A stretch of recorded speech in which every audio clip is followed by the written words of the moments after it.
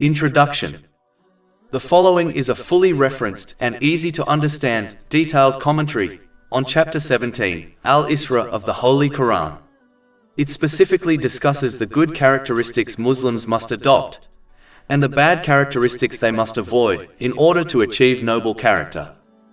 Adopting positive characteristics leads to peace of mind. A reason why Allah, the Exalted, alone deserves to be obeyed and worshipped in every situation is that fact He is free from all flaws, a reality which is true only for Him. Chapter 17, Al-Isra, verse 1. Glorified is He.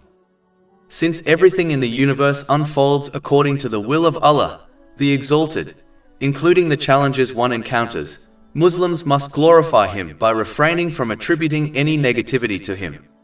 Instead, they should trust that whatever He decrees is ultimately for their benefit, even if its wisdom is not immediately apparent. Chapter 2, Al-Baqarah, verse 216. But perhaps you hate a thing and it is good for you, and perhaps you love a thing and it is bad for you. And Allah knows while you know not.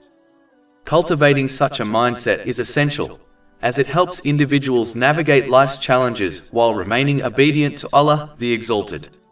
This obedience entails using the blessings He has granted in ways that are pleasing to Him, as outlined in the Holy Quran and the teachings of the Holy Prophet Muhammad, peace and blessings be upon him. When faced with hardship, one should remember that the situation could have been far worse. If the difficulty is worldly, they should be grateful that it does not affect their faith. Instead of dwelling on sorrow, they should focus on the eternal reward promised to those who show patience for the sake of Allah, the Exalted. In times of loss, individuals should reflect on the many blessings they still possess. Every trial should prompt reflection on the Quranic verse that highlights the hidden wisdoms within tests and difficulties, which may not be immediately evident. Thus, the current situation may be more favorable than what one initially desired. Chapter 2, Al-Baqarah, verse 216. But perhaps you hate a thing and it is good for you, and perhaps you love a thing and it is bad for you. And Allah knows while you know not. Ultimately, reflecting on these truths and others can help foster a positive mindset, an essential component of properly glorifying Allah, the Exalted, by refraining from attributing negativity to Him. Remember, the cup is not half empty, it is indeed half full. Chapter 17, Al-Isra, verse 1. Glorified is He. After mentioning the fact that Allah, the Exalted, is free of all negative characteristics, such as weakness, He then briefly mentions the heavenly journey of the Holy Prophet Muhammad, peace and blessings be upon him, where he was taken from Masjid Haram in Mecca to Masjid Aqsa in Jerusalem, and then up to the 7 heavens and returned to Mecca in a part of a night. Chapter 17, Al-Isra, verse 1. Glorified is He who took His servant by night from Al-Masjid Al-Haram to Al-Masjid Al-Aqsa, whose surroundings we have blessed, to show Him of our signs. This verse makes it clear that the purpose of the heavenly journey was not that it became an entertaining and fascinating story, but this journey occurred so that people could learn important lessons so that they increase their obedience of Allah, the Exalted, by correctly using the blessings He has granted them as outlined in Islamic teachings. This would ensure they would obtain peace of mind in both worlds through obtaining a balanced mental and physical state, and through correctly placing everything and everyone within their life.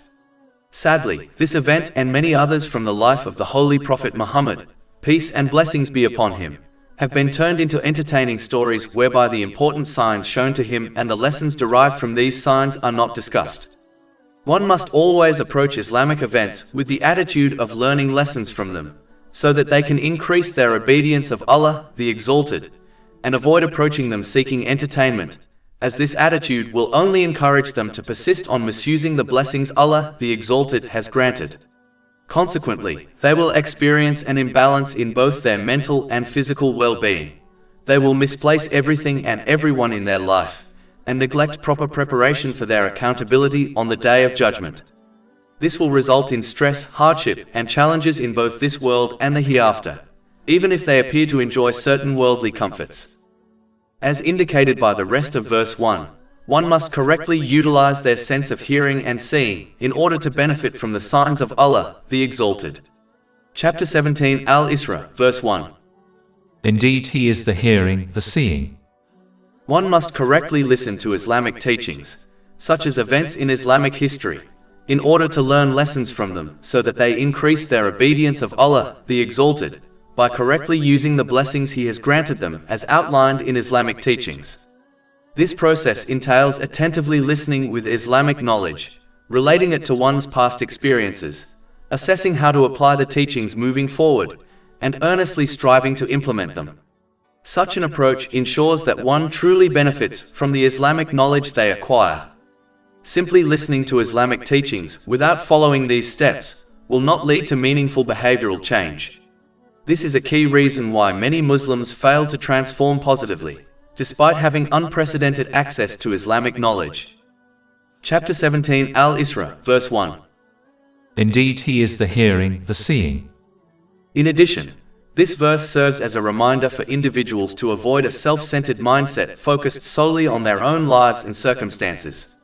Such a perspective can lead to neglecting valuable lessons from history, personal experiences, and the struggles of others. Learning from these sources is one of the most effective ways to improve one's character and avoid repeating past mistakes, ultimately fostering inner peace.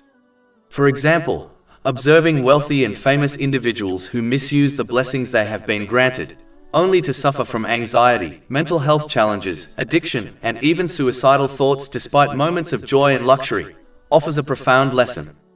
It teaches that true peace does not come from material wealth or fulfilling every worldly desire. Likewise, witnessing someone in poor health should inspire gratitude for one's own well-being and motivate its proper use before it is lost. Islam, therefore, consistently encourages mindfulness and awareness, urging people not to become so absorbed in their personal affairs that they ignore the broader world around them.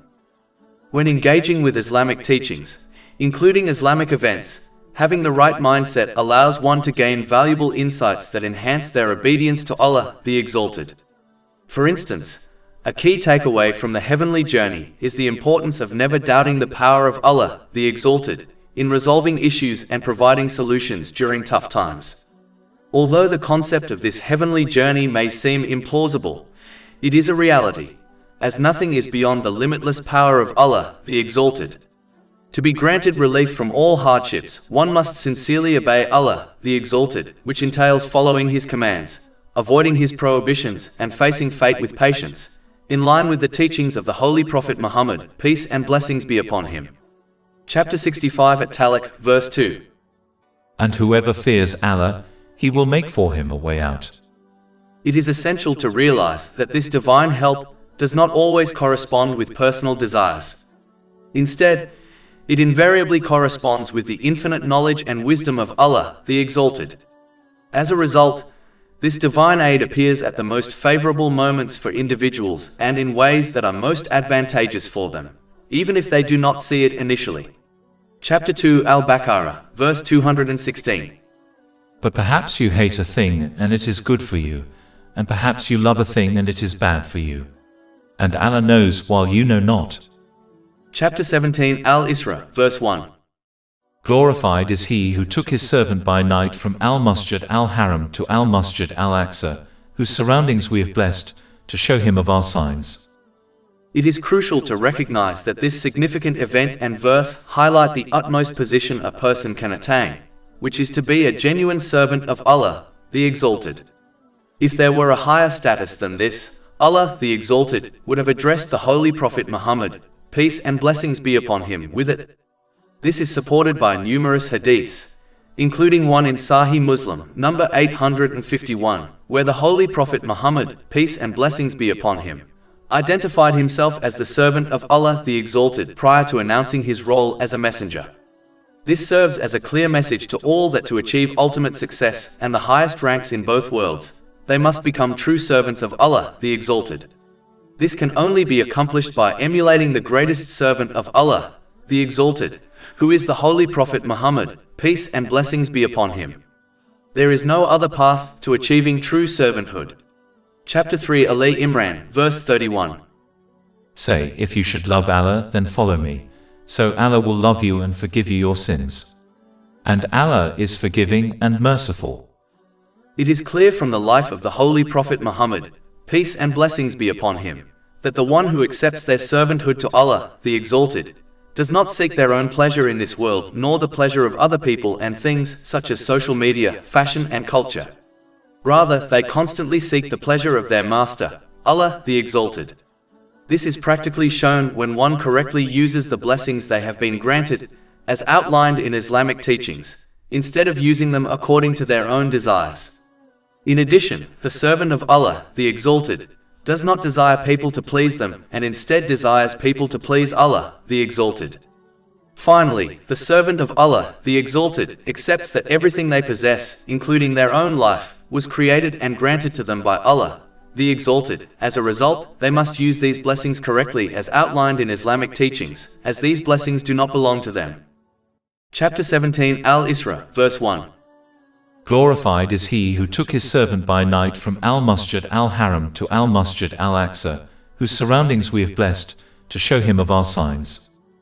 A hadith from Jami at Tirmidhi, number 213, addresses a particular aspect of the heavenly journey. This refers to the moment when the Holy Prophet Muhammad, peace and blessings be upon him, received the 5 daily obligatory prayers as a gift. The fact that this was the only duty granted in this manner, while all others were revealed to the Holy Prophet Muhammad, peace and blessings be upon him, on earth, underscores the significance of establishing the obligatory prayers. This hadith indicates that initially, 50 obligatory prayers were commanded, and gradually, this number was reduced to 5. If a Muslim were required to perform 50 obligatory prayers daily, it would hinder them from engaging in other activities. This highlights the importance of the obligatory prayers. It instructs Muslims that these prayers should be central to their lives. One should shape their life around their obligatory prayers, rather than adjusting their obligations to fit their lifestyle.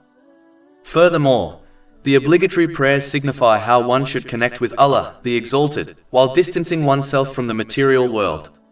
A Muslim engaged in prayer is prohibited from speaking, eating, or performing other ordinary lawful activities during the prayer.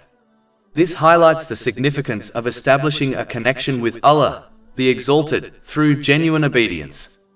Initially instructed to perform 50 daily obligatory prayers, Muslims are reminded that this obedience and bond with Allah, the Exalted, should take precedence, with all other matters being prioritized according to Islamic teachings. This embodies the true purpose of humanity. Their aim is not to pursue the vain and superficial aspects of this material existence. This world serves as a bridge linking one to the hereafter. It is not a lasting residence. The obligatory prayers and this significant event serve as reminders for Muslims of this reality. Consequently, they should endeavor to traverse this bridge in accordance with Islamic teachings to ensure a safe arrival in the hereafter.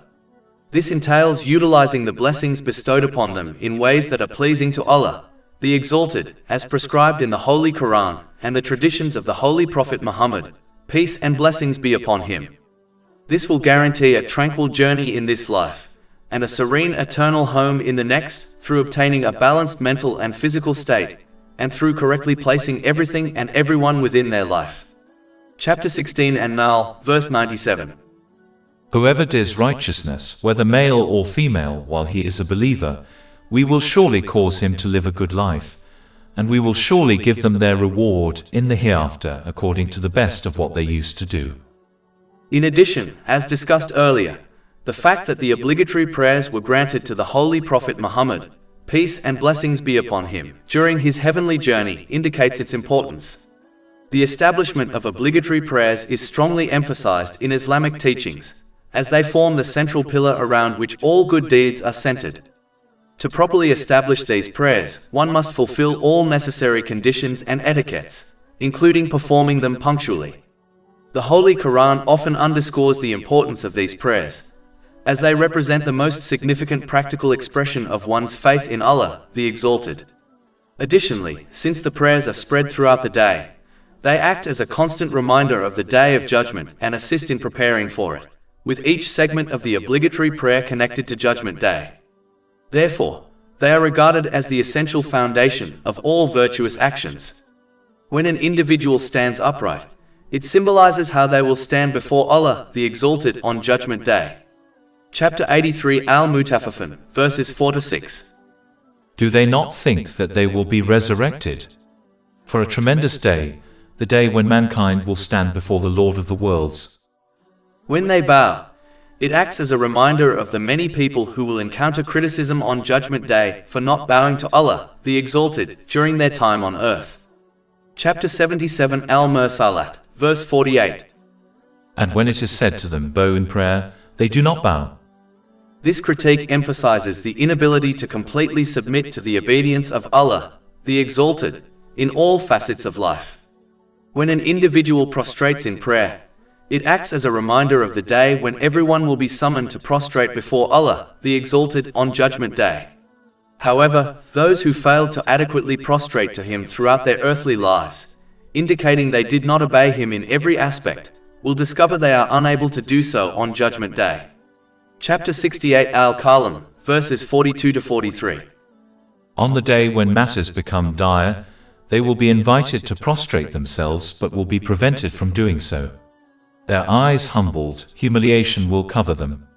And they used to be invited to prostration while they were sound. When someone kneels in prayer, it acts as a reminder of how they will kneel before Allah, the Exalted, on the Day of Judgment, filled with apprehension about their final judgment. Chapter 45 Al-Jathiyah, verse 28. And you will see every nation kneeling from fear. Every nation will be called to its record and told, today you will be recompensed for what you used to do. Someone who prays while reflecting on these elements will carry out their prayers properly. This ensures that they truly obey Allah, the Exalted, during the times between the prayers. Chapter 29 Al-Ankabut, verse 45. Indeed, prayer prohibits immorality and wrongdoing. This obedience involves using the blessings one has been granted in ways pleasing to Him, as outlined in the Holy Quran and the traditions of the Holy Prophet Muhammad, peace and blessings be upon him. This approach facilitates the attainment of equilibrium in both mental and physical well-being, enabling individuals to appropriately value people and possessions in their lives, while effectively preparing for their accountability on the Day of Judgment. Consequently, such conduct contributes to a state of inner tranquility in both the temporal and eternal worlds. Chapter 17 Al-Isra, verse 1. Glorified is he who took his servant by night from Al-Masjid Al-Haram to Al-Masjid Al-Aqsa, whose surroundings we have blessed, to show him of our signs. As indicated by this verse, one of the main reasons the Holy Prophet Muhammad, peace and blessings be upon him, was granted the heavenly journey was to strengthen his faith through witnessing the signs of Allah, the Exalted. Therefore, it is important for one to strive to obtain certainty of faith. A strong faith is essential for staying committed to obeying Allah, the Exalted, in all circumstances, whether in times of prosperity or adversity. This profound faith is cultivated by comprehending and applying the clear signs and teachings found in the Holy Quran and the traditions of the Holy Prophet Muhammad, peace and blessings be upon him. These teachings demonstrate that genuine obedience to Allah, the Exalted, results in peace in this life and the hereafter. Conversely, those who are unaware of Islamic principles tend to have weak faith, making them more susceptible to deviating from obedience, particularly when their personal desires conflict with divine guidance. This lack of understanding can prevent them from realizing that surrendering their desires to follow the commands of Allah, the Exalted, is the pathway to achieving true peace in both worlds. Therefore, it is crucial for individuals to enhance their faith through the pursuit of Islamic knowledge and its application, ensuring they remain obedient to Allah, the Exalted, at all times. This entails properly utilizing the blessings they have received, as prescribed by Islamic teachings, ultimately leading to a harmonious mental and physical state, and the appropriate prioritization of all aspects of their lives. Chapter 17 Al-Isra, verse 1. Glorified is he who took his servant by night from Al-Masjid Al-Haram to Al-Masjid Al-Aqsa, whose surroundings we have blessed, to show him of our signs. For many generations, scholars have debated whether the Holy Prophet Muhammad, peace and blessings be upon him, was granted the ability to physically see Allah, the Exalted, or the angel Jibril, peace be upon him, in his true form during the heavenly journey. Both sides have provided evidence to support their arguments. This topic is discussed in Imam Ibn Kathir's The Life of the Prophet, Volume 2, pages 66 to 68. However, it is crucial for Muslims to avoid falling into disputes over this and similar matters, to the extent that it breeds animosity among them. Furthermore, holding one belief or another will not impact their faith and obedience to Allah, the Exalted.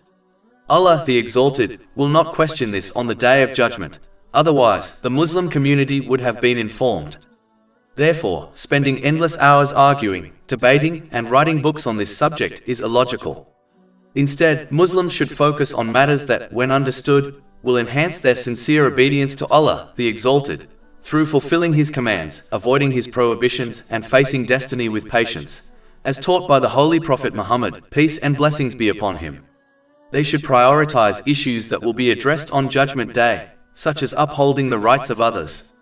Sadly, engaging in arguments and debates over these topics has diverted Muslims from focusing on more significant issues, contributing to the overall decline in the strength of the Muslim nation over time.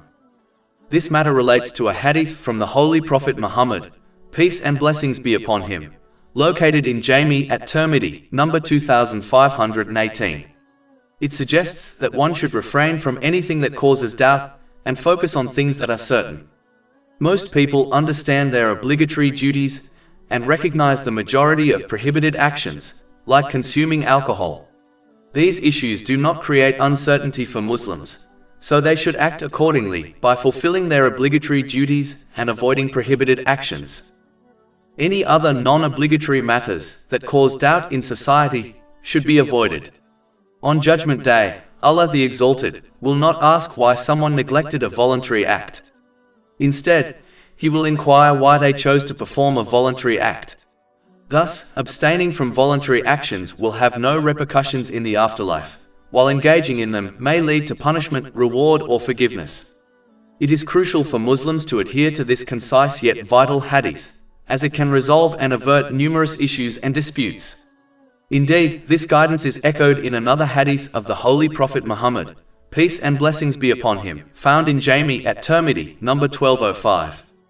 It states that both lawful and unlawful matters in Islam are clearly defined for humanity, and all other things that induce doubt should be set aside.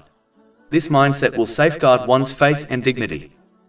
As Allah, the Exalted, is fully aware of the intentions, speech, and actions of people, He knows who concentrates on relevant things and who wastes their resources on irrelevant things, and will hold each person accountable accordingly. Chapter 17 Al-Isra, verse 1. Indeed, He is the hearing, the seeing. After discussing the signs shown to the Holy Prophet Muhammad, peace and blessings be upon him, during his heavenly journey, Allah, the Exalted, then discusses the signs granted to the Holy Prophet Musa, peace be upon him. Chapter 17 Al-Isra, verse 2. And we gave Moses the book, and made it a guidance for the children of Israel. Just like the Holy Quran, the Torah contained both law and wisdom. The law serves as the guiding principles that individuals must follow to properly utilize the blessings bestowed upon them. This adherence will lead to inner peace, through obtaining a balanced mental and physical state, and through correctly placing everything and everyone within their life, and the fulfillment of the rights of Allah, the Exalted, and fellow humans. Consequently, this law promotes the establishment of peace and justice in society. Wisdom is essential, as it instructs individuals on how to effectively apply their knowledge, including the law, for the benefit of themselves and others in both worlds. To foster a just and peaceful society, both law and wisdom are necessary. Chapter 17 Al-Isra, verse 2. And we gave Moses the book, and made it a guidance for the children of Israel. Without wisdom, the law can be misinterpreted, allowing individuals to exploit it to harm others. Conversely, wisdom devoid of the law may lead individuals to create their own standards of what is right and just. All human-made codes of conduct will not lead to peace of mind due to deficiencies in knowledge, experience, foresight, and inherent biases, whether deliberate or not. Thus, lacking the law, wisdom will also hinder the attainment of peace of mind and obstruct the promotion of peace and justice in society, as individuals will neglect the rights of others. As both a perfect law system and wisdom can only come from Allah, the Exalted, as He knows all things, one must adhere to the divine code of conduct He has granted to ensure they achieve peace of mind on an individual level, through obtaining a balanced mental and physical state, and through correctly placing everything and everyone within their life, and cause the spread of justice and peace within their society. Chapter 17 Al-Isra, verse 2. That you not take other than me as disposer of affairs. No matter how advanced a society becomes, and regardless of the knowledge they gain in various fields, including both mental and physical aspects of humanity, it is impossible for them to create a code of conduct that is completely in harmony with human nature, and that addresses every situation, condition, and scenario that individuals or societies may face during their time on Earth. This task is inherently unfeasible, as humanity continues to discover new information about specific elements of human existence, such as the roles at different areas of the human brain, let alone gathering enough understanding to develop a flawless code of conduct that promotes peace and justice on both personal and societal levels. Only Allah, the Exalted, has the ability to achieve this, for He is the creator of everything, and His knowledge is infinite, covering all of the past, present, and future. Therefore, He alone is in the right position to offer humanity a code of conduct, a standard that clearly distinguishes between good and evil, beneficial and harmful, and helps achieve peace of mind in a life filled with stress. Chapter 17 Al-Isra, verse 2. And we gave Moses the book and made it a guidance for the children of Israel, that you not take other than me as disposer of affairs. Historical records clearly show that when this divine code of conduct was properly applied in people's lives, it led to the growth of tranquility, justice, and peace within society. As a result, individuals should accept the divine code of conduct given to them, recognizing it as the most beneficial for their well-being, even if some aspects may clash with their personal wishes. They ought to behave like a wise patient who understands and follows their doctor's advice, realizing that it is ultimately for their own good, even if it involves unpleasant treatments and a strict diet. This was the behavior of all the holy prophets, peace be upon them, such as the Holy Prophet Nuh, peace be upon him, the second father of humanity. Chapter 17 Al-Isra, verse 3. O descendants of those we carried in the ship with Noah! Indeed he was a grateful servant. In addition, this verse indicates that only those who accept their servanthood to Allah, the Exalted, will adopt gratitude to Him, as they will acknowledge that every blessing they possess, including their life, has been created and granted to them by Allah, the Exalted, and He therefore deserves gratitude from them. In general, a person who looks after certain aspects of another's needs, like their housing, deserves to be appreciated. Thus, since Allah, the Exalted, has bestowed every blessing in this universe upon humanity, it is only just and right for people to express their gratitude to Him. Showing gratitude through intention means doing actions solely to please Allah, the Exalted. Those who act for different motives will not receive rewards from Allah, the Exalted. This warning is mentioned in a hadith found in Jami at Tirmidhi, number 3154. A clear indication of a good intention is when a person does not seek or anticipate any recognition or reward from others. Gratitude expressed verbally involves either speaking positively or choosing to remain silent. Additionally, gratitude through actions means utilizing the blessings one has received in ways that are pleasing to Allah, the Exalted, as described in the Holy Quran and the teachings of the Holy Prophet Muhammad, peace and blessings be upon him. This practice leads to an increase in blessings, and ultimately brings peace of mind in both this world and the next, through obtaining a balanced mental and physical state, and through correctly placing everything and everyone within their life. Chapter 14 Ibrahim, verse 7. If you are grateful, I will surely increase you in favor. Moreover, when someone owns an item, it is deemed appropriate and acceptable for them to utilize it as they wish. Since Allah, the Exalted, created, owns, and maintains everything in the universe, including humanity, He is the sole authority on what should happen in the universe and what should not. Thus, it is only just for individuals to follow the commands of Allah, the Exalted, as He is the sole owner of the entire universe, including themselves. In the same way, when a person lends their belongings to someone else, it is only right that the borrower uses the item in accordance with the owner's preferences. Allah, the Exalted, has given every blessing that a person has as a temporary loan. It was not given as a gift. Similar to earthly loans, this loan must be repaid. The only means of repaying this loan is by using these blessings in ways that are pleasing to Allah, the Exalted. Conversely, since the blessings of paradise are gifts, individuals will have the freedom to enjoy them as they wish. Chapter 7 Al-Araf, verse 43. And they will be called, "This is paradise which you have been made to inherit for what you used to do." One should not mistake the temporary worldly blessings, which are merely a loan, for the eternal gifts of paradise. Understanding this truth will encourage one to adopt servanthood and gratitude to Allah, the Exalted, just like their ancestor did. Chapter 17 Al-Isra, verse 3. O descendants of those we carried in the ship with Noah! Indeed he was a grateful servant. Allah, the Exalted, then discusses how ignoring one's servanthood to Him leads to arrogance, whereby they fail to fulfill the rights of Allah, the Exalted, and people, thereby causing the spread of corruption and injustice within society. Chapter 17 Al-Isra, verse 4. And we conveyed to the children of Israel in the scripture that you will surely cause corruption on the earth twice, and you will surely reach a degree of great haughtiness. The children of Israel adopted arrogance as they falsely perceived themselves as the superior race because of the favors of Allah, the Exalted, granted them, such as being granted many holy prophets, peace be upon them, and divine scriptures. They even modified their faith around their false belief of superiority, which, according to them, was rooted in their lineage, as they were the children of the holy prophet Yaqub, also known as Israel, peace be upon him. Chapter 5 Al-Ma'idah, verse 18. But the Jews and the Christians say, "We are the children of Allah and His beloved."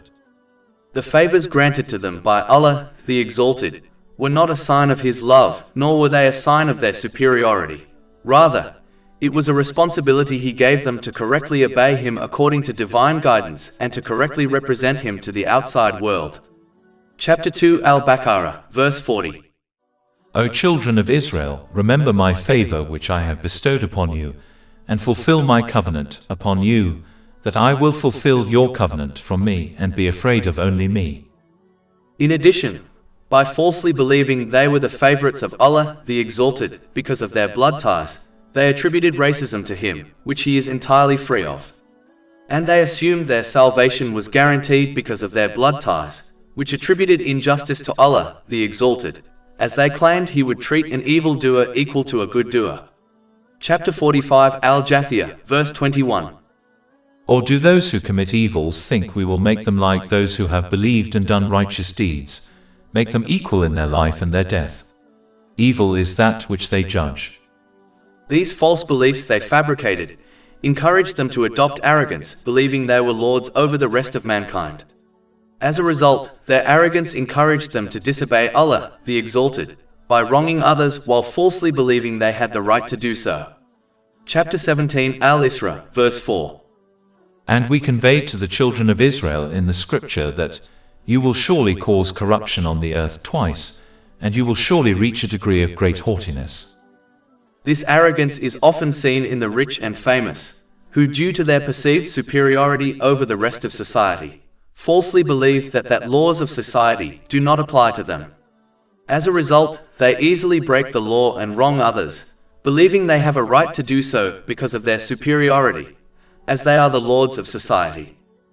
It is crucial to steer clear of pride, as the Holy Prophet Muhammad, peace and blessings be upon him, cautioned in a hadith recorded in Sahih Muslim, number 265, that anyone who harbors even a tiny amount of pride in their heart will not enter paradise. He explained that pride manifests when an individual denies the truth and looks down on others. No quantity of good deeds will aid someone who is proud. This is evident when one considers the devil, whose many years of worship did not save him from the consequences of his pride. In fact, the following verse explicitly links pride to disbelief, so a Muslim must shun this detrimental trait at all costs. Chapter 2 Al-Baqarah, verse 34. And mention when we said to the angels, prostrate before Adam, so they prostrated except for Iblis. He refused and was arrogant and became of the disbelievers. The proud individual is the one who dismisses the truth when it is presented to them, simply because it did not originate from themselves, and because it contradicts their desires and mindset. A proud person also perceives themselves as superior to others, even though they are oblivious to their true standing in the sight of Allah, the Exalted. They may think they are significant due to a few insincere and flawed good deeds they have performed, while in reality, they are disfavored by Allah, the Exalted, because of their numerous sins. Moreover, looking down on others is unwise, as one is ignorant of their own ultimate fate and that of others. In other words, the person they disdain may pass away as a sincere Muslim, while they themselves might die as a disbeliever. In truth, it is unwise to take pride in anything, considering that Allah, the Exalted, is the creator and provider of everything a person possesses. Even the righteous actions one undertakes are solely due to the inspiration, knowledge, and strength bestowed by Allah, the Exalted. Thus, feeling proud of something that does not inherently belong to oneself is foolish.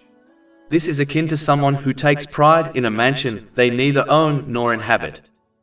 This is why pride is rightfully attributed to Allah, the Exalted, as He alone is the creator and true owner of all things.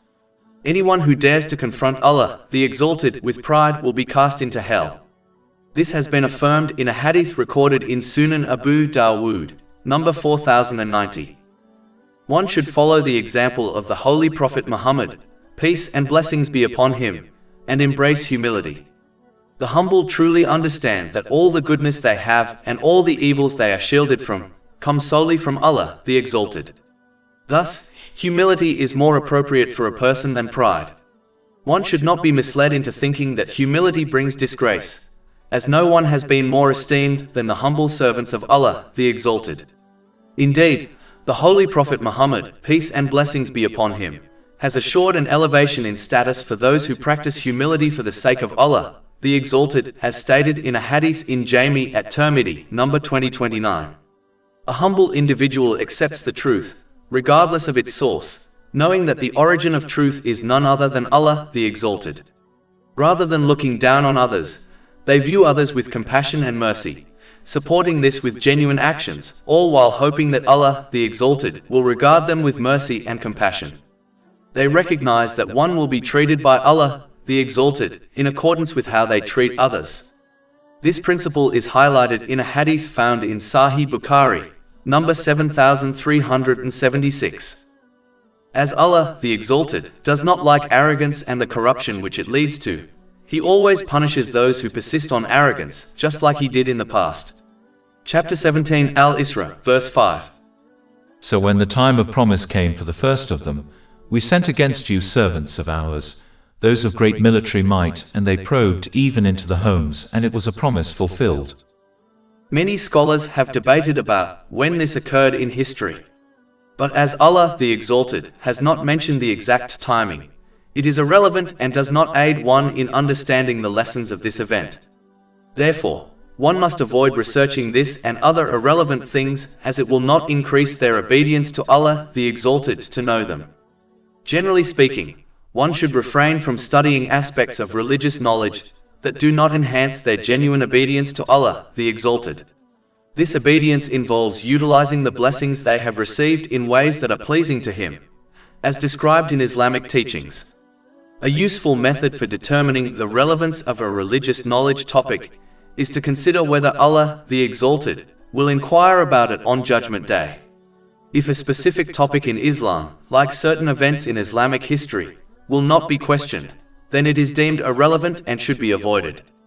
Conversely, if a topic will be addressed on Judgment Day, such as the importance of fulfilling the rights of one's neighbor, then it is essential to study, understand, and implement that topic to the best of their ability. Chapter 17 Al-Isra, verse 5.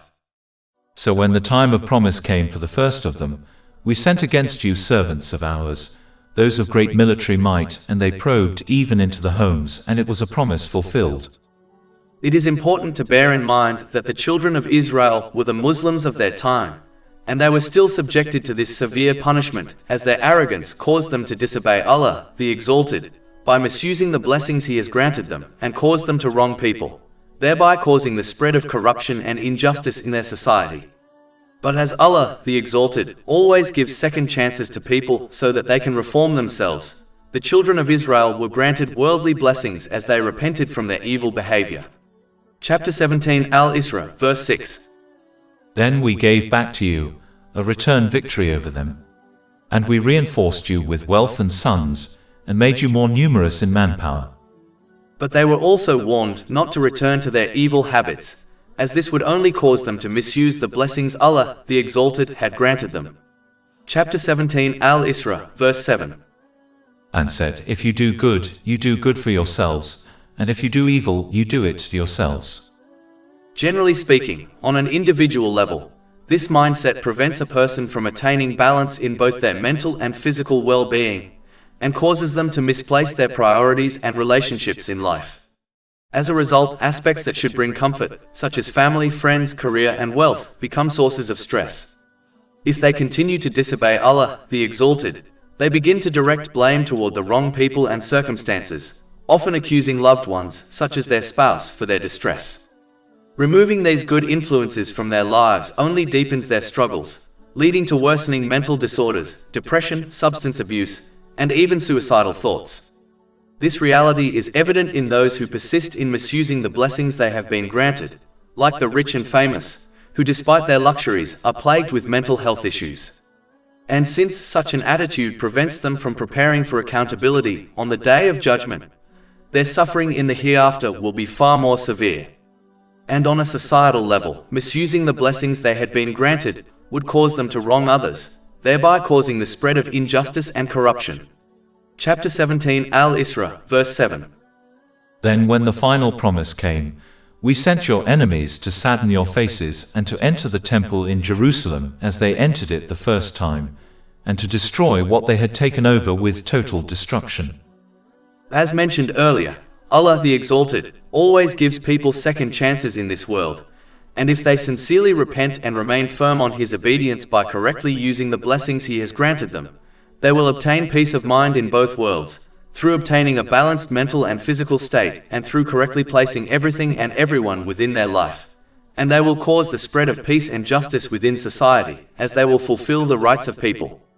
Chapter 17 Al-Isra, verse 8. Then Allah said, it is expected, if you repent, that your Lord will have mercy upon you. Genuine repentance requires feeling remorse, asking for forgiveness from Allah, the Exalted, and from anyone who has been harmed, provided this does not cause additional issues. One should earnestly vow to refrain from repeating the same or a similar sin, and rectify any rights that have been infringed upon concerning Allah, the Exalted, and others. They must persist in sincerely obeying Allah, the Exalted, by appropriately utilizing the blessings He has bestowed upon them, as described in Islamic teachings. But Allah, the Exalted, also warned the children of Israel, and by extension all people, that if they return to disobeying Him, by misusing the blessings He has granted them, they will obtain an unbalanced mental and physical state, and misplace everything and everyone within their life. This would lead to stress, trouble, and difficulties in this world. And as their attitude would cause them to wrong people, it would cause the spread of corruption and injustice within society. Chapter 17 Al-Isra, verse 8. But if you return to sin, we will return to punishment. And as this behavior prevents one from preparing for their accountability on the Day of Judgment, their punishment in the hereafter will be far worse. Chapter 17 Al-Isra, verse 8. And we have made hell for the disbelievers a prison bed. It is important to note that this discussion was specifically about the children of Israel, who were the Muslims of their time. Yet Allah, the Exalted, mentions disbelievers in this verse, even though they believed in Him. This verse therefore warns that the one who fails to support their belief in Allah, the Exalted, with actions, by correctly using the blessings He has granted them, may leave this world without their faith. It is essential to recognize that faith resembles a plant. It must be nourished through acts of obedience in order to grow and endure. Just as a plant deprived of nourishment, such as sunlight, eventually withers and dies, so too can a person's faith perish if it is not sustained by obedience.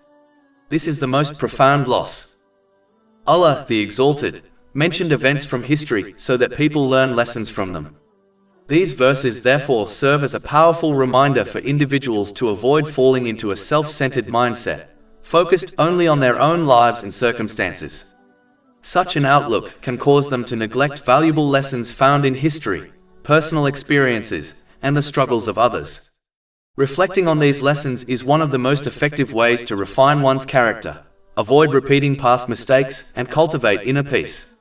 For example, witnessing wealthy and famous individuals misuse the blessings they have been granted, only to face anxiety, poor mental health, substance abuse, and even suicidal thoughts, despite moments of luxury and pleasure, offers a profound warning.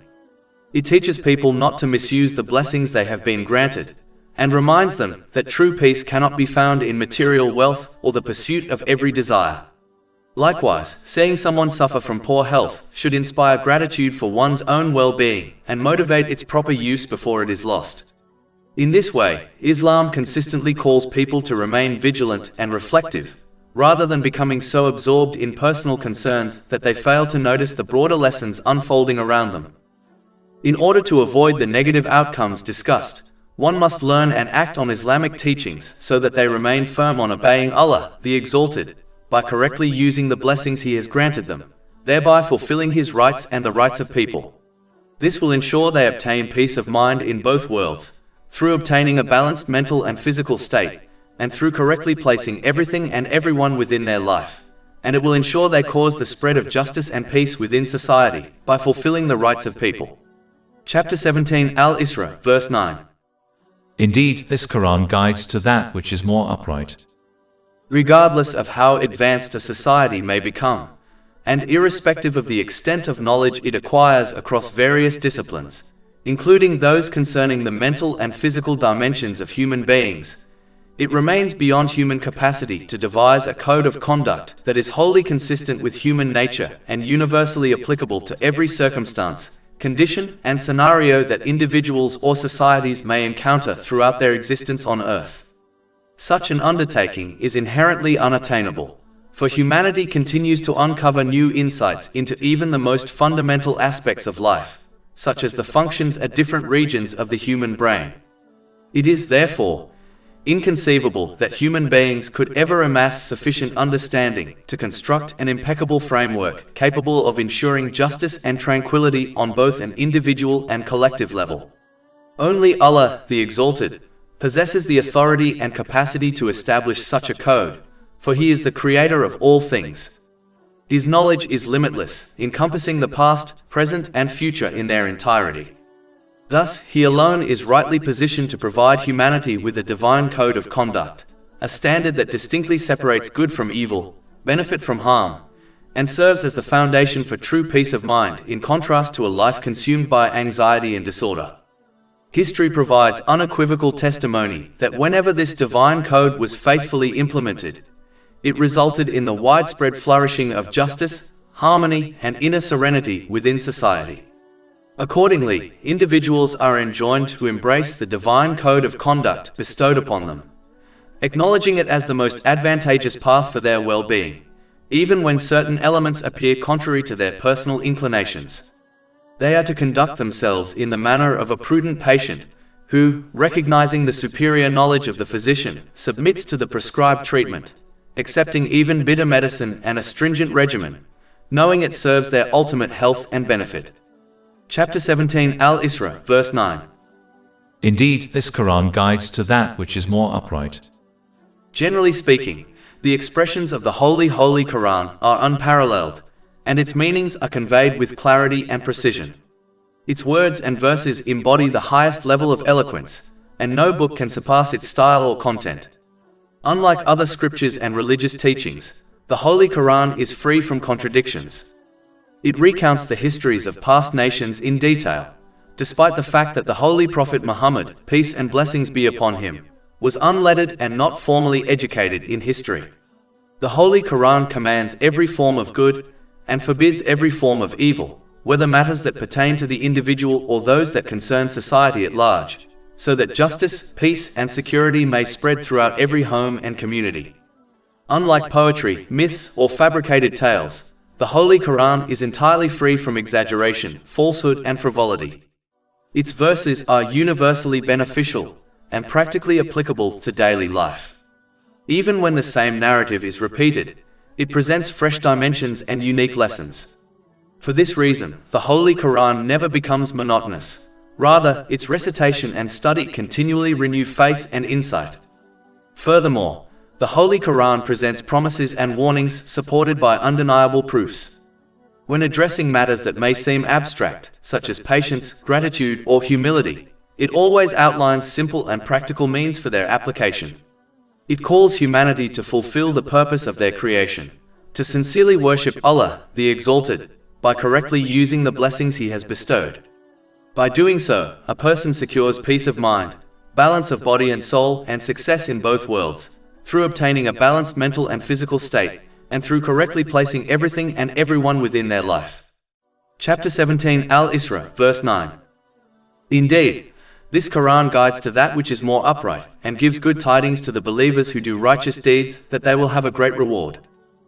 The Holy Quran makes the straight path clear and attractive to all who genuinely seek peace and true success. Because it addresses human nature directly, its teachings are timeless, relevant to every person, place, and generation. It is a cure for emotional, social, and even economic ills when it is understood and applied correctly. The Holy Quran provides solutions for every problem faced by individuals or societies. History testifies that whenever its guidance was faithfully implemented, nations prospered in justice, knowledge, and stability. Moreover, centuries have passed without a single alteration to its text. In fulfillment of the promise of Allah, the Exalted, no other book in history shares this divine quality of preservation. The Holy Quran remains the eternal and unaltered word of Allah, the Exalted, guiding humanity until the end of time. Chapter 15 Al-Hijr, verse 9. Indeed, it is we who sent down the message, i.e. the Quran, and indeed we will be its guardian. Allah, the Exalted, has identified the root problems that afflict individuals and communities, and has prescribed practical remedies for each of them. By addressing these foundational issues, the countless secondary problems that arise from them are naturally resolved. In this manner, the Holy Quran comprehensively addresses every matter required for the success of both the individual and society in this world and the hereafter. Chapter 16 An-Nahl, verse 89. And we have sent down to you the book as clarification for all things. And chapter 17 Al-Isra, verse 9. Indeed, this Quran guides to that which is more upright, and gives good tidings to the believers who do righteous deeds that they will have a great reward. This is the greatest and everlasting miracle that Allah, the Exalted, bestowed upon His final messenger, the Holy Prophet Muhammad, peace and blessings be upon him. Yet, its guidance benefits only those who sincerely seek the truth and act upon it.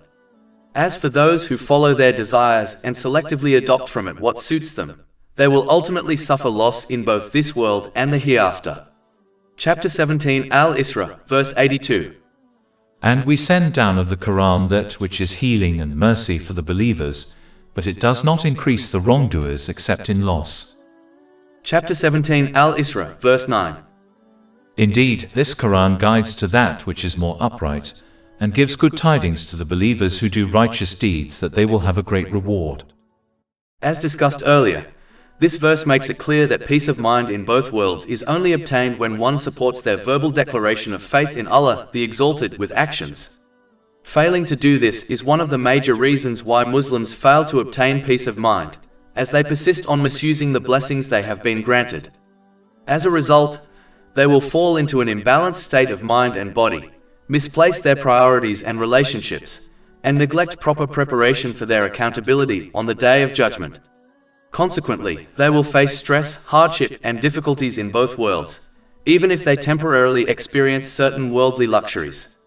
In addition, the one who fails to support their verbal declaration of faith with actions, thereby disbelieving in Allah, the Exalted, and their accountability practically, even if they verbally believe, is in great danger of losing their faith.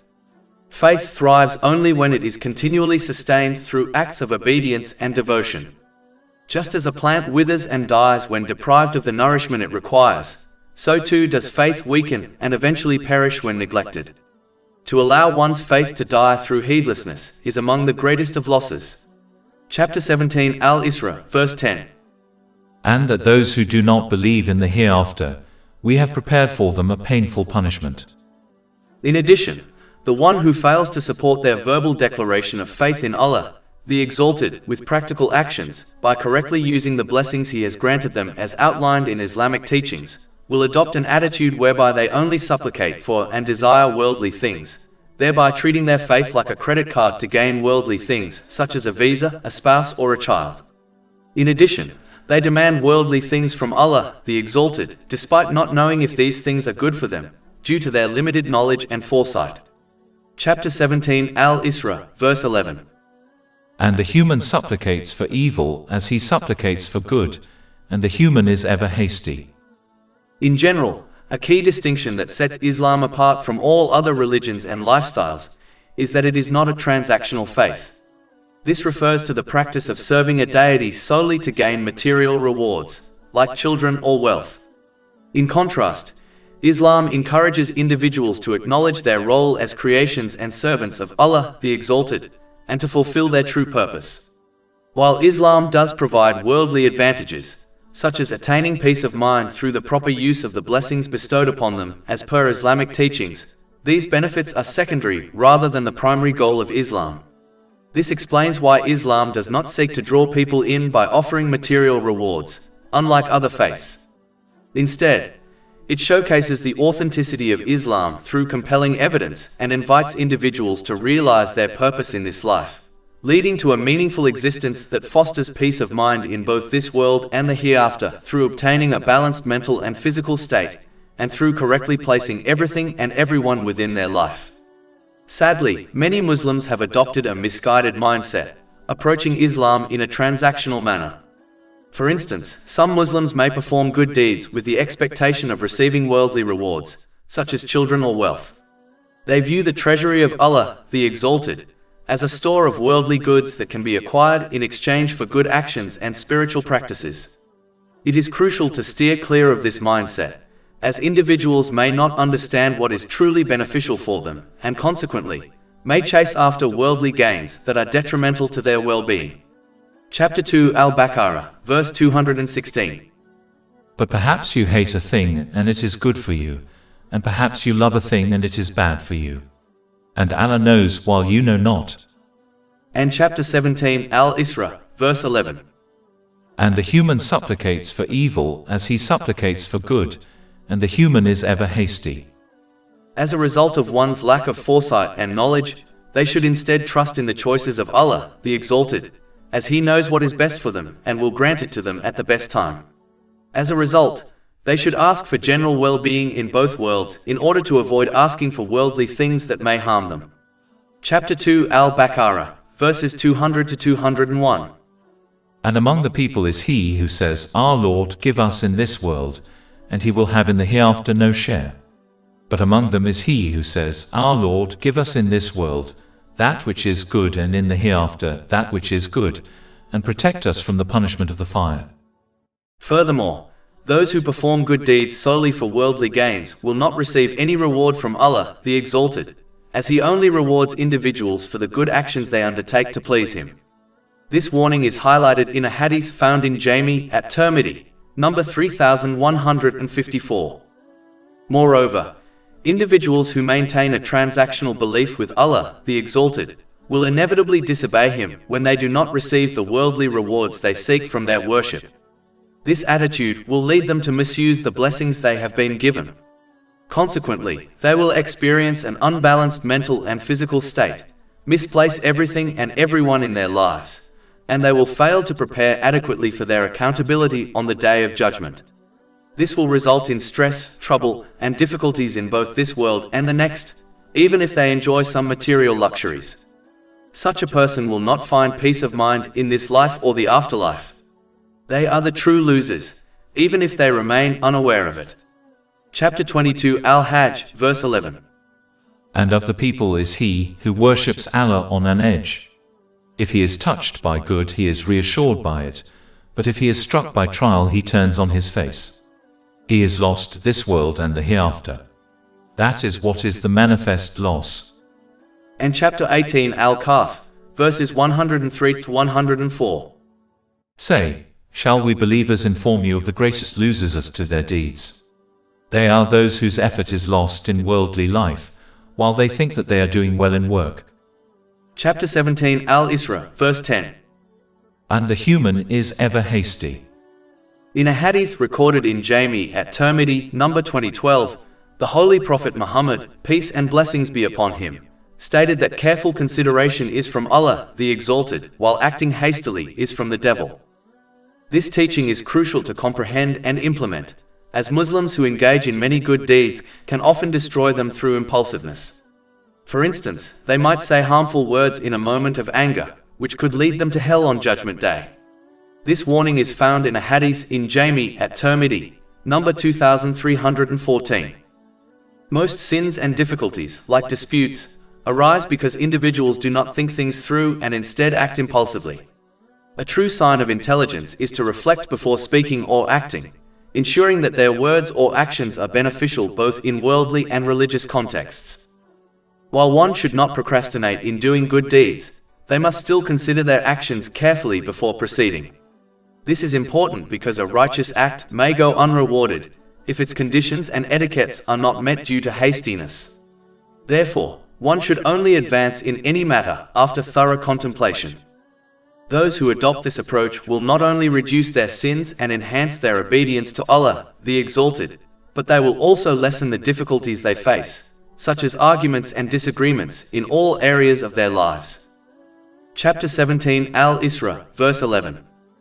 And the human supplicates for evil as he supplicates for good, and the human is ever hasty.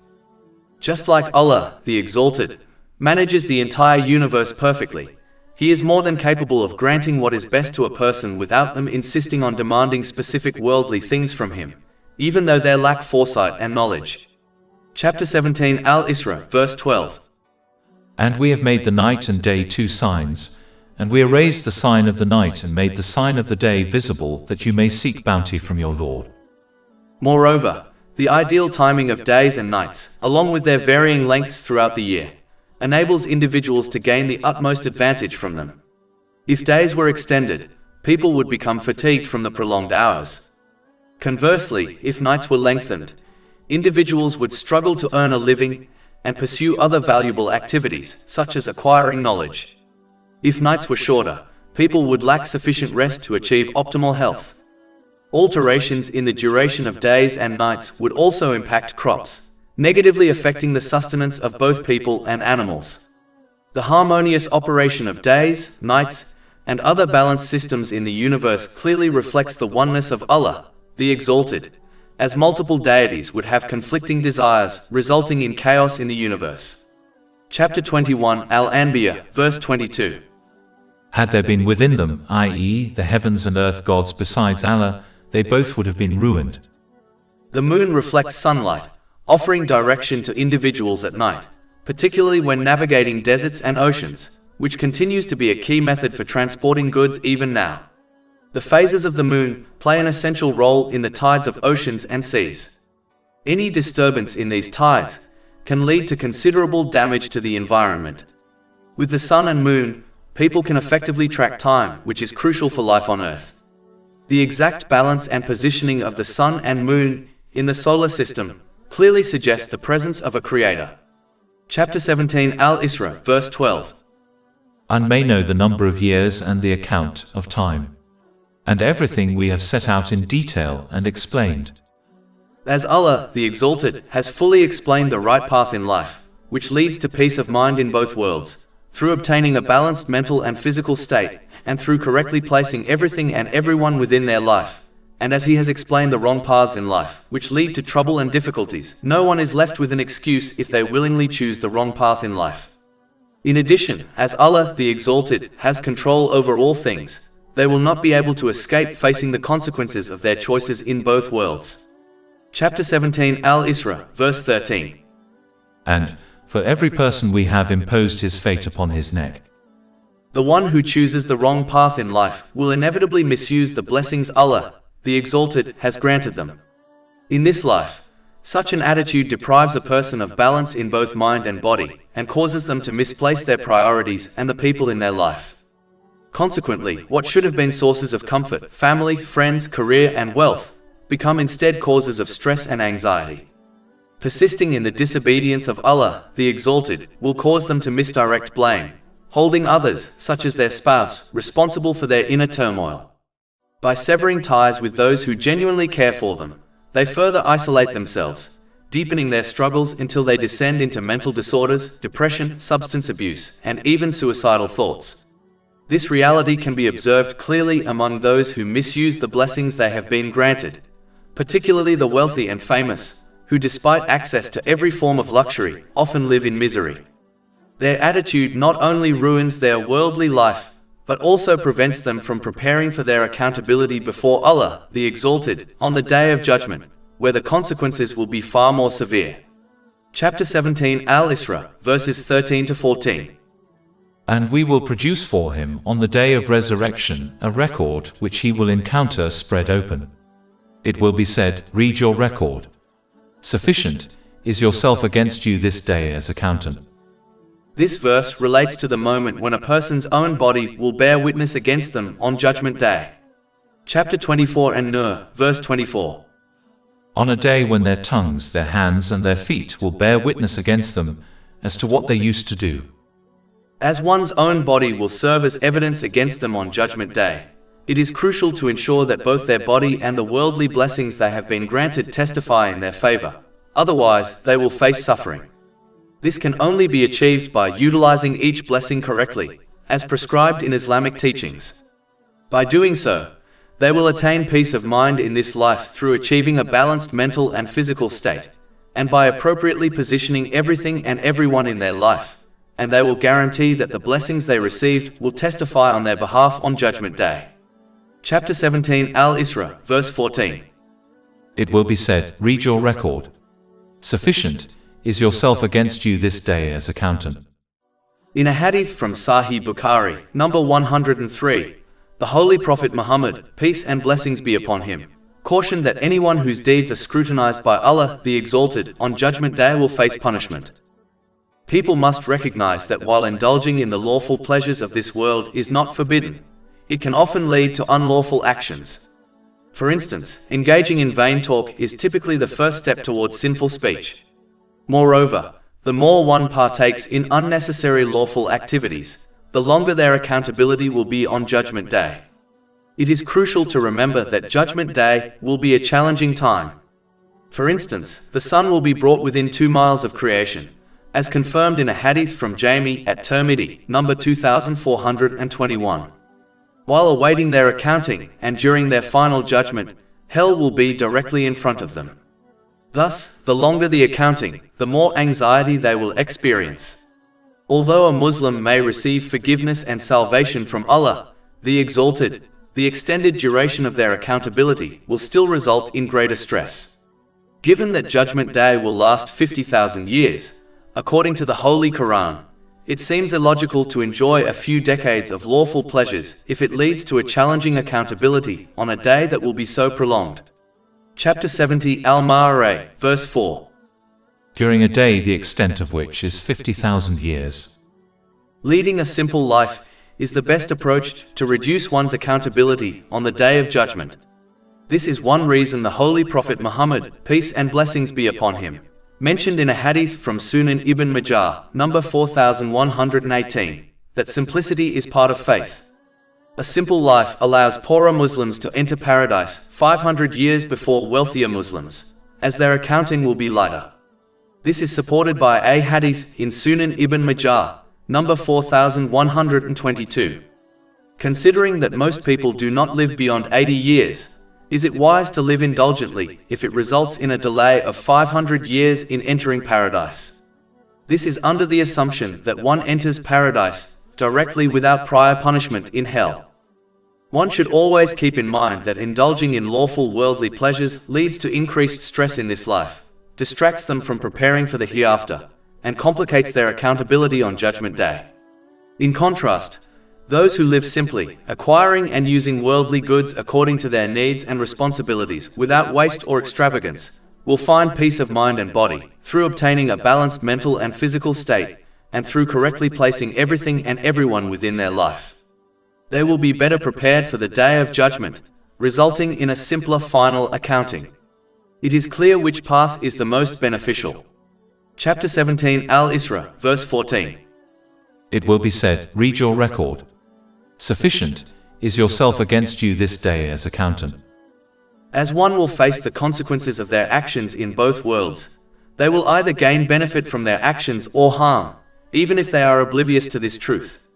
Chapter 17 Al-Isra, verse 15. Whoever is guided is only guided for the benefit of his soul, and whoever errs only errs against it. Thus, an individual must embrace and implement Islamic teachings for their own benefit, even if it goes against their personal desires. They should act like a wise patient who follows their doctor's medical advice, understanding that it is in their best interest, even when faced with unpleasant medications and a strict dietary regimen. Just as this wise patient will attain good mental and physical health, so too will the individual who accepts and follows Islamic teachings. This is because only Allah, the Exalted, possesses the knowledge necessary to help a person achieve a balanced mental and physical state, and to properly position everything and everyone in their life. The understanding of human mental and physical conditions that society holds will never suffice to reach this goal, despite extensive research, as it cannot address every challenge a person may encounter in life. Their guidance cannot prevent all forms of mental and physical stress, nor can it help one to accurately arrange everything and everyone in their life, due to limitations in knowledge, experience, foresight, and inherent biases. Only Allah, the Exalted, has this knowledge, which He has bestowed upon humanity through the Holy Quran and the teachings of the Holy Prophet Muhammad, peace and blessings be upon him. This reality becomes clear when one observes those who utilize the blessings they have received in accordance with Islamic teachings, versus those who do not. While most patients may not grasp the science behind their prescribed medications, and thus blindly trust their doctor, Allah, the Exalted, encourages individuals to contemplate the teachings of Islam so they can recognize its beneficial impact on their lives. He does not require people to accept Islamic teachings blindly. Rather, He desires them to acknowledge its truth through its evident proofs. However, this necessitates that a person approaches the teachings of Islam with an open and unbiased mind. Chapter 12 Yusuf, verse 108. Say, this is my way, I invite to Allah with insight, I and those who follow me. Furthermore, since Allah the Exalted is the sole ruler of people's spiritual hearts, the abode of peace of mind, He is the only one who determines who receives it and who does not. Chapter 53 and Najm, verse 43. And that it is He who makes one laugh and weep. It is evident that Allah, the Exalted, will grant peace of mind solely to those who utilize the blessings He has bestowed upon them, in accordance with Islamic teachings. Chapter 17 Al-Isra, verse 15. Whoever is guided is only guided for the benefit of his soul, and whoever errs only errs against it. In addition, one must avoid adopting wishful thinking whereby they persist on the disobedience of Allah, the Exalted, while falsely believing someone else will save them from facing the consequences of their actions, such as a righteous person. Chapter 17 Al-Isra, verse 15. And no bearer of burdens will bear the burden of another. The intercession of the Holy Prophet Muhammad, peace and blessings be upon him, is supported by many Islamic texts, including the hadith found in Sunan Ibn Majah, number 4308. However, it is a fact that some Muslims will still face hell despite his intercession. Even a brief moment in hell is intolerable, highlighting the need to avoid wishful thinking. Simply relying on wishful thinking mocks the intercession of the Holy Prophet Muhammad, peace and blessings be upon him, and could ultimately result in them losing that intercession. Even worse, such an attitude might lead to the Holy Prophet Muhammad, peace and blessings be upon him, bearing witness against them on the Day of Judgment. Chapter 25 Al-Furqan, verse 30. And the Messenger has said, O my Lord, indeed my people have taken this Quran as a thing abandoned. This verse refers to Muslims, as they are the sole community that has accepted the Holy Quran, in contrast to non-Muslims who have not embraced it, and thus cannot abandon it. The outcome of a Muslim whom the Holy Prophet Muhammad, peace and blessings be upon him, speaks against on the Day of Judgment is obvious. Therefore, it is essential to refrain from wishful thinking and instead foster true hope in the mercy of Allah, the Exalted, by obeying him, by properly utilizing the blessings he has bestowed, in line with Islamic teachings, as someone else will not save them from facing the consequences of their actions. Chapter 17 Al-Isra, verse 15. And no bearer of burdens will bear the burden of another. This verse also eliminates the foolish belief that a person will be able to avoid facing the consequences of their actions by blaming someone else, such as the devil. Attributing one's negative actions to others will never be accepted by Allah, the Exalted, in this life or the hereafter. Indeed, as emphasized in the following verse, Allah, the Exalted, will not recognize efforts by individuals to blame their sins on the devil, even though he continually tries to mislead them. Chapter 14 Ibrahim, verse 22. And Satan will say, when the matter has been concluded, indeed, Allah had promised you the promise of truth. And I promised you, but I betrayed you. But I had no authority over you, except that I invited you, and you responded to me. So do not blame me, but blame yourselves. While the devil will face consequences for his actions, individuals cannot shift the blame for their own sins onto him, as he did not have the power to force anyone to commit sins. He simply invited them towards wrongdoing, and those who decided to act on his invitation have therefore no one to blame but themselves. Chapter 17 Al-Isra, verse 15. And no bearer of burdens will bear the burden of another. And as Allah, the Exalted, has always provided right guidance for mankind, no one will be able to claim that they did not possess the ability or knowledge to obey him, by correctly using the blessings he has granted them. Chapter 17 Al-Isra, verse 15. And never would we punish until we sent a messenger. But as Allah, the Exalted, does not force right guidance on people, as this would nullify the test of life in this world, those who choose to reject or ignore divine teachings will face the consequences of their actions. Generally speaking, their attitude will cause them to misuse the blessings Allah, the Exalted, has granted them. As a consequence, they fall into disharmony within both mind and body. They will misjudge the true worth of people and possessions in their lives, and neglect proper preparation for their ultimate accountability on the Day of Judgment. This inevitably results in hardship, anxiety, and turmoil in both worlds, even if they temporarily partake in certain worldly comforts. And as their attitude prevents them from fulfilling the rights of people, they will cause the spread of corruption and injustice within their society, which then becomes worthy of being destroyed. Chapter 17 Al-Isra, verse 16. And when we intend to destroy a city, we command its affluent, but they defiantly disobey therein. So the word comes into effect upon it, and we destroy it with complete destruction. In truth, anyone who neglects the Islamic code of conduct in favor of other human-created codes does so to satisfy their worldly cravings, as all alternative codes are based on human desires. The affluent and influential often embody this mentality more deeply, as they understand that accepting the truth of Islam would necessitate following a specific moral code, which would restrict their pursuit of misguided desires.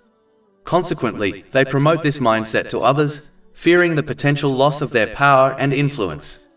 Historically, this is why they have been the first to reject and oppose the holy prophets, peace be upon them. This behavior is not about whether Islam is the right or wrong faith according to clear evidence. It is simply about fulfilling one's own desires. As the upper echelons of society shape the prevailing views, it is crucial to avoid following the majority opinion blindly, since the majority behavior often leads to the disobedience of Allah, the Exalted.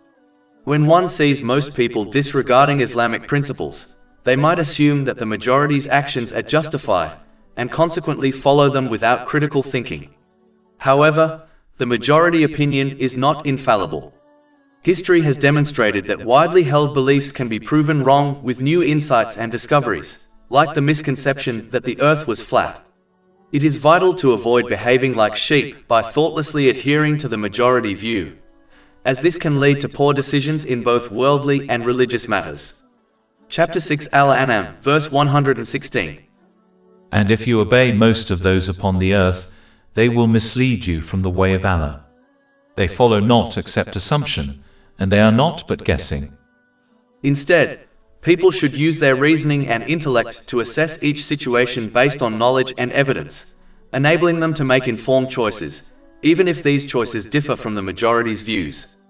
In fact, Islam strongly condemns the practice of blindly following others in religious issues for this reason, and thus urges Muslims to learn and apply Islamic teachings with comprehension. Chapter 12 Yusuf, verse 108. Say, this is my way, I invite to Allah with insight, I and those who follow me. But the one who fails to use their common sense, and instead blindly follows the influences and elite of their society like cattle, will inevitably adopt their behavior whereby they persist on misusing the blessings Allah, the Exalted, has granted them, and as a result they will suffer the same fate as them. Chapter 17 Al-Isra, verse 17. And how many have we destroyed from the generations after Noah? And sufficient is your Lord concerning the sins of his servants as acquainted and seeing.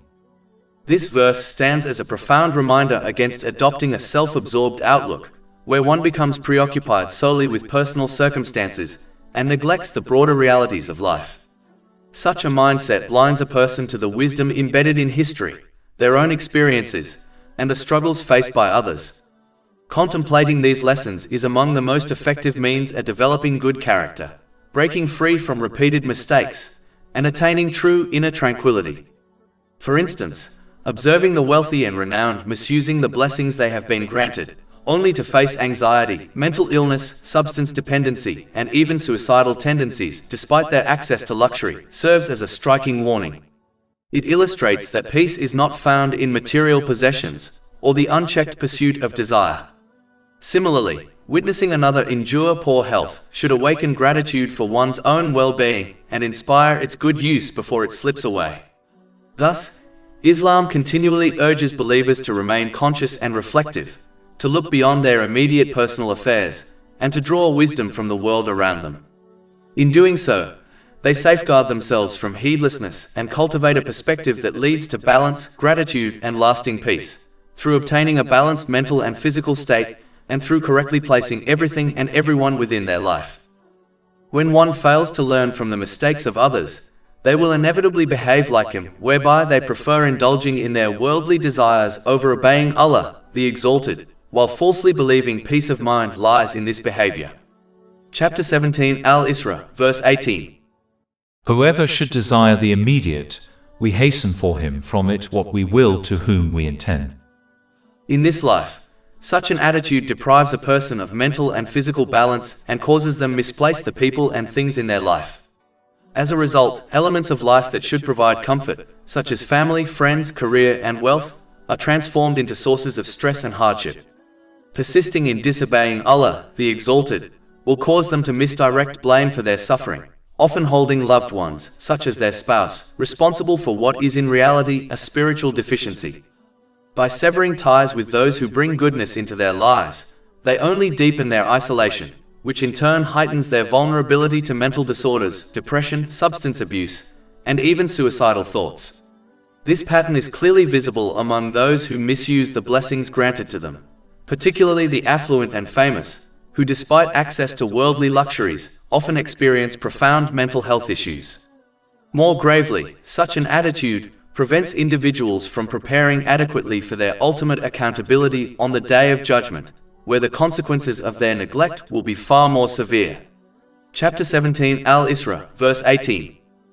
Then we have made for him hell which he will enter to burn, censured and banished.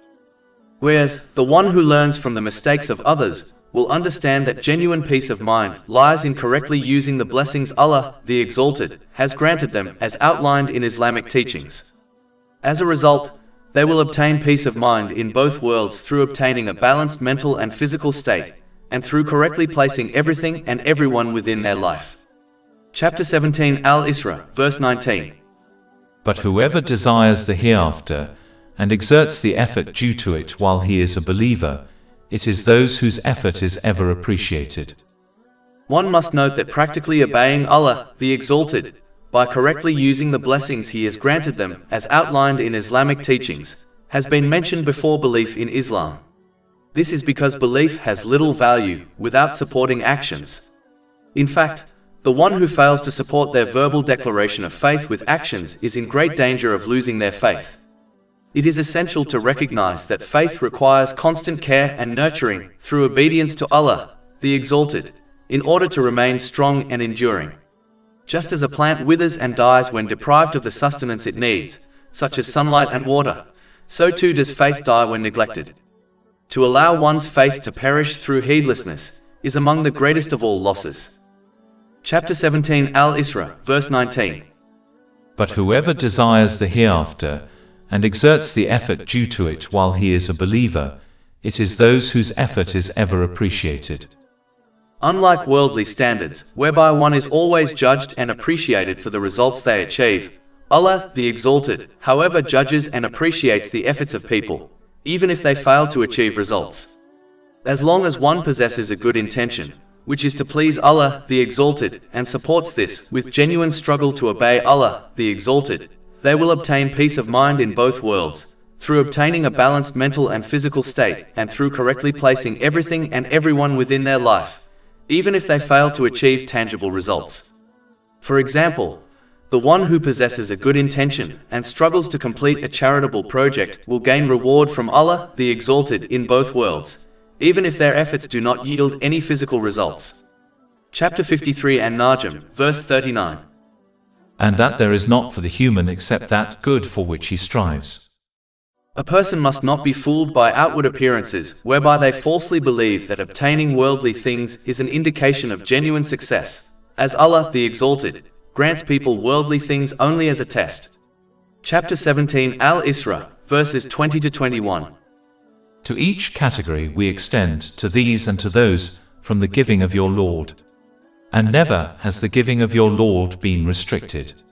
Look how we have favored in provision some of them over others. This test assesses whether individuals utilize the blessings granted to them in accordance with Islamic teachings. To cultivate the right behavior, one must recognize that true success invariably results in peace of mind in both worlds. Indeed, all worldly possessions, such as fame, wealth, power, family, friends, and career, hold significance only when accompanied by peace of mind. In the absence of peace of mind, these possessions merely amplify stress and challenges in both worlds. This reality becomes evident when observing the wealthy and famous, who often struggle with mental health issues despite their material wealth. Consequently, one should pursue genuine success through peace of mind by appropriately utilizing the blessings they have received. This approach will help achieve a harmonious mental and physical state and cause them to properly prioritize everything and everyone in their life. Such behavior will ultimately foster peace of mind. And as this behavior ensures one correctly prepares for their accountability on Judgment Day, the peace of mind and reward they will receive in the hereafter will be much greater. Chapter 17 Al-Isra, verse 21. But the hereafter is greater in degrees of difference and greater in distinction. Chapter 17 Al-Isra, verses 20 to 21. To each category we extend to these and to those from the giving of your Lord. And never has the giving of your Lord been restricted. Look how we have favored in provision some of them over others. As Allah the Exalted grants people worldly things as a test, one should not be fooled into believing that superiority lies in obtaining worldly things, such as wealth. Islam assesses people primarily on one crucial aspect: their sincere obedience of Allah the Exalted. This entails using the blessings they have been granted in manners that are pleasing to Him, as outlined in the Holy Quran and the teachings of the Holy Prophet Muhammad, peace and blessings be upon him. Chapter 49 Al-Hujurat, verse 13. Indeed, the most noble of you in the sight of Allah is the most righteous of you. People must disregard all other criteria for evaluating the status of a person, such as gender, ethnicity, and social class, as these can foster racism and division within the community.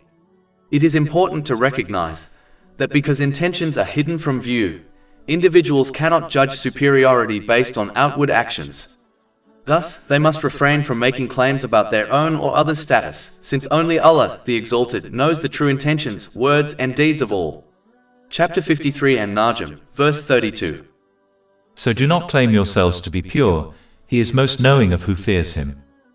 Chapter 17 Al-Isra, verse 21. But the hereafter is greater in degrees of difference, and greater in distinction.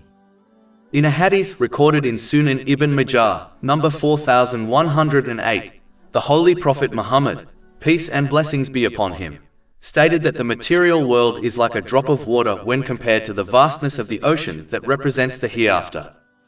This analogy was provided to help people grasp the insignificance of the material world in relation to the hereafter. However, they cannot truly be compared, as the material world is temporary while the hereafter is eternal. In other words, the finite cannot be compared to the infinite. The material world can be divided into four main categories: fame, wealth, power, and social connections, including family and friends. Regardless of the worldly blessings one acquires within these categories, they will always be flawed, fleeting, and ultimately, death will sever a person from these blessings. Conversely, the rewards in the hereafter are everlasting and perfect. Thus, in this context, the material world is merely a drop in comparison to an infinite ocean. Furthermore, an individual cannot be assured of a long life in this world, as the timing of death remains uncertain. In contrast, everyone is certain to face death and enter the hereafter. Therefore, it is unwise to focus on preparing for a future day, such as retirement, which may never come, instead of striving for the hereafter that is guaranteed. This does not imply that one should forsake the world, as it serves as a bridge that must be traversed to safely reach the hereafter.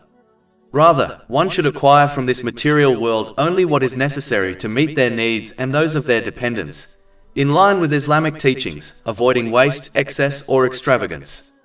Subsequently, they should focus their remaining efforts on preparing for the eternal hereafter, by adhering to the commands of Allah, the Exalted, steering clear of His prohibitions, and facing destiny with patience, as taught by the traditions of the Holy Prophet Muhammad, peace and blessings be upon him. This approach will ensure that one utilizes the blessings bestowed upon them in ways that are pleasing to Allah, the Exalted, leading to peace of mind and success in both worlds, through obtaining a balanced mental and physical state, and through correctly placing everything and everyone within their life. Chapter 16 and Nahl, verse 97. Whoever does righteousness, whether male or female, while he is a believer, we will surely cause him to live a good life, and we will surely give them their reward in the hereafter according to the best of what they used to do. A wise individual would not value a single drop of water more than an infinite ocean, just as a wise person would not place the temporary material world above the everlasting hereafter. Chapter 17 Al-Isra, verse 21. But the hereafter is greater in degrees of difference, and greater in distinction. Chapter 17 Al-Isra, verses 20 to 21. To each category we extend to these and to those from the giving of your Lord. And never has the giving of your Lord been restricted. Look how we have favored in provision some of them over others. As Allah, the Exalted, alone created and provides countless and continuous blessings to people, He alone deserves to be obeyed in every situation. Chapter 17 Al-Isra, verse 22. Do not make as equal with Allah another deity. Ordinarily, when someone attends to another's needs, such as providing them with shelter, they are regarded as deserving of appreciation. How much more then does Allah, the Exalted, deserve gratitude, when every blessing in existence has been bestowed upon humanity by Him alone? It is therefore both just and necessary that people express their thanks to Him. Gratitude begins with intention, performing deeds sincerely for the sake of Allah, the Exalted. Actions carried out with ulterior motives, however, are devoid of reward in His sight. This reality is emphasized in a hadith recorded in Jami at Tirmidhi, number 3154. A sincere intention is evident when a person seeks neither recognition nor recompense from others. Gratitude is also expressed verbally by speaking words of praise and thanks, or, when that is not possible, by remaining silent rather than uttering complaints. Finally, gratitude manifests through action, using the blessings one has been given in ways that are pleasing to Allah, as outlined in the Holy Quran and the teachings of the Prophet Muhammad, peace and blessings be upon him. Such gratitude not only increases one's blessings, but also nurtures peace of mind in this world, and ultimate success in the hereafter through obtaining a balanced mental and physical state, and through correctly placing everything and everyone within their life. Chapter 14 Ibrahim, verse 7. If you are grateful, I will surely increase you in favor. And chapter 16 An-Nahl, verse 97.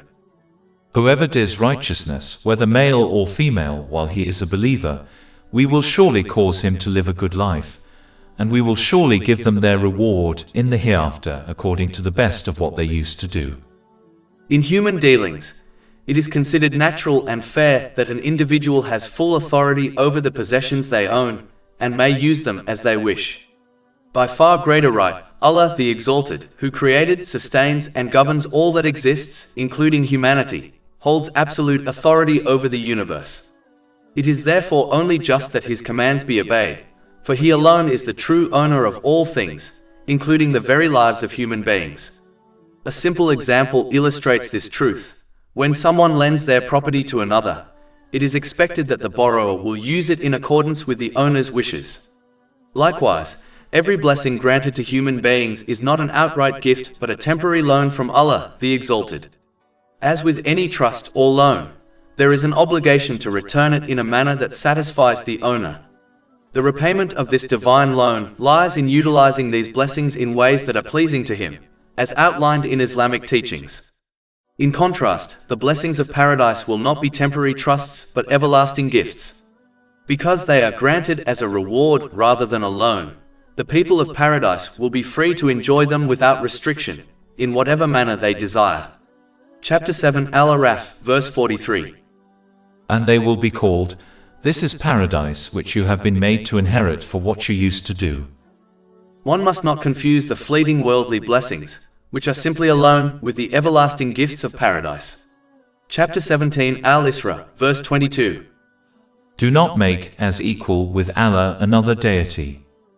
The one who fails to acknowledge that all the blessings they have been granted, including their life, has been created and granted to them by none other than Allah, the Exalted, will inevitably misuse the blessings He has granted them. A person who adopts such an attitude ultimately deprives themselves of balance in both mind and body, and they will misplace everything and everyone within their life. As a consequence, aspects of life that should bring comfort and support, such as family, friendships, career, and wealth, become sources of anxiety and hardship. If they persist in the disobedience of Allah, the Exalted, they will misdirect blame towards the very people and circumstances that could have been a source of stability, often targeting loved ones such as their relatives.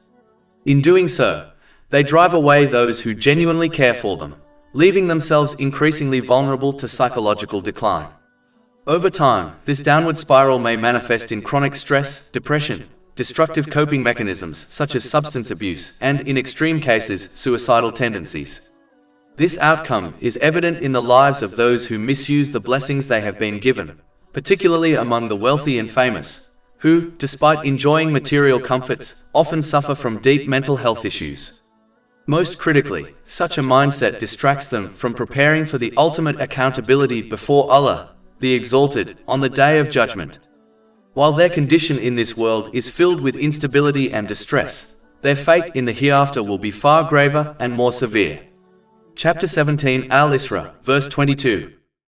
And thereby become censured and forsaken. Chapter 17 Al-Isra, verse 22. Do not make as equal with Allah another deity. It is crucial to keep in mind that false gods, similar to idols, are not the sole entities that individuals might worship and obey instead of Allah, the Exalted. In truth, anything that a person obeys in defiance of Allah, the Exalted, like social media, modern trends, societal standards, and other people, symbolizes what they worship. Chapter 9 at Tawbah, verse 31. They have taken their scholars and monks as lords besides Allah. The scholars and spiritual leaders from the people of the book were not worshipped. Instead, they were obeyed in acts of defiance against Allah, the Exalted, and this obedience was considered a form of worship. This concept in Islam was also similarly referenced concerning the devil. Chapter 36 Yasin, verse 60. Did I not enjoin upon you, O children of Adam, that you not worship Satan, for indeed he is to you a clear enemy? The vast majority of individuals do not participate in the worship of the devil. Nonetheless, they have been accused of such due to their obedience to him in defiance of Allah, the Exalted. Therefore, It is crucial to avoid obeying other beings in opposition to Allah, the Exalted, as this constitutes worship of those beings. If a person continues to disobey Allah, the Exalted, they will inevitably become subservient to various other influences, including people, social media, trends, culture, and their employers. Attempting to manage multiple and unjust authorities only leads to stress, as it is unrealistic to please them all, given their unpredictable nature. Just as an employee with several bosses struggles to meet everyone's expectations, those who turn away from the servitude of Allah, the Exalted, will find themselves burdened by many masters, ultimately sacrificing their peace of mind. Over time, these individuals will experience sadness, loneliness, depression, and even suicidal thoughts, as their attempts to satisfy their worldly masters fail to bring the fulfillment they desire. Chapter 17 Al-Isra, verse 22. Do not make as equal with Allah another deity, and thereby become censured and forsaken. This truth becomes evident when one observes those who behave in this way, such as celebrities. Moreover, worshipping other entities by obeying them in the disobedience of Allah, the Exalted, will not provide any advantage in the afterlife, as these entities will not assist them in their time of need. In order to avoid this outcome, one must sincerely obey Allah, the Exalted, by correctly using the blessings He has granted them, as outlined in Islamic teachings. Chapter 17 Al-Isra, verse 23. And your Lord has decreed that you not worship except Him. It is essential to recognize that worshipping Allah, the Exalted, extends far beyond the formal rituals of devotion, such as the obligatory prayers. True worship encompasses unwavering obedience to Him in every situation, by correctly using every worldly blessing He has granted them, as prescribed in the Holy Quran and the teachings of the Holy Prophet Muhammad, peace and blessings be upon him. Obedience is not merely a sentiment held in the heart. It is a concrete expression of faith through righteous actions performed with the sole intention of earning the pleasure of Allah, the Exalted. Acts driven by hidden agendas or self-interest will not be accepted by Allah, the Exalted, as affirmed in the hadith recorded in Jami at Tirmidhi, number 3154. Furthermore, obedience to Allah, the Exalted, involves engaging with the Holy Quran. First, one must recite it correctly and consistently. Second, its meanings should be understood through trustworthy sources and knowledgeable teachers.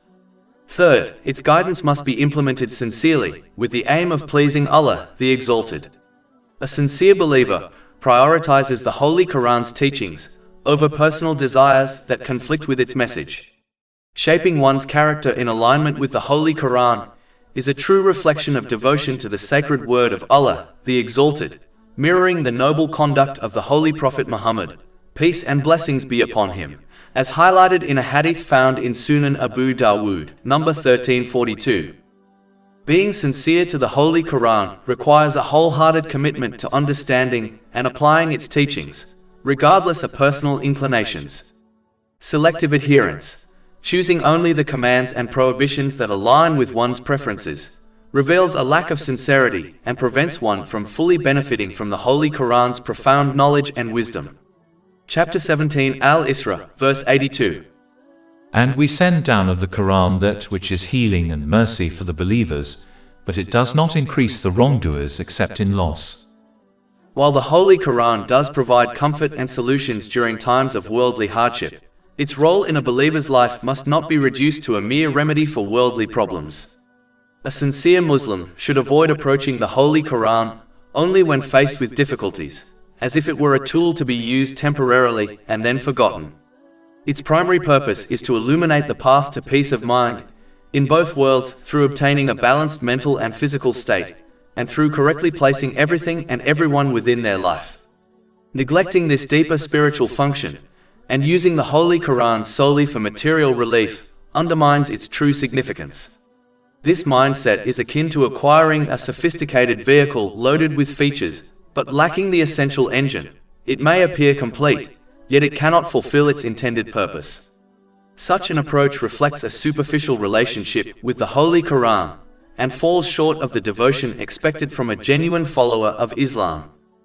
Following the discussion on the core principle of faith, which is the genuine obedience to Allah, the Exalted, The verse highlights the significance of showing the highest respect and care towards one's parents.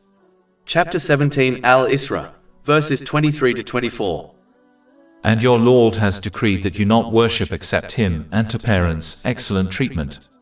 Whether one or both of them reach old age while with you, say not to them so much as uff, and do not repel them but speak to them a noble word. And lower to them the wing of humility out of mercy, and say, My Lord, have mercy upon them as they brought me up when I was small. One can grasp the significance of treating parents with the highest regard, as this is ranked just below the worship of Allah, the Exalted. This principle is reiterated multiple times in the Holy Quran. Therefore, it is essential to treat parents in accordance with Islamic teachings, showing them respect and kindness. This applies even if a parent is not a Muslim. This guidance is found in a hadith from Sahih Muslim, number 2325. Furthermore, verse 23 emphasizes this point, indicating that one should not only be kind to Muslim parents. The best way to achieve this is by treating parents as one wishes to be treated by their own children. It is crucial to understand that the Holy Quran does not mandate absolute obedience to parents, especially if they instruct their child to disobey Allah, the Exalted. Absolute obedience is reserved solely for Allah, the Exalted, and His Holy Prophet Muhammad, peace and blessings be upon him, who only commands obedience to Allah, the Exalted. Consequently, parents should not misinterpret Islamic teachings by insisting on total obedience and submission from their children in every circumstance. Sadly, this mindset among Muslim parents has become quite common, as they have adopted cultural practices from other religions that equate total obedience to parents with the total obedience owed to God. Children are allowed to disagree with their parents, even on matters that are permissible in Islam, but they must always show respect in their words and actions towards their parents. Chapter 17 Al-Isra, verse 23. Whether one or both of them reach old age while with you, say not to them so much as uff, and do not repel them but speak to them a noble word. As Islam is a balanced religion, it teaches the importance of showing gratitude to Allah, the Exalted, as well as people. In fact, the Holy Prophet Muhammad, peace and blessings be upon him, has warned in a hadith found in Jami at Tirmidhi, number 1954, that whoever is not grateful to people cannot be grateful to Allah, the Exalted. Even though there is no doubt that the source of all blessings is none other than Allah, the Exalted, nonetheless, showing gratitude to people is an important aspect of Islam. This is because Allah, the Exalted, sometimes uses a person as a means to help others, such as one's parents.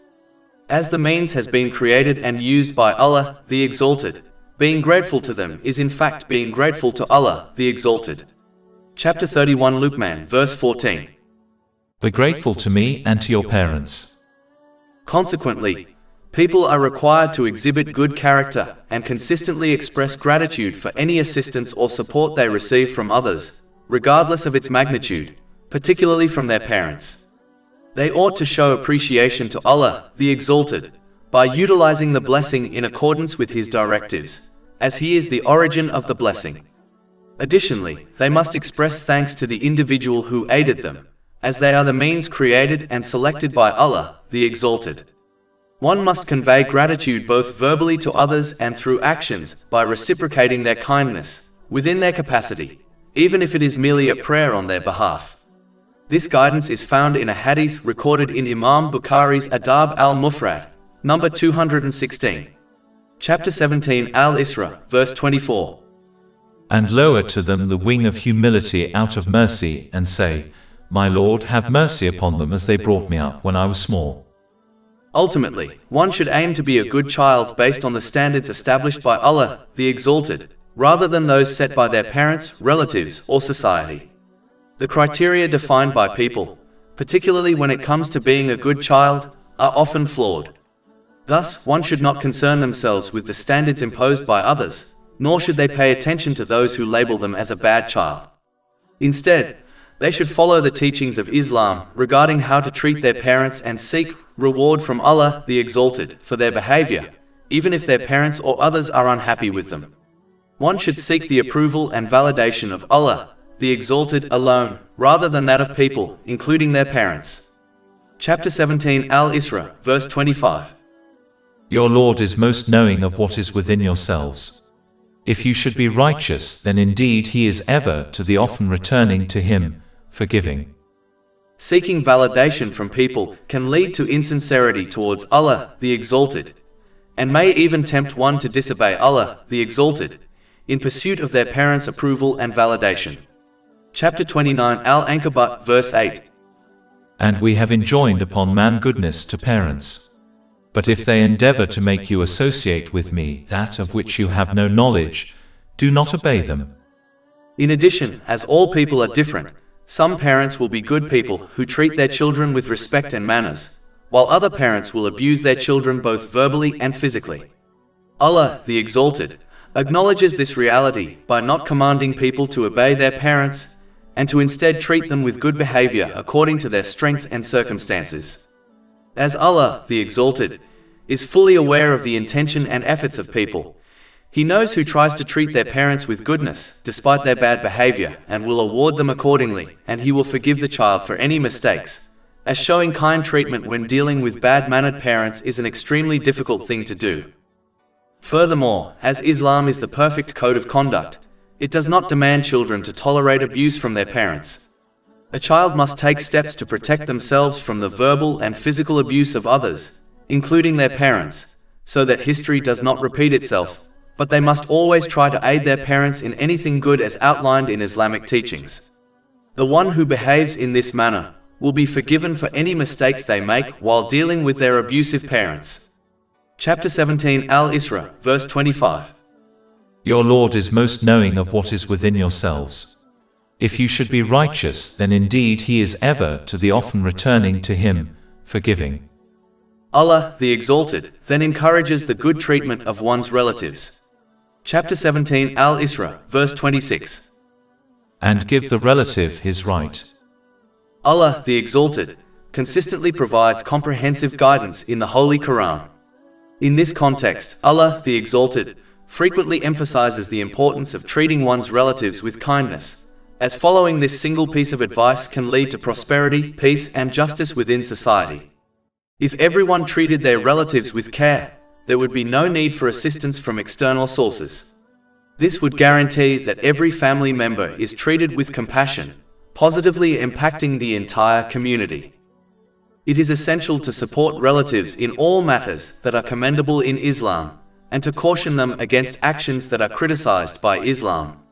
Chapter 5 Al-Ma'idah, verse 2. And cooperate in righteousness and piety, but do not cooperate in sin and aggression.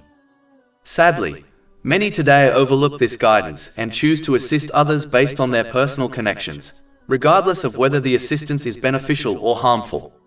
One should follow the order of the following verse, and only support their relatives in matters that are directly related to the sincere obedience of Allah, the Exalted. Chapter 2 Al-Baqarah, 83. Do not worship except Allah, and to parents do good and to relatives. One should support their family members according to their capabilities, which encompasses emotional, physical, and financial assistance. This is most effectively done when one treats others as they wish to be treated themselves. Furthermore, one should not pay too much attention to the standards and definitions of a good relative as defined by others, since these often conflict with the standards and definitions established by Islam. Instead, one should fulfill the rights of their relatives based on Islamic teachings for the sake of Allah, the Exalted, regardless of whether they are viewed as a good relative by their family or not. Lastly, one must never cut ties with their relatives for worldly reasons, as the Holy Prophet Muhammad, peace and blessings be upon him, has cautioned in a hadith found in Sahih Bukhari, number 5984, that those who sever family ties for worldly reasons will not enter paradise. Additionally, while one may distance themselves from a relative for religious reasons, it is still preferable to maintain the relationship by helping them in good matters and advising them against bad ones, as this may inspire the relative to genuinely repent from their misguidance. After the rights of relatives is mentioned, Allah, the Exalted, encourages people to aid the needy according to their means. Chapter 17 Al-Isra, verse 26. And give the relative his right, and also the poor. The first point to understand is that helping the poor is a duty on everyone based on their capabilities. Thus, individuals should not act as if they are doing a favor to someone in need, as it is their obligation to assist them. In fact, it is crucial to remember that any resources they have, like wealth, are a trust from Allah the Exalted and not a gift. A trust must be returned to its rightful owner. The way to repay the trust given by Allah the Exalted is by utilizing those resources in ways that please Him. Therefore, when someone helps the needy, they are merely repaying the debt owed to Allah the Exalted. Keeping this in mind will help prevent them from acting as if they are doing a favor to Allah the Exalted or to the person in need. In truth, Allah the Exalted has favored them by providing worldly blessings and by offering them the chance to earn immense rewards through helping the needy. The person in need has actually done the donor a favor by accepting their assistance. If every person in need were to refuse help from others, how would anyone earn the rewards mentioned in divine teachings? Remembering these aspects will help one avoid diminishing their reward by adopting the wrong mindset. Ultimately, helping the needy encompasses meeting any lawful needs a person may have.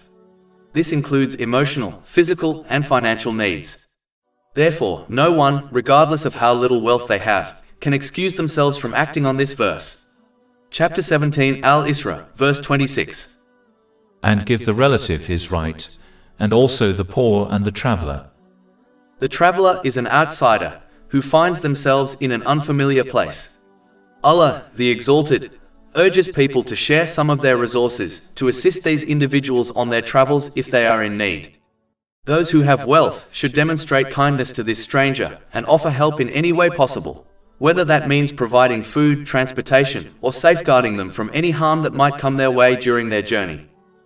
As fulfilling the rights of Allah, the Exalted, and people, such as one's relatives, involves correctly using the blessings Allah, the Exalted, has granted them as outlined in Islamic teachings, He warns people from misusing these blessings. Chapter 17 Al-Isra, verse 26. And do not spend wastefully. In fact, the ultimate goal of the devil is to discourage a person from fulfilling the rights of Allah, the Exalted, and people. This is achieved when he encourages people to show ingratitude to Allah, the Exalted, for the countless and continuous blessings He grants them by misusing them, just like He did and does. Chapter 17 Al-Isra, verse 27. Indeed, the wasteful are brothers of the devils, and ever has Satan been to his Lord ungrateful. A person who adopts a misguided attitude in life, one rooted in the disobedience of Allah, the Exalted, will find themselves in a state of inner turmoil. Their mental and physical well-being will suffer, and they will lose sight of the true value of the people and blessings around them. Relationships, careers, and material wealth, instead of bringing peace, will become sources of anxiety and conflict. If they continue down this path, they may begin to wrongly attribute their distress to those closest to them, perhaps even blaming a loving spouse or loyal friends. In doing so, they risk severing ties with those who genuinely care for them, which only deepens their emotional instability. Over time, this can spiral into serious psychological issues, including depression, addiction, and in extreme cases, suicidal thoughts. This outcome is common among individuals who misuse the blessings they have been granted, especially those who appear to have everything, fame, fortune, and comfort, yet are plagued with mental health issues. Despite their worldly success, their refusal to align with divine guidance leaves them unprepared for their ultimate reckoning in the hereafter. And while their suffering in this life is profound, the consequences awaiting them in the hereafter will be far more severe. In addition, as misusing the blessings one has been granted prevents them from fulfilling the rights of people, such as their relatives, they will wrong them, thereby causing the spread of corruption and injustice within their home and society. These negative outcomes is the major reason why misusing the blessings one has been granted has been so closely connected to the devil. Chapter 17 Al-Isra, verse 27. Indeed, the wasteful are brothers of the devils, and ever has Satan been to his Lord ungrateful. In addition, this comparison has been made to the devil for other reasons also. First of all, the people who spend wealth excessively on unnecessary things often do so in haste without thinking things through, meaning an impulsive spender. In fact, according to a hadith found in Jami at Tirmidhi, number 2012, the Holy Prophet Muhammad, peace and blessings be upon him, has warned that being hasty is from the devil, while thinking things through is from Allah, the Exalted. If one truly pondered over what they desired to purchase, they would not spend on unnecessary and extravagant things. Moreover, when individuals spend on vain and lavish items, they are often just supporting companies that profit by diverting people from proper guidance, particularly the entertainment sector, which aligns with the ultimate aim of the devil. Wasteful spending consistently diverts a person from preparing for the afterlife, as they invest significant time in accumulating wealth, squandering it, and indulging in their possessions. The devil's objective is to distract a person from focusing on the hereafter. Preparing for the afterlife means utilizing the blessings one has received, like wealth, in ways that are pleasing to Allah, the Exalted, as stated in the Holy Quran and the teachings of the Holy Prophet Muhammad, peace and blessings be upon him. Chapter 17 Al-Isra, verse 27. Indeed, the wasteful are brothers of the devils, and ever has Satan been to his Lord ungrateful. Lastly, this verse highlights the devil's ingratitude. In truth, those who waste money on unnecessary items do so out of their own ungratefulness for what they already have. If they truly appreciated the blessings Allah, the Exalted, had granted them, it would deter them from such behavior. Islam does not forbid spending on essential items. In fact, it encourages people to do so. Spending on permissible but unnecessary items is also acceptable, provided it is done sparingly and without excess, as extravagance is frowned upon by Allah the Exalted, and leads to the squandering of wealth. Chapter 6 Al-An'am, verse 141. And be not excessive. Indeed, he does not like those who commit excess. As Allah, the Exalted, commanded people to fulfill the rights of others, such as their relatives and the needy, He acknowledges that aiding others is not always possible due to a lack of resources, such as wealth. Chapter 17 Al-Isra, verse 28. And if you must turn away from the needy awaiting mercy from your Lord, which you expect. In cases like these, the minimum one can do is to show kindness through their words by explaining their own difficult situation and consoling the needy person through emotional support. Chapter 17 Al-Isra, verse 28. Then speak to them a gentle word. Indeed, a hadith in Sunan Ibn Majah, number 1601, reveals that the Holy Prophet Muhammad, peace and blessings be upon him, stated that anyone who comforts a person in grief will be adorned with a garment of honor on Judgment Day. Since everyone is bound to face challenges, this is a remarkably straightforward method to earn a significant reward that demands little time, effort, or money. This encompasses helping families in distress according to one's capabilities, whether through emotional, financial, or physical support. One should gently motivate those enduring hardships to stay patient during their trials, and remind them of the verses from the Holy Quran and the hadiths of the Holy Prophet Muhammad, peace and blessings be upon him, that emphasize the value and immense reward of patience. They should speak encouragingly, reminding them that everything happens for a good reason, even if the underlying wisdom is not immediately clear. In truth, one does not need to be a scholar to engage in this virtuous act, as often, a few kind words of encouragement can significantly uplift someone in distress. In some instances, simply being present can convey support, even without uttering a single word. This mindset is easily embraced when one treats others as they wish to be treated themselves. Ultimately, it is crucial for people to purify their intentions when undertaking this virtuous act, meaning they should do it for the sake of Allah, the Exalted, rather than to impress others, such as family members, or out of fear of criticism from others if they do not act. Those who perform actions for the sake of others will be instructed on Judgment Day to seek their reward from those they acted for, which will not be feasible. This warning is found in a hadith in Jami at Tirmidhi, number 3154. Chapter 17 Al-Isra, verse 28.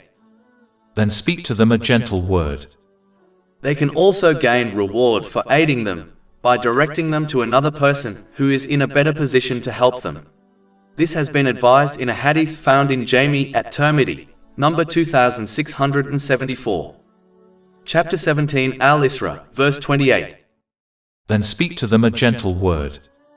In general, it is important to recognize that speech can be categorized into three types. The first type is evil speech, which should be avoided at all costs, as even a single evil word can lead one to hell on Judgment Day. This warning is found in a hadith from Jami at Tirmidhi, number 2314. The second type is vain and useless speech. While this type is neither a sin nor a good deed, it is crucial to understand that vain speech often serves as the first step towards evil speech. For instance, vain speech can lead to backbiting and slander. Moreover, on Judgment Day, a person will deeply regret engaging in vain speech, as it is a significant waste of time, especially when they see the rewards given to those who refrained from vain speech and instead spoke positively. The last type of speech consists of good words concerning both worldly and religious matters. One can avoid the first two types of speech by either speaking positively or remaining silent, which will also ensure they are rewarded for their silence. This guidance is found in a hadith from Sahih Muslim, number 176. It is essential to gently encourage good and caution others against evil, while sincerely advising them on religious and worldly issues. The manner of speech is vital. One may convey the right message, but if delivered harshly, it can drive others away from the correct path.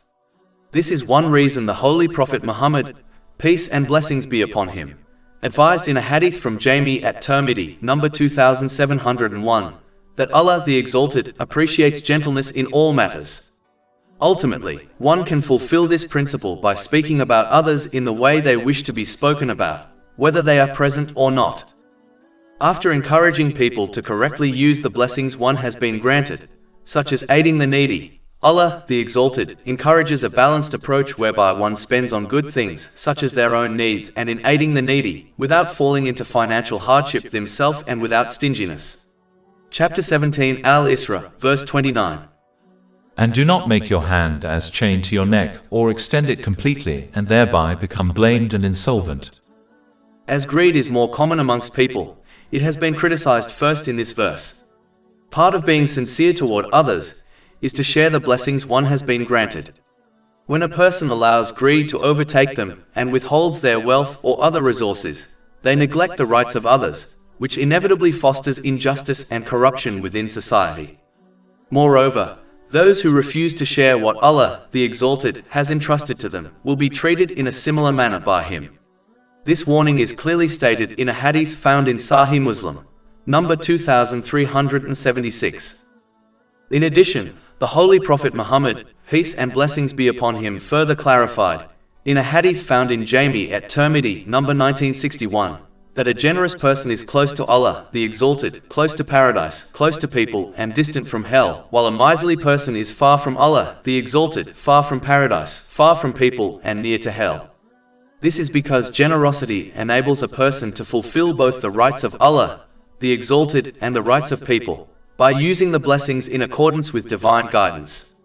Such conduct cultivates balance between mind and body, and ensures that everything and everyone in one's life is properly placed, while also preparing the individual for their ultimate accountability on the Day of Judgment.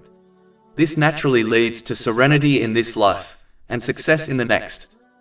Furthermore, generosity strengthens bonds of love and respect among people, and contributes to the spread of justice and peace within society.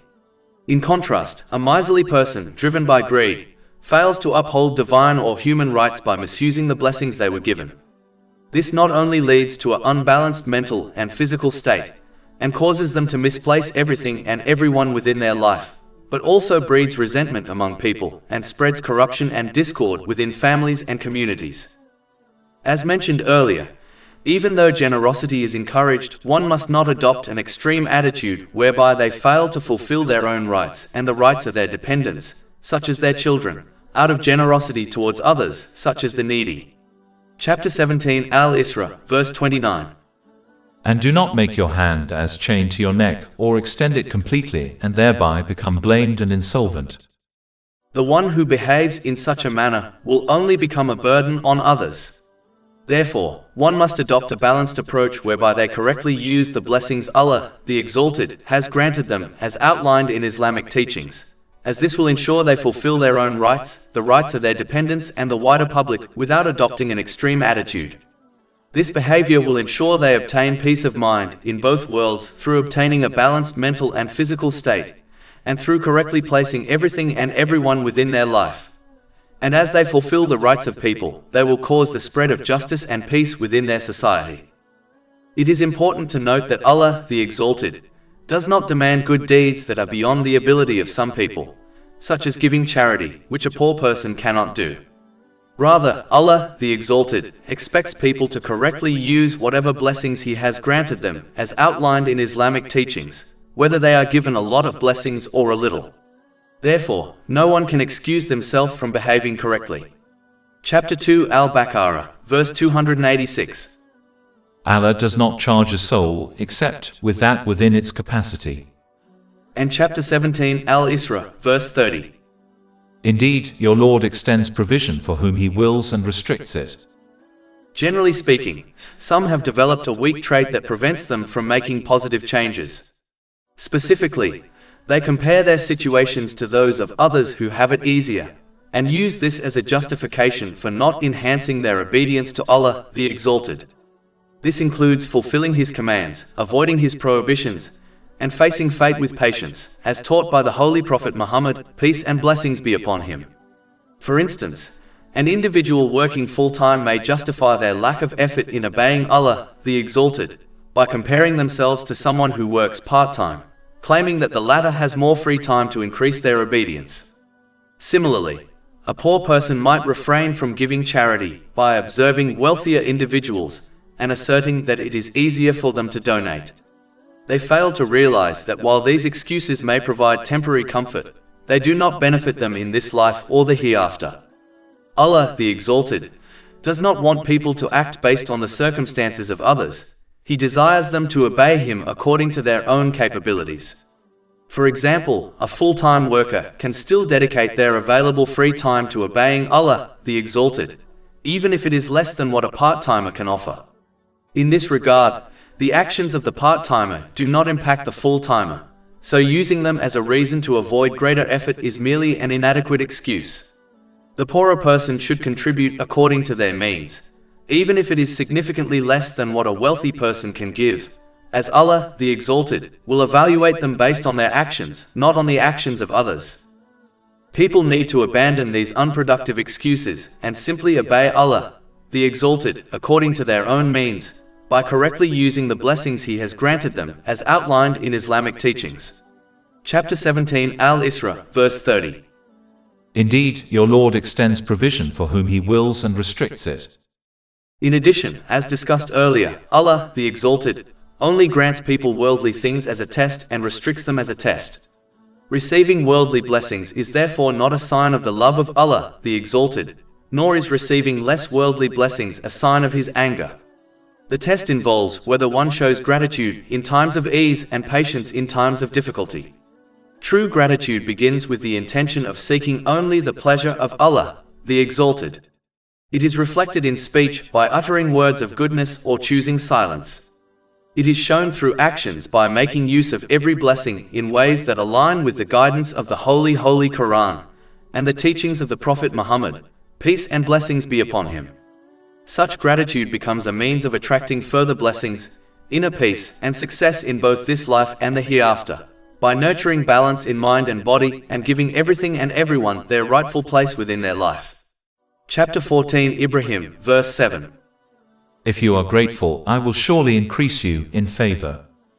Patience means refraining from complaint in both words and actions, while staying steadfast in the obedience of Allah, the Exalted. It rests upon the belief that whatever He decrees is ultimately for one's good, even if its wisdom is not immediately clear. Chapter 2 Al-Baqarah, verse 216.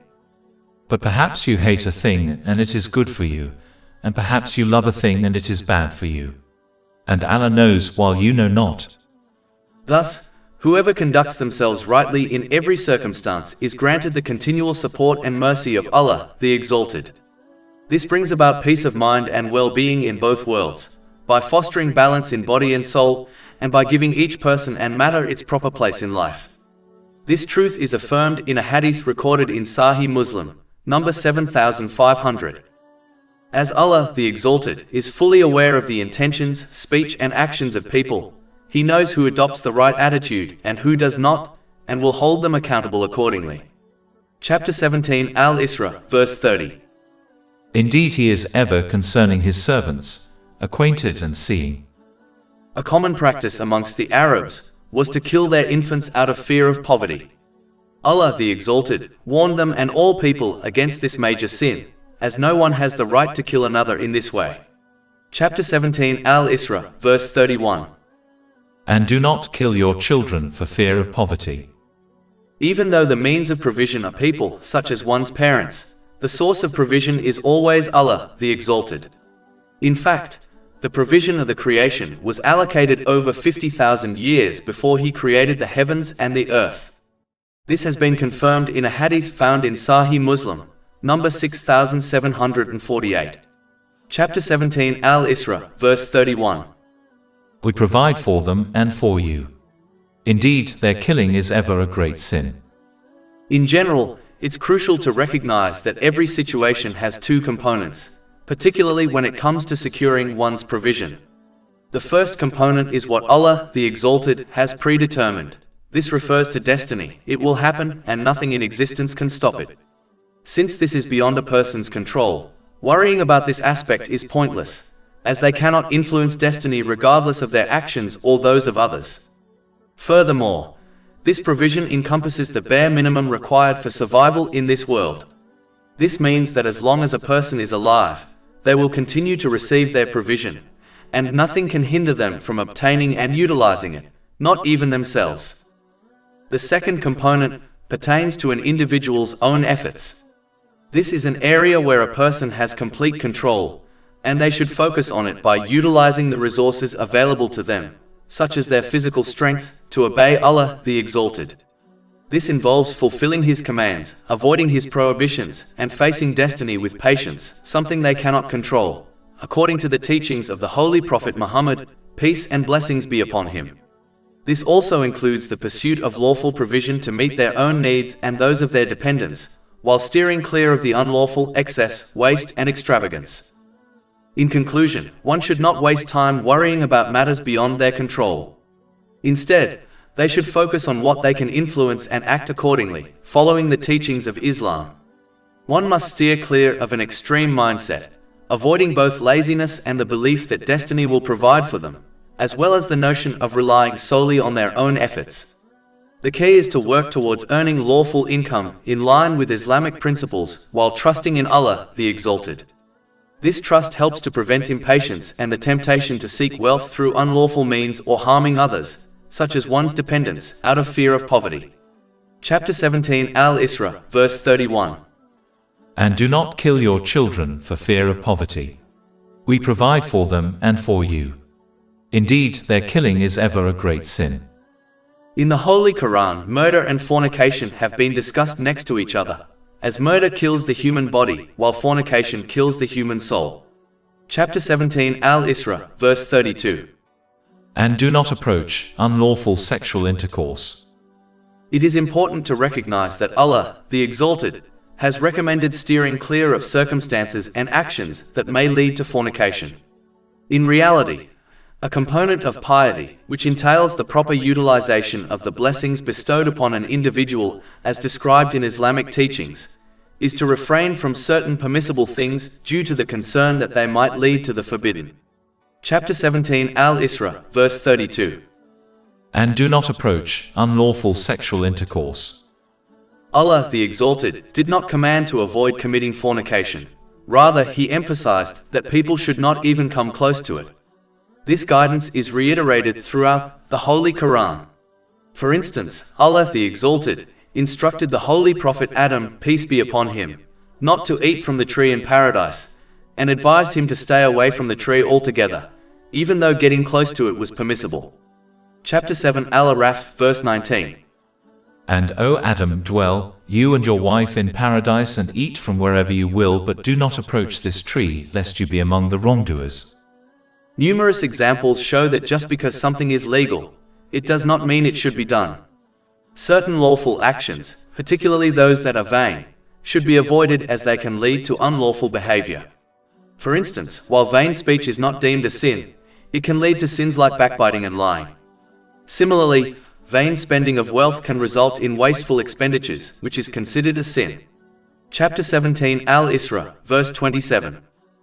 Indeed, the wasteful are brothers of the devils, and ever has Satan been to his Lord ungrateful. The vast majority of individuals who have strayed from the right path did so through a gradual process. For instance, they initially approached unlawful activities without engaging in them, but over time, they were gradually encouraged and tempted to participate in those unlawful acts.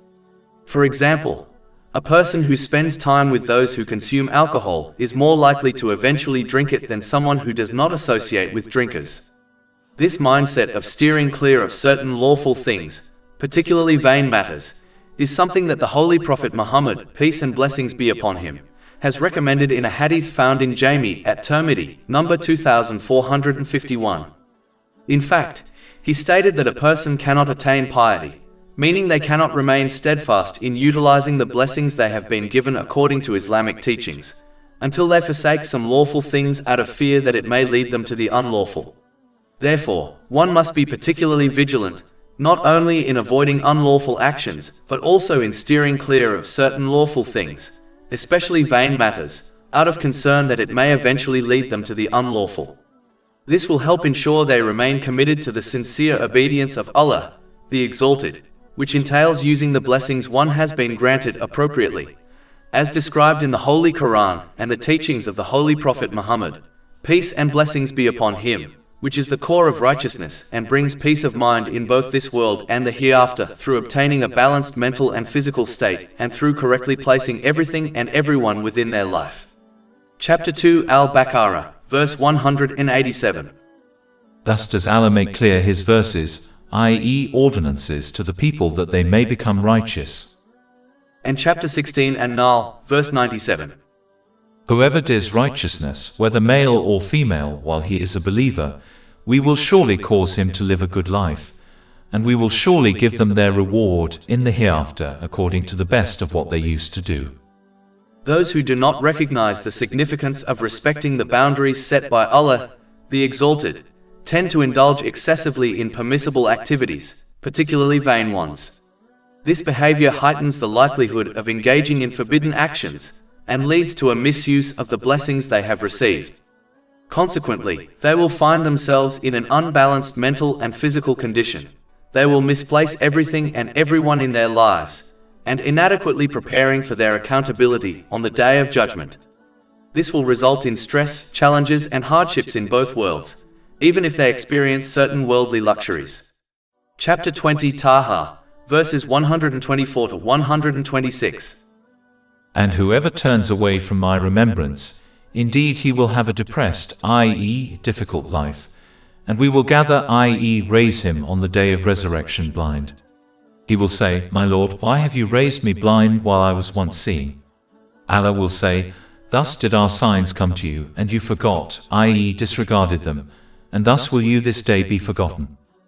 Chapter 17 Al-Isra, verse 32. And do not approach unlawful sexual intercourse. Before discussing some of the methods one must use to avoid fornication, some of the reasons why fornication has been prohibited in Islam will be discussed first. Allah, the Exalted, promotes the institution of marriage and prohibits illicit relationships.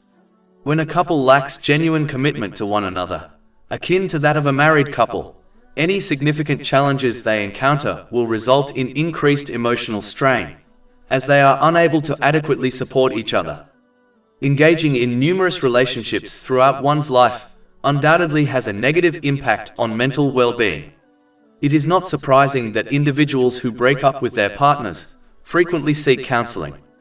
They often experience mental health issues, such as depression, more acutely than those who refrain from such relationships. Furthermore, individuals who are recognized in society for having multiple partners are less likely to secure a suitable spouse who will honor their rights. This is due to the fact that a person with a history of multiple partners tends to develop a loose and undesirable character, which is unattractive to those seeking a serious commitment, such as marriage. Consequently, this situation exacerbates the emotional distress for individuals with multiple partners.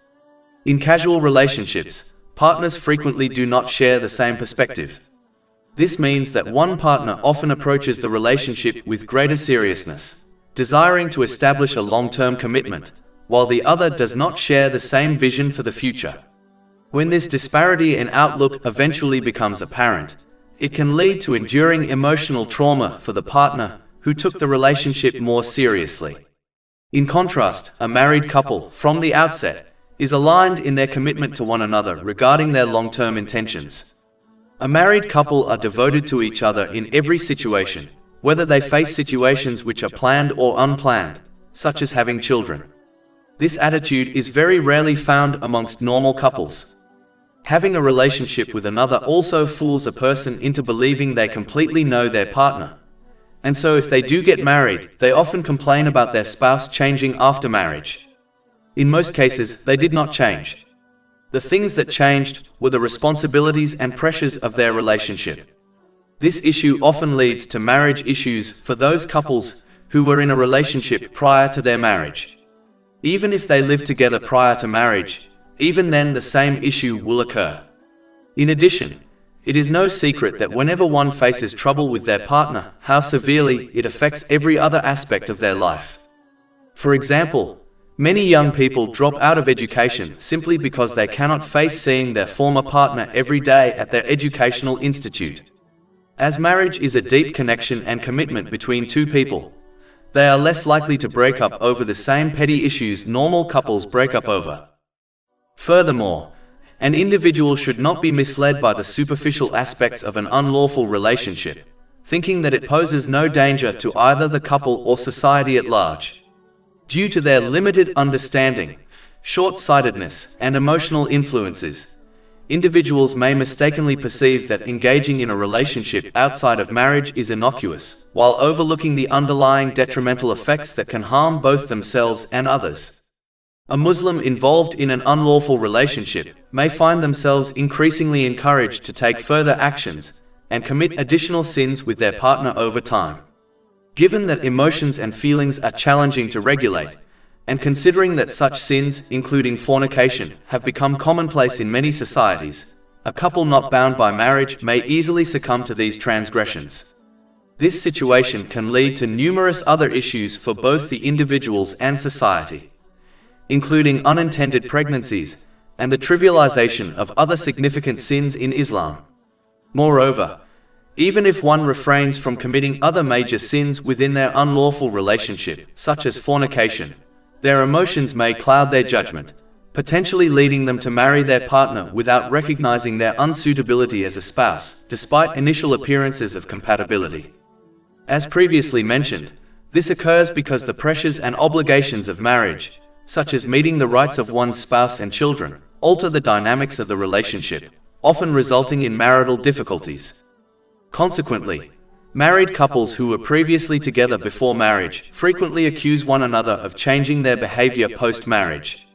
Additionally, regardless of the amount of time spent with a partner, one will never truly understand their character in the same way that a married couple comprehends each other.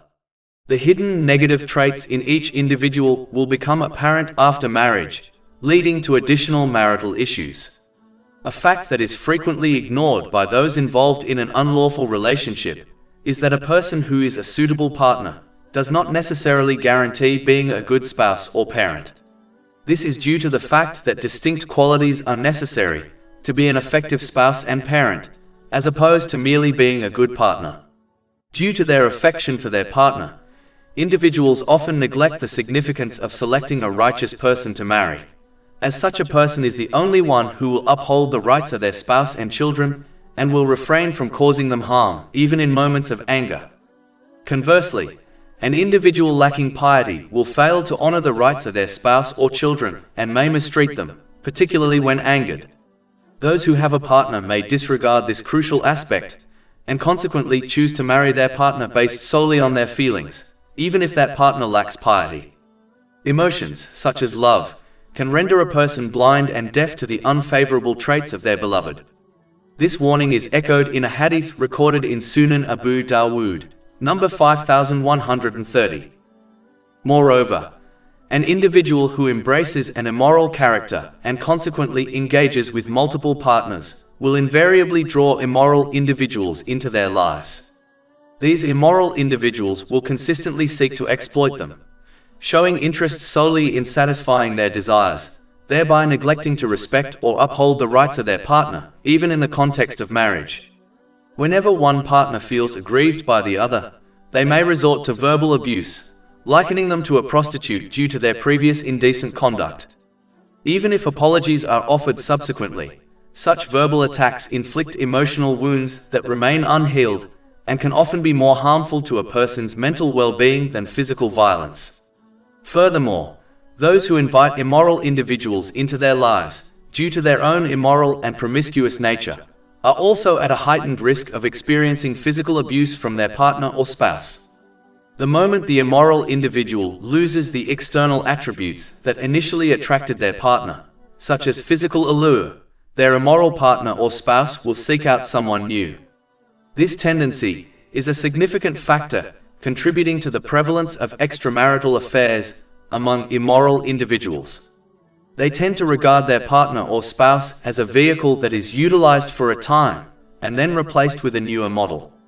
The emotional trauma inflicted by this behavior is challenging to comprehend. Furthermore, if the couple has children, those children, when upset with their parents, may resort to verbal abuse, particularly targeting the mother, and may even liken her to a prostitute due to her previous immodest actions. The emotional scars that arise from being abused by one's own child are profoundly difficult to heal.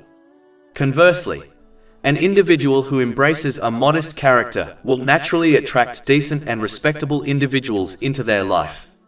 Such individuals, including a partner or spouse, will honor their rights, and any verbal abuse directed at them will be disregarded, as all parties involved recognize that the insults lack truth.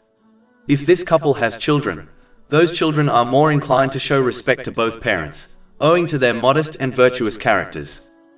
Furthermore, any children born unintentionally from the relationship will add additional strain to their partnership, frequently resulting in separation, as they are unwilling to share the responsibilities of child rearing.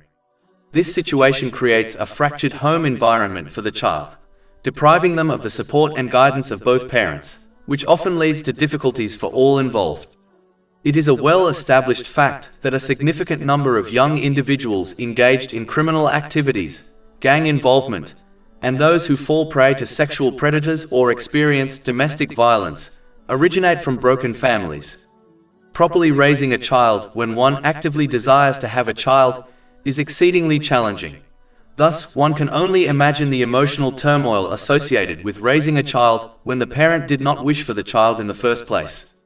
This adversely affects the child's upbringing and frequently results in the aforementioned issues. Such stress often compels the single parent to relinquish the child for fostering or adoption, which, in most instances, has a harmful and long-lasting impact on the child, some of which have been previously noted. This further heightens the likelihood of the child becoming misguided. All of these negative aspects and more within unlawful relationships cannot be recognized by individuals who are emotional or uninformed, even if such relationships seem innocuous. Engaging in unlawful relationships is akin to consuming a meal that appears appetizing but is, in reality, toxic. Since this toxicity is concealed, one must depend on someone knowledgeable about this poison and trust their counsel to refrain from consuming the seemingly delectable meal, even if it goes against their wishes. As Allah, the Exalted, possesses complete knowledge of all matters, particularly the hidden dangers within certain actions and relationships, His guidance must be embraced and followed, even if it contradicts personal desires. This is comparable to a prudent patient who accepts and adheres to their doctor's medical advice, understanding that it is in their best interest, despite being prescribed unpleasant medications and a stringent dietary regimen. Just as this wise patient will attain good mental and physical health, so too will the individual who accepts and implements Islamic teachings. This is because the only one with the requisite knowledge to ensure a person achieves a balanced mental and physical state is Allah, the Exalted. The understanding of human mental and physical conditions possessed by society will never suffice to achieve this result, regardless of the extensive research conducted, as they cannot resolve every issue a person may encounter in life, nor can their guidance prevent all forms of mental and physical stress due to their limited knowledge, experience, and foresight.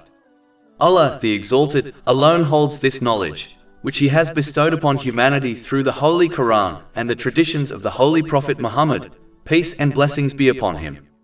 This reality becomes evident when one observes those who adhere to Islamic teachings, by appropriately utilizing the blessings they have received, in contrast to those who do not. Chapter 17 Al-Isra, verse 32. And do not approach unlawful sexual intercourse. Indeed, it is ever an immorality and is evil as a way. Allah, the Exalted, has resolved numerous secondary issues by tackling the fundamental problem, which involves prohibiting unlawful relationships and promoting marriage.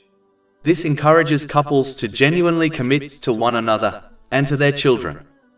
By discussing the themes of marriage, divorce, widowhood, and children in the Holy Quran, Allah, the Exalted, has provided the foundation for a thriving society. When family members, whether united or separated, honor each other's rights and establish a stable and joyful environment for their children, it generates a positive ripple effect throughout the community. In contrast, when a family is discontented and neglects to uphold each other's rights, it leads to a negative ripple effect that permeates society. Numerous thinkers have emerged over time, addressing the challenges faced by individuals and society. However, since these solutions often focus on peripheral issues, their effectiveness is limited. In contrast, Allah, the Exalted, by addressing the root causes that impact both individuals and society, has elucidated all matters, enabling people to attain success in both this world and the hereafter. Chapter 16 An-Nahl, verse 89. And we have sent down to you the book as clarification for all things, and as guidance and mercy. Only those who appropriately utilize the intelligence bestowed upon them will grasp the deep wisdom contained in the verses of Allah, the Exalted. Chapter 2 Al-Baqarah, verse 242. Thus does Allah make clear to you His verses that you might use reason. Chapter 17 Al-Isra, verse 32. And do not approach unlawful sexual intercourse. Indeed, it is ever an immorality and is evil as a way. In addition, the placement of adultery alongside polytheism and the act of murdering an innocent individual in the subsequent verse underscores its seriousness. Chapter 25 Al-Furqan, verse 68. And those who do not invoke with Allah another deity or kill the soul which Allah has forbidden to be killed, except by right, and do not commit unlawful sexual intercourse. Muslims ought to exercise caution to prevent being lured into unlawful relationships. Firstly, it is essential for them to practice lowering their gaze. This does not imply that one should constantly fixate on their shoes. Rather, it suggests that they should refrain from looking around unnecessarily, particularly in public settings. They should avoid gazing at others and uphold respect for the opposite gender. Just as a Muslim would disapprove of someone staring at their sister or daughter, they should likewise refrain from staring at other individuals' sisters and daughters. Chapter 24 An-Nur, verse 30. Tell the believing men to reduce some of their vision, and guard their private parts. That is purer for them. Whenever feasible, one should refrain from spending time alone with individuals of the opposite gender, unless they are related in a manner that prohibits marriage. This guidance has been provided by the Holy Prophet Muhammad, peace and blessings be upon him, in a hadith recorded in Sahih Bukhari, number 1862. People are encouraged to dress and conduct themselves with modesty. Modest attire helps to avoid drawing the attention of strangers, while modest behavior prevents one from initiating actions that could lead to an unlawful relationship, such as unnecessary conversations with the opposite gender. Recognizing the advantages of steering clear of unlawful relationships is another means of safeguarding oneself from them. For instance, the Holy Prophet Muhammad, peace and blessings be upon him, has assured paradise to those who protect their speech and maintain their chastity. This is corroborated in a hadith found in Jami at Tirmidhi, number 2408.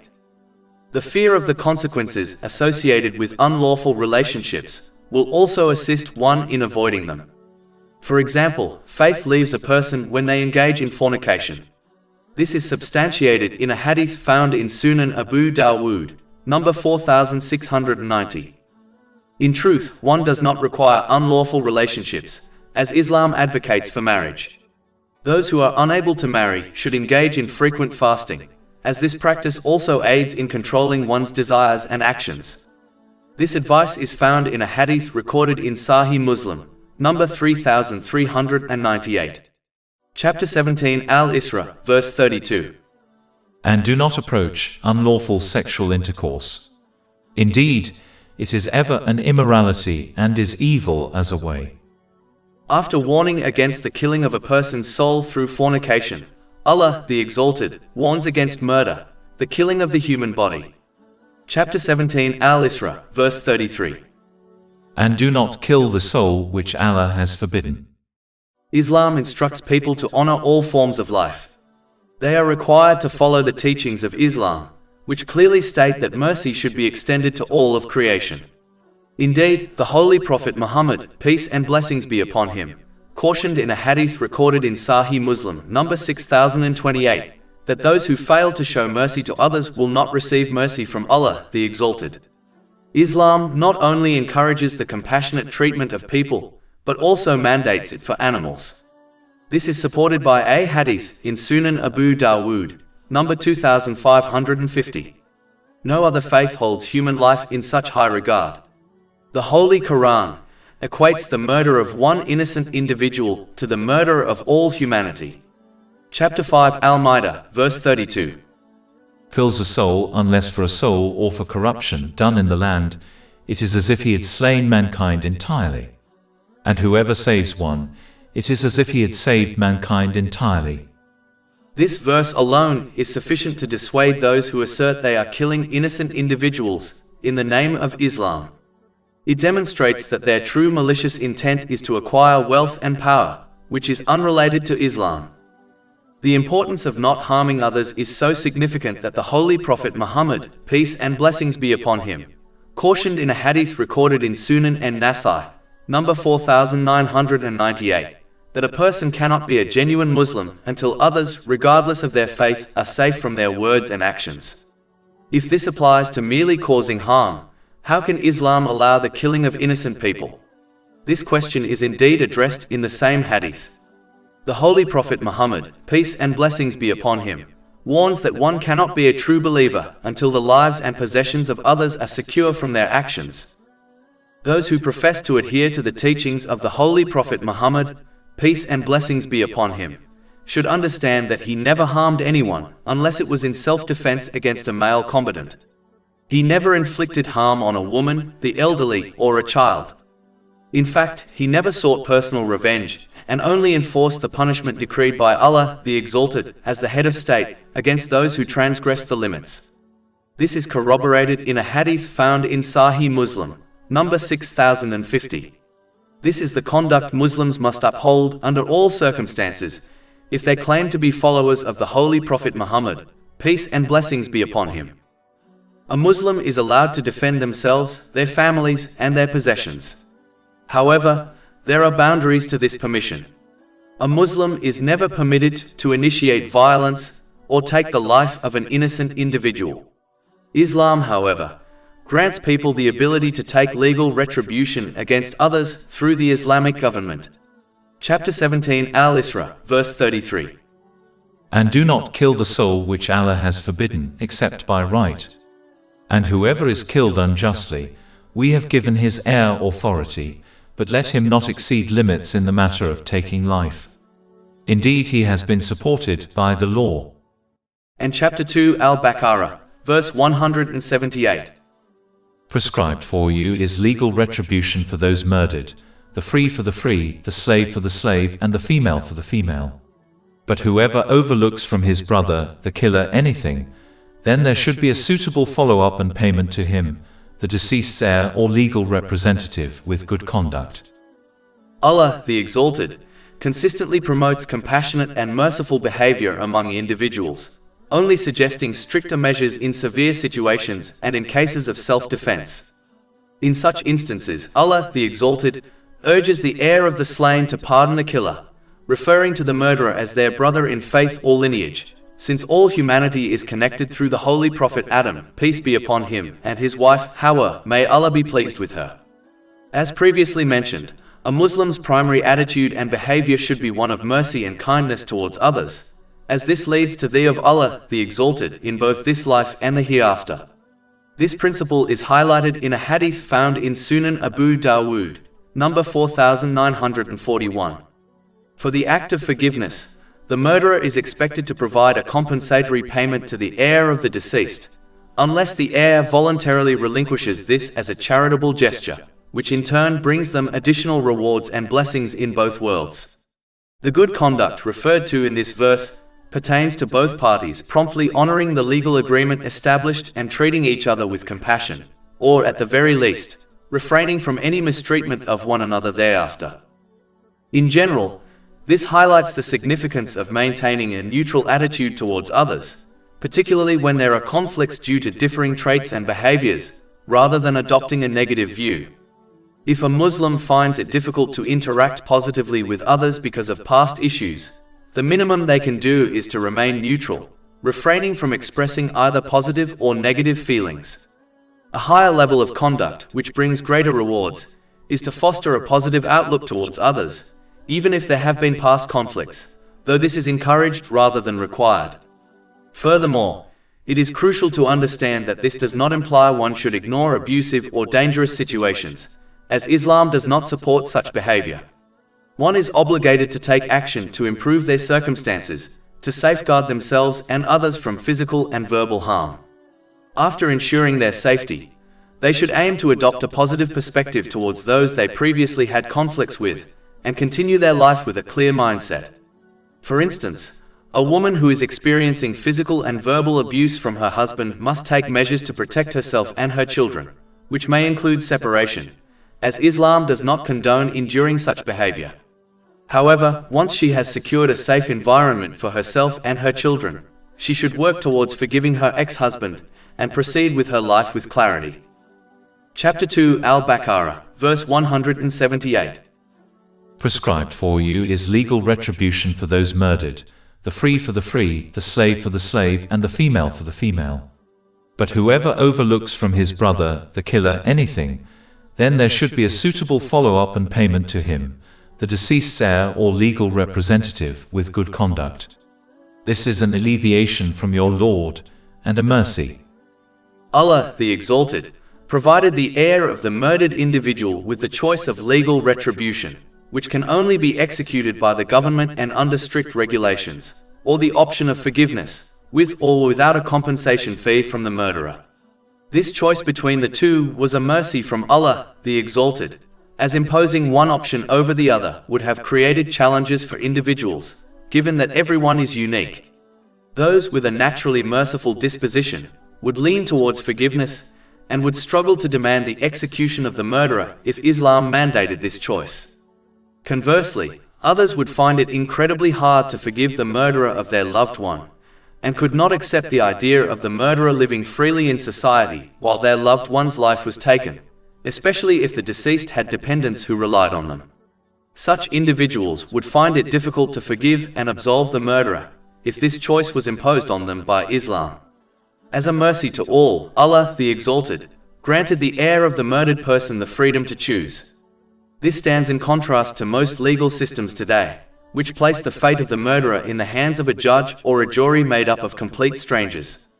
This flawed system hinders the heir from achieving peace of mind, which can be attained when they are allowed to decide the fate of the murderer and close the case, enabling them to move forward with their lives. This flawed system is why the family of the murdered individual, or in cases of other crimes like rape, the victim and their family frequently express dissatisfaction with the justice served, even when the offender is imprisoned, as the sentence often does not match the severity of the crime. In other words, the criminal may be released after a few years and resume their normal life, receiving government benefits, while the victim and their family endure lifelong psychological scars. The only way to somewhat ease this psychological pain is by empowering the family to determine the consequences for the criminal. Chapter 2 Al-Baqarah, verse 178. But whoever transgresses after that will have a painful punishment. The term transgression pertains to the family members of the deceased seeking revenge directly, since only the government has the authority to enforce legal penalties, or pursuing vengeance after a settlement for compensation or forgiveness has been reached. It also encompasses the scenario where the murderer commits another murder after being pardoned initially. In such instances, the legal judge will order their execution, regardless of whether the heir of the second victim consents to forgiveness. This effectively eliminates any loopholes that a criminal might exploit to evade justice. Chapter 2 Al-Baqarah, verse 179. And there is for you in legal retribution saving of life, O you people of understanding. In legal retribution, there exists life, as many murderers are not deterred from their actions by any punishment short of execution. Numerous instances have shown that a murderer may serve a few years in prison for their crime, only to commit murder again upon release. Thus, executing one individual can save the lives of others. Furthermore, as previously mentioned, this legal retribution also supports the mental well-being of the victim's relatives. Knowing that the murderer has paid for their crime with their life can help the victim's family move forward.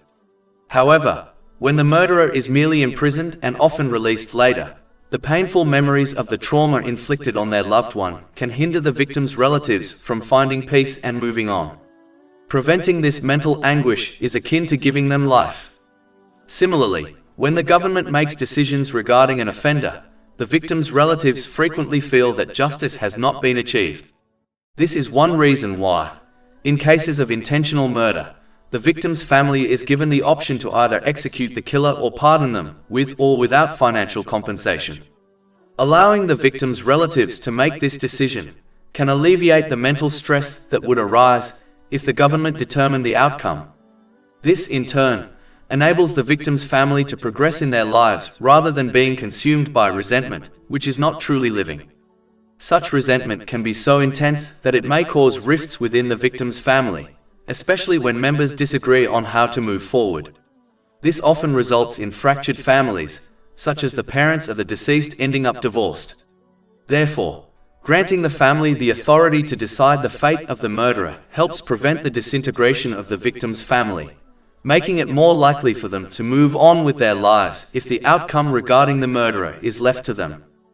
Legal retribution through execution also protects lives by stopping revenge killings that can last for generations. Thus, executing one murderer can prevent numerous killings. Moreover, when a person with dependents is killed due to revenge, it devastates the lives of their dependents, like their children. This situation can be avoided if the victim's family is allowed to decide the fate of the murderer, as it stops revenge killings and the harm it inflicts on the dependents of all victims. Therefore, legal retribution safeguards the lives of all these individuals. It is crucial to understand that this holds true when Islamic law is properly followed and applied in legal matters. Convicting someone of murder necessitates strong and genuine evidence that surpasses all reasonable doubt. In Islam, any uncertainty in the case results in the complete legal punishment, such as execution, being nullified. Furthermore, obtaining irrefutable proof is more feasible today with advancements like CCTV footage, DNA testing, and other scientific methods that can accurately convict offenders with a high degree of certainty. This significantly reduces the risk of wrongfully convicting an innocent person. Even if non-Islamic nations implemented legal retribution correctly in these specific instances, it would greatly decrease crime rates. In these scenarios, the rationale of avoiding execution due to the fear of executing an innocent individual does not apply, as there is no doubt that the right person has been executed. Chapter 2 Al-Baqarah, verse 179. And there is for you in legal retribution saving of life, O you people of understanding. As this verse suggests, only those who think critically will grasp the extensive advantages of legal retribution. For instance, a person lacking understanding may refuse to amputate a limb to save their life, focusing solely on the act of amputation itself. They fail to consider the broader implication of saving their life, leading them to reject the idea of amputation. In contrast, someone who thinks clearly recognizes that while amputating a limb is a serious decision, failing to do so could result in a far worse outcome, death. They take the larger context into account and choose to amputate a limb to preserve their life. While executing a member of society for murder may seem severe, if it brings numerous benefits to the rest of society, including the relatives of the victim, it is justified. A government must prioritize the overall welfare of society over the life of a convicted murderer who forfeited their human rights by not behaving humanely, or in very rare instances, the single life of an innocent person wrongfully convicted.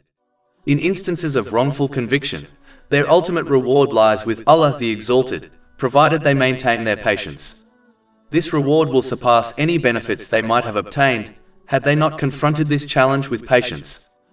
Chapter 2 Al-Baqarah, verse 179. And there is for you in legal retribution saving of life, O you people of understanding, that you may become righteous. As indicated in the final part of this verse, capital punishment serves as a significant deterrent for the public. Observing the execution of murderers may dissuade those who contemplate harming or killing others, as they fear for their own lives, thus preserving their own existence and that of others. This principle can extend to all forms of crime. If penalties for offenses like rape were more severe, it would prevent many would-be criminals from acting. The leniency of laws is a primary factor contributing to the persistent crime rates in societies.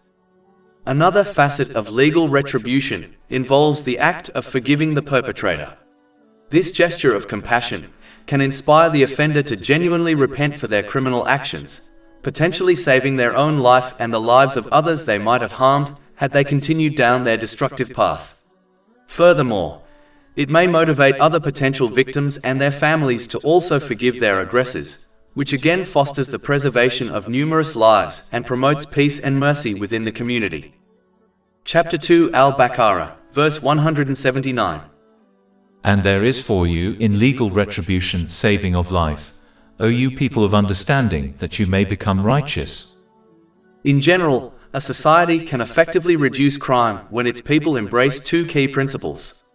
The first principle is legal retribution, which refers to having strict laws that impose appropriate punishments for crimes to deter potential offenders. Even children can grasp that a potential criminal is less inclined to commit an offense when the legal consequences are severe. Conversely, the more lenient the law, the higher the likelihood that a potential offender will engage in criminal behavior. The second principle involves instilling the fear of Allah, the Exalted, which means being aware of the repercussions of their actions in the afterlife.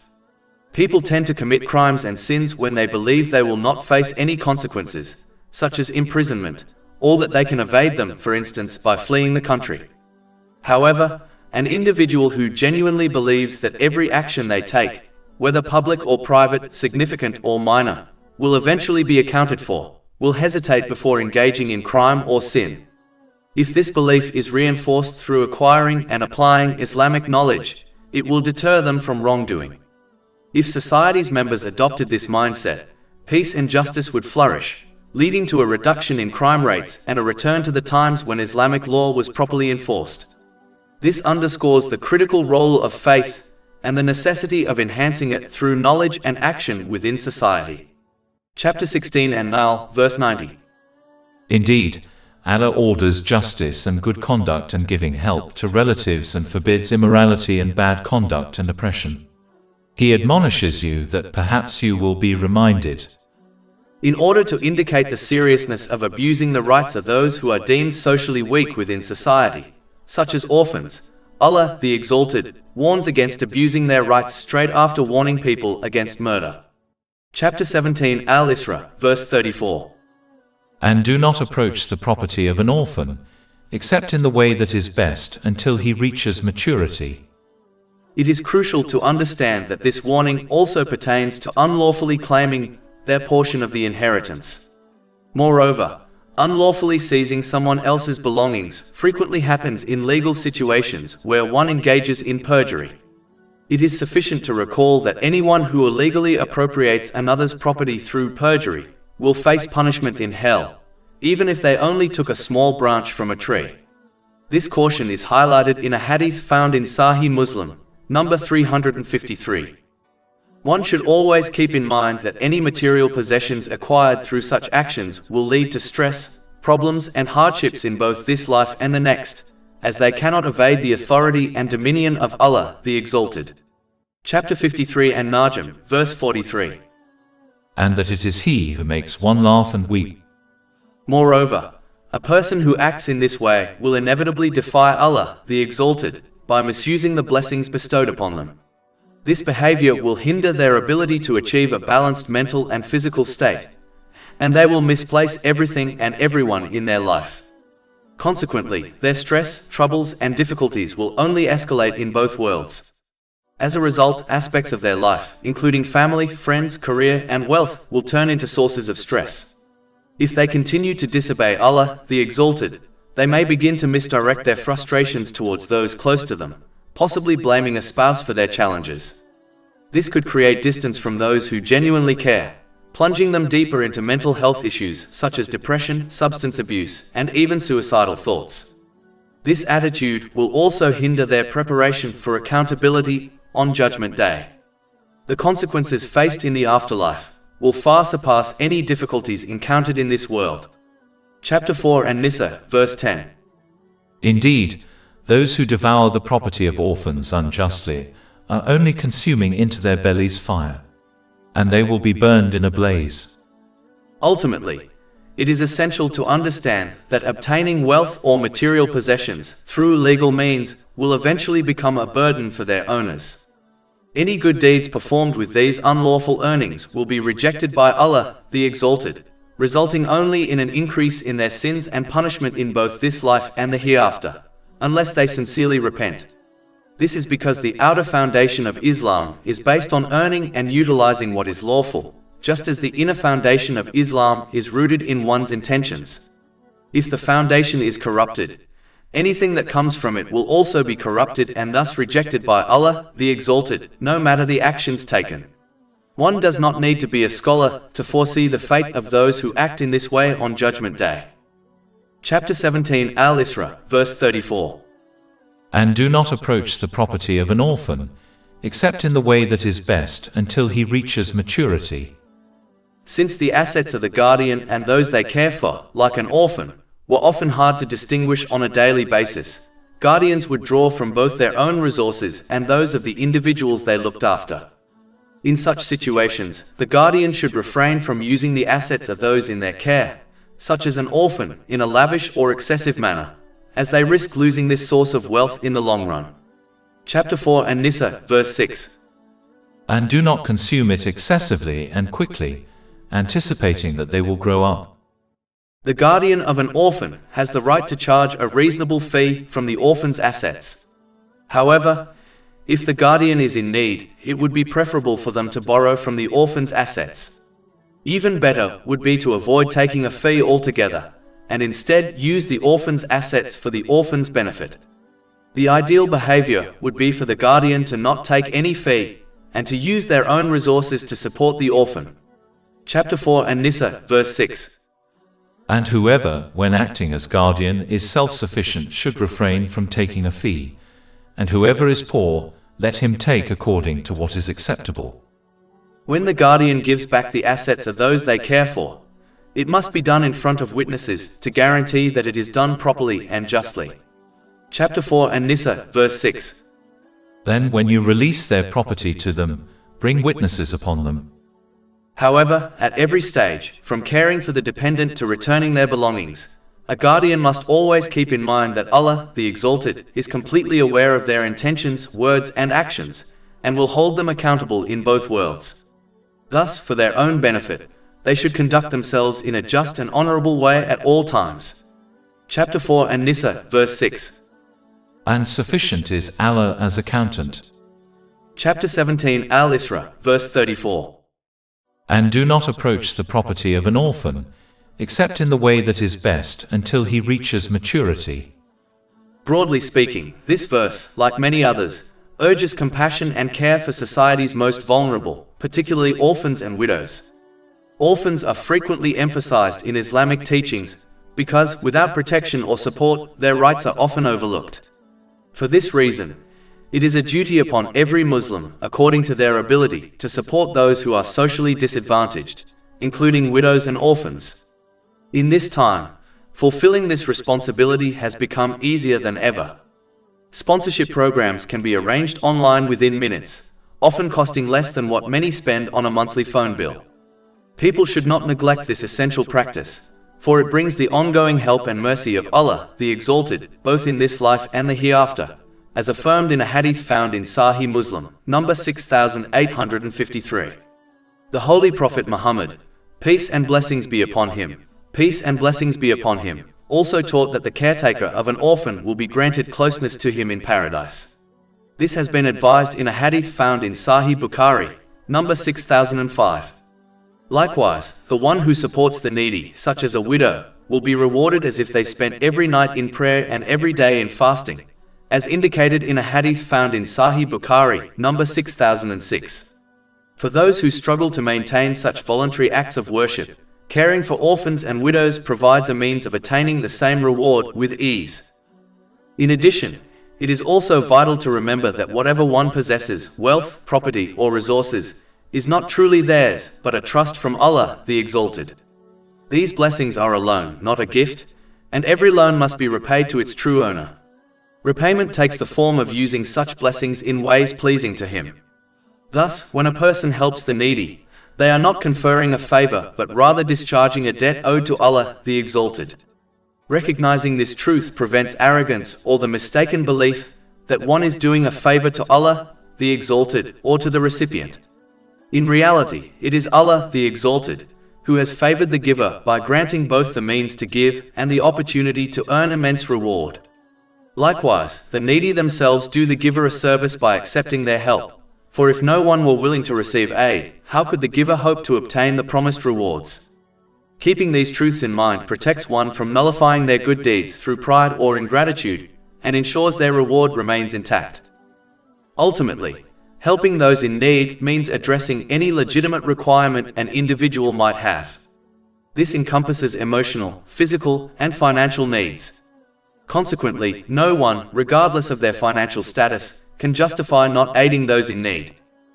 As taking care of an orphan under one's care is a type of commitment which one accepts, Allah, the Exalted, warns people in a general way to fulfill all their covenants, whether worldly or religious, as they will all be questioned about on Judgment Day.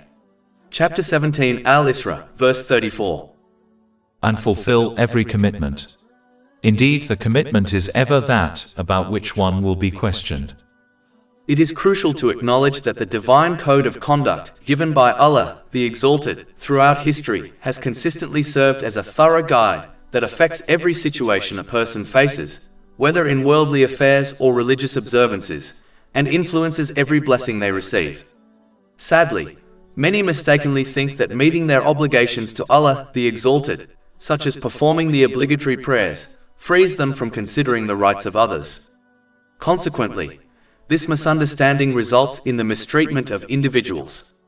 This, in turn, encourages the spread of corruption and injustice within society. It is vital to recognize that Islam includes the rights of both Allah, the Exalted, and humanity, and thus, one must endeavor to uphold both sets of rights. Those who harm others will encounter justice on Judgment Day, even if they escape accountability in this life. The oppressor will be compelled to transfer their good deeds to their victims, and if necessary, they will bear the weight of their victims' wrongs until justice is achieved. This could result in the oppressor facing damnation in hell on Judgment Day, regardless of their adherence to the rights of Allah, the Exalted. This important warning is emphasized in a hadith from Sahih Muslim, number 6579. To prevent this outcome, one should work to uphold the rights of Allah, the Exalted, and of people. This will result in peace of mind by achieving a balanced mental and physical state, and by properly positioning everything and everyone in their life. And it will lead to the spread of justice and peace in society, as the rights of people are fulfilled. Chapter 17 Al-Isra, verse 34. And fulfill every commitment. Indeed, the commitment is ever that about which one will be questioned. This encompasses all the trusts granted by Allah, the Exalted, and by people. Every blessing one has is a trust from Allah, the Exalted. The proper way to honor these trusts is to utilize the blessings in manners that please Allah, the Exalted, as outlined in Islamic teachings. By doing so, one will receive even more blessings, as this reflects genuine gratitude, and obtain peace of mind through obtaining a balanced mental and physical state, and through correctly placing everything and everyone within their life. Chapter 14 Ibrahim, verse 7. And remember when your Lord proclaimed, "If you are grateful, I will surely increase you in favor." The trust between individuals is crucial to uphold as well. Those who are given the responsibility of someone else's possessions should not misuse them, and must only utilize them in accordance with the owner's intentions. One of the most significant trusts among people is maintaining confidentiality in conversations, unless there is a clear advantage to sharing the information with others. Sadly, this principle is frequently neglected among Muslims.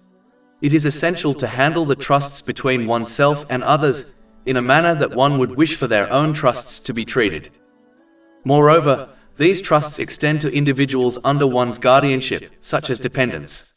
One is obligated to honor these trusts by respecting the rights of these individuals as outlined in Islamic teachings. For instance, it is a parent's responsibility to motivate their children to learn, comprehend, and apply the teachings of the Holy Quran and the traditions of the Holy Prophet Muhammad, peace and blessings be upon him. As mentioned earlier, as Islam is a complete code of conduct which encompasses every situation a person faces, whether religious or worldly, and every worldly blessing they interact with, they must adhere to its teachings at all times. Chapter 17 Al-Isra, verse 35. And give full measure when you measure, and weigh with an even balance. In a hadith recorded in Sunan Ibn Majah, number 2146, the Holy Prophet Muhammad, peace and blessings be upon him, cautioned that merchants will be resurrected as immoral individuals on Judgment Day, except for those who fear Allah the Exalted, act justly and speak the truth. Chapter 17 Al-Isra, verse 35. That is the best way and best in result. This hadith is relevant to everyone involved in business transactions.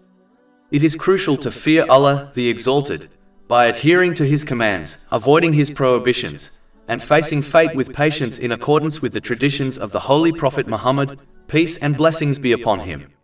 This also involves treating others kindly as per Islamic teachings. In fact, one should treat others as they wish to be treated themselves. Regarding business dealings, one must be truthful in their communication by revealing all transaction details to everyone involved. A hadith found in Sahih Bukhari, number 2079, warns that when people conceal information in financial transactions, such as defects in their products, it will result in a loss of blessings. Acting justly means refraining from deceiving others by charging them excessively for goods. One should treat others as they wish to be treated, which means being honest and fully transparent. Just as a person would not want to be wronged in financial matters, they should not wrong others. Acting justly also involves steering clear of illegal practices, as outlined in Islam and the laws of the land. If someone is dissatisfied with the business regulations of their country, they should refrain from conducting business there. Earning unlawful wealth will only lead to the rejection of all their good deeds, as the outward foundation of Islam is earning and utilizing the lawful, just like the inward foundation of Islam is one's intention. If the foundation is corrupt, then anything which comes from it will be corrupt and rejected by Allah the Exalted. Furthermore, conducting oneself with righteousness also involves utilizing one's business achievements in manners that are pleasing to Allah the Exalted. This will guarantee that their business and wealth serve as a source of comfort and tranquility for them in both worlds, through obtaining a balanced mental and physical state, and through correctly placing everything and everyone within their life. Chapter 16 and Nahl, verse 97. Whoever does righteousness, whether male or female, while he is a believer, we will surely cause him to live a good life, and we will surely give them their reward in the hereafter according to the best of what they used to do. However, individuals who exploit their business achievements will discover that it turns into a source of stress and unhappiness, as they will obtain an unbalanced mental and physical state. They will misplace everything and everyone within their life, and fail to prepare adequately for their accountability on the Day of Judgment. Chapter 20 Taha, verses 124 to 126. And whoever turns away from my remembrance, indeed he will have a depressed, i.e., difficult life, and we will gather, i.e., raise him on the day of resurrection blind. He will say, My Lord, why have you raised me blind while I was once seeing? Allah will say, Thus did our signs come to you, and you forgot, i.e., disregarded them, and thus will you this day be forgotten. Business professionals must always steer clear of dishonesty, as it results in immorality, and such immorality can lead to hell. Indeed, an individual may continue to speak and act on falsehoods until they are recognized as a significant liar by Allah, the Exalted. This warning is mentioned in a hadith located in Jami at Tirmidhi, number 1971. Chapter 17 Al-Isra, verse 35.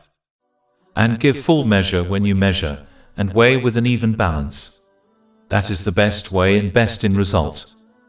Allah, the Exalted, then warns against acting without correct knowledge and evidence in both worldly or religious matters, as doing so is a major source of misguidance. Chapter 17 Al-Isra, verse 36. And do not pursue that of which you have no knowledge. This tendency often arises when people imitate others without reflection, especially by conforming to the dominant practices of their society. A believer must be cautious of such blind following, for the prevailing behavior of the masses frequently leads to disobedience of Allah, the Exalted. When one sees most people neglecting Islamic principles, they may assume that the majority must be correct and follow them without question. Yet, truth is not determined by numbers. History repeatedly demonstrates that popular opinion can be gravely mistaken. For example, the widespread but false belief that the earth was flat. Such examples remind us that blindly aligning with the majority is dangerous, both in worldly matters and in matters of faith. To simply imitate without thought or discernment is to behave like cattle, driven without direction, and this often results in choices that lead one astray. Chapter 6 Al-An'am, verse 116. And if you obey most of those upon the earth, they will mislead you from the way of Allah. They follow not except assumption, and they are not but guessing. Rather than imitating others, a person should use the intellect and reasoning granted by Allah, the Exalted, to assess situations through knowledge and evidence, making choices that are sound even if they differ from popular opinion. Islam strongly condemns blind imitation in matters of faith for this very reason, urging Muslims instead to seek understanding, acquire knowledge and practice their religion with insight and awareness. Chapter 12 Yusuf, verse 108. Say, this is my way, I invite to Allah with insight, I and those who follow me. When one fails to use their common sense and instead blindly follows others, they will inevitably misuse their faculties, such as their intelligence, hearing and sight. Consequently, such individuals fall into imbalance both mentally and physically, and they will misplace their priorities and relationships in their lives. This ultimately brings hardship, anxiety and difficulties, even if outwardly they appear to enjoy certain worldly comforts. And as their attitude prevents them from preparing for their accountability on the Day of Judgment, their stress and trouble will increase exponentially. Chapter 17 Al-Isra, verse 36. Indeed, the hearing, the sight, and the emotional heart, about all those one will be questioned. Generally speaking, one must correctly use their sense of hearing in order to benefit from the things they listen to, such as Islamic teachings. True transformation through Islamic teachings requires more than passive listening. It demands thoughtful engagement, reflecting on how the knowledge relates to one's personal journey, considering practical ways to apply it moving forward, and making a genuine effort to embody those principles. Without this intentional process, the impact of Islamic learning remains superficial. Despite the unprecedented availability of religious resources today, many Muslims struggle to experience meaningful change because the knowledge is not internalized or acted upon. One must adopt a perceptive attitude in order to benefit from observing others. One must therefore rise above a narrow, self-centered view of life. When individuals focus solely on their own situations, they risk overlooking the profound insights found in history, personal growth, and the experiences of others. Such neglect can stunt character development and trap one in cycles of repeated error. True wisdom and inner calm emerge when one reflects deeply on the world beyond themselves. Consider the lives of the affluent and famous, those surrounded by luxury yet plagued by anxiety, addiction, and despair. Their suffering reveals a truth. Fulfillment does not lie in wealth or indulgence. Likewise, witnessing someone struggle with illness should stir a sense of gratitude for one's own health and motivate its care before it fades. Islam consistently encourages believers to remain aware, to think beyond their own concerns, and to seek meaning in the broader human experience. This reflective approach nurtures humility, fosters appreciation, and leads to a more peaceful and balanced life. Chapter 17 Al-Isra, verse 36. Indeed, the hearing, the sight, and the emotional heart, about all those one will be questioned. In addition, Allah the Exalted has given people the capacity to experience various emotions that are essential for thriving in this world. Generally, Islamic teachings indicate that expressing emotions is allowed within certain limits when facing different situations, like feeling sadness during difficult times, as it is a natural human characteristic. As long as these feelings stay within the boundaries of Islam, expressing them is completely acceptable. No one anticipates that a person will act like a robot in tough situations. In every case, one should aim to find a balance, permitting themselves to express their emotions to ease tension without going beyond the limits established by Islam. This is mentioned in chapter 57 Al-Hadid, verse 23. In order that you not despair over what has eluded you and not exult in pride over what He has given you. And Allah does not like everyone self-deluded and boastful. This verse does not prohibit an individual from feeling sadness or joy. It does, however, warn against the extremes of these emotions, particularly grief and extreme joy, since both can result in sinful actions. It is important to remember that as long as one remains within these limits, they will effectively handle all difficulties, achieving peace, rewards, and blessings in both this life and the next, by maintaining a balanced mental and physical state, and by appropriately prioritizing everything and everyone in their life. When one fails to control their emotions in a balanced way, they will adopt bad characteristics, such as arrogance, whereby they deem themselves superior to others because of the worldly things they possess. Chapter 17 Al-Isra, verse 37. And do not walk upon the earth exultantly. Indeed, you will never tear the earth apart, and you will never reach the mountains in height. In a hadith recorded in Sahih Muslim, number 265, the Holy Prophet Muhammad, peace and blessings be upon him, cautioned that anyone who harbors even a tiny amount of pride in their heart will not be granted entry into paradise. He explained that pride manifests when an individual denies the truth and looks down upon others. No quantity of good deeds can aid someone who is prideful. This is evident when one considers the devil, whose many years of worship did not save him from the consequences of his pride. Indeed, the following verse explicitly links pride to disbelief, thus one must steer clear of this detrimental trait at all costs. Chapter 2 Al-Baqarah, verse 34. And mention when we said to the angels, prostrate before Adam, so they prostrated except for Iblis. He refused and was arrogant and became of the disbelievers. The proud individual is one who dismisses the truth when it is presented to them, simply because it did not originate from themselves and because it contradicts their desires and mindset. A proud person also perceives themselves as superior to others, even though they are oblivious to their true standing in the sight of Allah, the Exalted. They may think they are significant due to a few insincere and flawed good deeds they have performed, while in reality, they are disfavored by Allah, the Exalted, because of their numerous sins. Moreover, looking down on others is unwise, as one is ignorant of their own ultimate fate and that of others. In other words, the person they disdain may pass away as a sincere Muslim, while they themselves might die as a disbeliever. In truth, it is unwise to take pride in anything, considering that Allah, the Exalted, created and bestowed everything a person possesses. Even the righteous actions one undertakes are solely due to the inspiration, knowledge, and strength provided by Allah, the Exalted. Thus, being proud of something that does not inherently belong to oneself is sheer folly. This is akin to someone who takes pride in a mansion they neither own nor inhabit. This is why pride is rightfully attributed to Allah, the Exalted, as He alone is the Creator and true owner of all things. Anyone who dares to challenge Allah, the Exalted, in pride will be cast into hell. This has been affirmed in a hadith recorded in Sunan Abu Dawood, number 4090. One should follow the example of the Holy Prophet Muhammad, peace and blessings be upon him, and embrace humility. The humble truly understand that all the goodness they have and all the evils they are shielded from come solely from Allah, the Exalted. Thus, humility is more appropriate for a person than pride. One should not be misled into thinking that humility brings disgrace, as no one has been more esteemed than the humble servants of Allah, the Exalted.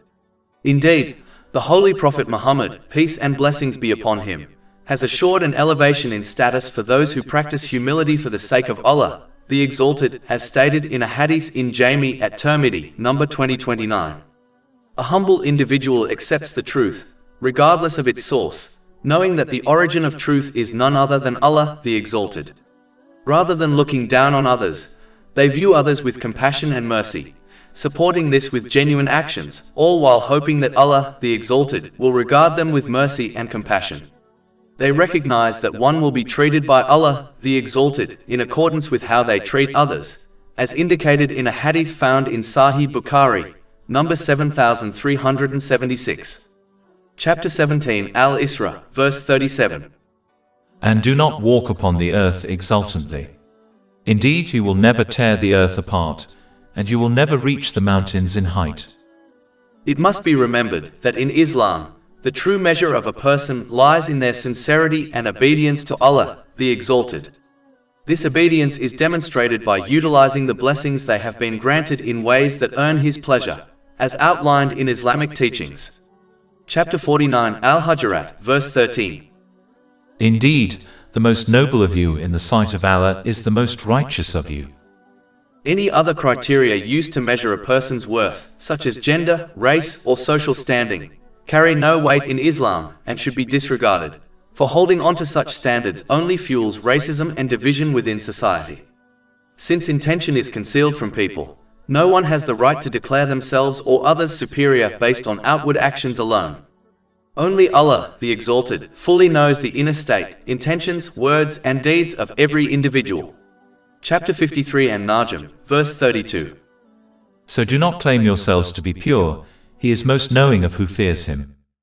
After discussing some prohibitions, Allah, the Exalted, summarizes that these things lead to harm for people on an individual and societal level in both worlds. Chapter 17 Al-Isra, verse 38. All that, its evil is ever in the sight of your Lord detested. No matter how advanced a society becomes, or how much knowledge it gains about the physical and mental aspects of human beings, it cannot create a code of conduct that perfectly aligns with human nature and addresses every possible situation or circumstance individuals or communities may face. This is inherently impossible, because humanity continues to discover new aspects of human life, such as the workings of the brain, making it unrealistic to claim full understanding sufficient to establish a flawless system of guidance that ensures justice and inner peace for all. Only Allah, the Exalted, possesses this ability, for He is the creator of everything, with infinite knowledge encompassing the past, present, and future. He alone is capable of providing humanity with a divine code of conduct, one that clearly distinguishes right from wrong, benefit from harm, and guides people toward genuine tranquility amid life's challenges. Chapter 17 Al-Isra, verse 39. That is from what your Lord has revealed to you of wisdom. History demonstrates that when this divine guidance has been properly followed, it has brought about justice, peace, and serenity in society. Therefore, individuals should embrace the guidance Allah, the Exalted, has revealed, recognizing it as the most beneficial for their well-being, even if certain aspects conflict with personal desires. They should approach it like a patient who trusts the wisdom of a physician, accepting treatments and dietary restrictions that may be difficult, knowing that they serve their ultimate good.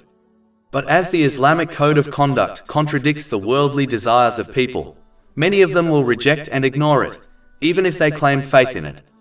This attitude will encourage them to misuse the blessings Allah, the Exalted, has granted them. In this world, their attitude will disrupt their ability to maintain harmony between their mental and physical well-being, and they will misplace everything and everyone within their life, turning once cherished aspects of life, family, friendships, career, and wealth, into burdens rather than blessings. If they continue to defy the commands of Allah, the Exalted, they will begin to wrongly attribute their inner turmoil to innocent individuals, such as their spouse or loved ones. By distancing themselves from those who genuinely care for them, they only deepen their psychological distress. Over time, this can spiral into severe emotional instability, manifesting as depression, addiction, or even thoughts of self-harm. This outcome is evident among those who misuse the blessings they have been granted, particularly among the affluent and celebrated, whose external success often masks profound mental health issues. Ultimately, their attitude will prevent them from preparing for the day of judgment, and therefore, the consequences they face in the hereafter will be far worse. Chapter 17 Al-Isra, verse 39. And do not make as equal with Allah another deity, lest you be thrown into hell, blamed and banished. Remember, false gods are not limited to carved idols. Anything a person elevates above obedience to Allah, the Exalted, whether it's social media, trends, public opinion, or the influence of others, becomes what they effectively worship. Whatever one obeys in opposition to Allah, the Exalted, is in reality the object of their worship. Chapter 9 at Tawbah, verse 31. They have taken their scholars and monks as lords besides Allah. Religious scholars and leaders among the people of the book were not taken as objects of worship. Yet when people obeyed them in ways that contradicted the commands of Allah, the Exalted, that obedience itself became a kind of worship. Islamic teaching makes a similar point about the devil. Obeying him in the disobedience of Allah, the Exalted, amounts to worshipping him. Chapter 36 Yasin, verse 60. Did I not enjoin upon you, O children of Adam, that you not worship Satan, for indeed he is to you a clear enemy? Most people do not deliberately worship the devil. Yet they are labeled as doing so when they obeyed him in the opposition to Allah, the Exalted. For this reason, one must refuse obedience to any being that conflicts with the commands of Allah, the Exalted, because such surrender is a form of worship toward that being. Persisting in disobedience to Allah, the Exalted, leaves a person captive to countless competing influences, people, social media, trends, cultural pressures, and employers. Trying to satisfy multiple, often unjust authorities breeds constant strain, since their demands are unpredictable and irreconcilable. Like an employee with several bosses, anyone who abandons servitude to Allah, the Exalted, trades one Lord for many masters and forfeits peace. Over time, this pressure can harden into sadness, isolation, depression, and even thoughts of self-harm, as seeking fulfillment from worldly masters never yields the contentment the soul longs for. This pattern is plain to see in many public figures, including celebrities. And in the end, obeying anything in defiance of Allah, the Exalted, brings no benefit in the hereafter. The very ones obeyed will offer no help when it matters most. Chapter 17 Al-Isra, verse 39. And do not make as equal with Allah another deity, lest you be thrown into hell, blamed and banished. The non-Muslims of Mecca and other idol worshippers would mistakenly assert that the angels were the daughters of Allah, the Exalted, and they would worship the angels in hopes that they would intercede for them with Allah, the Exalted. Chapter 17 Al-Isra, verse 40. Then, has your Lord chosen you for having sons and taken from among the angels daughters? Indeed you say a grave saying. And chapter 39 Az-Zumar, verse 3. Unquestionably, for Allah is the pure religion. And those who take protectors besides Him, say, we only worship them that they may bring us nearer to Allah in position. In general, non-Muslims who believed in Allah, the Exalted, often attributed human flaws to Him, such as feeling tired. As a result, they perceived Allah, the Exalted, as a worldly ruler. A worldly ruler cannot manage the affairs of his domain alone, and therefore appoints assistants, like governors, to help oversee his kingdom. Because of this belief, many of these individuals started to worship other beings, to earn the favor of Allah, the Exalted, including angels. This idea has also been accepted by some Muslims. These Muslims dedicate time, energy, and resources to finding spiritual individuals who are thought to have a special connection to Allah, the Exalted, much like a governor has a unique link to the king. Their aim is to please the spiritual figure so that they may advocate for them with Allah, the Exalted, similar to how a governor can advocate with the king for someone who has pleased the governor through gifts and extraordinary displays of respect and affection. These spiritual figures act as gatekeepers between the general public and Allah, the Exalted, which fundamentally contradicts Islamic teachings. The Holy Prophets, peace be upon them, did not serve as gatekeepers. Instead, they clarified the path and methods that lead to the pleasure of Allah, the Exalted, and never asked for any form of compensation from individuals, such as gifts. Therefore, a Muslim should seek Islamic knowledge from a qualified teacher and show them the respect they deserve, but they should not believe they need to worship individuals who appear spiritual to connect with and please Allah, the Exalted. Allah, the Exalted, alone has complete control and authority over the universe, and knows everything that happens within it. Thus, He does not need gatekeepers between Himself and humanity. This is a point that has been clearly expressed in the Holy Quran. For example, chapter 2 Al-Baqarah, verse 186. And when my servants ask you concerning me, indeed I am near. I respond to the invocation of the supplicant when he calls upon me. And chapter 40 Ghafir, verse 60. And your Lord says, call upon me, I will respond to you. Chapter 2 Al-Baqarah, verse 255. Who is it that can intercede with him except by his permission? Moreover, while intercession will occur on Judgment Day after Allah, the Exalted, grants permission, it is essential not to mock its importance, otherwise one risks being denied it. Mocking intercession shows a complacent attitude where a person fails to make use of the blessings given to them according to Islamic teachings, yet still expects to be saved by someone else on Judgment Day, such as a family member or a spiritual leader. Even if intercession is granted, their complacency may not protect them from hell, even if their punishment is reduced. It is crucial to realize that even a short time in hell is truly unbearable. Therefore, one must have genuine hope in the idea of intercession. This hope necessitates actively utilizing the blessings they have received in line with the Holy Quran and the teachings of the Holy Prophet Muhammad, peace and blessings be upon him, and then hoping for intercession from others on Judgment Day. Additionally, it was peculiar how the non-Muslims of Mecca would assign daughters to Allah, the Exalted, while they despised the birth of daughters. Even in their misguided and unfounded belief, they could not do justice to Allah, the Exalted, by attributing to Him what they preferred for themselves. Chapter 17 Al-Isra, verse 40. Then, has your Lord chosen you for having sons and taken from among the angels daughters? Indeed you say a grave saying. And chapter 16 An-Nahl, verses 57 to 59. And they attribute to Allah daughters, exalted is He, and for them is what they desire. And when one of them is given the good news of the birth of a female, his face becomes dark and he suppresses grief. He hides himself from the people, because of the ill of which he has been given good news about. Should he keep it in humiliation, or bury it in the ground? Unquestionably, evil is what they decide.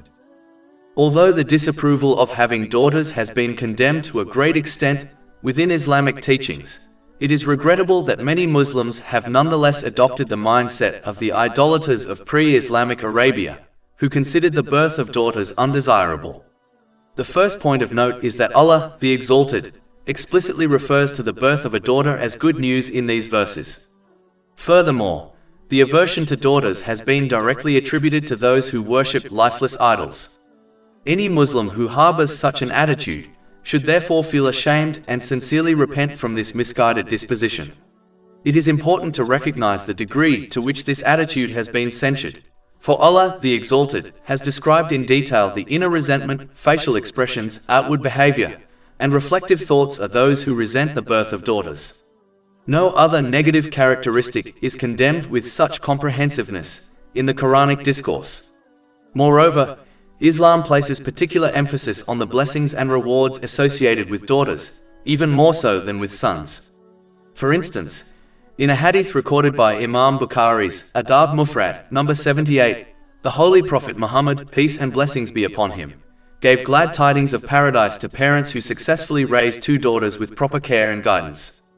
While it is understandable that parents may feel greater concern for the welfare of daughters than sons, especially in today's society, this should never translate into diminished joy at their birth. Rather, Muslim parents must remember that their responsibility lies in educating and nurturing their children in accordance with Islamic teachings, while the ultimate outcome of their lives rests between the choices of their children and their destiny. For this reason, one must abstain from adopting such a negative outlook and instead find contentment in whichever child Allah, the Exalted, blesses them with, bearing in mind that many married couples long for children yet are not granted any. Finally, it is significant that the Quranic condemnation of disliking daughters is mentioned immediately before the subject of disbelief, thereby indicating that such an attitude reflects alignment with the practices of non-believers. Persisting in such behavior leads to misusing the blessings granted by Allah, the Exalted, and ultimately undermines one's verbal declaration of faith in Him and in the hereafter. As a result, such individuals will be left in a state of imbalance, both mentally and physically. They will fail to assign the proper place to the people and matters within their lives, and they will remain unprepared for their accountability on the Day of Judgment. This condition will inevitably lead to stress, hardship, and adversity in both this world and the hereafter, even if they appear to possess certain material comforts. It is therefore essential that one reinforces their verbal declaration of faith in Allah, the Exalted, and their belief in accountability on the Day of Judgment through adopting the correct attitude and righteous conduct. Indeed, those who neglect to do so place themselves in grave danger of losing their faith before death overtakes them. One must understand that faith resembles a plant. It requires nourishment through acts of obedience in order to grow and flourish. Just as a plant deprived of sunlight withers and dies, so too does faith perish if it is not sustained through sincere devotion and righteous action. Such a loss represents the greatest calamity of all. In order to avoid adopting the wrong belief regarding Allah, the Exalted, and how one should live in this world, Allah, the Exalted, has provided divine guidance so that people can correctly use the blessings He has granted them. This will lead them to peace of mind in both worlds through obtaining a balanced mental and physical state, and through correctly placing everything and everyone within their life. Chapter 17 Al-Isra, verse 41. And we have certainly diversified the contents in this Quran that they may reflect. The Holy Quran's expression is unmatched, and its meanings are conveyed with clarity.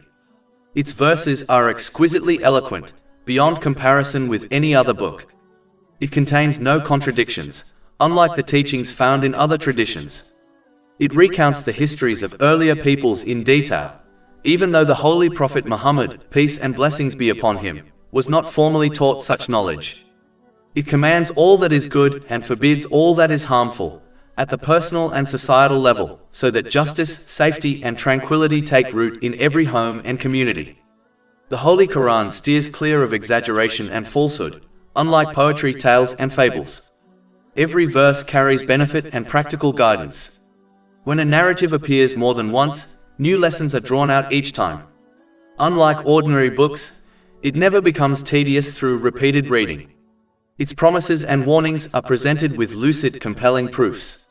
When it speaks about seemingly abstract virtues, like patience, it pairs them with simple, actionable steps. It calls people to the purpose for which they were created, sincere obedience to Allah, the Exalted, by correctly using the blessings He has granted as outlined in Islamic teachings. In doing so, it opens the door to peace of mind and success in this life and the next, by restoring balance to one's inner and outer life, ordering one's relationships and priorities, and preparing for the Day of Judgment. It lays out the straight path plainly and attractively for anyone seeking true serenity and real success. Addressing the human condition at its core, its guidance is timeless and beneficial across all places and eras. When rightly understood and lived, it is a remedy for emotional, economic, and physical hardships. It offers solutions to the challenges faced by individuals and societies alike. History bears witness. Communities that faithfully implemented Holy Quranic teachings reaped their comprehensive and enduring benefits. Across the centuries, not a single letter of the Holy Quran has changed, just as Allah the Exalted promised to preserve it, a distinction no other book shares. Chapter 15 Al-Hijr, verse 9. Indeed, it is we who sent down the message, i.e. the Quran, and indeed we will be its guardian. Allah, the Exalted, identified the deepest ailments within communities and laid out practical cures for each. When the roots are set right, the countless offshoot problems naturally fall into place. In this way, the Holy Quran comprehensively covers what individuals and societies need to thrive in this life and the next. Chapter 16 and Nal, verse 89. And we have sent down to you the book as clarification for all things. This is the supreme, everlasting miracle Allah, the Exalted, granted to His final holy prophet, Muhammad, peace and blessings be upon him. Yet its benefit is reserved for those who sincerely seek the truth and put it into practice, while those who chase their desires and treat it selectively will find only loss in this life and the next. Chapter 17 Al-Isra, verse 82. And we send down of the Quran that which is healing and mercy for the believers, but it does not increase the wrongdoers except in loss. Chapter 17 Al-Isra, verse 41. And we have certainly diversified the contents in this Quran that they may reflect. In addition, this verse, like many others, makes it clear that learning, reflecting on and understanding Islamic teachings is for everyone without exception, and is therefore not limited only to scholars. This does not mean that the untrained should issue interpretations or extract legal rulings on their own, which risks misguidance. Rather, everyone can and should ponder the clear, non-legal themes, qualities to cultivate and vices to avoid, so they can find peace and purpose in both worlds. For deeper or complex topics, one should rely on trustworthy translations and commentaries to stay on sound guidance. Engaging the Holy Quran this way nurtures love and awe for Allah, the Exalted, and strengthens faith through its evident proofs, inspiring sincere obedience. This involves correctly using the blessings He has granted as outlined in Islamic teachings, which leads to peace of mind in both worlds through obtaining a balanced mental and physical state, and through correctly placing everything and everyone within their life. The best path is to learn under a qualified scholar, then personally reflect so those teachings translate into daily action. If direct study is not possible, turn to authentic exegesis and seek scholarly clarification whenever confusion arises. But unlike other ways of life, as Islamic teachings often contradict the worldly desires of people, many of them will reject or ignore it, even if they claim faith in it. Chapter 17 Al-Isra, verse 41. But it does not increase them except in aversion. As a result of this reaction, they will persist on disobeying Allah, the Exalted, by misusing the blessings He has granted them.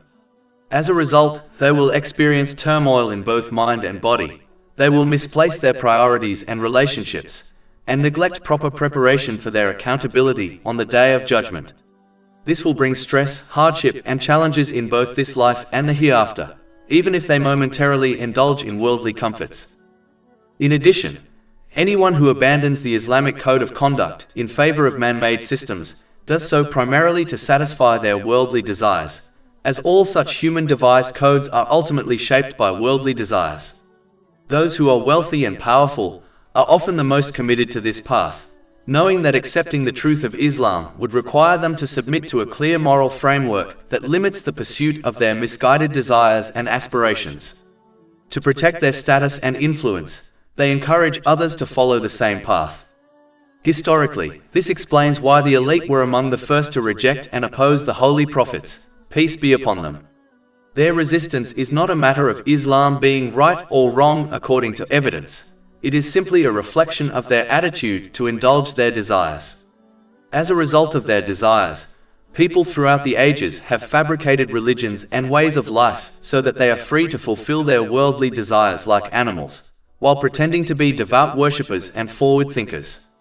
But with a little reflection, it is obvious that the concept of more than one deity is baseless, as each deity would contend with other deities for power and control, and as each one would desire something different, it would lead to chaos within the universe, which is obviously not the case.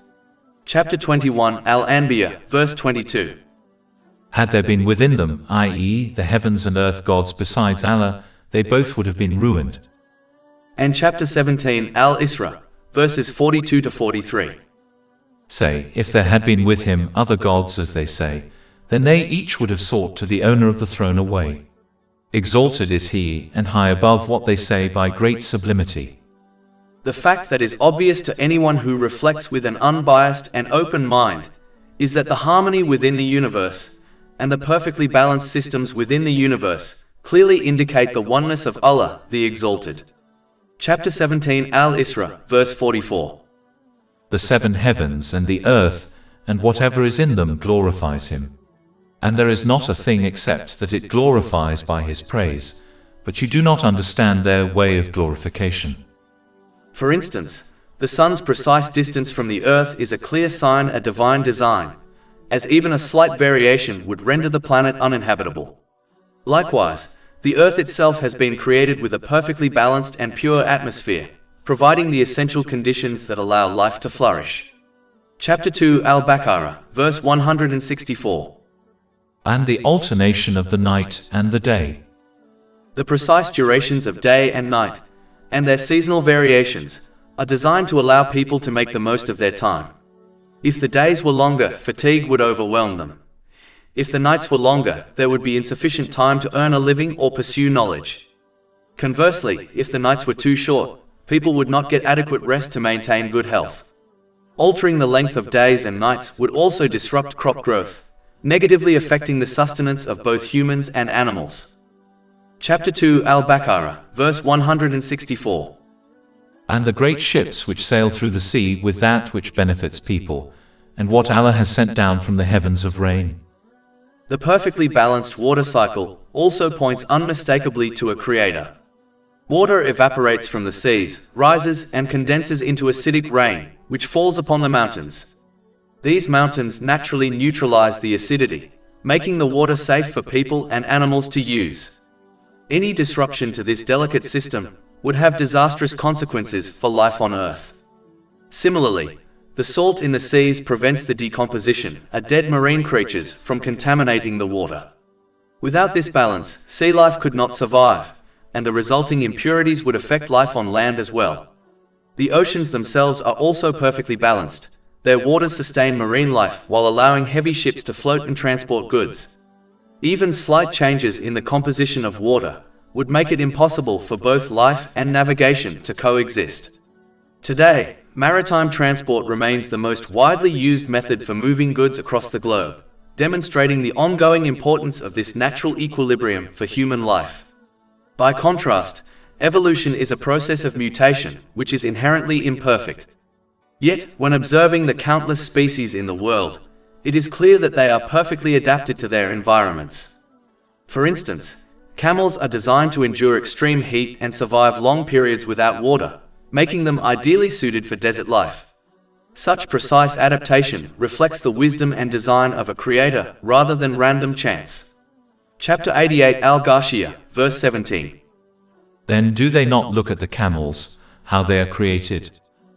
The goat is perfectly designed so that impurities in its body are completely separated from the milk it produces, ensuring the milk remains pure and safe to drink. Chapter 16 An-Nahl, verse 66. And indeed for you in grazing livestock is a lesson. We give you drink from what is in their bellies, between excretion and blood, pure milk palatable to drinkers. Every species has been given a specific lifespan, which helps maintain balance and prevents any one species from dominating others. For instance, flies live only 3 to 4 weeks but can lay up to 500 eggs. If their lifespan were longer, their population would grow uncontrollably, threatening other species. In contrast, creatures with long lifespans typically produce only a few offspring, naturally keeping their numbers in check. Such precise balance cannot be accidental, nor can it be adequately explained by the process of evolution. Chapter 2 Al-Baqarah, verse 164. And his directing of the winds and the clouds controlled between the heaven and earth. Winds play a vital role in the natural world. They enable wind pollination, allowing crops, plants, and trees to reproduce. In earlier times, winds were essential for sea travel, and even today, maritime transport remains the primary method for moving goods across the globe. Winds also guide rain clouds to specific regions, providing water that all living beings depend upon. The system of winds on Earth is perfectly balanced. Too little wind would cause chaos, while excessive winds would create disorder as well.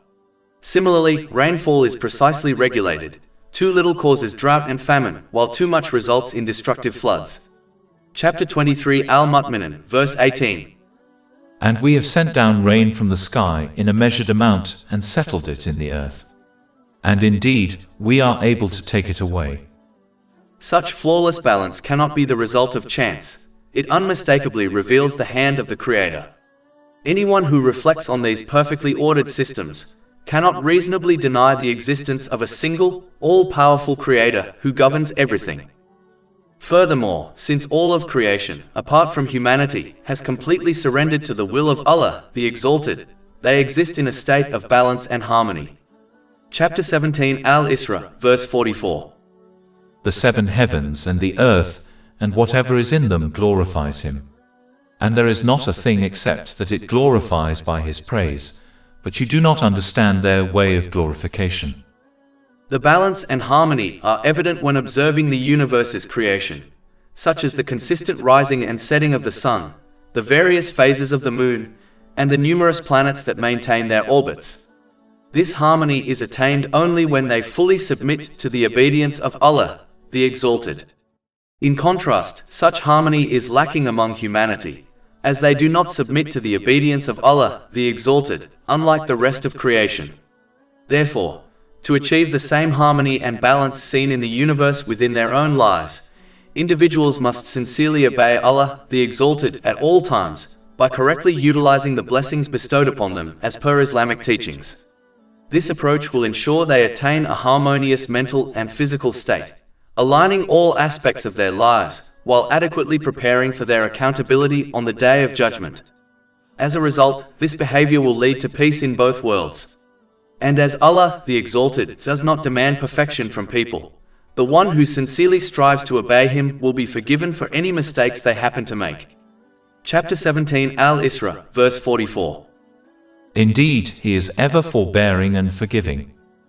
Chapter 17 Al-Isra, verse 44. The seven heavens and the earth, and whatever is in them glorifies Him. And there is not a thing except that it glorifies by His praise, but you do not understand their way of glorification. In general, since nothing in the universe happens without the will of Allah, the Exalted, including the challenges people encounter, they should glorify Allah, the Exalted, by refraining from attributing negative things to Him. Instead, they should recognize that everything He decides for them is best for them, even if it is not immediately clear to them. Chapter 2 Al-Baqarah, verse 216. But perhaps you hate a thing and it is good for you, and perhaps you love a thing and it is bad for you. And Allah knows while you know not. Not attributing anything negative to Allah, the Exalted, which is the essence of glorifying Him, encourages one to adopt a positive mindset. It is crucial for individuals to develop this positive outlook, as it helps them navigate challenges while remaining obedient to Allah, the Exalted. This obedience means correctly using the blessings He has given as outlined in Islamic teachings, and leads to peace of mind in both worlds through obtaining a balanced mental and physical state, and through correctly placing everything and everyone within their life. When faced with difficulties, individuals should remember that their situation could be much worse. If the challenge is related to worldly matters, they should be grateful that it does not affect their faith. Instead of dwelling on the immediate pain that comes with the challenge, they should concentrate on the ultimate reward that awaits those who are patient for the sake of Allah, the Exalted. When someone loses certain blessings, they should think about the numerous blessings they still possess. In every trial, one should recall a verse from the Holy Quran that highlights the hidden wisdoms within challenges and tests that may not be obvious at first. Therefore, the current situation they are experiencing is actually more beneficial than what they initially desired. Chapter 2 Al-Baqarah, verse 216. But perhaps you hate a thing and it is good for you, and perhaps you love a thing and it is bad for you. And Allah knows while you know not. In summary, it is important to reflect on these facts and others to develop a positive mindset, which is crucial for properly glorifying Allah, the Exalted, by refraining from attributing negative aspects to Him. Remember, the cup is not half empty, it is truly half full. Chapter 15 Al-Hijr, verse 98. So glorify Allah with praise of your Lord. Expressing gratitude to Allah, the Exalted, for the numerous and ongoing blessings He bestows upon people is the right and just course of action. Showing gratitude through intention involves acting solely to please Allah, the Exalted. Demonstrating gratitude through words entails speaking positively or opting for silence. Additionally, showing gratitude through actions means using the blessings one has received in ways that are pleasing to Allah, the Exalted, as outlined in the Holy Quran and the teachings of the Holy Prophet Muhammad, peace and blessings be upon him. Engaging in this practice will lead to more blessings, peace, and success in both this life and the hereafter, by achieving a balanced mental and physical state, and by properly placing everything and everyone in one's life. Chapter 14 Ibrahim, verse 7. If you are grateful, I will surely increase you in favor. But as obeying Allah, the Exalted, and preparing for one's accountability on Judgment Day, by correctly using the blessings He has granted as outlined in Islamic teachings, contradicts the worldly desires of people. Many of them will reject and ignore Islamic teachings, even if they claim belief in it.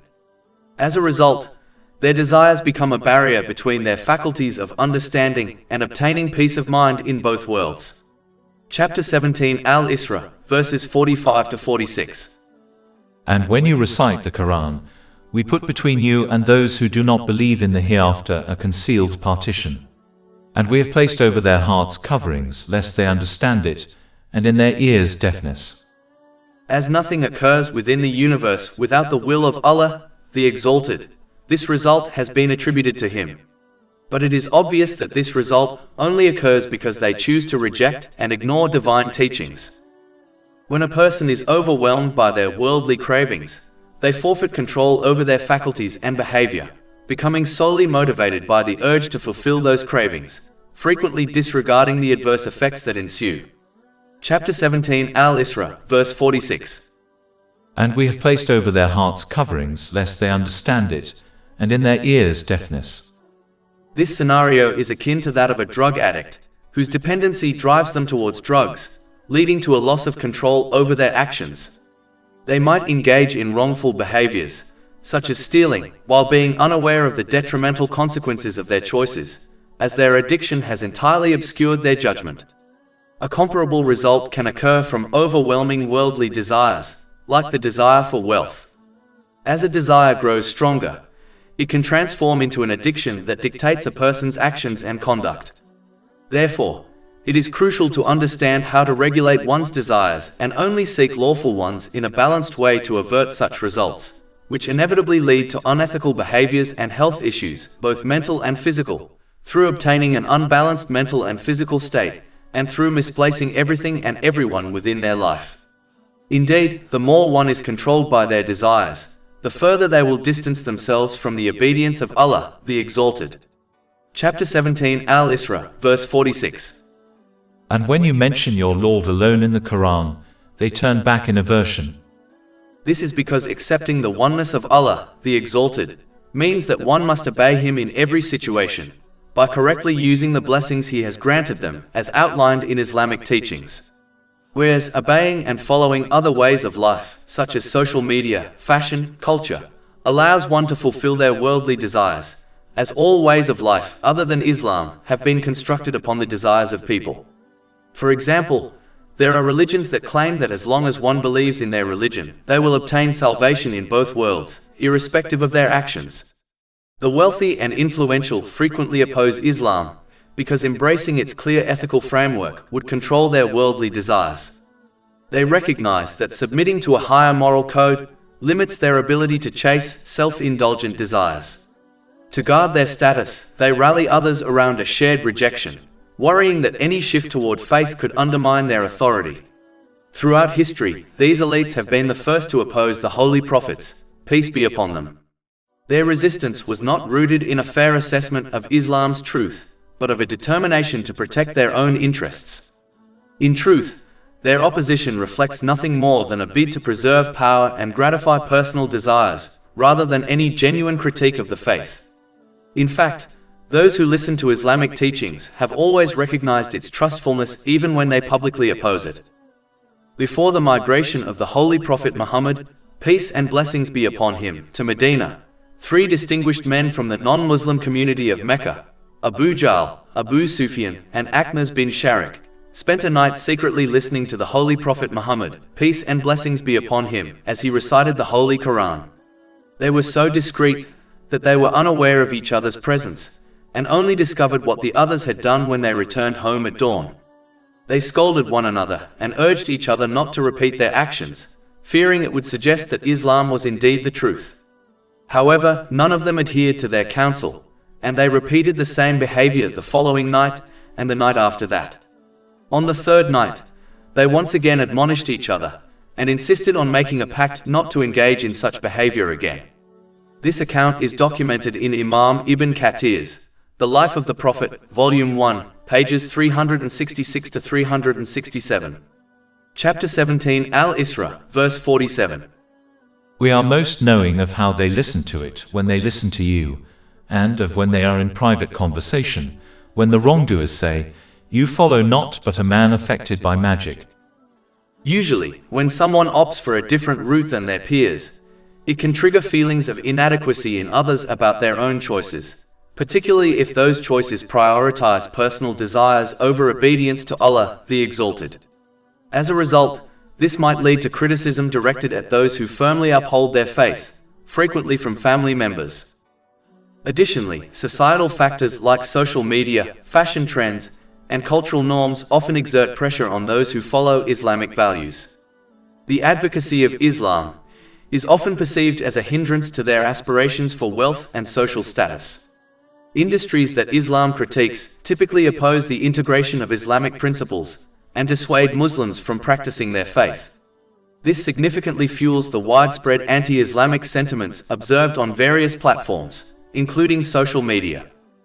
Moreover, those who aim to follow Islamic principles, which promote moderation in personal desires and the proper utilization of the blessings they have received, often face criticism from those who engage in excess, acting on their impulses without restraint, as Islam makes them appear animalistic.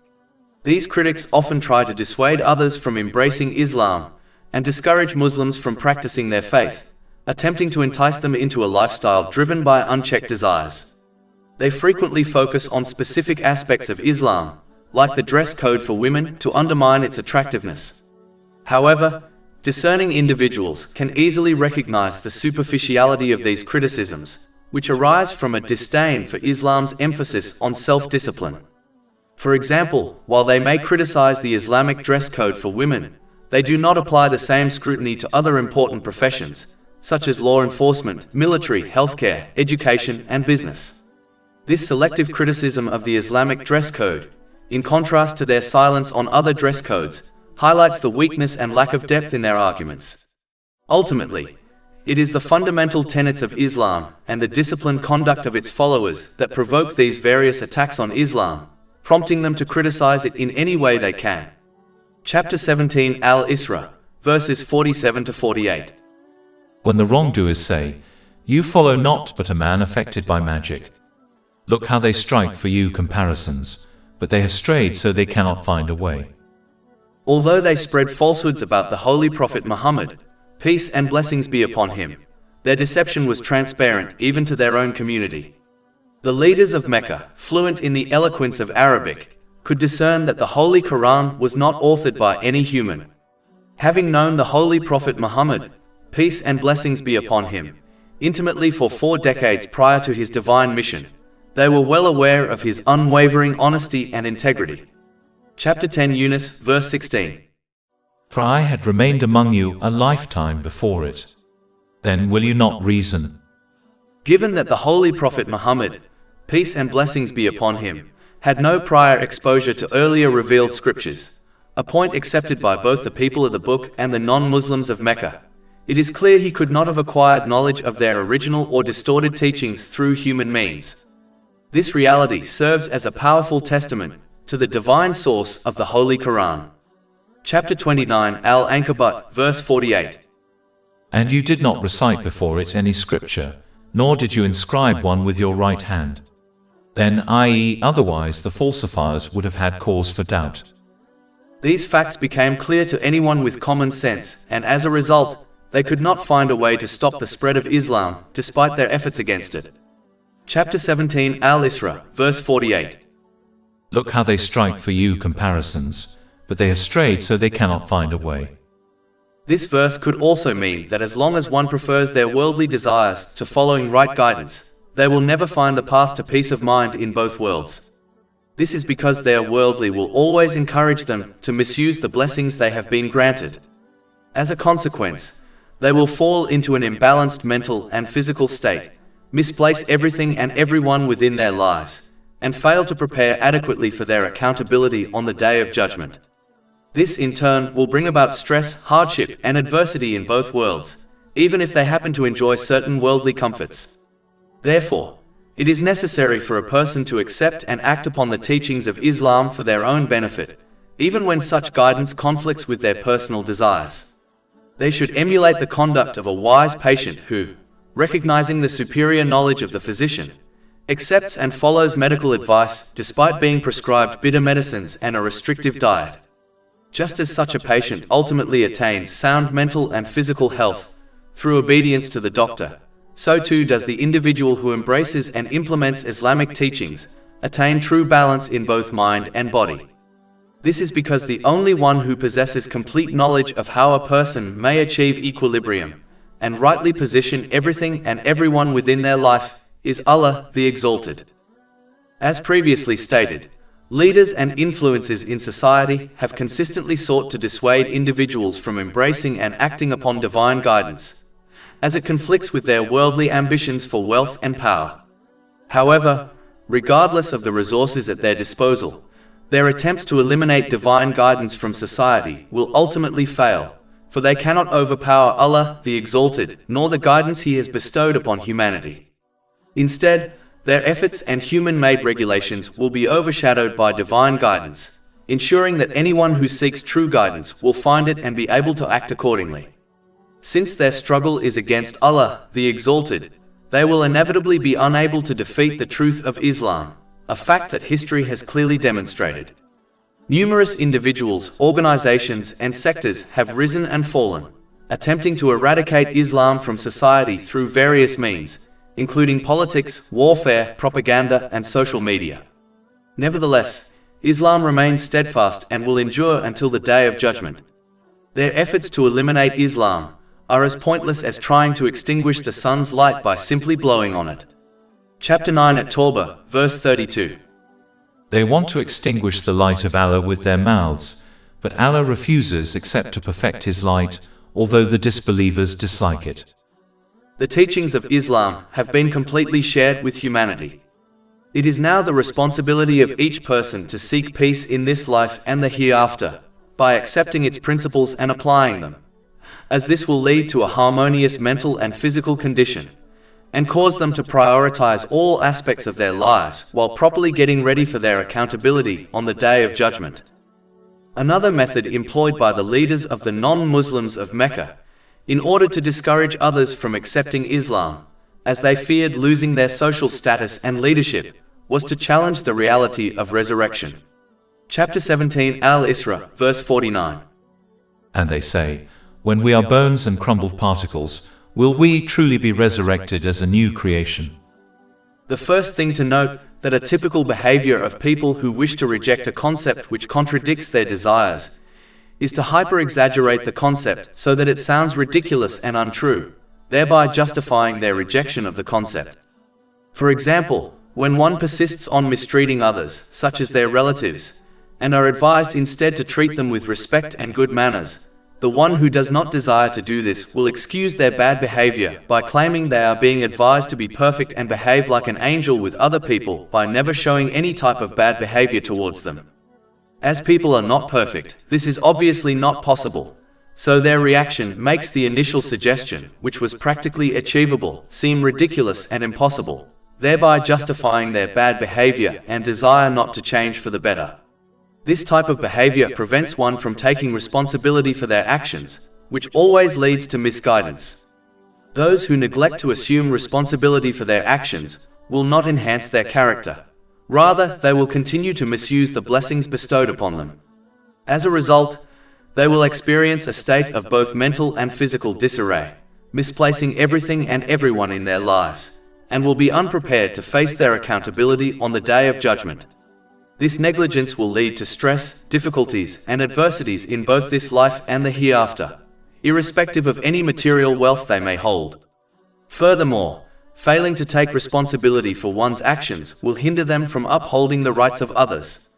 Consequently, they will cause the spread of corruption and injustice within their community. Chapter 17 Al-Isra, verses 49 to 51. And they say, when we are bones and crumbled particles, will we truly be resurrected as a new creation? Say, are you stones or iron? Or any creation of that which is great within your breasts? Denying the possibility of human resurrection on the Day of Judgment is an unusual assertion, especially considering the numerous instances of resurrection that happen over the days, months, and years. For instance, Allah the Exalted utilizes rain to revive a lifeless barren land, and enables a dead seed to come to life, providing sustenance for creation.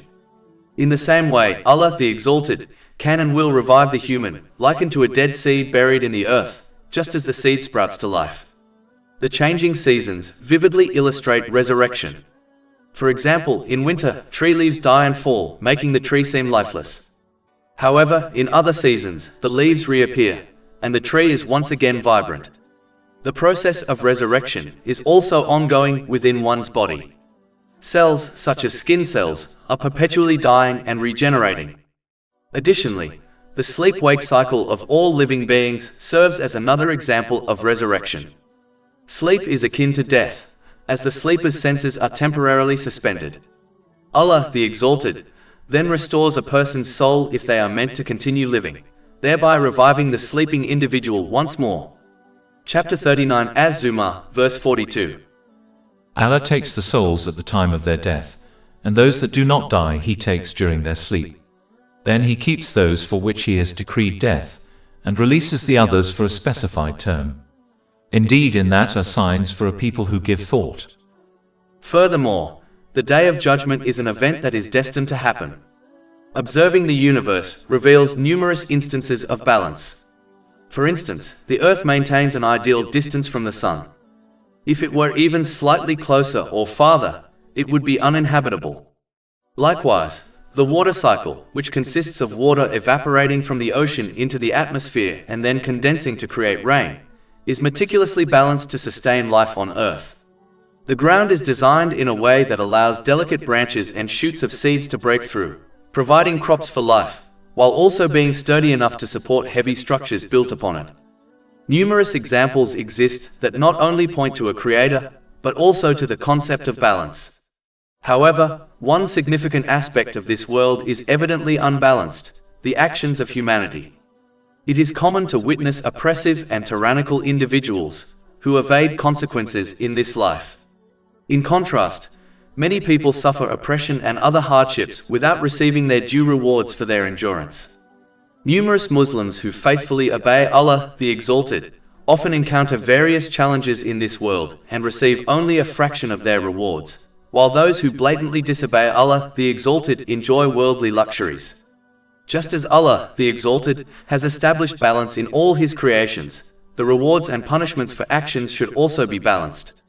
However, this is clearly not the case in this world, which is why it must take place at another time, specifically on the Day of Judgment. Allah the Exalted has the power to fully reward and punish in this world. However, one reason He does not impose complete punishment here is to provide individuals with numerous chances to genuinely repent and amend their actions. He does not grant Muslims full rewards in this life, because it is not paradise. Moreover, faith in the unseen, particularly the complete rewards awaiting Muslims in the afterlife, is a crucial element of belief. In fact, this belief in the unseen is what distinguishes faith. If one could only believe in what is tangible through the five senses, like receiving full rewards in this world, it would lose its significance.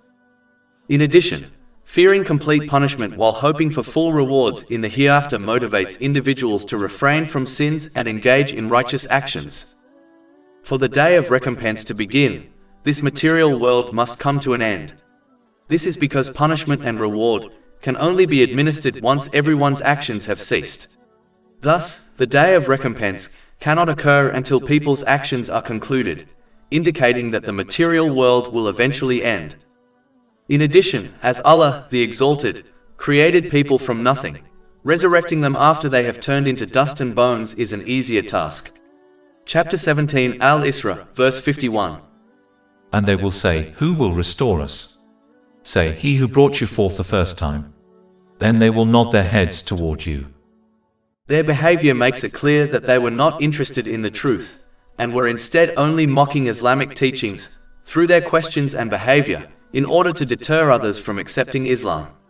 Generally speaking, one must avoid predetermined decisions when approaching different situations, whether worldly or religious, as this is a major cause of misguidance. One should instead approach each situation they encounter with an open and unbiased mind, and base their response and behavior on evidence and knowledge, even if their desires are contradicted, as this will ensure they make the right choices in life, as obtaining right guidance by opposing knowledge and evidence is not possible. Chapter 17 Al-Isra, verse 51. And say, When is it? Say, Perhaps it will be soon. In reality, when a person dies, their final judgment begins, as they cannot perform good deeds nor repent from their sins. As death will occur at an unknown time, one must not adopt false hopes of a long life, as this will deter them from preparing for their death and accountability on Judgment Day. Harboring unrealistic expectations of a long life is a deeply regrettable trait, as it primarily leads one to prioritize accumulating worldly possessions over preparing for the afterlife. To grasp this reality, one only needs to evaluate their typical 24-hour day and see how much time is spent on worldly matters versus spiritual preparation.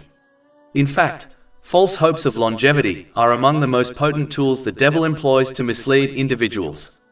When someone is convinced they will live for a long time, they procrastinate on preparing for the afterlife, mistakenly believing they can do so later. Often, this later never arrives, and individuals pass away without having made adequate preparations for what comes next. Moreover, the illusion of a long life leads to postponing genuine repentance and character development, as people think they have plenty of time to change. It also drives individuals to accumulate material wealth, under the impression that they will need these resources throughout their extended life on earth. The devil instills fear, making people believe they must stockpile wealth for their later years, fearing they will lack support when they become frail and unable to work. They overlook the fact that just as Allah, the Exalted, provided for them in their youth, He will also take care of them in their old age. In reality, the provisions for all creation were determined over 50,000 years before the creation of the heavens and the earth, as stated in a hadith found in Sahih Muslim, number 6748. It is indeed peculiar how someone can spend 40 years saving for retirement, which seldom lasts more than 20 years, yet fails to prepare similarly for the everlasting afterlife. Islam encourages Muslims to care about their worldly life, rather than abandoning it. Saving for the near future is acceptable, provided that the hereafter remains the priority.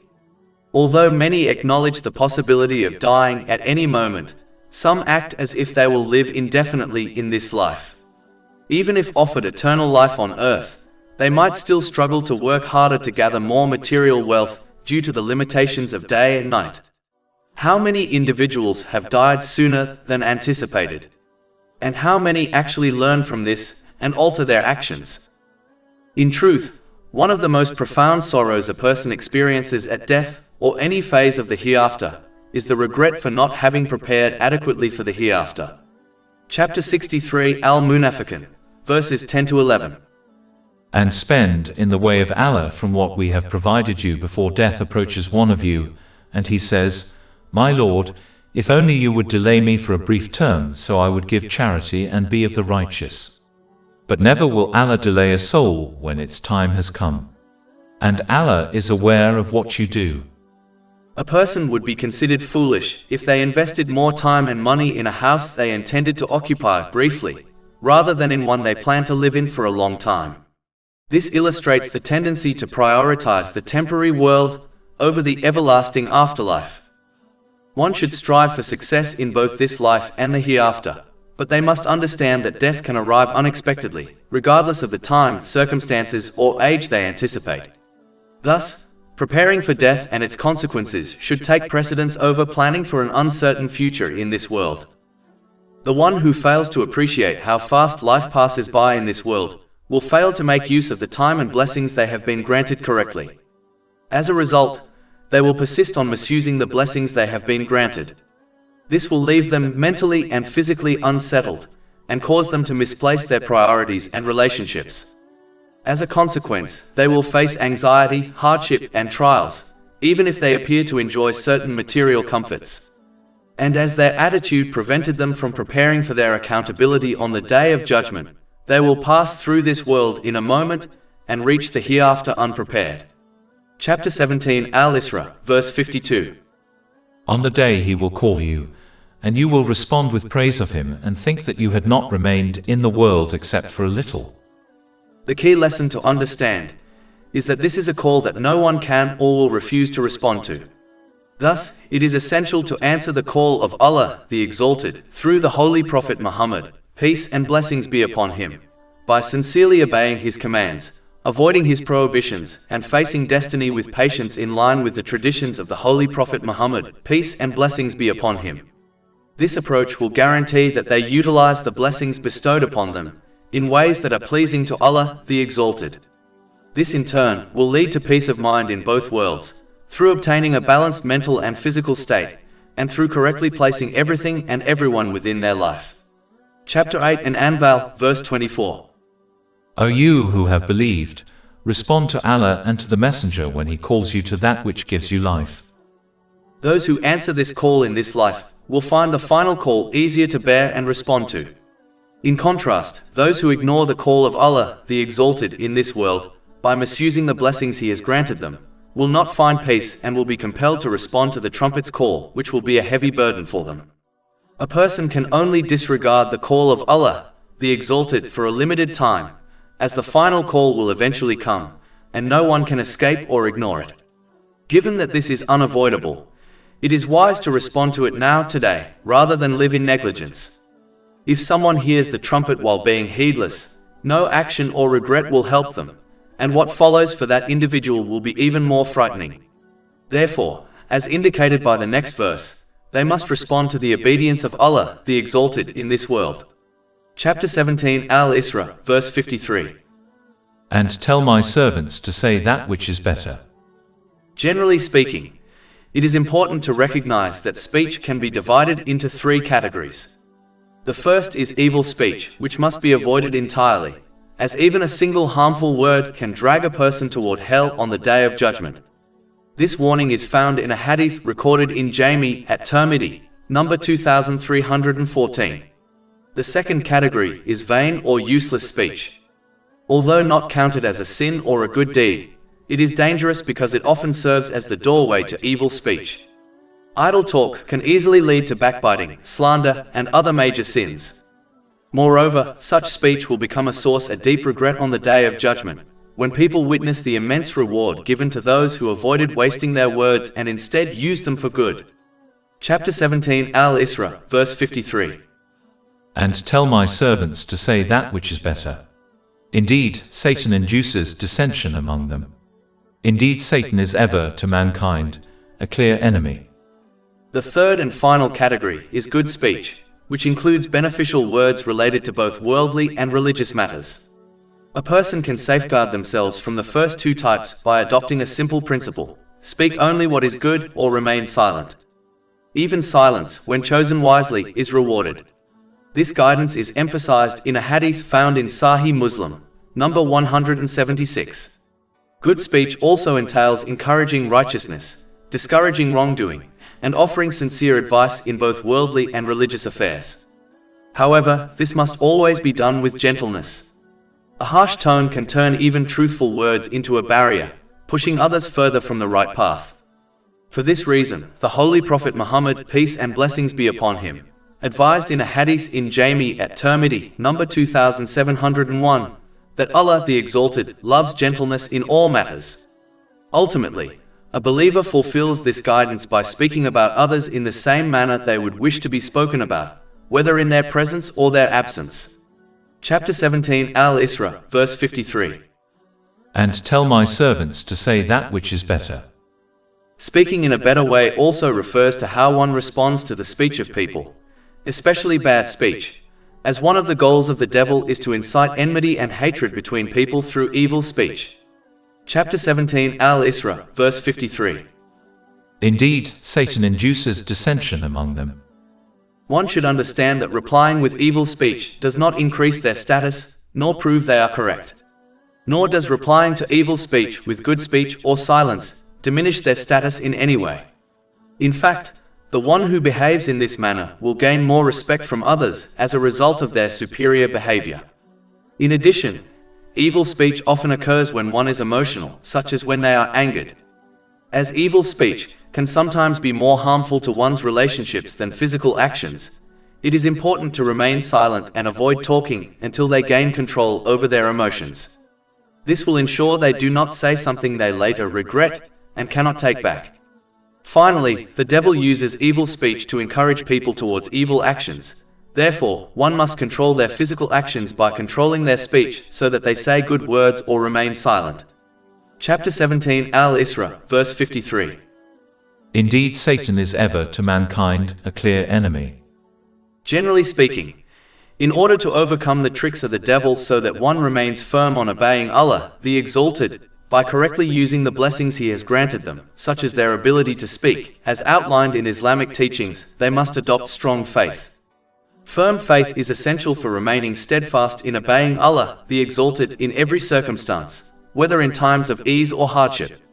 Such faith is strengthened by learning, reflecting upon, and living according to the clear guidance found in the Holy Quran and the traditions of the Holy Prophet Muhammad, peace and blessings be upon him. These sources teach that true obedience to Allah, the Exalted, is the path to peace in this life and eternal success in the next, through obtaining a balanced mental and physical state, and through correctly placing everything and everyone within their life. Chapter 17 Al-Isra, verse 54. Your Lord is most knowing of you. If He wills, He will have mercy upon you. In contrast, those who are ignorant of Islamic principles develop weak faith, leaving them vulnerable to disobedience, especially when their personal desires conflict with divine commands. Their lack of understanding prevents them from realizing that true peace comes only from surrendering one's desires to the will of Allah, the Exalted. As a result, they will persist on disobeying Allah, the Exalted, by misusing the blessings He has granted them. Consequently, they will experience instability in both mind and body.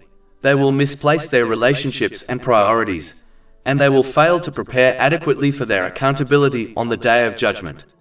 Despite any material comforts they may possess, this will lead to hardships, anxiety, and turmoil in both this life and the next. Chapter 17 Al-Isra, verse 54. Or if He wills, He will punish you. For this reason, every believer must strive to strengthen their faith by seeking Islamic knowledge and applying it consistently. Doing so ensures that they remain obedient to Allah, the Exalted, by correctly using the blessings He has granted as outlined in Islamic teachings. This will ensure they obtain peace of mind in both worlds, through obtaining a balanced mental and physical state, and through correctly placing everything and everyone within their life. But as Allah, the Exalted, does not force right guidance on people, as this would nullify the test of life in this world, one will not be forced onto the right path if they fail to learn and act on Islamic teachings. Chapter 17 Al-Isra, verse 54. And we have not sent you over them as a manager. It is generally a person's duty to educate those around them about the difference between proper guidance and misguidance, while also encouraging them to follow the right path in life. However, they cannot force anyone to make that decision. Those who do not understand this reality will repeatedly experience frustration and disappointment towards those who choose misguidance, and this sadness may deepen into depression if they do not recognize that their role is not to pressure others into selecting the right path in life. Chapter 88 Al-Ghashiyah, verses 21 to 22. So remind you are only a reminder. You are not over them a controller. Only those who desire right guidance will respond favorably. Individuals striving for peace in both worlds, even at the cost of suppressing their earthly cravings, see that controlling their desires in this life is a small price to pay for attaining peace of mind in both worlds. Moreover, these individuals realize that fulfilling every worldly wish does not lead to true inner peace. This is evident when observing the lives of the rich and renowned. As Allah, the Exalted, is fully aware of the intentions, speech, and actions of people, He knows who strives for right guidance and who does not, and will therefore hold each person accountable accordingly. Chapter 17 Al-Isra, verse 55. And your Lord is better knowing of whoever is in the heavens and the earth. In addition, as Allah, the Exalted, has provided mankind with right guidance throughout the generations, no one is left with an excuse if they willingly choose misguidance. Chapter 17 Al-Isra, verse 55. And we have made some of the prophets exceed others in various ways, and to David we gave the book of Psalms. No matter how advanced human civilization becomes, and regardless of the knowledge it acquires in various fields, including the study of the human mind and body, it will never succeed in creating a code of conduct perfectly aligned with human nature and suitable for every situation individuals and societies face throughout their existence. This is impossible, as humanity is still only beginning to uncover aspects of its own reality, such as the functions of the brain, let alone developing a complete understanding sufficient to establish a flawless system that guarantees justice and inner peace at both personal and societal levels. Only Allah, the Exalted, has the ability to provide such a code. As the creator of all things, His knowledge is infinite, encompassing the past, present, and future. He alone is qualified to set forth guidance that clearly distinguishes right from wrong, benefit from harm, and offers humanity peace of mind amid life's hardships. History itself proves that whenever this divine code was truly implemented, it produced justice, serenity, and harmony within society. Therefore, people must accept and live by the divine code of conduct granted to them, recognizing it as the greatest benefit to their well-being, even when certain commands conflict with personal desires. They should follow it like a wise patient who trusts the advice of their physician, knowing that even bitter medicine or strict discipline ultimately serves their best interest. In addition, the final code of divine guidance has been designed for every person till the end of time, which is an aspect of the superiority granted to the final Holy Prophet Muhammad, peace and blessings be upon him, over the other holy prophets, peace be upon them. Chapter 17 Al-Isra, verse 55. And we have made some of the prophets exceed others in various ways. In addition, as indicated in a hadith found in Sahih Bukhari, number 4981, each of the holy prophets, peace be upon them, were granted many miracles which supported their mission, but the Holy Prophet Muhammad, peace and blessings be upon him, was granted the Holy Quran as a timeless miracle. The miracles bestowed upon the other holy prophets, peace be upon them, by Allah, the Exalted, were limited to particular times and locations, primarily intended to reinforce their message rather than serve as its main focus. Additionally, since miraculous occurrences are restricted by time and place, those who witness them are encouraged to accept the truth. However, for those who have not experienced these fleeting miracles, they remain simply stories, failing to evoke belief or strengthen obedience to Allah, the Exalted, among those who already possess faith, as they did not observe the miracle directly. In contrast, the Holy Quran and by extension the traditions of the Holy Prophet Muhammad, peace and blessings be upon him, represent an everlasting and living miracle, available to anyone at any time, and thus it significantly surpasses any temporary miracle that was granted to the other holy prophets, peace be upon them. Chapter 17 Al-Isra, verse 55. And we have made some of the prophets exceed others in various ways. Generally speaking, the Holy Quran stands alone in its linguistic brilliance and clarity of meaning. Its verses possess a beauty and eloquence that surpass all other writings, free from contradiction or confusion. Unlike other traditions, it presents the stories of ancient nations with remarkable detail, despite the fact that the Prophet Muhammad, peace and blessings be upon him, had no formal instruction in such histories. It promotes all that nurtures goodness and forbids what causes harm, guiding both individuals and societies toward justice, peace, and well-being. Unlike poetry or folklore, it avoids exaggeration and falsehood, offering instead verses rich with wisdom and practical direction.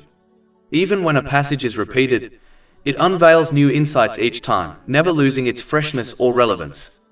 Its promises and warnings are supported by clear, rational evidence. When addressing virtues like patience, it does not remain abstract. It provides tangible steps for real-life application. The Holy Quran calls humanity to its true purpose, sincere devotion to Allah, the Exalted, by using His blessings in ways that please Him as outlined in Islamic teachings. Through this path, it brings harmony to one's inner life and outward affairs, aligning relationships, priorities, and preparation for the Day of Judgment. It presents the straight path in a compelling and accessible way, offering peace and fulfillment to those who seek truth. Its guidance speaks directly to the human soul, remaining timeless and universally beneficial. When embraced and practiced, it becomes a healing force, addressing emotional, financial, and physical struggles, and offering solutions to both personal and societal challenges. History affirms its transformative power. Communities that lived by its teachings flourished in every dimension. And through all the centuries, not a single letter has been altered, just as Allah the Exalted promised to safeguard it. No other scripture shares this divine preservation. Chapter 15 Al-Hijr, verse 9. Indeed, it is we who sent down the message, i.e. the Quran, and indeed we will be its guardian. Allah, the Exalted, has illuminated the core afflictions that trouble human communities, and provided clear, actionable remedies for each. By addressing these foundational issues, the ripple effects of countless other problems begin to resolve naturally. Through this divine wisdom, the Holy Quran offers a complete framework for personal growth and societal well-being, guiding humanity towards success in both this world and the hereafter through obtaining a balanced mental and physical state, and through correctly placing everything and everyone within their life. Chapter 16 An-Nahl, verse 89. And we have sent down to you the book as clarification for all things. The Holy Quran stands as the eternal and unparalleled miracle bestowed by Allah, the Exalted, upon His final messenger, the Holy Prophet Muhammad, peace and blessings be upon him. Its transformative power, however, is unlocked only by those who earnestly pursue truth and live by its guidance. Those who approach it with selective belief or allow their desires to override its teachings will ultimately face loss, both in this world and in the hereafter. Chapter 17 Al-Isra, verse 82. And we send down of the Quran that which is healing and mercy for the believers, but it does not increase the wrongdoers except in loss. This behavior will cause them to obey other things in the disobedience of Allah, the Exalted, such as social media, fashion and culture, while falsely believing peace of mind lies in this behavior. Chapter 17 Al-Isra, verse 56. Say, invoke those you have claimed, i.e. as objects of obedience besides Him, for they do not possess the ability for removal of adversity from you or for its transfer to someone else. In this world, such an attitude prevents a person from attaining mental and physical balance, causing them to misplace their priorities and relationships. As a result, the very things meant to bring them comfort, family, friends, career, and wealth, become sources of stress and burden. If they persist in disobeying Allah, the Exalted, they begin to place blame on the wrong people and circumstances, even turning against righteous companions such as their spouse. Cutting these supports from their lives only deepens their struggles, leading them toward mental instability, depression, substance abuse, and even suicidal thoughts. This pattern is evident when observing those who misuse the blessings they have been given, such as the rich and famous, who, despite their worldly luxuries, are plagued with mental health issues. And because their attitude keeps them from preparing for accountability on the Day of Judgment, their suffering in the hereafter will be far greater than what they experienced in this life. The non-Muslims of Mecca, along with other idol worshippers, wrongly claimed that the angels were the daughters of Allah, the Exalted. They worshipped the angels and certain revered figures from their past, regarded as saints, believing that such devotion would secure their intercession with Allah, the Exalted. Chapter 39 Az-Zumar, verse 3. Unquestionably, for Allah is the pure religion. And those who take protectors besides Him, say, we only worship them that they may bring us nearer to Allah in position. Many non-Muslims who acknowledged Allah, the Exalted, wrongly attributed human limitations to Him, for instance, assuming He feels fatigue.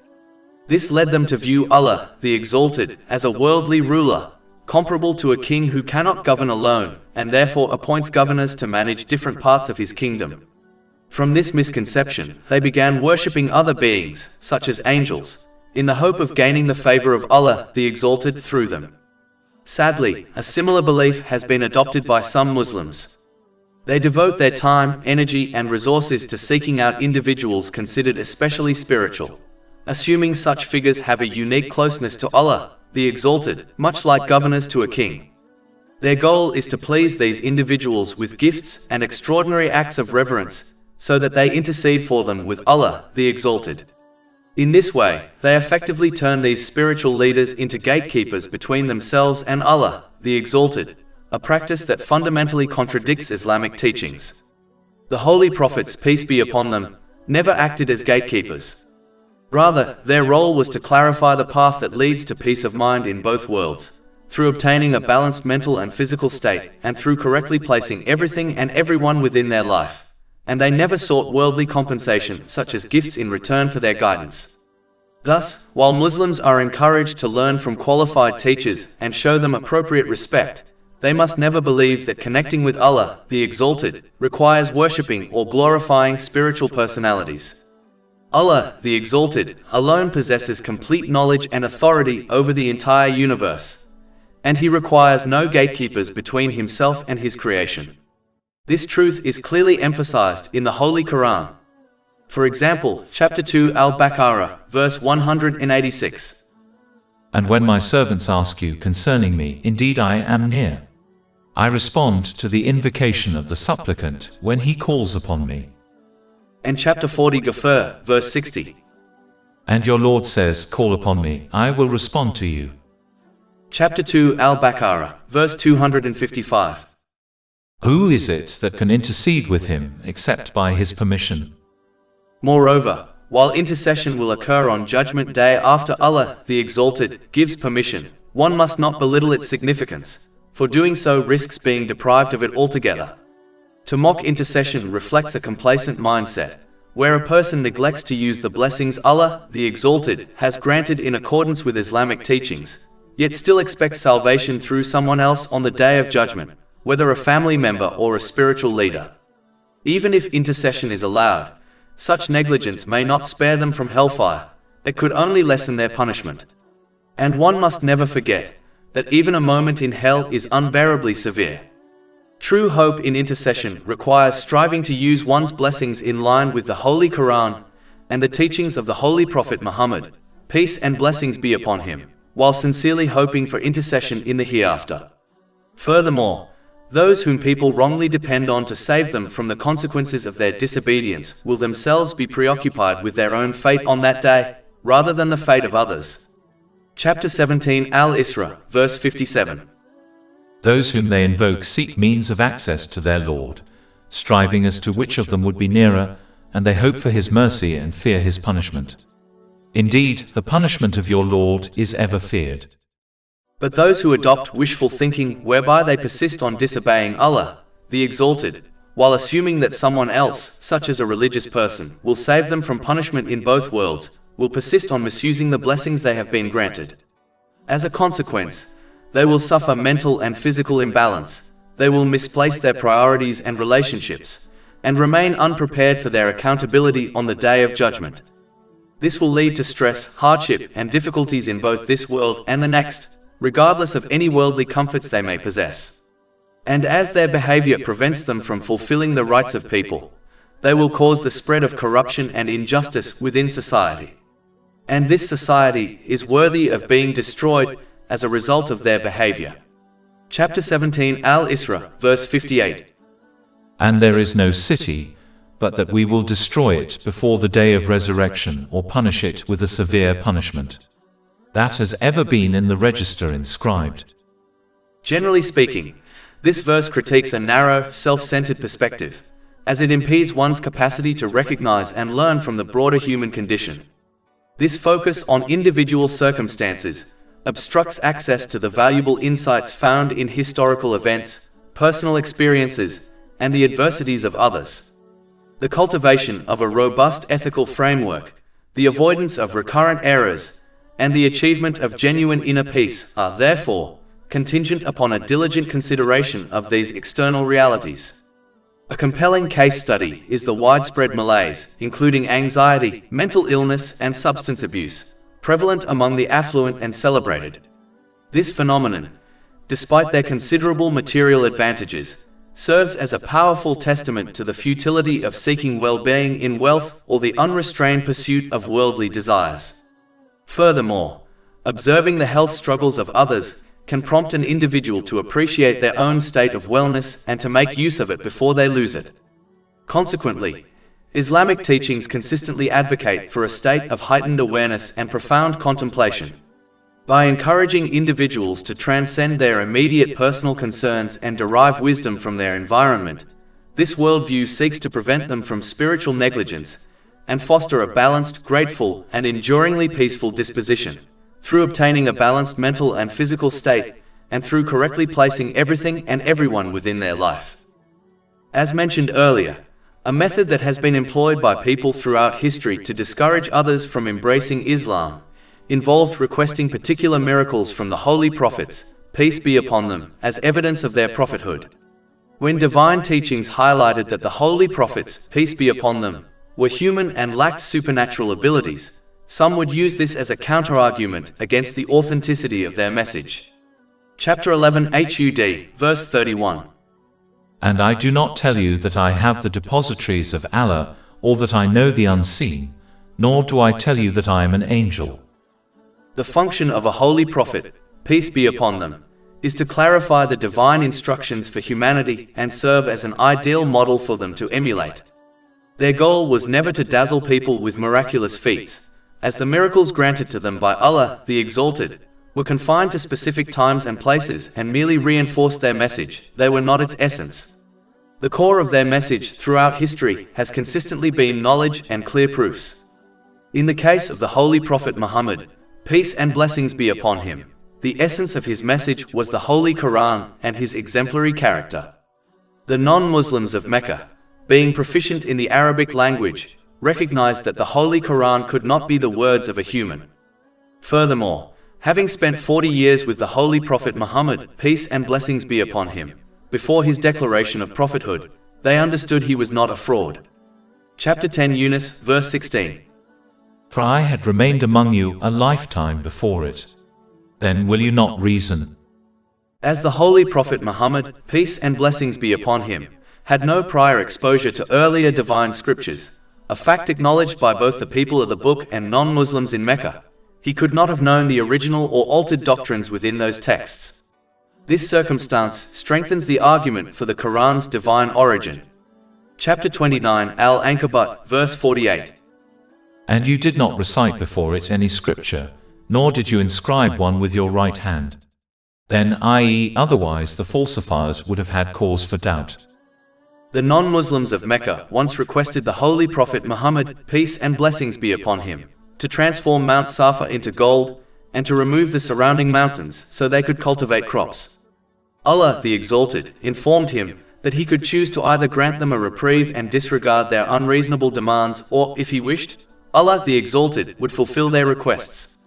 However, if they rejected Islam afterward, they would face total destruction, similar to the previous nations that denied the specific miracles they had asked for.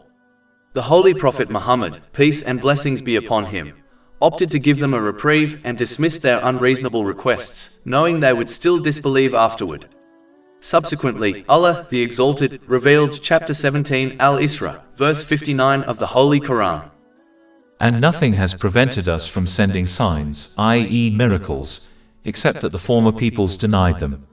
And we gave Thamud the she-camel as a visible sign, but they wronged her. And we send not the signs except as a warning. This has been discussed in Imam al-Wahidi's Asbab al-Nuzul, 1759, page 104. Generally speaking, Allah the Exalted always grants people respite so that they can reform their behavior.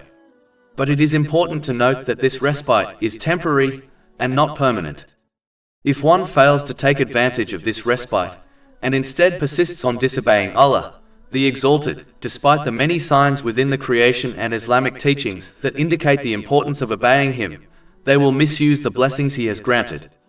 Chapter 17 Al-Isra, verse 60. And when we told you, indeed your Lord has encompassed the people.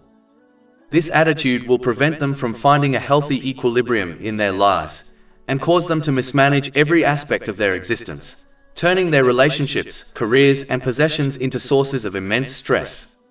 When they continue to defy divine guidance, they will misplace the blame for their stress onto innocent people in their lives, like their spouse. Pushing away these good people will only worsen their mental health, leading to depression, addiction, and even suicidal thoughts.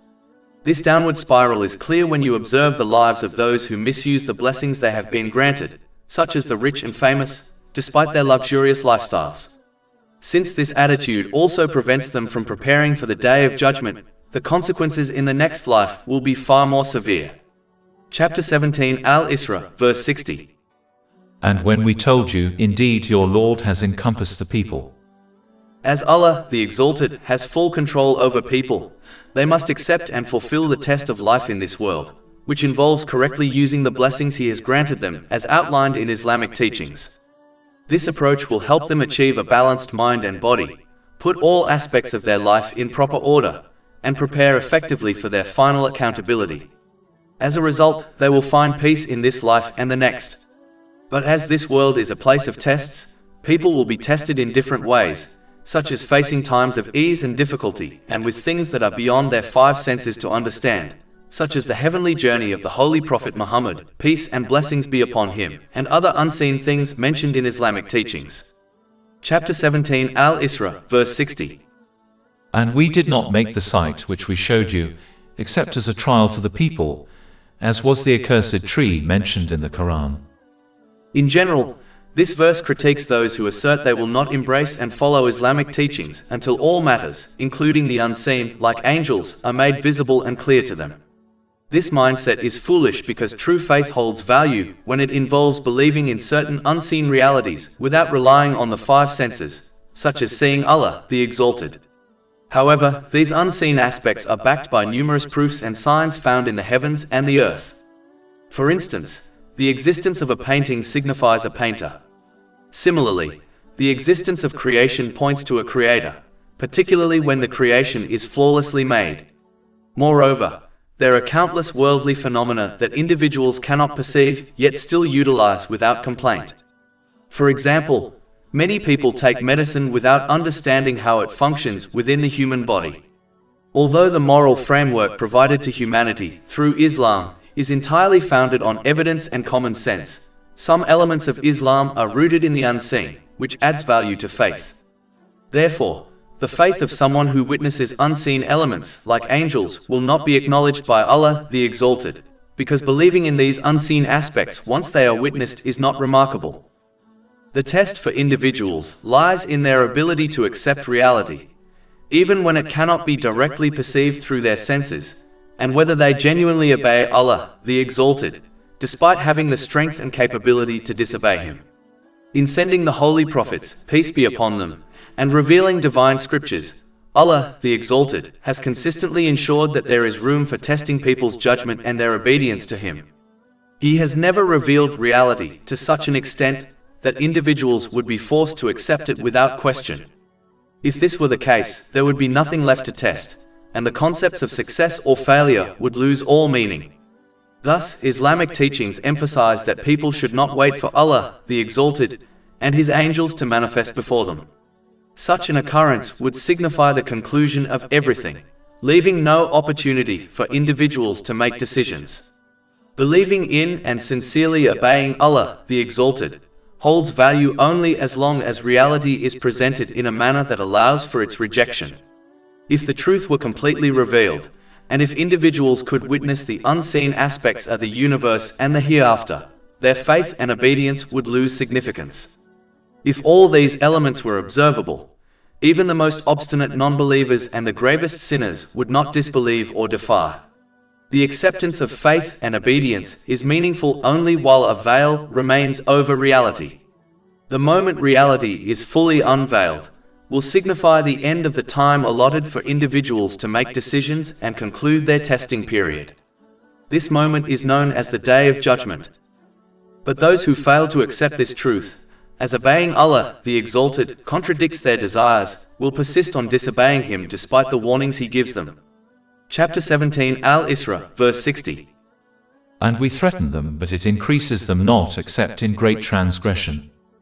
Living this way will cause an imbalance in their mind and body. They will mismanage their life and relationships and fail to prepare for their final reckoning. This leads to constant stress and hardship in this life and the next, regardless of any worldly luxuries they may have. Allah, the Exalted, then warns people of the consequences at disobeying Him by discussing the first one to disobey Him, as obeying Allah, the Exalted, contradicted His desires. Chapter 17 Al-Isra, verse 61. And mention when we said to the angels, prostrate to Adam, and they prostrated except for Iblis. He said, should I prostrate to one you created from clay? The devil was not an angel, instead, he came from the jinn. Chapter 18, verse 50. Except for Satan. He was of the jinn. Due to his many acts of devotion, he was raised to the rank of angels, and therefore the command to prostrate included him as well. The devil became arrogant, viewing himself as better than the holy prophet Adam, peace be upon him. Chapter 17 Al-Isra, verse 61. And mention when we said to the angels, prostrate to Adam, and they prostrated except for Iblis. He said, should I prostrate to one you created from clay? He dismissively rejected the idea that a person's outward appearance does not affect their status. Ranks are assigned by Allah, the Exalted, and anyone who recognizes Allah, the Exalted, as their Lord will not dispute this. The devil quickly judged the external qualities of the holy prophet Adam, peace be upon him, while overlooking the knowledge and spirit granted to him by Allah, the Exalted. It is crucial to avoid this selective mindset that breeds negativity. Such an outlook can cause one to consistently perceive situations negatively, leading to further sins, including backbiting, gossip, and slander. This is why the Holy Prophet Muhammad, peace and blessings be upon him, advised in a hadith recorded in Sunan Abu Dawood, number 4993, that maintaining positive thoughts about others is a form of worshipping Allah, the Exalted, correctly. Moreover, it is important to understand that external appearances or societal standards, such as wealth, ethnicity, or gender, do not grant superiority over others. Allah, the Exalted, has made it clear that true superiority is fundamentally connected to the degree of one's fear of Him. This means genuinely obeying Him so that one uses the blessings they have received in ways that please Him, as outlined in the Holy Quran and the teachings of the Holy Prophet Muhammad, peace and blessings be upon him. Chapter 49 Al-Hujurat, verse 13. Indeed, the most noble of you in the sight of Allah is the most righteous of you. It is crucial to understand that since a person's intentions are not visible to others, they cannot evaluate themselves or others as better based only on external actions. Therefore, they should avoid claiming superiority regarding their own or others' status, as only Allah, the Exalted, knows the intentions, words, and deeds of every individual. Chapter 53 An-Najm, verse 32. So do not claim yourselves to be pure, He is most knowing of who fears Him. The devil, due to his arrogance, showed no fear of Allah, the Exalted, and therefore cannot be deemed superior to the Holy Prophet Adam, peace be upon him, despite him being made from clay. In general, pride is a harmful characteristic that should be avoided, as it can lead to destruction in this life and the next. The Holy Prophet Muhammad, peace and blessings be upon him, warned in a hadith recorded in Sahih Muslim, number 265, that even a tiny bit of pride can condemn a person to hell. Pride causes people to reject the truth when it is presented to them, as it clashes with their desires. The devil denied the truth by openly challenging the esteemed position that Allah, the Exalted, granted to the Holy Prophet Adam, peace be upon him. Additionally, pride leads individuals to look down on others, thinking they are superior. Both of these consequences of pride are unwise, as the truth is crucial for proper guidance in both worldly and religious matters. Therefore, it should be accepted no matter its origin, since the ultimate source of truth is Allah, the Exalted. Disregarding others is extremely unwise, as one often does not know their own status or that of others in the sight of Allah, the Exalted. Since the final destiny of individuals in the afterlife is uncertain, it is unwise to belittle others, as one cannot guarantee that they will leave this world with faith. Furthermore, every worldly blessing one has is created and given to them solely by Allah, the Exalted. Thus, He is the true owner of all blessings. To take pride in something that ultimately belongs to someone else is foolish, similar to someone boasting about a house that is not theirs. Therefore, pride is a trait that belongs only to Allah, the Exalted, and anyone who dares to oppose Him will face consequences in both worlds. This warning is reiterated in a hadith found in Sunan Abu Dawood, number 4090. Another deadly trait that the devil adopted was envy. Envy is regarded as a significant sin because it directly challenges the allocation of blessings set by Allah, the Exalted. The envious person behaves as if Allah, the Exalted, made a mistake in granting a particular blessing to someone else instead of granting it to them. The devil pretended that the honor given to the Holy Prophet Adam, peace be upon him, was rightfully his. To avoid envy, one must understand that Allah, the Exalted, gives each person what is best suited for them. Therefore, they should concentrate on making the most of the blessings they have received in ways that please Him, rather than obsessing over what others possess. This approach will lead to peace of mind in both worlds, by achieving a balanced mental and physical state, and by appropriately positioning everything and everyone in their life. Chapter 42 Ash-Shura, verse 27. And if Allah had extended excessively provision for His servants, they would have committed tyranny throughout the earth. But He sends it down in an amount which He wills. Indeed He is of His servants aware and seeing. One should cultivate a dislike for envy, and avoid letting it influence their words or actions towards the person they envy. If one behaves in this manner, it is hoped that they will be forgiven for their feelings of envy. It is important to recognize that wanting similar possessions to those of others, without wishing for their misfortune, is acceptable yet often looked down upon in worldly matters. If one desires to achieve similar blessings to those enjoyed by others, it is recommended that these aspirations be connected to spiritual blessings, such as gaining beneficial knowledge and participating in charitable deeds. This advice is supported by a hadith found in Sahih Muslim, number 1896. Additionally, the devil's case acts as a warning against the excessive desire for leadership and power. The devil sought the role of being the representative of Allah, the Exalted, on earth, and thought he was more entitled to it. Chapter 17 Al-Isra, verse 62. Iblis said, "Do you see this one whom you have honored above me?" His strong desire for this leadership caused him to rebel against Allah, the Exalted, and develop other negative traits, such as pride and envy. This is one of the reasons why the Holy Prophet Muhammad, peace and blessings be upon him, warned in a hadith recorded in Jami at Tirmidhi, number 2376, that the pursuit of leadership and wealth can be more harmful to a person's faith than two starving wolves set loose on a flock of sheep. This is because an overwhelming desire for these two goals can easily lead a person to disobey Allah, the Exalted, in their efforts to obtain, keep and grow them. It is always wiser to pursue lawful endeavors that align with one's needs and responsibilities. Following this path shields an individual from stress and the potential for punishment in both this life and the hereafter. Furthermore, it is crucial to imitate the angels who understood the true nature of servanthood, which involves not challenging the commands of Allah, the Exalted, but instead yielding to them with total obedience. Chapter 17 Al-Isra, verse 61. And mention when we said to the angels, "Prostrate to Adam," and they prostrated. The devil, conversely, took on the role of a master and enforced his own logic over the directives of Allah, the Exalted. Chapter 17 Al-Isra, verse 61. Except for Iblis. He said, "Should I prostrate to one you created from clay?" This conduct directly contradicts genuine servanthood, as a servant is required to listen to and obey their master at all times, recognizing that the master knows what is best for them in every situation. The devil was the first to deviate by using his own logic to interpret the command of Allah, the Exalted, instead of following it.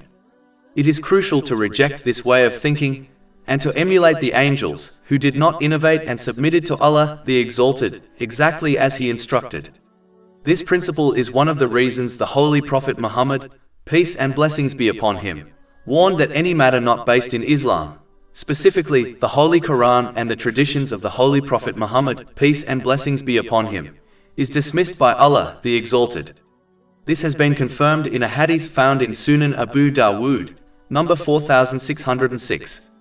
Therefore, one must earnestly commit to learning from and acting upon these two sources of guidance and avoid other actions, even if they appear to be beneficial. The undeniable reality is that the more one pursues other sources of religious knowledge, the less they will learn and act upon the two primary sources of guidance, ultimately resulting in misguidance. Moreover, the devil was the first being to adopt a mindset where he decided when to obey Allah, the Exalted, and when to defy Him. He did not deny the oneness of Allah, the Exalted, nor the act of worshipping Him. However, he rejected the specific command to bow to the Holy Prophet Adam, peace be upon him, out of respect for what Allah, the Exalted, had granted him. A similar attitude can be observed in individuals who selectively choose which Islamic teachings to follow, while ignoring others based on their personal inclinations. Such a person treats their faith like a piece of clothing that they can put on or take off at will. This attitude fundamentally contradicts the core principle of being a Muslim, which requires ongoing and practical submission to Allah, the Exalted. A Muslim should avoid the devilish habit of picking and choosing from Islamic teachings, and instead face every situation by utilizing every blessing they have received in ways that please Allah, the Exalted. This approach allows them to fulfill their role as representatives of Allah, the Exalted, and achieve peace and success in both worlds by maintaining a balanced mental and physical state and appropriately placing everything and everyone in their lives. In contrast, adopting a selective mindset will only lead to forgetting Allah, the Exalted, and misusing the blessings given to them. As a result, they will find themselves in a state of mental and physical imbalance, misplacing everything and everyone in their lives, and failing to prepare adequately for their accountability on the Day of Judgment. This will lead to stress, difficulties, and challenges in both worlds, even if they enjoy certain worldly pleasures.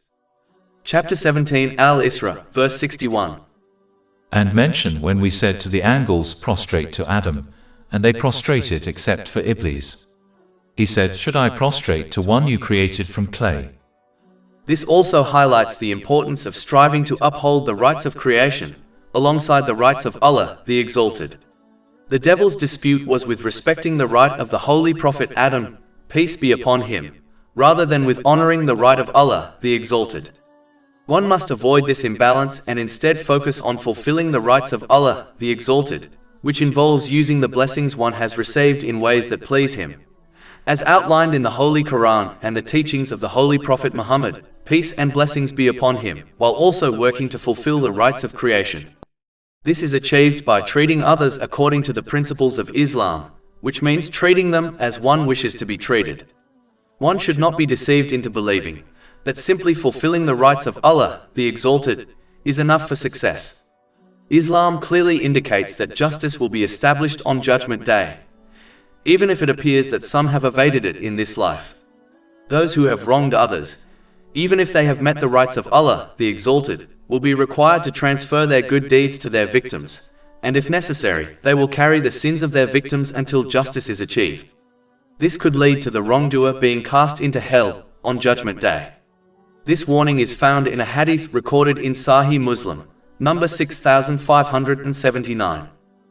The following verse shows that another negative trait of the devil was his refusal to take responsibility for his actions, leading him to blame Allah, the Exalted, for his misguidance. Chapter 15 Al-Hijr, verse 39. Iblis said, my Lord, because you have put me in error, I will surely make disobedience attractive to them on earth, and I will mislead them all. Allah, the Exalted, does not impose right guidance or misguidance on anyone, as doing so would invalidate the test of life in this world. Instead, He provides knowledge of right and wrong attitudes and permits individuals to choose their own life paths, holding them accountable for their decisions. Therefore, one cannot attribute their misguidance to Allah, the Exalted, or anyone else if they choose to disobey Him by misusing the blessings He has bestowed upon them.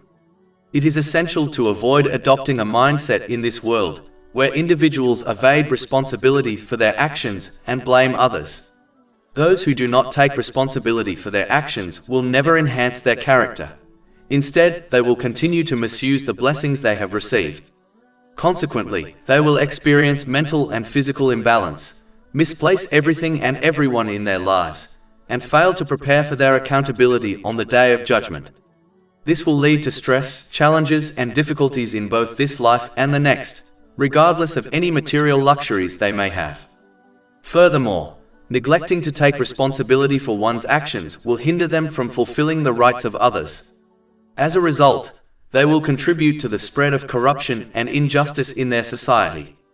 Blaming others for one's own negative actions will never be condoned by Allah the Exalted, in this world or the next. In fact, as highlighted by the following verse, Allah the Exalted will not even accept attempts by individuals to shift the blame for their sins onto the devil, despite his persistent efforts to lead them astray. Chapter 14 Ibrahim, verse 22. And Satan will say, when the matter has been concluded, indeed, Allah had promised you the promise of truth. And I promised you, but I betrayed you. But I had no authority over you, except that I invited you, and you responded to me. So do not blame me, but blame yourselves. Although the devil will be held accountable for his sins, no one can transfer the repercussions of their own sins onto him, since the devil lacked the ability to compel individuals into wrongdoing. He merely extended an invitation to misguidance, and those who chose to accept it have no one to blame but themselves. Chapter 15 Al-Hijr, verse 39.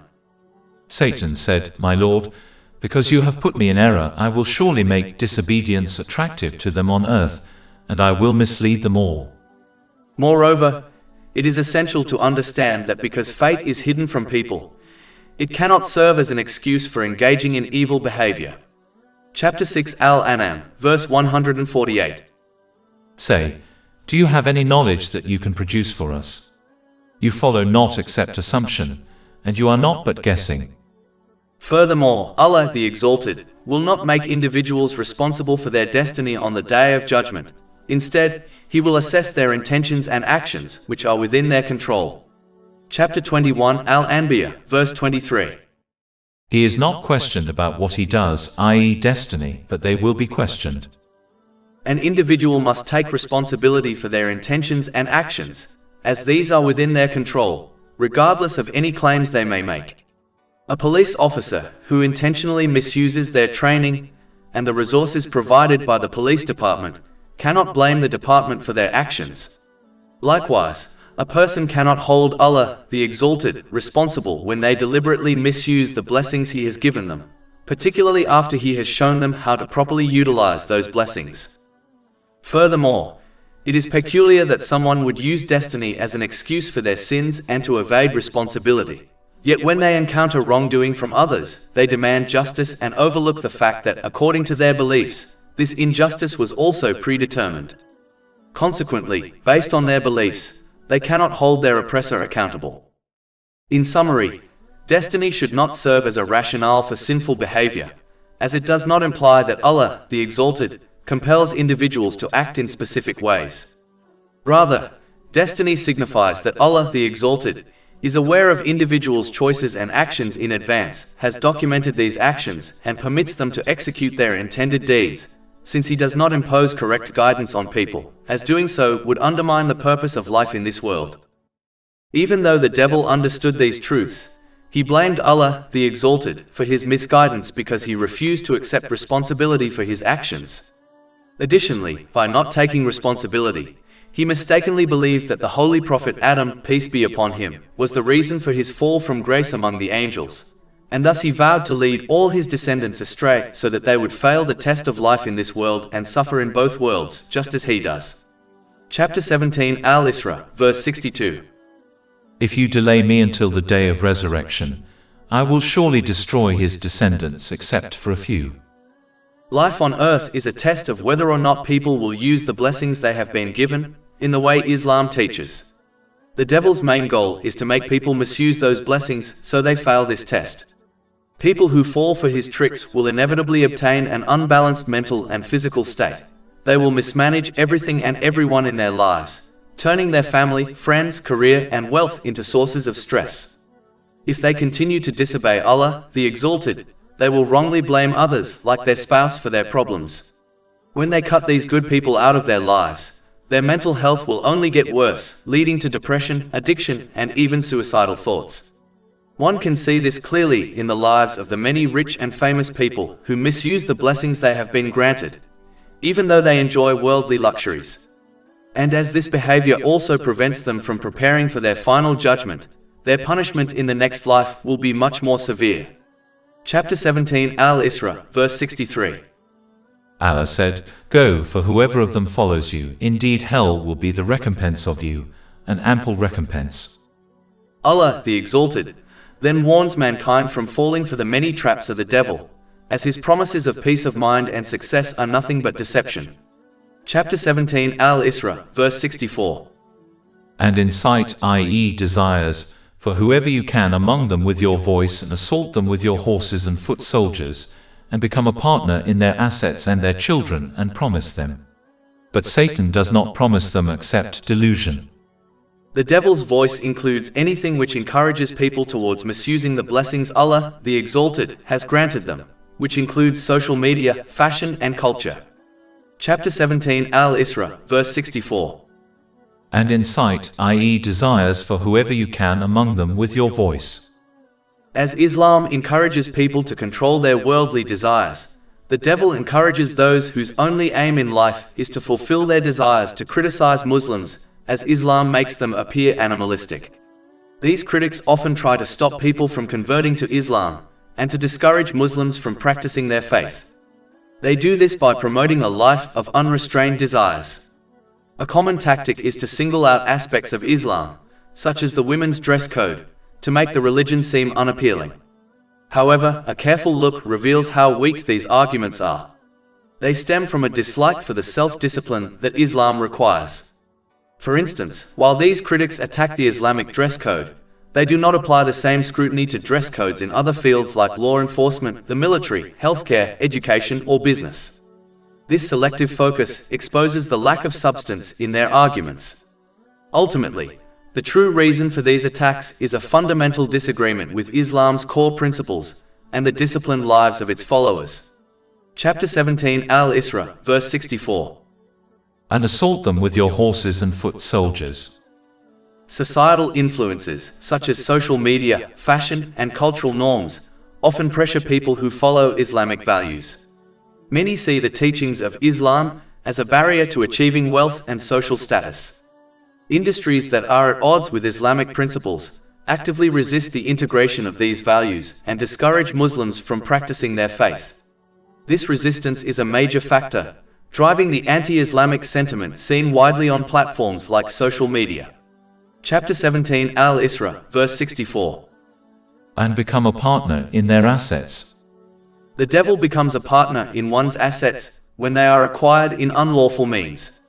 When people acquire things through dishonest means, those things will only bring them stress. Earning and using what is lawful is the external foundation of Islam, just as one's intention is its internal foundation. When someone corrupts this foundation, they corrupt their entire faith. Chapter 17 Al-Isra, verse 64. And become a partner in their assets. This also occurs when one uses the resources they have been granted in vain or sinful ways. Consequently, they will experience a disruption in both their mental and physical well-being. They will misplace their relationships and priorities, and they will fail to prepare adequately for their accountability on the Day of Judgment. Despite any material comforts they may possess, their attitude will lead to hardships, anxiety, and challenges in both this life and the next. In order to corrupt the beliefs and actions of people, the devil will also encourage people to remain ignorant of Islamic teachings and avoid teaching the next generation about Islam and the importance of obeying Allah, the Exalted, thereby becoming a partner in raising their children in the incorrect way. Chapter 17 Al-Isra, verse 64. And become a partner in their assets and their children. To avoid this outcome, one must lead by example, so that they act in the right way and encourage others, such as their children, to do the same. Leading by example means learning and implementing the teachings of Islam, so that others can see its truth through their actions and words. Only then can Muslims effectively teach the Holy Quran and the traditions of the Holy Prophet Muhammad, peace and blessings be upon him, to the next generation, helping them grasp the truth of Islam through evidence rather than mere imitation. This approach will help them stay committed to the teachings of Islam throughout their lives. It is disheartening to see that many Muslim parents are very enthusiastic about imparting worldly knowledge that leads to material success. Yet they often overlook their children's religious education, delegating this responsibility to others, despite it being their duty to directly teach their children the fundamentals of Islam, While it is commendable to encourage the younger generation to pursue worldly knowledge, parents must not ignore the importance of religious education. Simply sending children to mosques to learn how to recite the Holy Quran without comprehension is inadequate. Teenagers need to embrace Islam based on evidence, not blind imitation. Otherwise, they may drift away from Islam over time, viewing it merely as a cultural aspect that can be abandoned. When one accepts Islam based on evidence, they recognize it as a comprehensive way of life that should be applied in every circumstance and in the use of every blessing they receive. This understanding can only be achieved when the elders in their family provide them with clear proofs and evidence of Islam's truthfulness. This is feasible only when these elders, like parents, led by example by learning and practicing Islamic teachings themselves. Chapter 17 Al-Isra, verse 64. And become a partner in their assets and their children. Another way the devil becomes a partner in people's children is by creating broken homes whereby children do not have the correct means to obtain right guidance, and as a result, they fall into a life of sins and crimes. A major cause of this is through fornication, which leads to the birth of children outside the comfort and protection of marriage. From an Islamic perspective, Allah, the Exalted, encourages marriage and forbids unlawful relationships. Marriage provides a foundation of mutual commitment and responsibility, something casual relationships generally lack. When this level of dedication is absent, difficulties and hardships only intensify emotional strain, as partners are unable to provide one another with the support that marriage naturally fosters. A lifestyle of repeatedly engaging in short-term relationships often leads to psychological harm. It is common for individuals who go through frequent breakups to require counseling, as they experience mental health challenges such as depression more intensely than those who avoid such relationships. Moreover, people known for having multiple partners may struggle to find a suitable spouse who respects and values them. This is because a history of casual partners often weakens one's character and reputation, making them appear unsuitable for those seeking stability and long-term commitment. This reality only deepens the emotional difficulties faced by those accustomed to such relationships. Another challenge with casual relationships is the lack of shared vision. It is not uncommon for one partner to take the relationship seriously, hoping for permanence, while the other views it as temporary. Once this difference in intentions becomes clear, the partner with deeper feelings is often left with lasting emotional pain. Marriage, on the other hand, begins with a clear, mutual understanding of lifelong commitment. Married couples share responsibilities, face both expected and unexpected situations together, such as raising children, and remain devoted in ways casual partners rarely do. Unlawful relationships can also create false impressions. Individuals may believe they fully know their partner, only to later complain that their spouse changed after marriage. In reality, it is not the person who has changed, but rather the responsibilities and pressures that naturally come with married life. This misconception often leads to marital conflicts among couples who were involved before marriage, even if they lived together beforehand. Furthermore, difficulties in relationships can have severe consequences in other aspects of life. For instance, many young people abandon their studies simply because they cannot cope with seeing an ex-partner daily. In contrast, marriage built upon deep trust and dedication provides resilience. Married couples are less likely to separate over trivial issues, while casual relationships often collapse under the same pressures. One should not be deceived by the surface-level appeal of an unlawful relationship, assuming it carries no harm for the individuals involved or for society as a whole. Out of emotional impulses, limited foresight, or shallow thinking, a person may wrongly believe that being in a relationship outside of marriage is harmless while overlooking its deeper and damaging consequences. For a Muslim, engaging in such a relationship often paves the way toward further sins, since emotional desires are difficult to restrain. In many societies today, where acts like fornication have become normalized, couples who are not bound by marriage can easily fall into these prohibited behaviors. This, in turn, opens the door to numerous other problems for both individuals and the wider community, such as unplanned pregnancies and the gradual diminishing of respect for other major prohibitions in Islam. Even if a couple avoids committing major sins such as fornication within their unlawful relationship, their emotional attachment can still cloud their judgment. They may eventually marry their partner without properly assessing their true compatibility, mistaking feelings for suitability. However, once the responsibilities of marriage, such as fulfilling the rights of one's spouse and raising children, come into play, the dynamic changes drastically. Many couples who were previously together before marriage often accuse one another of changing afterward. In reality, it is the demands and burdens of married life that reveal aspects of character not previously seen. Regardless of how much time partners spend together before marriage, the reality is that true character, especially negative traits, only becomes fully apparent after marriage, often leading to conflict.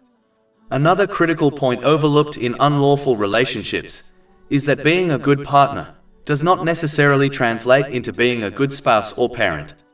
Marriage and parenthood require qualities far deeper than those needed for casual companionship. Sadly, emotional attachment often blinds individuals to this reality, causing them to prioritize affection over the essential quality of righteousness. A truly righteous person is one who upholds the rights of their spouse and children, and refrains from harming them, even in moments of anger. By contrast, someone lacking piety is far more likely to neglect those rights and behave unjustly, especially when angered. When people allow emotions such as love to dominate their decisions, they often ignore or excuse harmful traits in their partner, which can lead to great regret later on. This very danger is highlighted in a hadith recorded in Sunan Abu Dawood, number 5130, which warns against the blinding and deafening effects of unchecked love. A person who adopts an immodest lifestyle and engages in relationships with multiple partners inevitably surrounds themselves with others of similar character. Such individuals are often driven by selfish desires, seeking only to gratify themselves rather than respecting or fulfilling the rights of their partner, even within marriage. In times of conflict, an immodest spouse may resort to verbal abuse, insulting their partner by comparing them to a prostitute because of their past indecencies. Even if they later apologize, the emotional pain caused by such words can leave lasting scars, often more damaging to mental health than physical harm. Moreover, those who invite immoral and immodest people into their lives because of their own immodest behavior expose themselves to a greater risk of physical abuse. Once external attractions, such as physical beauty, fade, an immoral spouse is likely to seek someone new. This attitude helps explain why extramarital affairs are so common among people of immodest character. They often view their spouse as something to be used temporarily and then discarded, much like an object replaced when it no longer pleases them. The emotional devastation this creates is profound and difficult to recover from. If children are involved, the consequences can be even more heartbreaking. When angry with their parents, children may echo the verbal abuse they have witnessed, targeting their mother and shaming her for her past immodest behavior. Such insults from one's own child inflict deep wounds that are especially difficult to heal. By contrast, a person who lives with modesty and integrity attracts virtuous and respectful individuals. Their spouse honors their rights and treats them with dignity. Any insults directed toward them are quickly dismissed, as both they and those around them recognize that such accusations have no basis in truth. Furthermore, children raised in such an environment are more likely to show respect toward both parents, as they witness their modesty, upright conduct, and mutual care. When children are born unintentionally from an unlawful relationship, the strain on the couple intensifies. Often, neither partner is willing to shoulder the responsibilities of raising a child, which leads to separation and leaves the child in a fractured home environment. Deprived of the guidance and support of both parents, such children frequently encounter difficulties that affect not only themselves but also society. Research and experience alike confirm that many young people involved in crime, gangs, domestic violence, or those who fall victim to sexual predators often come from broken families. Raising a child is already a great challenge, even when parents genuinely wish for and prepare for the responsibility. The hardship is multiplied when a child is unwanted, resulting in a turbulent upbringing and increasing the likelihood of the problems mentioned above. In many cases, The burden becomes so heavy that a single parent may give up their child for fostering or adoption. Sadly, this often inflicts long-lasting harm on the child, further increasing the risk of them going astray. Despite these harms, many people fail to recognize the dangers of unlawful relationships. They are swayed by emotions or ignorance, and may view such relationships as harmless. The reality, however, is that engaging in them is like eating a meal that looks delicious but is secretly poisonous. Because the poison is hidden, one must rely on the knowledge of someone who understands its dangers, and trust their guidance not to eat it, even when desire is strong. In the same way, Allah, the Exalted, who knows all hidden realities, has warned against these relationships and provided clear guidance for human well-being. His wisdom surpasses personal desires, just as a patient trusts a doctor's prescription, accepting bitter medicine or a strict diet, knowing it leads to health. Likewise, a believer who accepts and applies the teachings of Allah, the Exalted, attains true well-being, both mentally and physically, through obtaining a balanced mental and physical state, and through correctly placing everything and everyone within their life. Human knowledge, no matter how advanced, will always remain limited. No amount of research can provide solutions to every problem, or protect people from every form of suffering. Allah, the Exalted, alone possesses perfect knowledge of the human condition, and has conveyed it through the Holy Quran and the teachings of the Prophet Muhammad, peace and blessings be upon him. This truth becomes clear when one compares the lives of those who live according to Islamic guidance, and use their blessings properly, with those who disregard such teachings. Chapter 17 Al-Isra, verse 32. And do not approach unlawful sexual intercourse. Indeed, it is ever an immorality and is evil as a way. Allah, the Exalted, has resolved numerous secondary issues by tackling the fundamental problem, which involves prohibiting unlawful relationships and promoting marriage. This encourages couples to genuinely commit to one another and to their children, thereby preventing the devil from misguiding them and their children through the promotion of unlawful relationships. Chapter 17 Al-Isra, verse 64. And become a partner in their assets and their children. The devil falsely promises that if they correctly use the blessings Allah, the Exalted, has granted them, then they will never achieve peace of mind, and they will only gain it if they use these blessings according to their desires. Chapter 17 Al-Isra, verse 64. And promise them. But this is a false promise, as the only one who has the knowledge required to ensure a person achieves a balanced mental and physical state, and correctly places everything and everyone within their life, is Allah, the Exalted.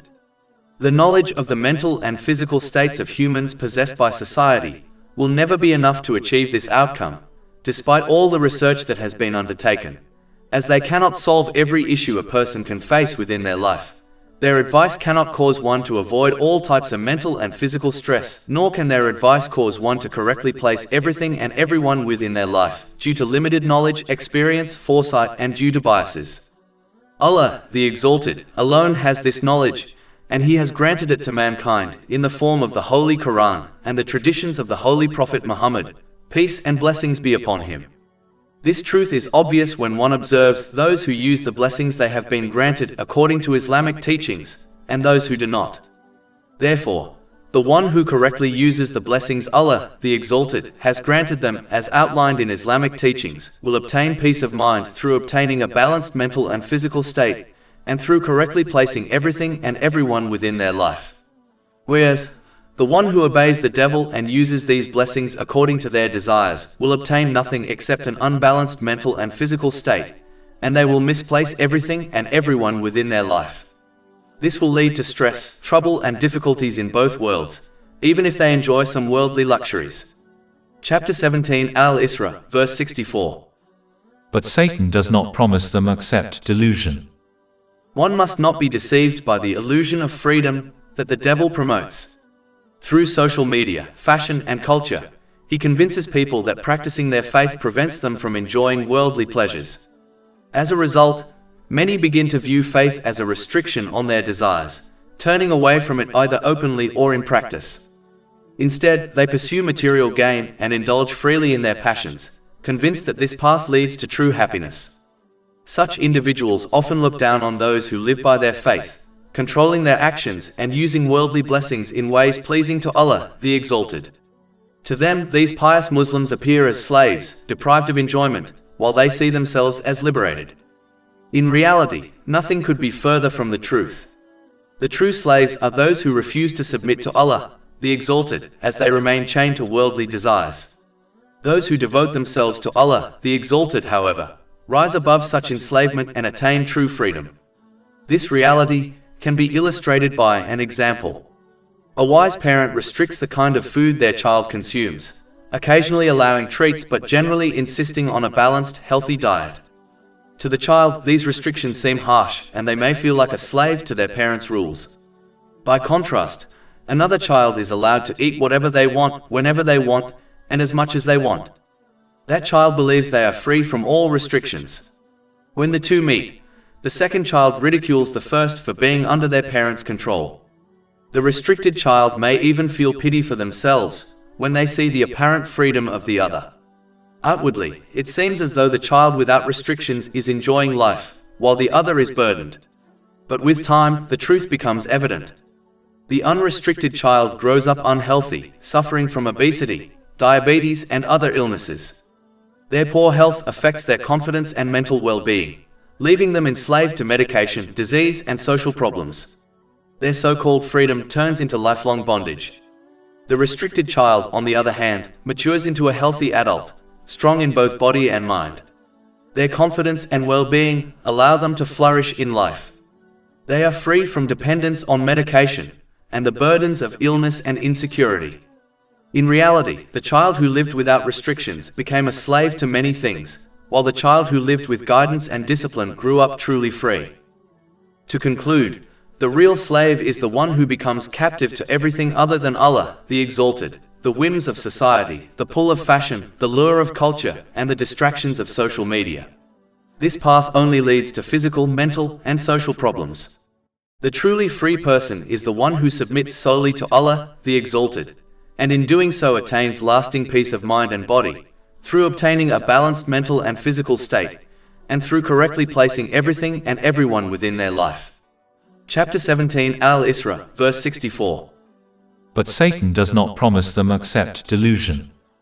Finally, the devil also promises both Muslims and non-Muslims that as Allah, the Exalted, is all-forgiving, He will forgive them on Judgment Day irrespective of their actions. As a result, a person will persist on disobeying Allah, the Exalted, by misusing the blessings He has granted them while falsely believing He will forgive them. Although Allah, the Exalted, is all-forgiving, He is also all-just. Treating the wrongdoer the same as the doer of good would contradict the justice of Allah, the Exalted, which is a behavior He does not exhibit. Chapter 45 Al-Jathiyah, verse 21. Or do those who commit evils think we will make them like those who have believed and done righteous deeds, make them equal in their life and their death? Evil is that which they judge. And chapter 30 Ar-Rum, verse 57. So that day their excuse will not benefit those who wronged, nor will they be asked to appease Allah. And chapter 17 Al-Isra, verse 64. But Satan does not promise them except delusion.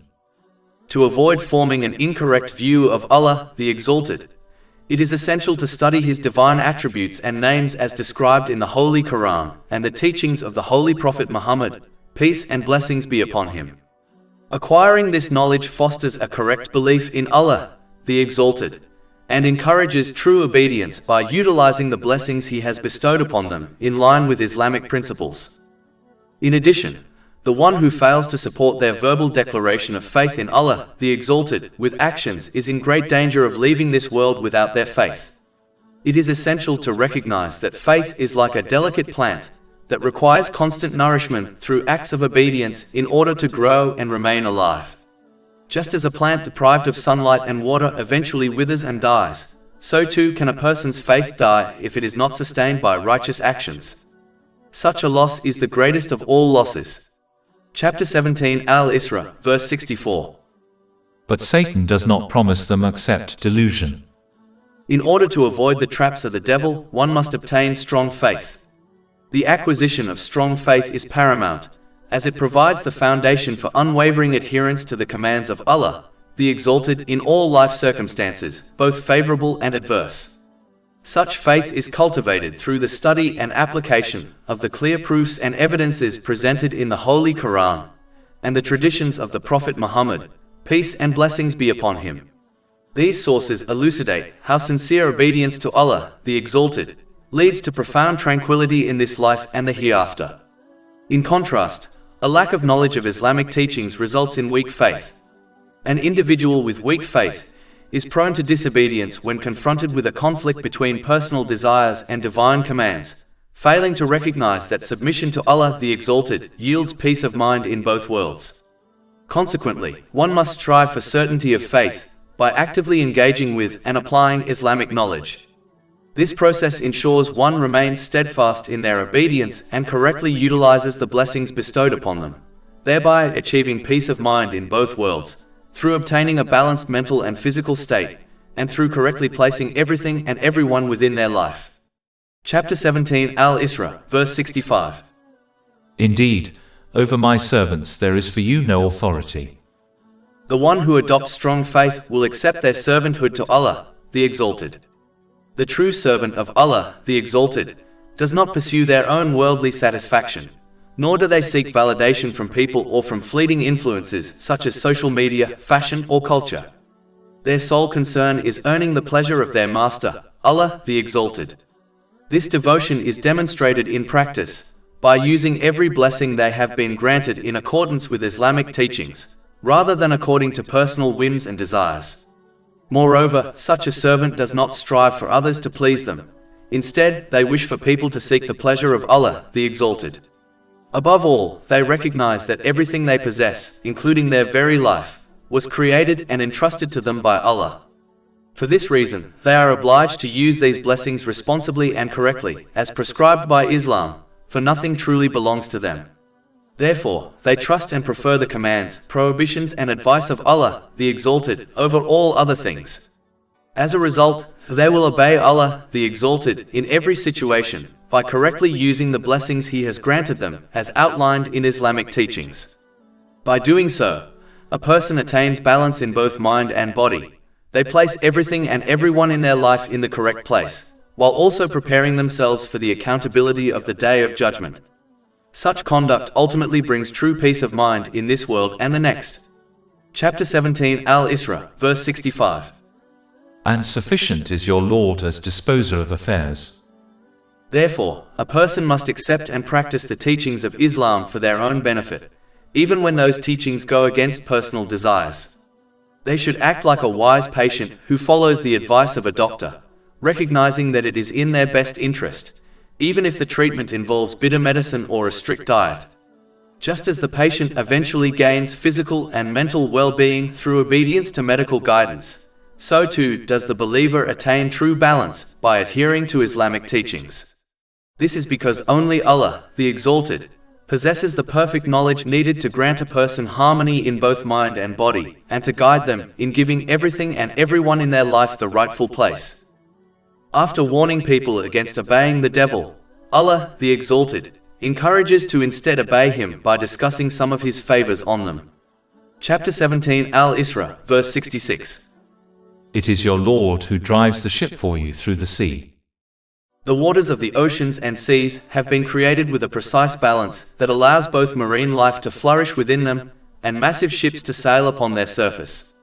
If the composition of water were even slightly different, this equilibrium would collapse, permitting either sea creatures to survive within it or ships to float upon it, but not both simultaneously. Even today, sea transport remains the primary means of moving goods across the globe. This delicate balance is, therefore, indispensable for the continuation of life on earth. Chapter 17 Al-Isra, verse 66. That you may seek of His bounty. Indeed He is ever to you merciful. Allah, the Exalted, then reminds people of the innate understanding of His oneness embedded inside them, which often manifests when they face an extreme difficulty, from which the resources they possess cannot save them from. Chapter 17 Al-Isra, verse 67. And when adversity touches you at sea, lost are all those you invoke except for Him. When an individual encounters a real difficulty that cannot be solved with the resources they have or can access, they frequently turn to one God, Allah the Exalted. They refrain from invoking multiple deities, as their soul holds them back during moments of crisis. This phenomenon is often depicted in films and television, where a character, who may not even believe in a deity, calls out to one God in their hour of need. Despite the efforts of filmmakers to downplay religion, this truth is still frequently represented in the cinematic world. This inherent urge to reach out to one God, Allah the Exalted, in times of distress stems from the soul.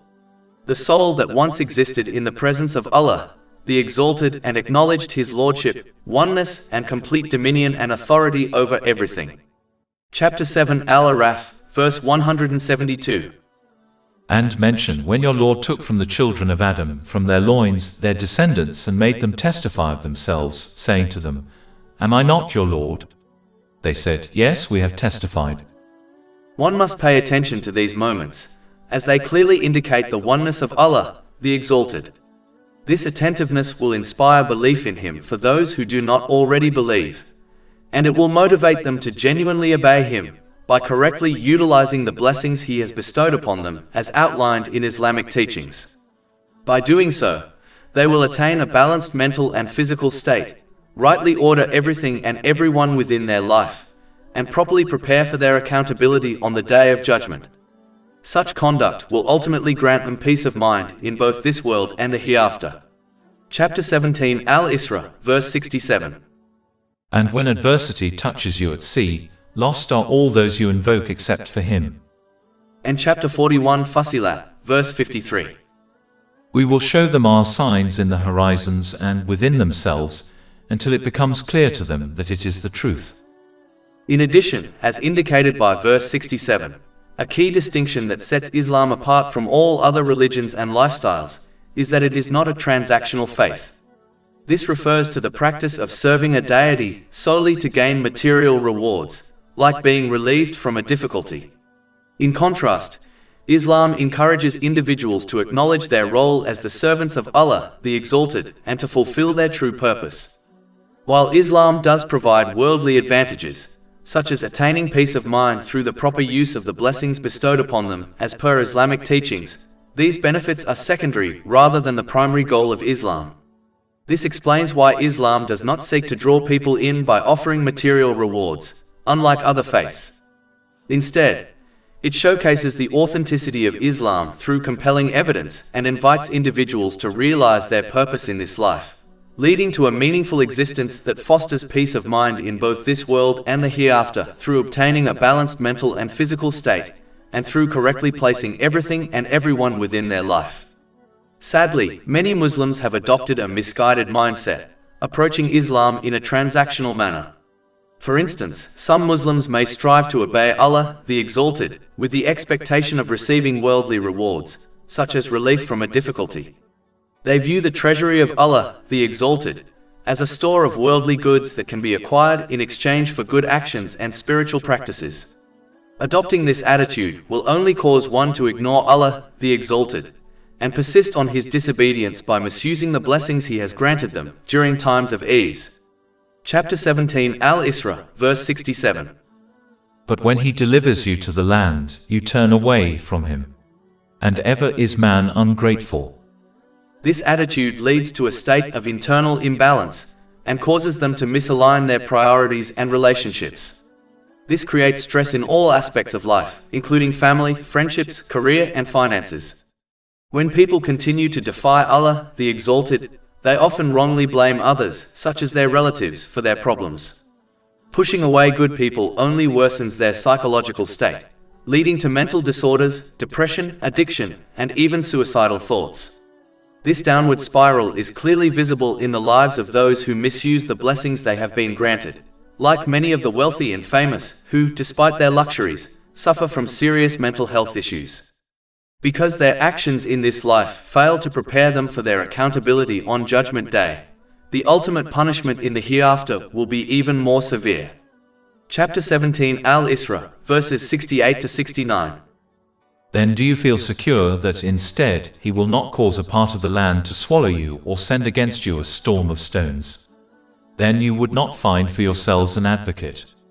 Or do you feel secure that he will not send you back into the sea another time, and send upon you a hurricane of wind and drown you for what you were ungrateful? Then you would not find for yourselves against us an avenger. As Allah, the Exalted, does not hold people accountable for their bad actions immediately, He grants them respite so that they reform their behavior, and He therefore continues to provide them with countless blessings. Chapter 16 and Nahl, verse 61. And if Allah were to impose blame on the people for their wrongdoing, He would not have left upon it, i.e. the earth, any creature, but He defers them for a specified term. And when their term has come, they will not remain behind an hour, nor will they precede it. And chapter 17, Al-Isra, verse 70. And we have certainly honored the children of Adam, and carried them on the land and sea, and provided for them of the good things, and preferred them over much of what we have created, with definite preference. Humans have been honored in many ways, one of which is that they have been granted the faculties and guidance to obtain peace of mind in this world and paradise in the next world, through obtaining a balanced mental and physical state, and through correctly placing everything and everyone within their life. Chapter 17, Al-Isra, verse 70.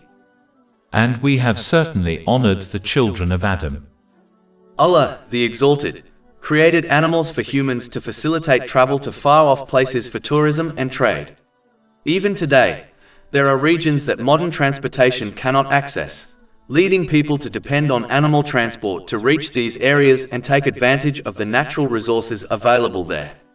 Chapter 16 and Nahl, verse 7. And they carry your loads to a land you could not have reached, except with difficulty to yourselves. Indeed, your Lord is kind and merciful. Allah, the Exalted, granted the inspiration and knowledge necessary for creating various inventions that transport people and their goods, including planes, cars, and ships. Without these inventions, global and large-scale trading would not be feasible. Chapter 16 and Nahl, verse 8. And He created the horses, mules, and donkeys for you to ride, and as adornment. And He creates that which you do not know. Furthermore, it is Allah, the Exalted, who solely grants the inspiration, knowledge, opportunities, resources, and strength necessary for innovation. Thus, He is the only source of all inventions, even if individuals contribute to their creation. Moreover, every invention relies on certain natural resources that undeniably originate from Allah, the Exalted. Chapter 17, Al-Isra, verse 70. And we have certainly honored the children of Adam, and carried them on the land. As discussed earlier, the unique properties of ocean and seawater have been finely tuned to support both marine ecosystems and maritime navigation. Its composition allows aquatic creatures to flourish beneath the surface, while enabling massive vessels to remain buoyant and traverse vast distances above. Even a slight alteration in the chemical makeup of water could disrupt this delicate equilibrium, favoring either marine life or seafaring transport, but not both simultaneously. Remarkably, sea routes continue to dominate global trade, serving as the primary method for moving goods across continents. This harmonious balance is not just a marvel of nature, it is a cornerstone of life and commerce on this planet. Chapter 17, Al-Isra, verse 70. And we have certainly honored the children of Adam, and carried them on the land and sea.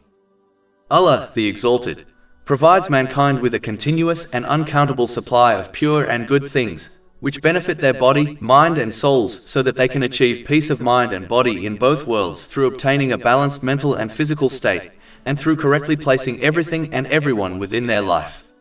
Chapter 17, Al-Isra, verse 70. And provided for them of the pure and good things. Because Allah, the Exalted, is the sole creator of the universe, He alone possesses perfect knowledge of what benefits and harms an individual, even if it is not immediately apparent to them. For example, many of the detrimental effects of alcohol on the human body and mind have been recently confirmed through scientific research, despite being prohibited by Allah over 1,400 years ago. Generally, the few things deemed unlawful in Islam are those in which the harm significantly outweighs any perceived benefits. Prior to the full prohibition of alcohol and gambling, Allah, the Exalted, established this principle by declaring that their negative consequences far exceed any potential gains. This is a truth evident to anyone with a sound mind. Chapter 2 Al-Baqarah 219. They ask you about wine and gambling. Say, in them is great sin and yet some benefit for people. The principles of Islam are established exclusively for the benefit of humanity. Allah, the Exalted, neither gains from human obedience nor suffers from their disobedience. Chapter 60 Al-Mumtahana, verse 6. And whoever turns away, then indeed Allah is the free of need, the praiseworthy. Therefore, it is essential that individuals embrace and apply the teachings of Islam for their own well-being and benefit. This involves correctly using the blessings bestowed upon them, as outlined in Islamic teachings. Through this adherence, one can attain peace of mind and achieve success in both this world and the hereafter through obtaining a balanced mental and physical state, and through correctly placing everything and everyone within their life. Individuals should emulate the wise patient who accepts and follows their doctor's guidance, understanding it is for their own good, despite the possibility of unpleasant medication or a strict diet. In the same way that a wise patient removes any mental and physical barriers to good health, so too will a person who learns and acts upon Islamic teachings. As a result of the unique and continuous blessings granted to mankind, Allah, the Exalted, favored them over much of His creation, even though they did nothing to earn this. Chapter 17 Al-Isra, verse 70. And provided for them of the pure and good things, and preferred them over much of what we have created, with definite preference. If a person fulfills even part of another's needs, such as providing them with shelter, they are regarded as deserving of gratitude. Thus, as Allah, the Exalted, has granted humankind every blessing within this universe, it is only just and proper that people show gratitude to Him. Gratitude of intention means acting solely for the sake of pleasing Allah, the Exalted, for whoever acts with any other motive will not receive reward from Him. This warning is clearly mentioned in a hadith found in Jami at Tirmidhi, number 3154. A true sign of sincerity in intention is that a person does not seek nor hope for recognition or reward from people. Gratitude expressed by the tongue consists of speaking only that which is good or otherwise remaining silent. Gratitude through action means to use the blessings granted by Allah, the Exalted, in ways that are pleasing to Him. As outlined in the Holy Quran and the traditions of the Holy Prophet Muhammad, peace and blessings be upon him. Such gratitude brings about an increase in blessings, and ultimately leads to peace of mind in both this world and the hereafter, through obtaining a balanced mental and physical state, and through correctly placing everything and everyone within their life. Chapter 14 Ibrahim, verse 7. If you are grateful, I will surely increase you in favor. And chapter 16 An-Nahl, verse 97. Whoever does righteousness, whether male or female, while he is a believer, we will surely cause him to live a good life, and we will surely give them their reward in the hereafter according to the best of what they used to do. Furthermore, when a person owns an object, it is regarded as natural and proper for them to use it in whatever manner they choose. Since Allah, the Exalted, is the creator, owner and sustainer of everything in the universe, including human beings, it follows that He alone has the authority to determine what should and should not occur within it. Accordingly, it is only just and reasonable for people to obey Allah, the Exalted, for He is the sole owner of the entire universe, including themselves.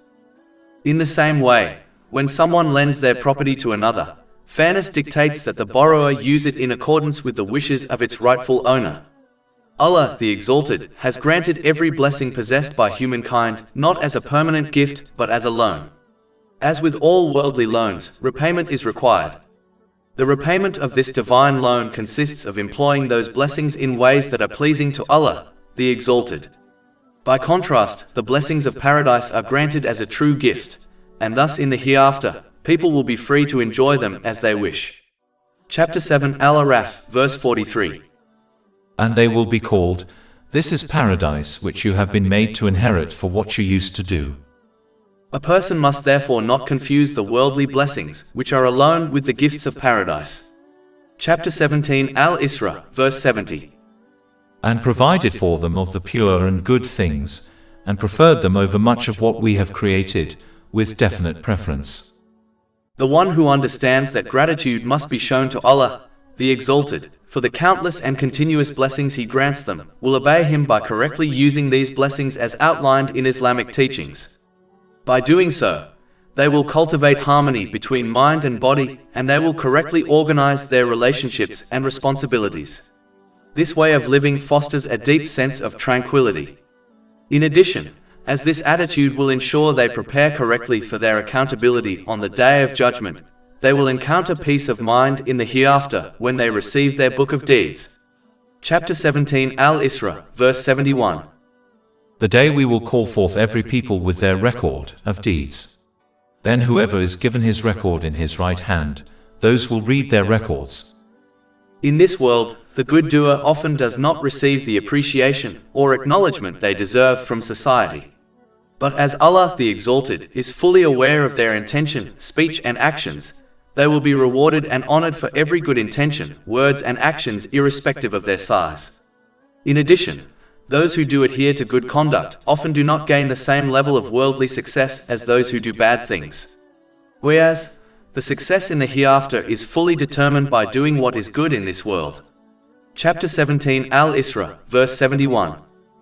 And injustice will not be done to them, even as much as a thread inside the date seed.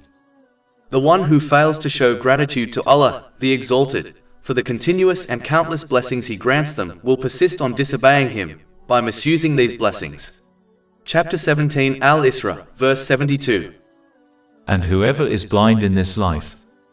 In this life, this attitude will prevent them from maintaining mental and physical well-being, and it will cause them to misjudge the roles and value of people and things in their life. As a result, aspects of life that should bring comfort, such as family, friendships, career, and wealth, become sources of anxiety and turmoil. If they continue to defy the commands of Allah, the Exalted, they may begin to wrongly attribute their distress to innocent individuals, including their relatives. Removing these positive influences from their lives only deepens their suffering, often leading to psychological instability, addiction, and even thoughts of self-harm. This pattern is evident in those who misuse the blessings they have been given, particularly among the wealthy and famous, despite their access to material abundance. And because their attitude keeps them from preparing for the Day of Judgment, the consequences they face in the hereafter will be far more severe. Chapter 17 Al-Isra, verse 72. And whoever is blind in this life will be more blind in the hereafter and more astray in way. And chapter 20 Taha, verses 124 to 126. And whoever turns away from my remembrance, indeed he will have a depressed, i.e., difficult life, and we will gather, i.e., raise him on the day of resurrection blind. He will say, My Lord, why have you raised me blind while I was once seeing? Allah will say, Thus did our signs come to you, and you forgot, i.e., disregarded them, and thus will you this day be forgotten. As obeying Allah, the Exalted, by correctly using the blessings He has granted them, as outlined in Islamic teachings, often contradicts the worldly desires of people, many of them will still persist on disobeying Him. Indeed, those who turn away from the Islamic code of conduct and instead adopt man-made systems, often do so in pursuit of personal desires, as such systems are shaped by human desires. This tendency is especially pronounced among the wealthy and influential, who understand that accepting the truth of Islam would require them to submit to a clear moral structure, one that challenges their pursuit of worldly desires and aspirations. To preserve their status and control, they often promote these alternative paths and discourage others from embracing divine guidance. Historically, this is why the rich and powerful have frequently been the first to oppose and reject the holy prophets, peace be upon them. Their resistance is not rooted in a genuine examination of Islam's truth, but rather in a desire to protect their own interests and indulge their desires. The initial action taken by non-Muslims against their holy prophet, peace be upon him, in every generation, was to persuade him to renounce Islam, the faith of all the holy prophets, peace be upon them, after he declared his prophethood. When this attempt was unsuccessful, they sought to convince him to make concessions on certain elements of Islam. Chapter 68 Al-Qalam, verse 9. They wish that you would soften in your position, so they would soften toward you. And chapter 17 Al-Isra, verse 73. And indeed, they were about to tempt you away from that which we revealed to you in order to make you invent about us something else, and then they would have taken you as a friend. When this step was unsuccessful, they resisted Islam using threats and violence to stop its expansion. Chapter 14 Ibrahim, verse 13. And those who disbelieved said to their messengers, "We will surely drive you out of our land, or you must return to our religion." Generally speaking, when a person chooses a path different from that of their peers, it often stirs feelings of insecurity in others about the decisions they have made, especially when those decisions prioritize worldly desires over obedience to Allah, the Exalted. This sense of inadequacy can manifest as criticism or mockery directed at the one who remains steadfast in their faith, sometimes even coming from within their own family. Beyond this, societal influences such as social media, fashion, and cultural expectations place additional pressure on those who strive to uphold Islamic values. The call of Islam is frequently viewed as an obstacle to ambitions tied to wealth, status, and recognition. Industries whose practices are challenged by Islamic principles naturally resist their influence and, in turn, encourage Muslims to distance themselves from their faith. This opposition plays a major role in fueling the widespread anti-Islamic attitudes that are especially visible across social media platforms. Those who strive to live by Islamic principles, which call for moderation in desires and the proper use of the blessings they have been granted, are often criticized by those who indulge in excess, acting on impulse without restraint. From the perspective of Islam, such behavior is considered animalistic, as it lacks reason and discipline. These critics frequently attempt to dissuade others from embracing Islam and discourage Muslims from practicing their faith, luring them instead toward a lifestyle governed by unchecked passions. To achieve this, they often target particular aspects of Islam, such as the dress code for women, in an effort to make the religion appear unattractive. Yet, thoughtful individuals can easily see the shallowness of these objections, which stem from a rejection of Islam's emphasis on self-control. For instance, while critics may deride Islamic guidelines on modest dress, they do not question the strict dress codes enforced in professions like law enforcement, the military, healthcare, education, or business. Their selective focus exposes the weakness and inconsistency of their arguments. In truth, it is Islam's core teachings and the disciplined lives of its followers that provoke such attacks, leading detractors to criticize the faith in whatever way they can, attempting to encourage Muslims to compromise on their beliefs for the sake of pleasing society. Chapter 17 Al-Isra, verse 73. And indeed, they were about to tempt you away from that which we revealed to you in order to make you invent about us something else, and then they would have taken you as a friend. In all situations, a believer must remain steadfast in their obedience to Allah, the Exalted, understanding that true devotion grants inner peace and shields them from the harmful influence of others. Disobeying Allah, the Exalted, in order to win the approval of others inevitably strips a person of inner peace. Such a choice leads to the misuse of the blessings they have been granted, resulting in mental and physical imbalance and the misplacing of the things and people within their life, leaving them unprepared for their ultimate accountability on the Day of Judgment. No matter how much material wealth they may possess, this path brings stress, hardship, and tribulation in both worlds. To resist this, a believer must cultivate a steadfast mindset through strong faith. Chapter 17 Al-Isra, verse 74. And if we had not strengthened you, you would have almost inclined to them a little. Firm faith is essential for remaining obedient to Allah, the Exalted, in every circumstance, whether in times of ease or difficulty. This strength of faith grows through learning, understanding, and living by the clear guidance of the Holy Quran and the traditions of the Prophet Muhammad, peace and blessings be upon him. These teachings emphasize that true submission to Allah is the source of peace in this life and the hereafter. In contrast, those who lack knowledge of Islamic principles often develop weak faith. Such fragility makes them vulnerable to abandoning obedience, particularly when their desires conflict with divine guidance. Their ignorance blinds them to the reality that setting aside personal whims for the sake of obeying Allah, the Exalted, is the very key to lasting peace in both worlds. Chapter 17 Al-Isra, verse 75. Then, i.e., if you had compromised, we would have made you taste double punishment in life and double after death. Then you would not find for yourself against us a helper. Therefore, it is vital for every believer to strengthen their faith by seeking Islamic knowledge and consistently applying it in daily life. By doing so, they remain steadfast in obedience, using the blessings they have been entrusted with in accordance with divine teachings. This practice leads to peace of mind in both worlds through balancing mind and body and the proper ordering of all aspects of life. Chapter 17 Al-Isra, verse 74. And if we had not strengthened you, you would have almost inclined to them a little.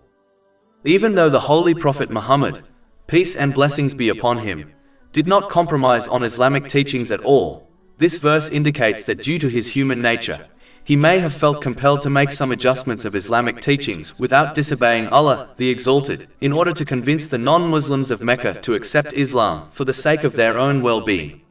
Having this thought is part of being a human, which every holy prophet, peace be upon them, was. Therefore, this verse also highlights the human nature of the Holy Prophet Muhammad, peace and blessings be upon him, which he shares with the rest of mankind, despite the fact that he is a holy prophet, peace be upon them.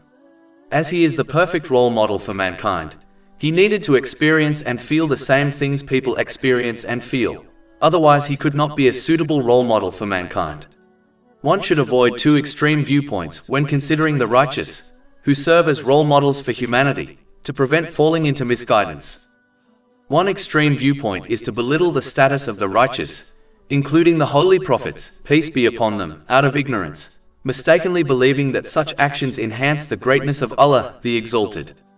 In truth, this mindset diminishes the respect needed to emulate the virtuous traits of these individuals, as it is impossible to replicate the character of someone who is not esteemed.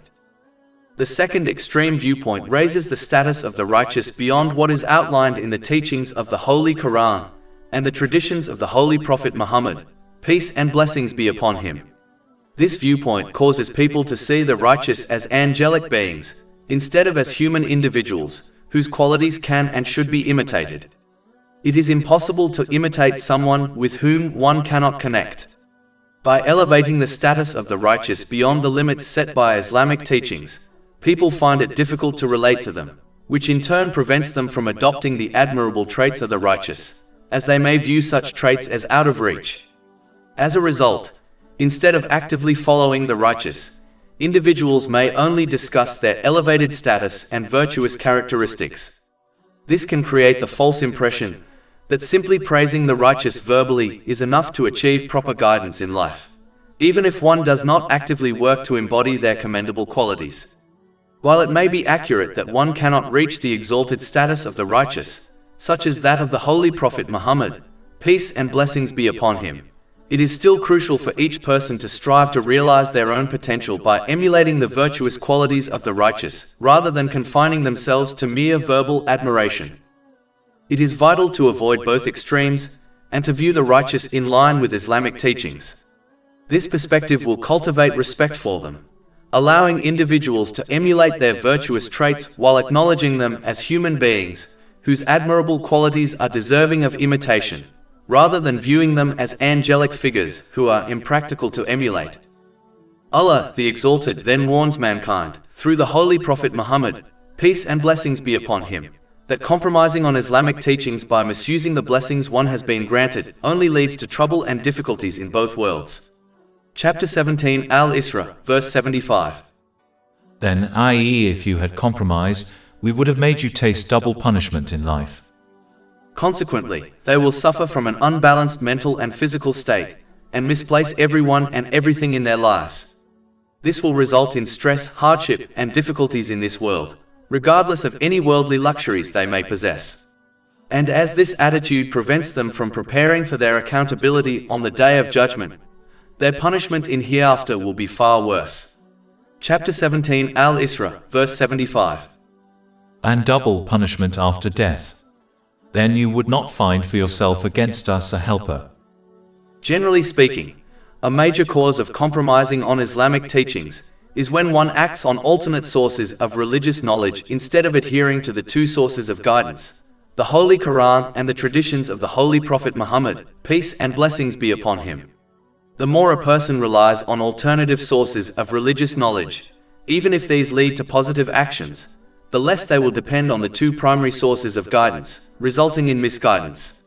This is why the Holy Prophet Muhammad, peace and blessings be upon him, cautioned in a hadith recorded in Sunan Abu Dawood, number 4606, that any matter not grounded in the two sources of guidance will be rejected by Allah, the Exalted. Furthermore, the more one engages with other sources of religious knowledge, the more they may start to act in ways that contradict Islamic teachings. This is how the devil misleads individuals, gradually. For instance, someone encountering challenges may be encouraged to undertake certain spiritual practices that oppose and challenge Islamic teachings. If this individual is unaware and tends to follow other sources of religious knowledge, they may easily fall into this trap and start engaging in spiritual exercises that directly contradict Islamic principles. They may even come to hold beliefs about Allah, the Exalted, and the universe that conflict with Islamic teachings, such as the notion that people or supernatural beings can dictate their fate, as their understanding is derived from sources other than the two primary sources of guidance. Some of these misguided beliefs and practices are outright disbelief, such as engaging in black magic. Chapter 2 Al-Baqarah, verse 102. It was not Solomon who disbelieved, but the devils disbelieved, teaching people magic, and that which was revealed to the two angels at Babylon, Harut and Marut. But they, i.e. the two angels, do not teach anyone unless they say, "We are a trial, so do not disbelieve," by practicing magic. A Muslim can lose their faith without even being aware of it, as they often rely on various sources of religious knowledge. This is why engaging in religious innovations that are not based on the two primary sources of guidance is akin to following the path of the devil, and therefore leads to trouble and punishment in both worlds. Chapter 2 Al-Baqarah, verse 208. O you who have believed, enter into Islam completely and perfectly, and do not follow the footsteps of Satan. Indeed, he is to you a clear enemy. And chapter 17 Al-Isra, verse 75. Then, i.e. if you had compromised, we would have made you taste double punishment in life and double after death. Then you would not find for yourself against us a helper. Another major cause of compromising on Islamic teachings is when one blindly follows the majority opinion within their society. It is imperative to refrain from unthinkingly following the crowd, as the actions of the majority within society frequently lead to the disobedience of Allah, the Exalted. Individuals who observe the majority disregarding Islamic teachings may mistakenly conclude that such behavior is correct, leading them to conform without critical thought or reflection. The majority opinion, however, is not inherently correct. Historical precedents, such as the widely held belief that the earth was flat, demonstrate how collective assumptions have been proven false by new evidence and knowledge. Therefore, one must avoid mindlessly conforming to popular opinion, as this can lead to detrimental outcomes in both one's worldly and religious endeavors. Chapter 6 Al-An'am, verse 116. And if you obey most of those upon the earth, they will mislead you from the way of Allah. They follow not except assumption, and they are not but guessing. And chapter 17 Al-Isra, verse 75.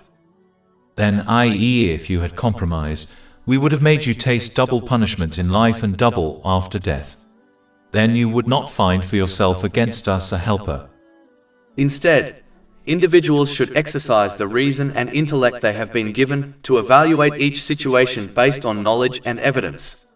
This allows for the formation of informed decisions, even if these choices diverge from the majority's prevailing opinions.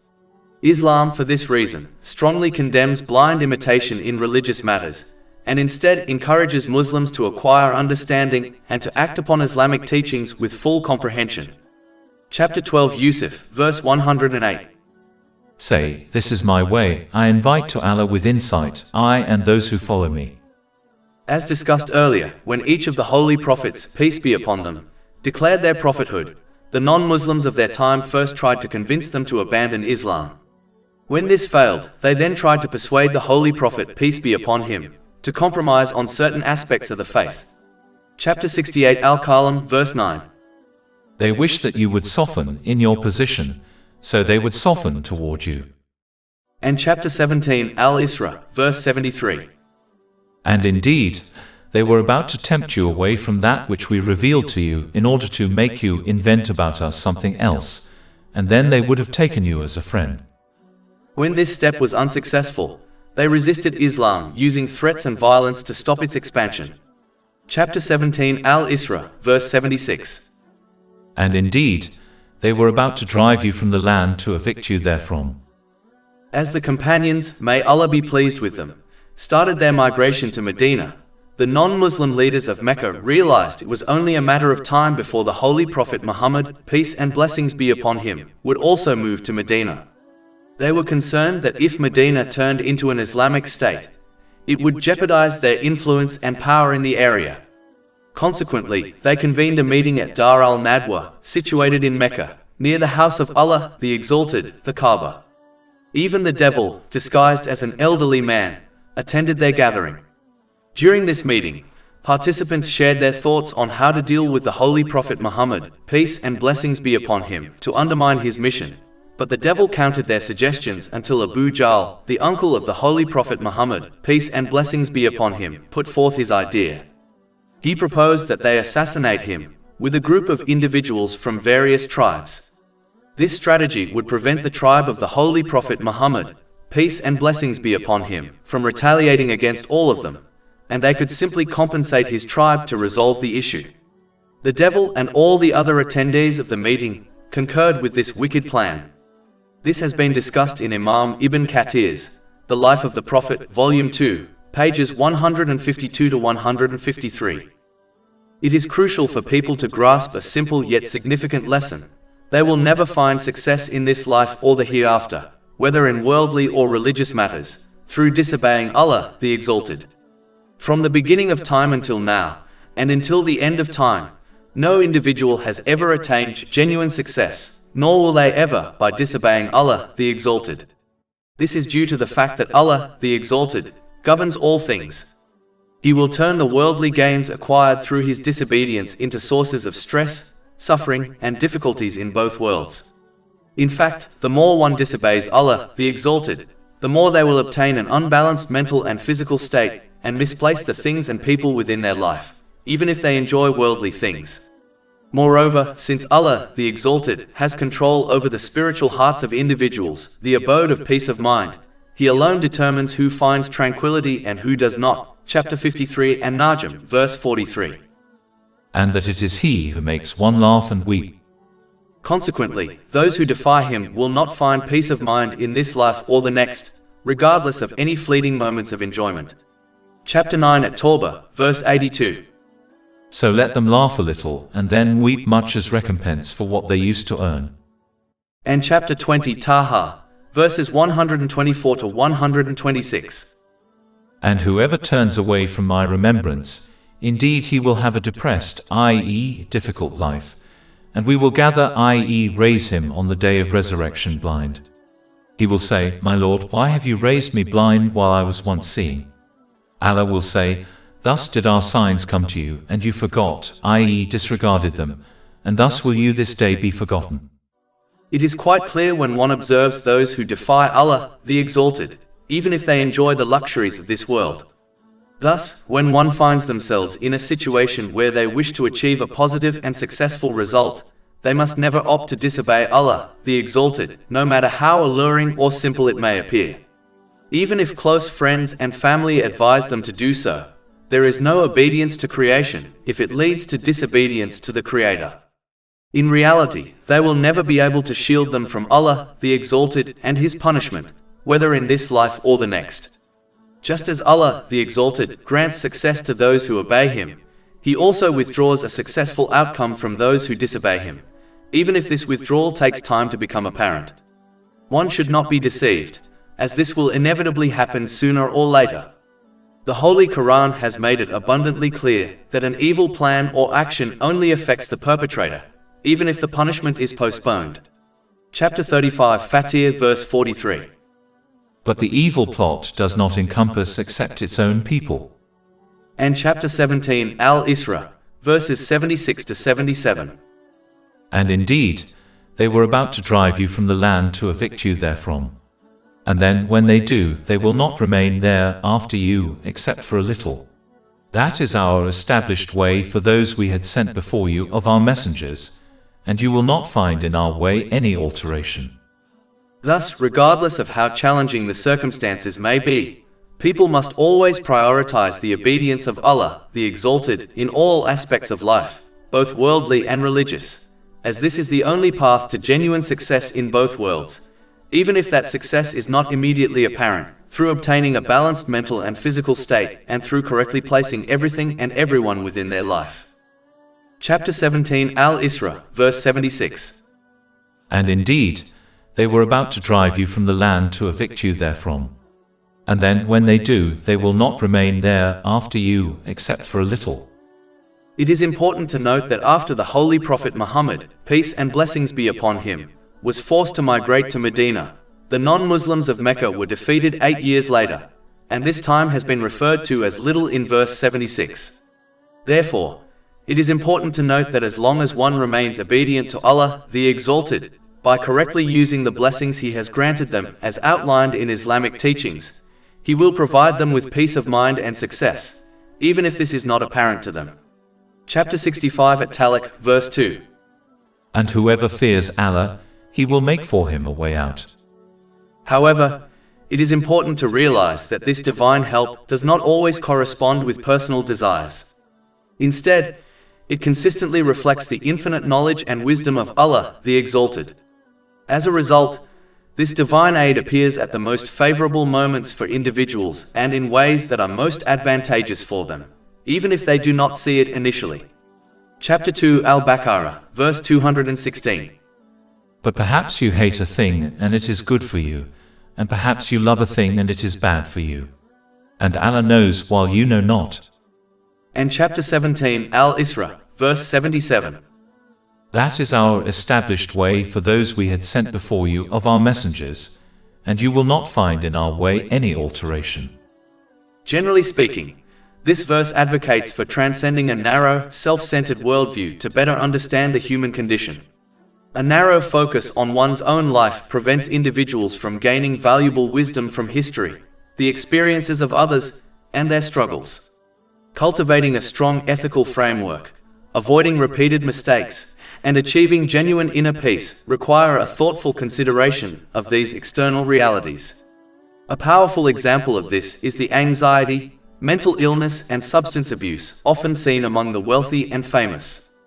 Despite their material advantages, their struggles demonstrate that peace of mind cannot be found in wealth or the pursuit of worldly desires.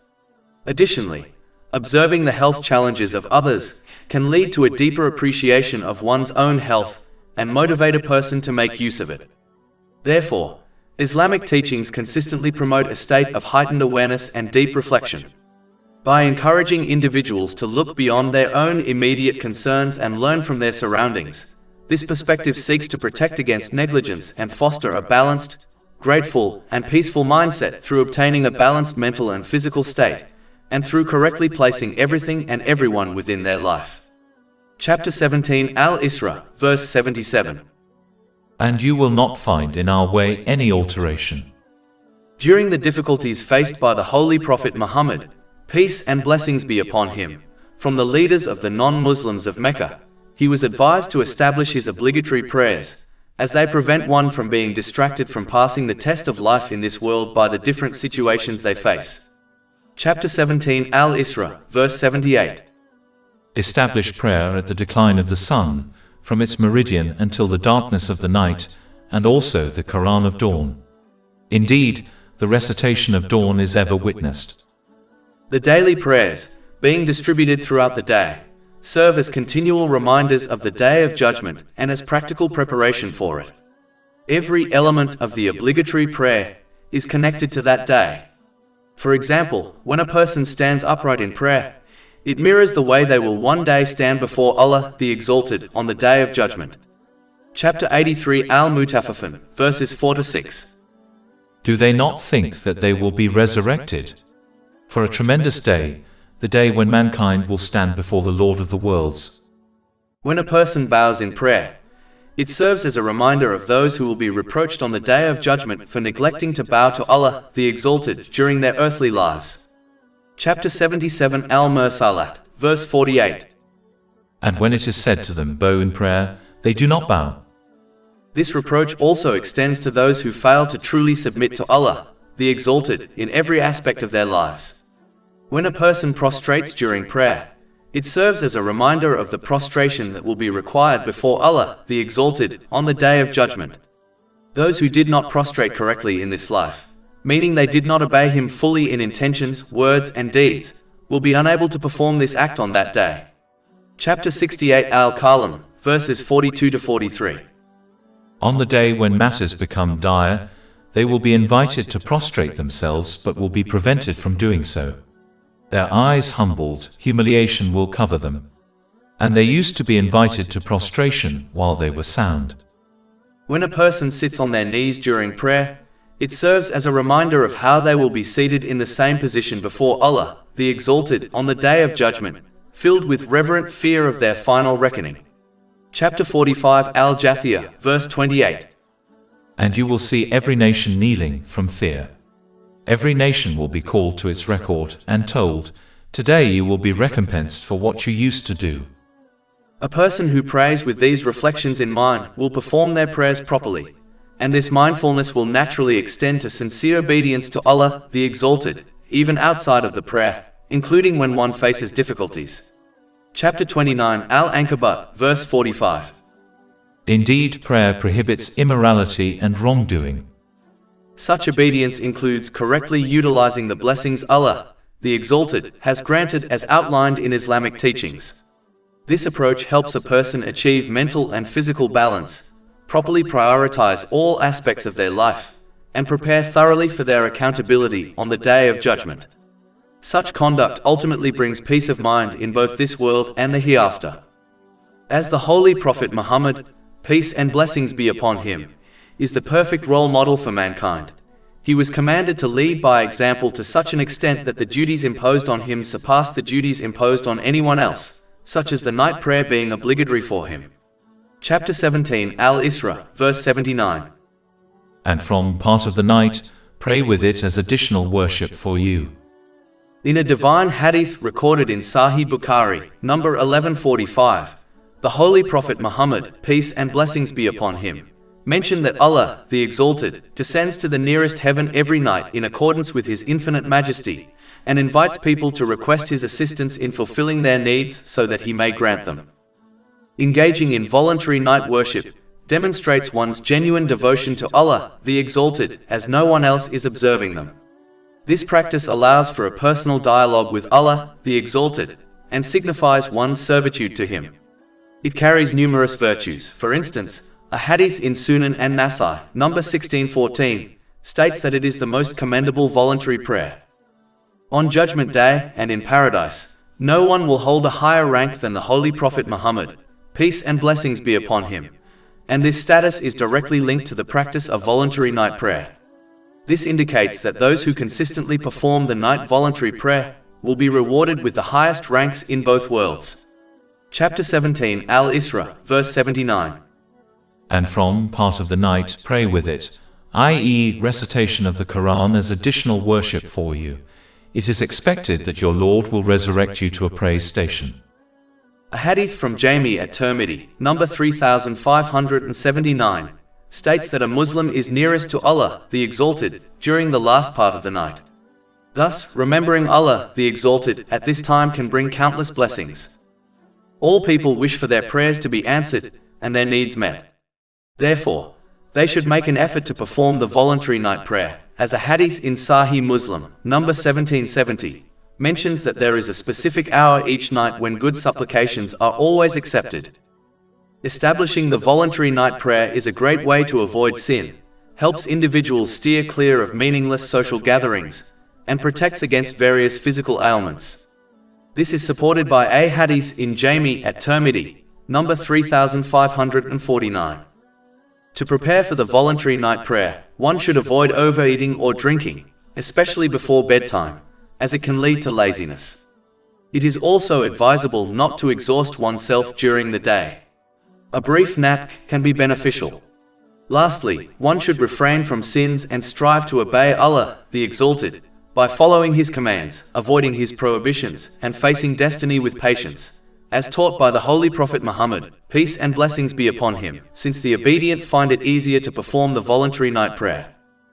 Chapter 17, Al-Isra, verse 79. It is expected that your Lord will resurrect you to a praise station. According to the hadith found in Jami at Tirmidhi, number 3137, the praised station refers to when the Holy Prophet Muhammad, peace and blessings be upon him, will be permitted to intercede for the Muslims on Judgment Day. A Muslim should therefore work towards making themselves deserving of the intercession of the Holy Prophet Muhammad, peace and blessings be upon him, by engaging in actions that lead to this, such as making the advised supplication after hearing the call to prayer. This guidance is found in a hadith in Sunan an-Nasai, number 679. However, this necessitates attending the obligatory prayers at a mosque regularly, rather than performing them at home. The most significant action that will lead to intercession is learning and implementing the traditions of the Holy Prophet Muhammad, peace and blessings be upon him. A Muslim should not live in negligence by ignoring this responsibility, and then anticipate intercession on Judgment Day, as this resembles wishful thinking, which is blameworthy and lacks genuine value, in contrast to true hope in the mercy of Allah the Exalted. Sadly, some who have adopted wishful thinking falsely believe they can reach paradise through intercession, even though they do not obey Allah the Exalted, by correctly using the blessings He has granted them as outlined in Islamic teachings. These people need to realize that while intercession is a genuine possibility, there are some Muslims who, despite having their punishment lessened through intercession, will still end up in hell. Even a fleeting moment in hell is utterly unbearable. Moreover, such a mocking attitude could result in the Holy Prophet Muhammad, peace and blessings be upon him, bearing witness against them on the Day of Judgment. Chapter 25, Al-Furqan, verse 30. And the Messenger has said, O my Lord, indeed my people have taken this Quran as a thing abandoned. This verse refers to Muslims, as they are the only group that has accepted the Holy Quran, unlike non-Muslims who have not embraced it and thus cannot abandon it. The outcome of the Muslim whom the Holy Prophet Muhammad, peace and blessings be upon him, speaks against on the Day of Judgment is obvious. Moreover, the one who persists in disobeying Allah, the Exalted, and thinks they will be saved through intercession must understand that their disobedience and mocking attitude could hinder them from leaving this world with their faith intact. It is essential to recognize that faith resembles a plant, which must be sustained through acts of obedience in order to grow and endure. Just as a plant deprived of nourishment, such as sunlight, eventually withers and dies, so too can a person's faith perish if it is not maintained through righteous deeds. Such a loss constitutes the greatest of all losses. Therefore, this person should prioritize dying as a Muslim rather than relying on intercession on Judgment Day, which is reserved solely for Muslims. Consequently, one should abandon wishful thinking and instead foster genuine hope by actively working to obey Allah, the Exalted, by properly utilizing the blessings they have received as described in Islamic teachings. As discussed earlier, when the leaders of the non-Muslims decided to kill the Holy Prophet Muhammad, peace and blessings be upon him, as they feared he would migrate to Medina and establish an Islamic state, Allah the Exalted granted the Holy Prophet Muhammad, peace and blessings be upon him, permission to migrate through revealing the next verse. Chapter 17, Al-Isra, verse 80. And say, My Lord, cause me to enter a sound entrance and to exit a sound exit, and grant me from yourself a supporting authority. This has been discussed in Imam Ibn Kathir's The Life of the Prophet, Volume 2, page 151. The first thing to note is the importance of adopting a positive perception, as entering the new situation has been placed before exiting the old situation.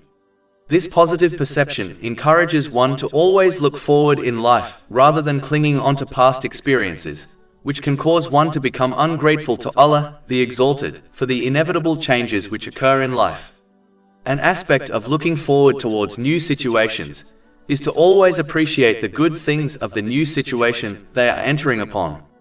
For example, The one who starts a new job should appreciate the fresh start they have been granted in respect to forming new relationships with people and progressing in their career, instead of focusing on the negative things, such as being the new stranger in their workspace. Chapter 17 Al-Isra, verse 80. And say, My Lord, cause me to enter a sound entrance. The supplication in this verse includes both one's inner intention and outer action. Entering with the truth signifies that whenever one finds themselves in any circumstance, whether worldly or religious, they should approach it with the aim of pleasing Allah, the Exalted. A person will receive rewards for all lawful actions performed with this intention, even if the act seems worldly. For instance, acquiring lawful wealth and meeting the needs of one's family may seem like a worldly task, but when done with the right intention, it transforms into a virtuous deed. This is emphasized in a hadith recorded in Sahih Bukhari, number 4006.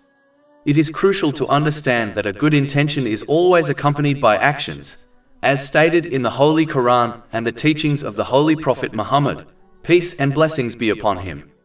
Those who harbor bad intentions will not receive rewards from Allah, the Exalted. Indeed, on Judgment Day, they will be instructed to seek their rewards from those for whom they acted. This is corroborated in a hadith found in Jami at-Tirmidhi, number 3154.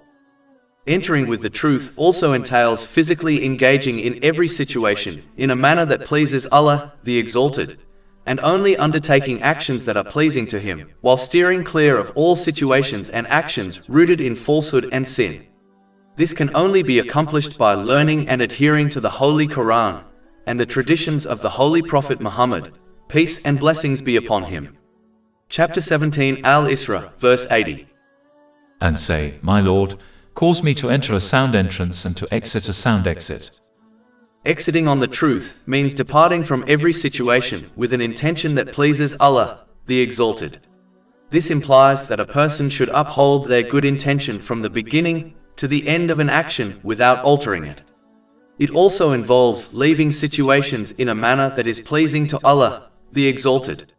For instance, enduring a hardship or trial with patience in accordance with Islamic teachings, while understanding that Allah, the Exalted, selects the best circumstances for each individual, even if they cannot see the wisdom in His decisions. Chapter 2 Al-Baqarah, verse 216. But perhaps you hate a thing and it is good for you, and perhaps you love a thing and it is bad for you. And Allah knows while you know not. Chapter 17 Al-Isra, verse 80. And to exit a sound exit. In addition, an aspect of exiting situations in the correct way is to learn from them so that one improves their behavior towards Allah, the Exalted, and people, thereby avoiding repeating the same mistakes. The one who learns from their past experiences will therefore improve their obedience to Allah, the Exalted, by correctly using the blessings He has granted them as outlined in Islamic teachings. This will lead to peace of mind in both worlds through obtaining a balanced mental and physical state, and through correctly placing everything and everyone within their life. And learning from past experiences will increase one's good behavior towards people, thereby fulfilling their rights. As a result, justice and peace will spread within their home and society. Another aspect of exiting situations in the correct way is to avoid holding on to negative feelings towards others over the mistakes they have made. One must take steps to protect themselves from the future harm of people so that history does not repeat itself, but they should also try to let go of any negative feelings for others and instead forgive them for the sake of Allah, the Exalted, as this leads to their own forgiveness. Chapter 24 An-Nur, verse 22. And let them pardon and overlook. Would you not like that Allah should forgive you? Finally, as indicated earlier, when exiting a situation, one should exit it with their body and mind so that they can move forward with their life positively. When one's mind remains in the past, then they will inevitably adopt an ungrateful and impatient behavior, whereby they either preferred their previous situation, which leads to ingratitude, or they relive past difficulties, which leads to impatience. In order to move on with life, they must accept that their life is progressive, whereby they are moved from one stage to the next, whether they like it or not. The one who resists this fact will adopt ingratitude and impatience, whereas the one who accepts this fact will learn lessons from their past experiences in order to strengthen their behavior towards Allah, the Exalted, and people, and look forward positively, knowing Allah, the Exalted, only chooses what is best for them in every case. This will ensure they continue using the blessings they have been granted, as outlined in Islamic teachings, which leads to peace of mind in both worlds through obtaining a balanced mental and physical state, and through correctly placing everything and everyone within their life. Chapter 17 Al-Isra, verse 80. And grant me from yourself a supporting authority. The concluding section of this supplication highlights the significance of following the ultimate authority and sources of guidance, the Holy Quran and the teachings of the Holy Prophet Muhammad, peace and blessings be upon him. The more a person relies upon sources of religious knowledge other than the two sources of guidance, even if such sources appear to encourage good deeds, the less they will act upon these two sources of guidance. This ultimately leads to misguidance. For this reason, the Holy Prophet Muhammad, peace and blessings be upon him, warned in a hadith found in Sunan Abu Dawood, number 4606, that any matter not rooted in the two authentic sources of guidance will be rejected by Allah, the Exalted. Moreover, when individuals accustom themselves to acting upon knowledge derived from other sources, they inevitably begin to adopt practices that contradict Islamic teachings. In this way, the devil gradually misleads people, step by step. For example, a person in difficulty may be advised to perform certain spiritual exercises that are inconsistent with Islam. Owing to ignorance and a habit of following alternative sources, they fall into this trap and begin to engage in practices that openly oppose the teachings of Islam. Eventually, they may even adopt beliefs regarding Allah, the Exalted, and the universe that are fundamentally opposed to Islam, such as believing that human beings or supernatural beings have control over their destiny, because their knowledge is drawn from outside the two true sources of guidance.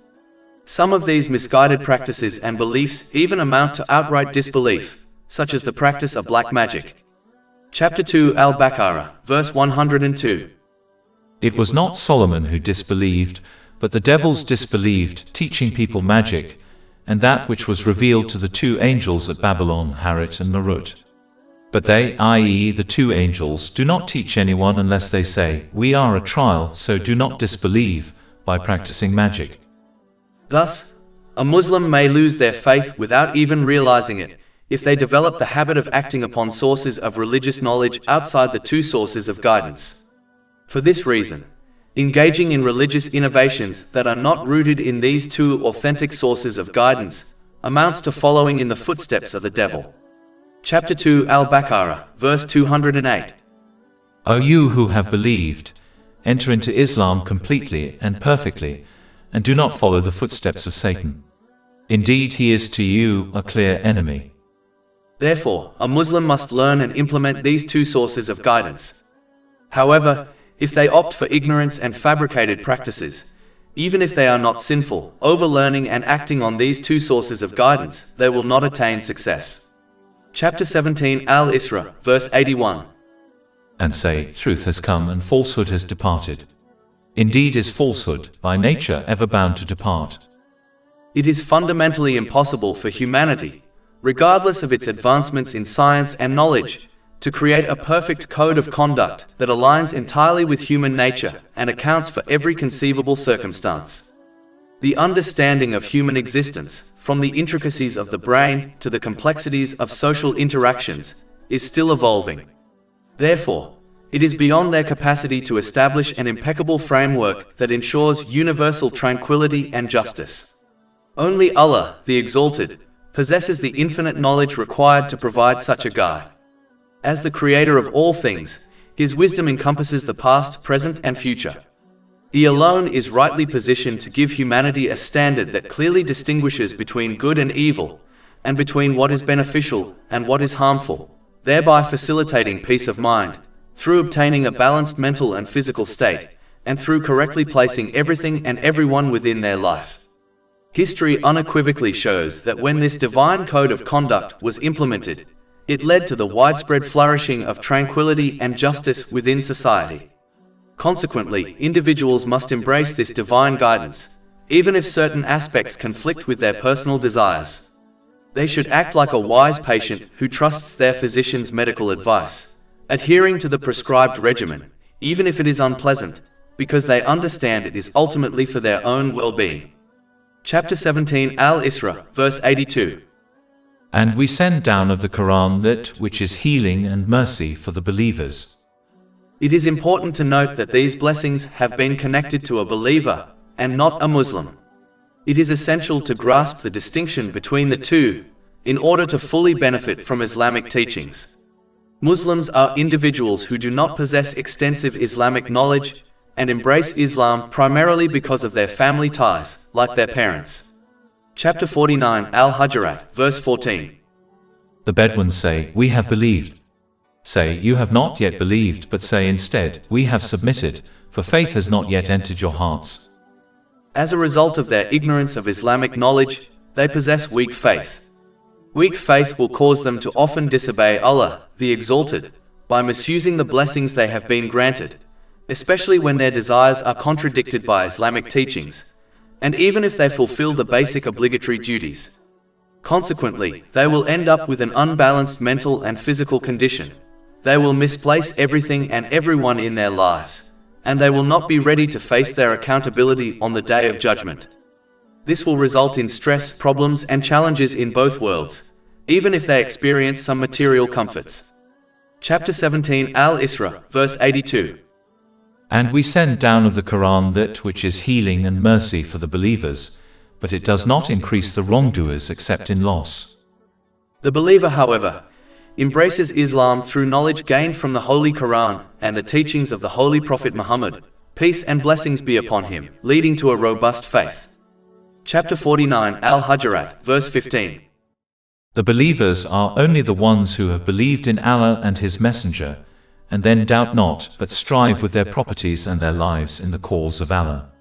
It is those who are the truthful. Their strong faith ensures they remain committed to obeying Allah, the Exalted, during both challenging and easy times, demonstrating patience in hardship and gratitude in prosperity. To show gratitude in one's intentions means to act solely for the pleasure of Allah, the Exalted. Expressing gratitude in speech involves either speaking positively or choosing silence. Furthermore, showing gratitude through actions requires utilizing the blessings one has received in ways that please Allah, the Exalted, as described in the Holy Quran and the teachings of the Holy Prophet Muhammad, peace and blessings be upon him. This practice results in additional blessings, peace, and success in both this life and the hereafter, by promoting a balanced mental and physical state, and by properly aligning all aspects of one's life. Chapter 14 Ibrahim, verse 7. If you are grateful, I will surely increase you in favor. Additionally, patience involves avoiding complaints in both speech and behavior while remaining committed to obeying Allah, the Exalted. It necessitates a belief that He consistently chooses what is best for them, even if it is not obvious at first. Chapter 2 Al-Baqarah, verse 216. But perhaps you hate a thing and it is good for you, and perhaps you love a thing and it is bad for you. And Allah knows while you know not. Thus, those who adopt strong faith will behave correctly in every circumstance and therefore receive the unwavering support and mercy of Allah, the Exalted. Consequently, this fosters peace in both worlds by achieving a balanced mental and physical state, and by properly positioning everything and everyone in their lives. This guidance is cited in a hadith located in Sahih Muslim, number 7500. Chapter 17 Al-Isra, verse 82. And we send down of the Quran that which is healing and mercy for the believers. But as obeying Allah the Exalted often contradicts the worldly desires of people, many of them will reject or ignore Islamic teachings, even if they claim belief in it. As a result, they will persist on disobeying Allah, the Exalted, by misusing the blessings He has granted them. In this life, their attitude will prevent them from obtaining a balance in their mental and physical states, and they will misplace their priorities and relationships. Consequently, aspects of their life that should offer comfort, such as family, friendships, professional pursuits, and material wealth, become sources of distress. Should they persist in defying the commandments of Allah, the Exalted, they may begin to attribute their suffering to the wrong causes and individuals, including their spouse or close companions. Severing ties with these virtuous individuals only exacerbates their psychological instability, potentially driving them toward depression, substance abuse, and even suicidal ideation. This pattern is readily observable among those who continuously misuse the blessings they have been granted, particularly among the affluent and renowned, despite their access to worldly pleasures. Moreover, such an attitude not only deprives them of peace in this world, but also leaves them unprepared for the reckoning of the Day of Judgment, where the consequences in the hereafter will be far more severe. Chapter 17 Al-Isra, verse 82. And we send down of the Quran that which is healing and mercy for the believers, but it does not increase the wrongdoers except in loss. In a hadith from Imam Munzari's Awareness and Apprehension, number 30, the Holy Prophet Muhammad, peace and blessings be upon him, stated that the Holy Quran will intercede on Judgment Day. Those who adhere to it throughout their lives on earth will be guided to paradise by it on that day. Conversely, those who disregard it during their earthly lives will find it leads them to hell on Judgment Day. The Holy Quran serves as a guide. It is not just a text for recitation. Therefore, people must endeavor to embrace all facets of the Holy Quran to ensure it directs them towards success in both this life and the hereafter. The first facet is to recite it accurately and consistently. The second is to comprehend it with the help of a trustworthy scholar. Finally, the third is to implement its teachings in accordance with the traditions of the Holy Prophet Muhammad, peace and blessings be upon him. This approach guarantees that they engage with the Holy Quran appropriately, as the life of the Holy Prophet Muhammad, peace and blessings be upon him, exemplifies the practical application of the Holy Quran.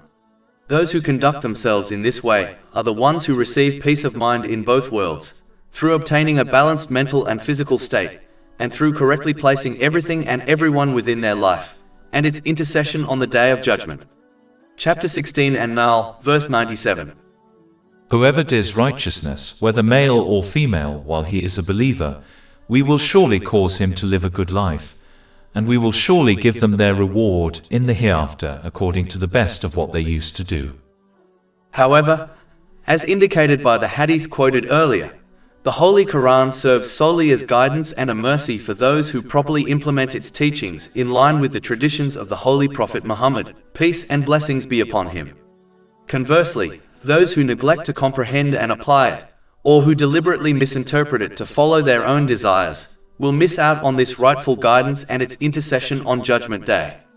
As a consequence, they will fall into an unstable mental and physical state, misplace everything and everyone within their life, and fail to make proper preparation for their accountability on the Day of Judgment. This in turn will bring stress, hardship, and adversity in both worlds, even if they happen to enjoy certain worldly luxuries. Chapter 20 Taha, verse 124. And whoever turns away from my remembrance, indeed he will have a depressed, i.e., difficult life, and we will gather, i.e., raise him on the day of resurrection blind. He will say, My Lord, why have you raised me blind while I was once seeing? Allah will say, Thus did our signs come to you, and you forgot, i.e., disregarded them, and thus will you this day be forgotten.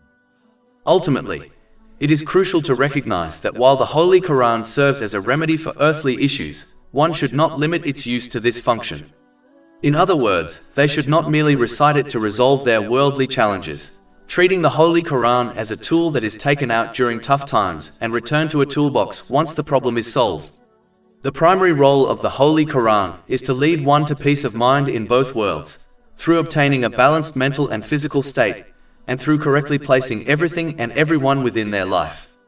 This objective cannot be achieved without comprehending and acting upon its teachings. Merely reciting it without understanding is insufficient. Ignoring this essential purpose and using it solely to address worldly concerns is incorrect, as it goes against the principles of a true Muslim. It resembles someone who buys a car with numerous accessories but cannot drive it, which is the car's fundamental purpose. There is no doubt that such a person is unwise. Chapter 17 Al-Isra, verse 83. And when we bestow favor upon the human, he turns away and distances himself, and when evil touches him, he is ever despairing. Generally speaking, in order to avoid this attitude, one must adopt gratitude in times of ease so that they correctly use the blessings they have been granted as outlined in Islamic teachings. This will lead to peace of mind in both worlds through obtaining a balanced mental and physical state, and through correctly placing everything and everyone within their life. Showing ingratitude will only cause one to misuse the blessings they have been granted. Consequently, they will suffer from a disrupted equilibrium in both mental and physical health. They will misplace their relationships and responsibilities and fail to prepare for their ultimate accountability on the Day of Judgment. As a result, they will encounter distress, hardship, and adversity in both this life and the hereafter, regardless of any temporary enjoyment of worldly comforts. Chapter 17 Al-Isra, verse 83. And when we bestow favor upon the human, he turns away and distances himself, and when evil touches him, he is ever despairing. In addition, as this world is a place of tests, one must not be surprised when they encounter difficulties. They should understand that facing difficulties is a part of the test of life in this world, whether or not they will remain patient through the difficulty. As facing difficulties are unavoidable, one must remain patient, so that they obtain an uncountable reward, by avoiding complaining with their speech or actions and instead remain firm on the obedience of Allah the Exalted. If they show impatience, then they will encounter the unavoidable difficulty but lose out on blessings and reward in both worlds. In addition, they must remember that Allah the Exalted never burdens them with a test they cannot bear. Chapter 2 Al-Baqarah, verse 286. Allah does not charge a soul except with that within its capacity. Finally, they must remember that everything Allah the Exalted chooses for them is best, even if this is not obvious to them. Chapter 2 Al-Baqarah, verse 216.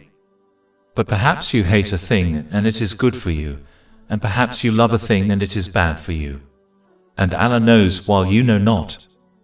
The one who adopts gratitude in times of ease and patience in times of difficulty will obtain right guidance through every situation, so that they obtain peace of mind in both worlds, through obtaining a balanced mental and physical state, and through correctly placing everything and everyone within their life. As Allah the Exalted is fully aware of the intentions, speech and actions of people, He knows who adopts the right behavior and who does not, and will hold them accountable accordingly. Chapter 17 Al-Isra, verse 84. Say, each works according to his manner, but your Lord is most knowing of who is best guided in way. But as the non-Muslims of Mecca chose misguidance over right guidance, as they feared losing their social influence and leadership with the coming of Islam, they employed various methods with the aim of undermining the spread of Islam. On one occasion, the leaders of the non-Muslims in Mecca sent 2 men to meet with the Jewish scholars in Medina, to inquire about the Holy Prophet Muhammad, peace and blessings be upon him. The Jewish scholars, being the custodians of the previous divine scriptures, were deemed more knowledgeable on this matter. They advised the men to test the truthfulness of the Holy Prophet Muhammad, peace and blessings be upon him, by asking him 3 specific questions. The people of Mecca were aware that the Holy Prophet Muhammad, peace and blessings be upon him, had not studied the previous divine scriptures, so they knew he could only answer correctly if he truly was a holy prophet, peace be upon them. The 3 questions pertain to the people of the cave, the king who traveled to the east and west and his experiences, and finally, the nature of the human soul. When the Holy Prophet Muhammad, peace and blessings be upon him, was posed these questions, he responded that he would provide answers the following day, but he did not include the phrase, if Allah the Exalted wills. The answers to these inquiries were revealed 15 days later, in the Holy Quran. This event is detailed in Imam Ibn Kathir's The Life of the Prophet, Volume 1, pages 350 to 352. Chapter 17 Al-Isra, verse 85. And they ask you about the soul. Say, the soul is of the affair of my Lord. And mankind have not been given of knowledge except a little. To begin with, it's crucial to recognize that the delay in responding to these questions was, in fact, a clear indication of the truthfulness of the Holy Prophet Muhammad, peace and blessings be upon him. A liar would have rushed to answer the questions to deceive people, and fulfill their worldly ambitions as quickly as possible. In addition, the specific answer in respect to the soul was further proof of the truthfulness of Islam, as a liar would have fabricated an answer in order to convince the non-Muslims of Mecca. Instead, Allah the Exalted revealed the truth. Whether people are pleased with the response is irrelevant. Furthermore, the delay in receiving answers to their questions occurred because Allah, the Exalted, operates according to His own divine timing and not according to the desires or schedules of people. Moreover, this delay reveals a significant truth about Islam.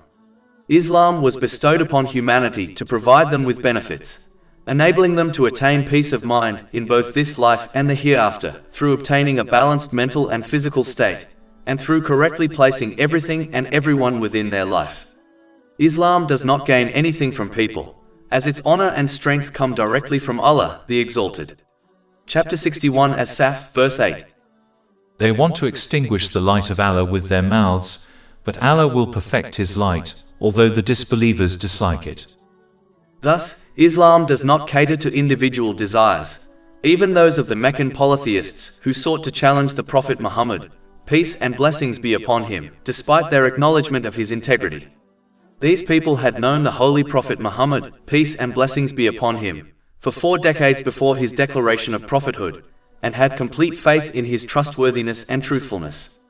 As masters of the Arabic language, they were also fully cognizant that the Holy Quran was not of human origin. Chapter 10 Yunus, verse 16. For I had remained among you a lifetime before it. Then will you not reason?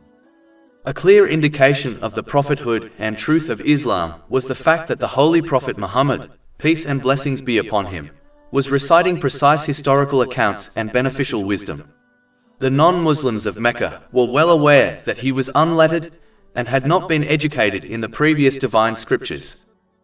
Finally, as the purpose of the Holy Quran is to guide people to peace of mind in both worlds, through obtaining a balanced mental and physical state, and through correctly placing everything and everyone within their life, it only discusses the things which are relevant to this purpose and omits everything else.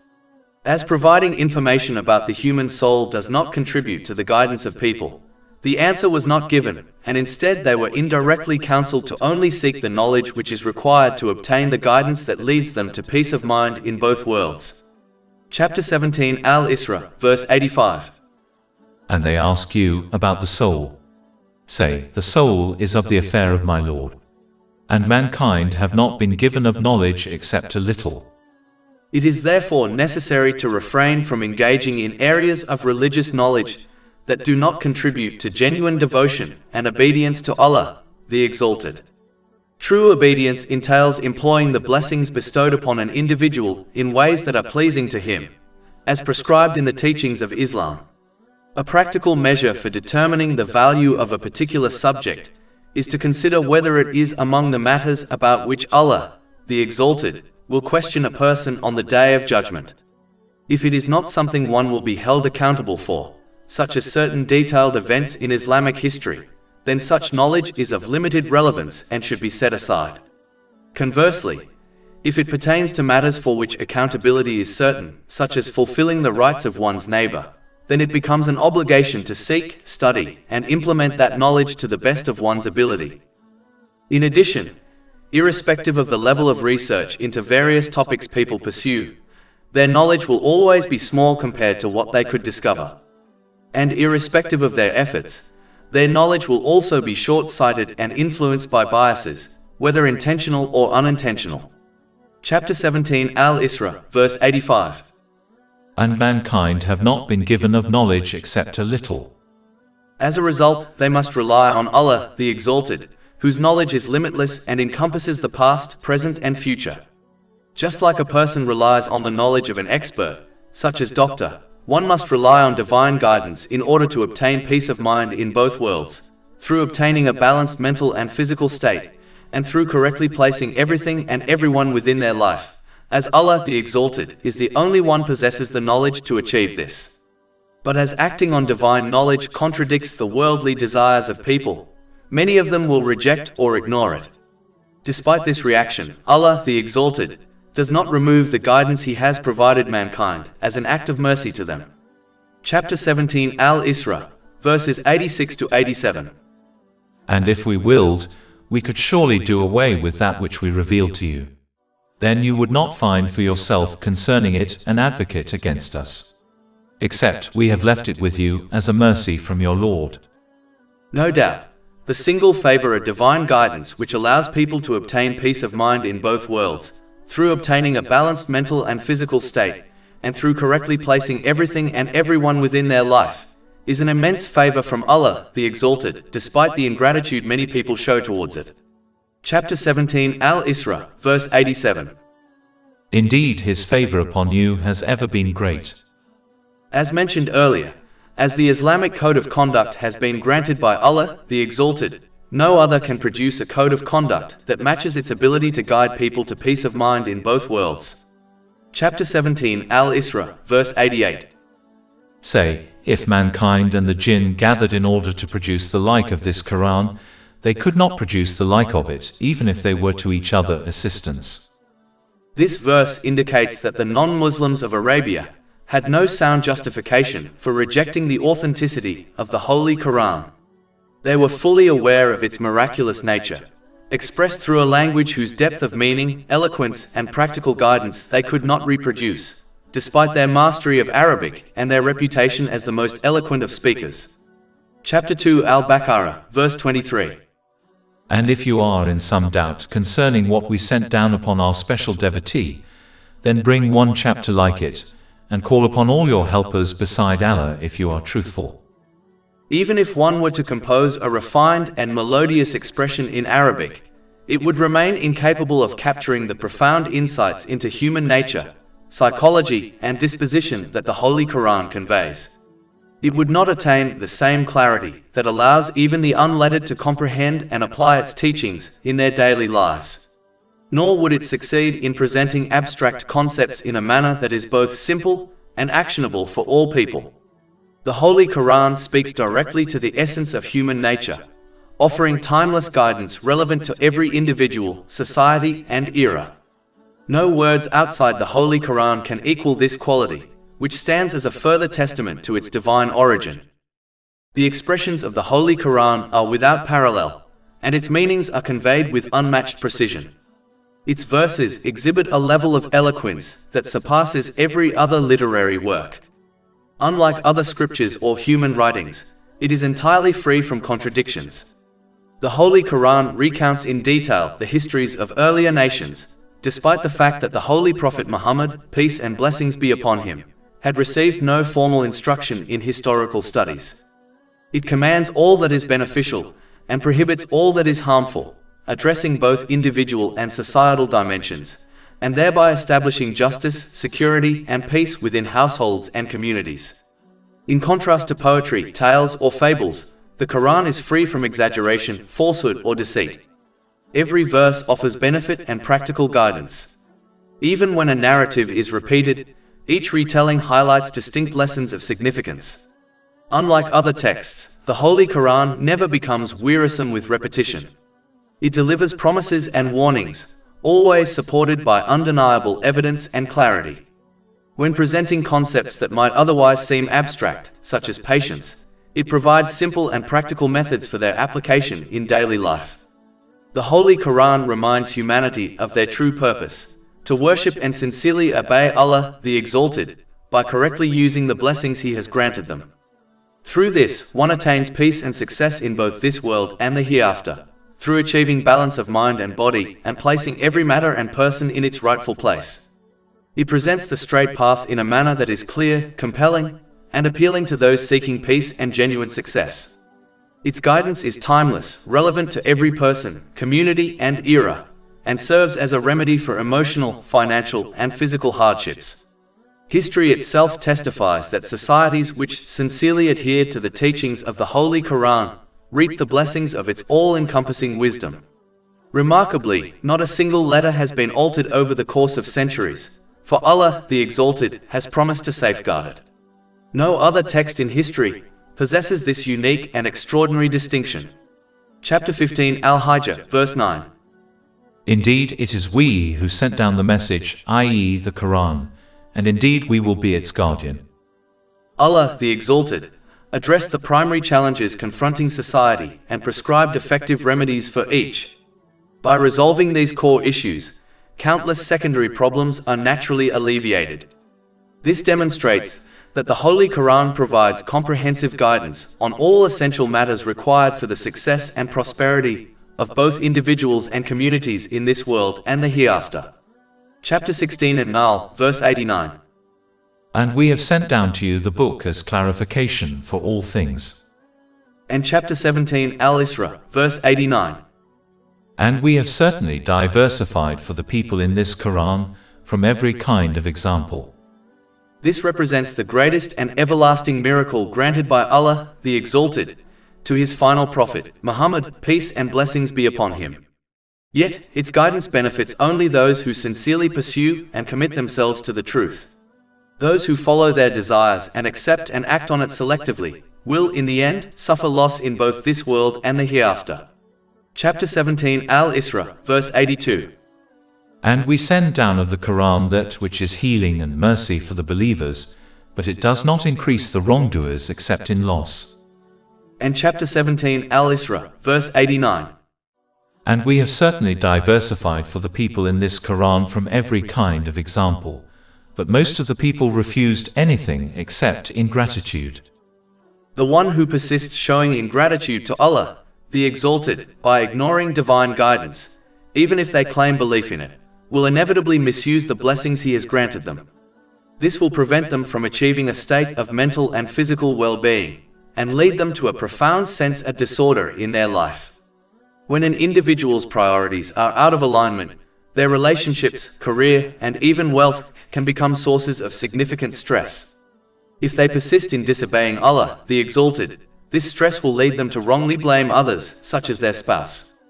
By pushing away good people, they risk further mental deterioration, which can escalate into depression, substance addiction, and even suicidal tendencies.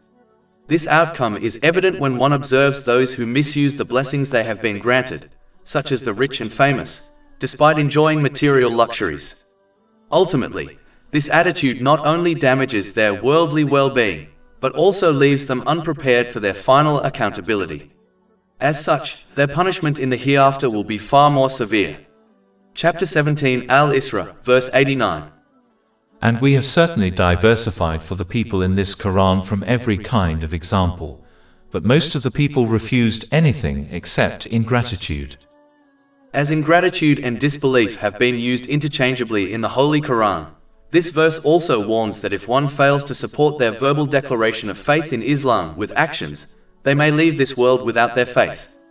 It is essential to recognize that faith resembles a plant, requiring continual nourishment through acts of obedience to thrive and endure. Just as a plant deprived of sunlight withers and dies, so too can a person's faith perish if it is not sustained by sincere devotion and righteous action. This represents the greatest loss one can experience. Chapter 17 Al-Isra, verse 89. And we have certainly diversified for the people in this Quran from every kind of example. Generally speaking, this verse, like many others, indicates that the Holy Quran was revealed so that all people reflect, understand and act on its teachings, and it was therefore not revealed only for scholars. Chapter 16 Al-Nahl, verse 44. We sent them with clear proofs and written ordinances.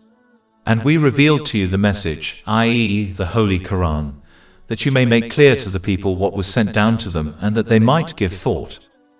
The notion that contemplation of the Holy Quran is reserved solely for scholars is mistaken and contrary to the core teachings of Islam. This, however, does not mean that individuals without formal scholarly training should attempt to independently interpret verses or derive legal rulings, as doing so can lead to error and misguidance. Rather, laypersons should focus their reflection on matters that are clear and accessible, such as the virtuous qualities people are encouraged to embody and the negative traits they should avoid, as outlined in the Holy Quran, thereby fostering peace and balance in this world and the hereafter, as adopting positive characteristics leads to peace of mind. More complex issues should be approached with the aid of reliable translations and scholarly commentaries to ensure accurate understanding. Engaging with the Holy Quran through authentic translations and explanations cultivates love and reverence for Allah, the Exalted, and strengthens faith by understanding the clear proofs and guidance within its verses. This understanding inspires sincere obedience by correctly using the blessings Allah, the Exalted, has granted them. In this way, they will attain a balanced mental and physical state, rightly order everything and everyone within their life, and adequately prepare for their accountability on the Day of Judgment. Such conduct will thus lead to true peace of mind in both this world and the hereafter. The most effective means of attaining such comprehension is through study under the guidance of a qualified scholar. Whatever is learned must be personally reflected upon, enabling practical application of the Holy Quran's teachings in daily life. When studying under a scholar is not feasible, individuals should consult authentic interpretations and seek scholarly guidance whenever uncertainties arise. Despite Islamic teachings being supported by clear evidences, yet the leaders of the non-Muslims of Mecca rejected it, as it contradicted their worldly aspirations and out of fear of losing their leadership and social status with the coming of Islam. Chapter 17 Al-Isra, verse 89. And we have certainly diversified for the people in this Quran from every kind of example, but most of the people refused anything except ingratitude. As previously noted, they employed various strategies to dissuade others from embracing Islam, continuing the patterns of earlier generations. For instance, they often demanded specific miracles from the holy prophets, peace be upon them, as proof of their prophethood. When divine guidance clarified that the holy prophets, peace be upon them, were human and not endowed with supernatural powers, some individuals used this very fact to challenge the authenticity of their message. Chapter 17 Al-Isra, verses 90 to 93. And they say, "We will not believe you until you break open for us from the ground a spring, or until you have a garden of palm trees and grapes, and make rivers gush forth within them in force and abundance. Or you make the heaven fall upon us in fragments as you have claimed, or you bring Allah and the angels before us. Or you have a house of gold, or you ascend into the sky. And even then, we will not believe in your ascension until you bring down to us a book we may read. Say, exalted is my Lord. Was I ever but a human messenger?" The role of a holy prophet, peace be upon them, is to convey divine guidance to humanity and serve as a flawless exemplar for others to emulate. Their purpose was never to impress through miraculous feats, as the miracles granted to them by Allah, the Exalted, were limited in time and scope, and served only to support their message. They were never the essence of it. Throughout history, the core of prophetic guidance has been knowledge and clear, undeniable evidence. In the case of the Holy Prophet Muhammad, peace and blessings be upon him, the central focus of his message was the Holy Quran and his exemplary character. The non-Muslims of Mecca, despite their mastery of the Arabic language, recognized that the Holy Quran could not be the words of a human.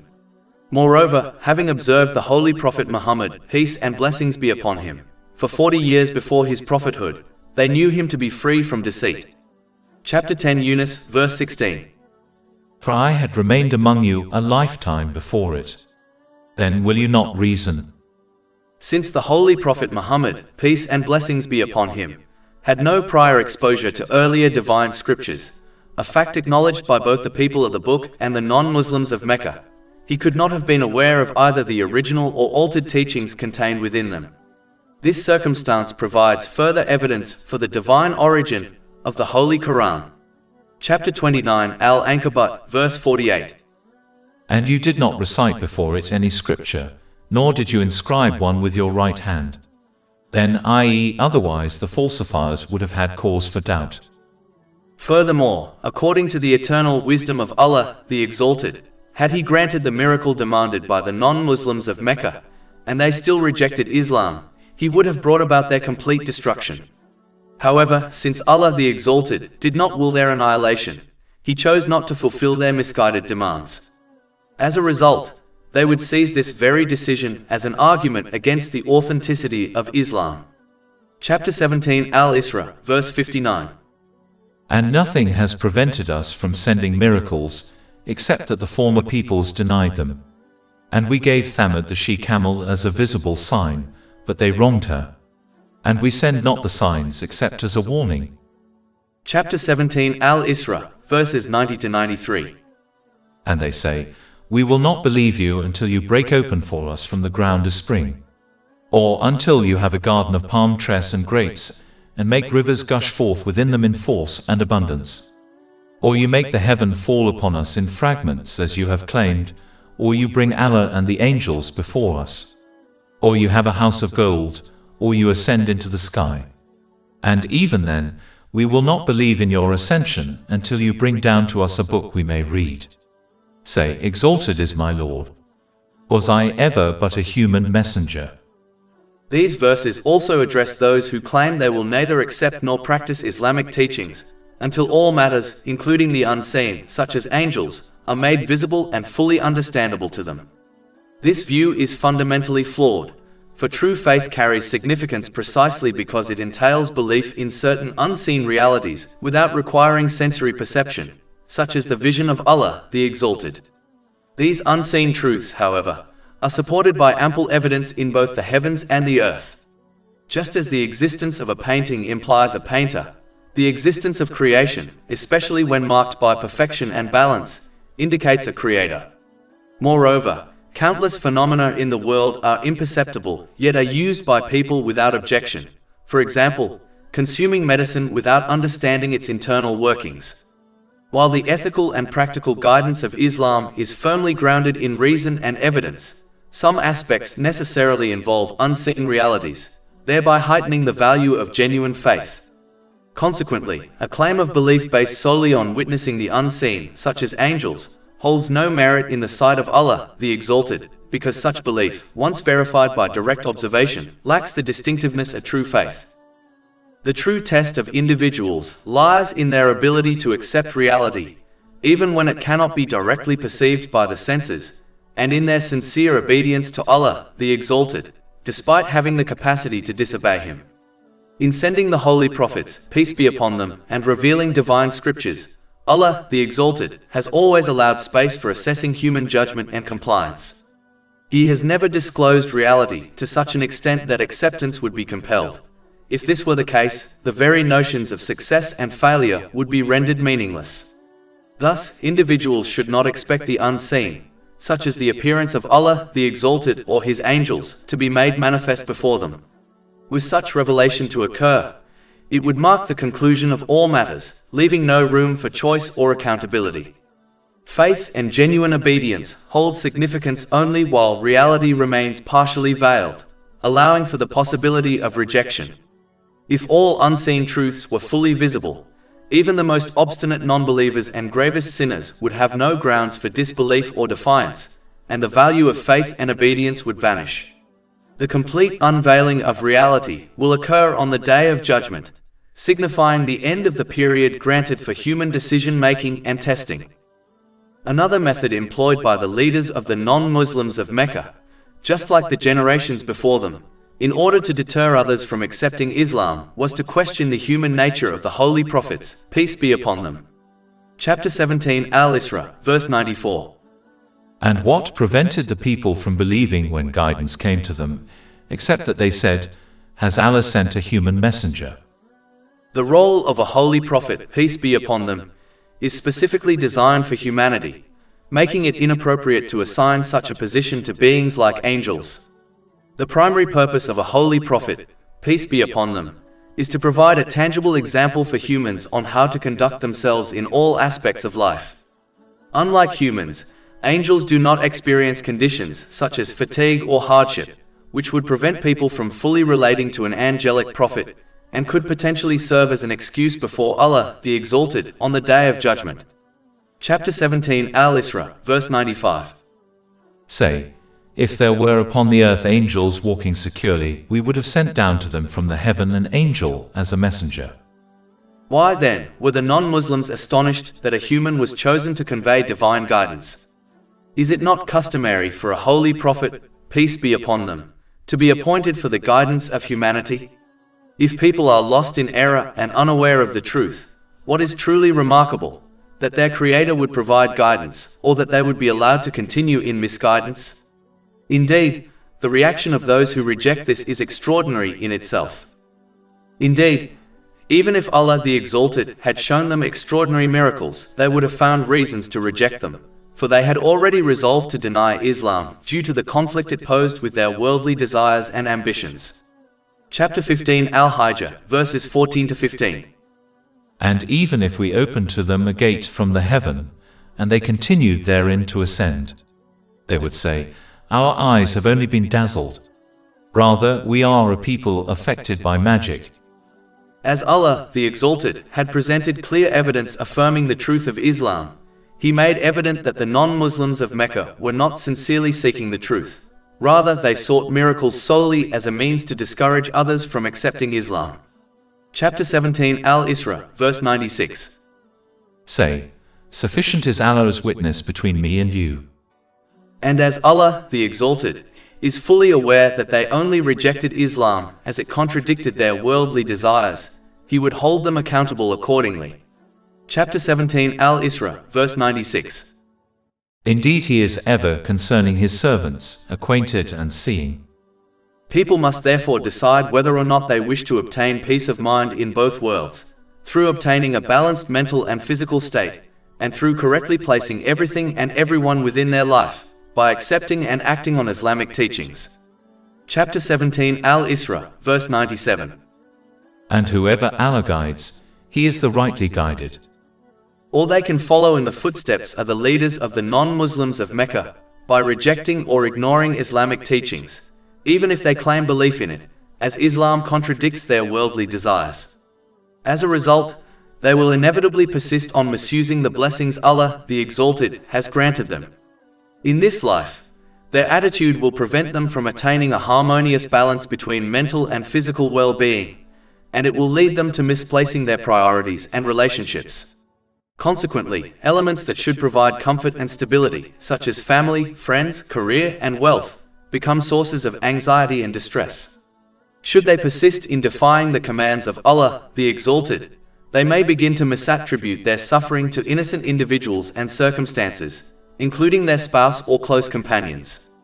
Severing ties with these virtuous people only deepens their psychological turmoil, potentially driving them into states of depression, substance dependency, and even suicidal ideation.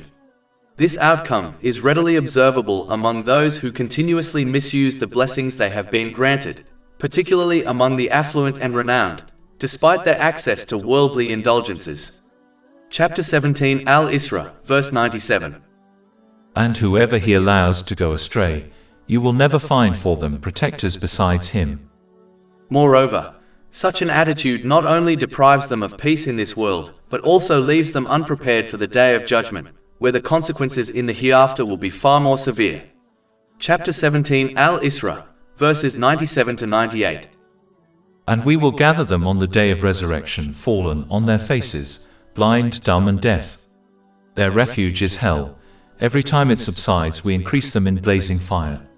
That is their recompense because they disbelieved in our verses. In general, on the day of judgment, Allah, the Exalted, will not pardon disbelief, as it goes against the essential purpose of life on earth. Chapter 67 Al-Mulk, verse 2. He who created death and life to test you, as to which of you is better indeed.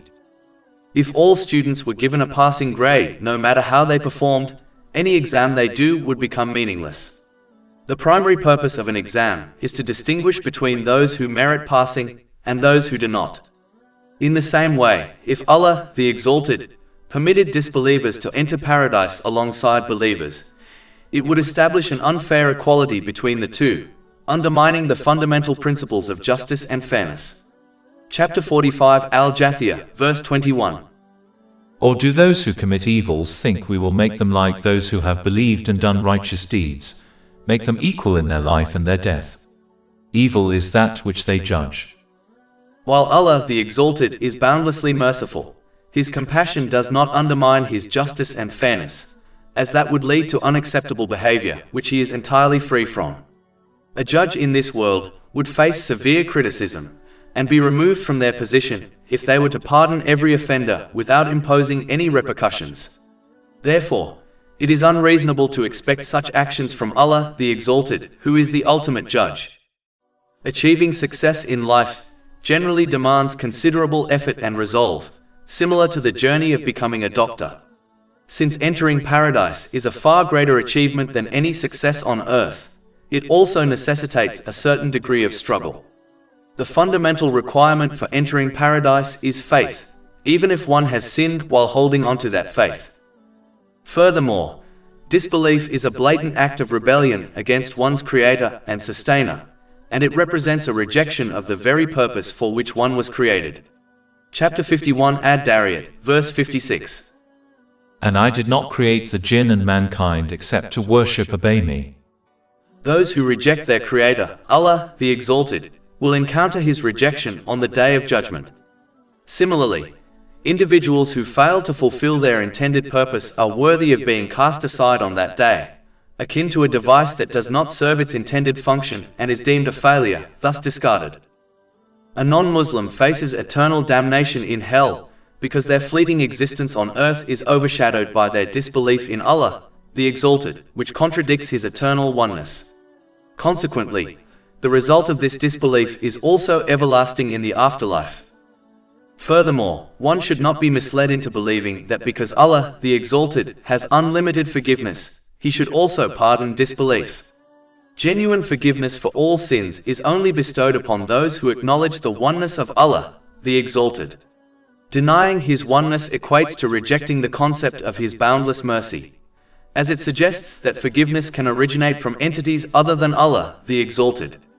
Thus, one must either embrace the oneness of Allah, the Exalted, and the infinite nature of his forgiveness, or they will not acknowledge his oneness and consequently, the vastness of his mercy. If they do not accept his limitless forgiveness, it will remain inaccessible to them, and they will persist in their disbelief unless they genuinely repent.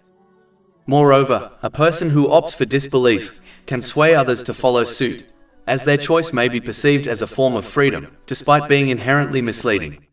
True freedom, on the other hand, fosters inner tranquility, and those who continue to oppose Allah, the Exalted, by misusing the blessings bestowed upon them, will not experience such tranquility. Instead, they will endure mental and physical instability, and they will misplace everything and everyone in their lives. This will lead to stress, challenges, and suffering in both this world and the next, no matter the material comforts they might possess. However, since this conduct can be portrayed as freedom, it may attract numerous followers. Consequently, an individual who dismisses belief in Allah, the Exalted, has the potential to lead many others to make the same decision, ultimately facing the consequences of their actions in the afterlife. Chapter 4 An-Nisa, verse 48. And he who associates others with Allah has certainly fabricated a tremendous sin. Ultimately, since everything that exists is owned and governed by Allah, the Exalted, it is crucial for people to follow his commandments. Just as one might incur penalties for violating a country's laws, neglecting the divine regulations established by the Creator will result in difficulties both in this life and the afterlife. While an individual can opt to leave an unpleasant country, they cannot escape the authority of Allah, the Exalted.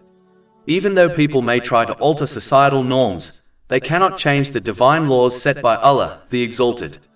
Just as a homeowner sets the rules for their property, the universe is ruled by Allah, the Exalted, who alone determines its laws without requiring human consent. Therefore, adhering to these divine regulations is essential for personal advantage.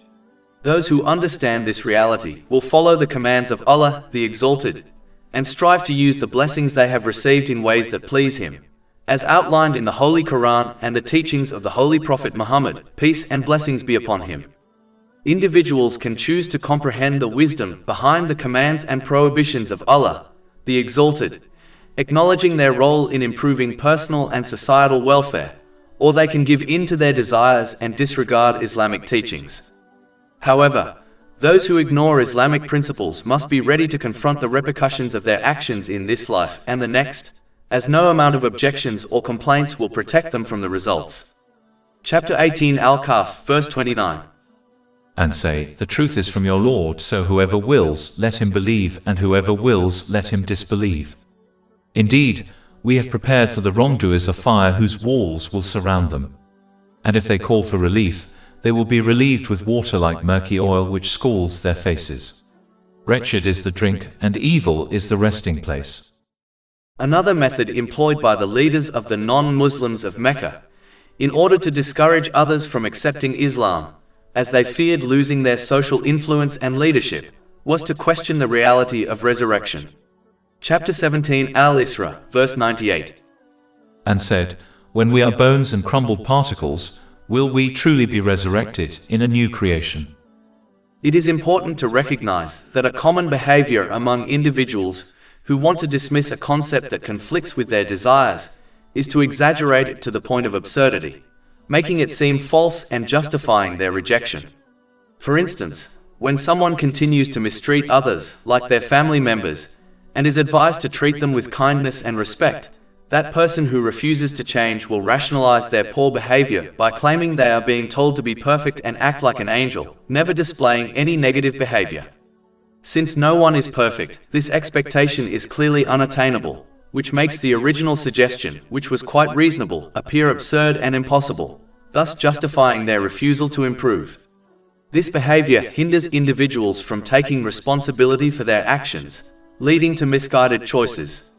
Those who fail to accept responsibility will not improve their character. Instead, they will continue to misuse the blessings they have received. Consequently, they will find themselves in a state of mental and physical chaos, misplacing everything and everyone in their lives, and will be ill-prepared to confront their accountability on the day of judgment. This will result in stress, challenges, and hardships in both this life and the afterlife, regardless of any material wealth they possess. Moreover, neglecting to take responsibility for one's actions will prevent them from fulfilling the rights of others. As a result, they will contribute to the spread of corruption and injustice in their community.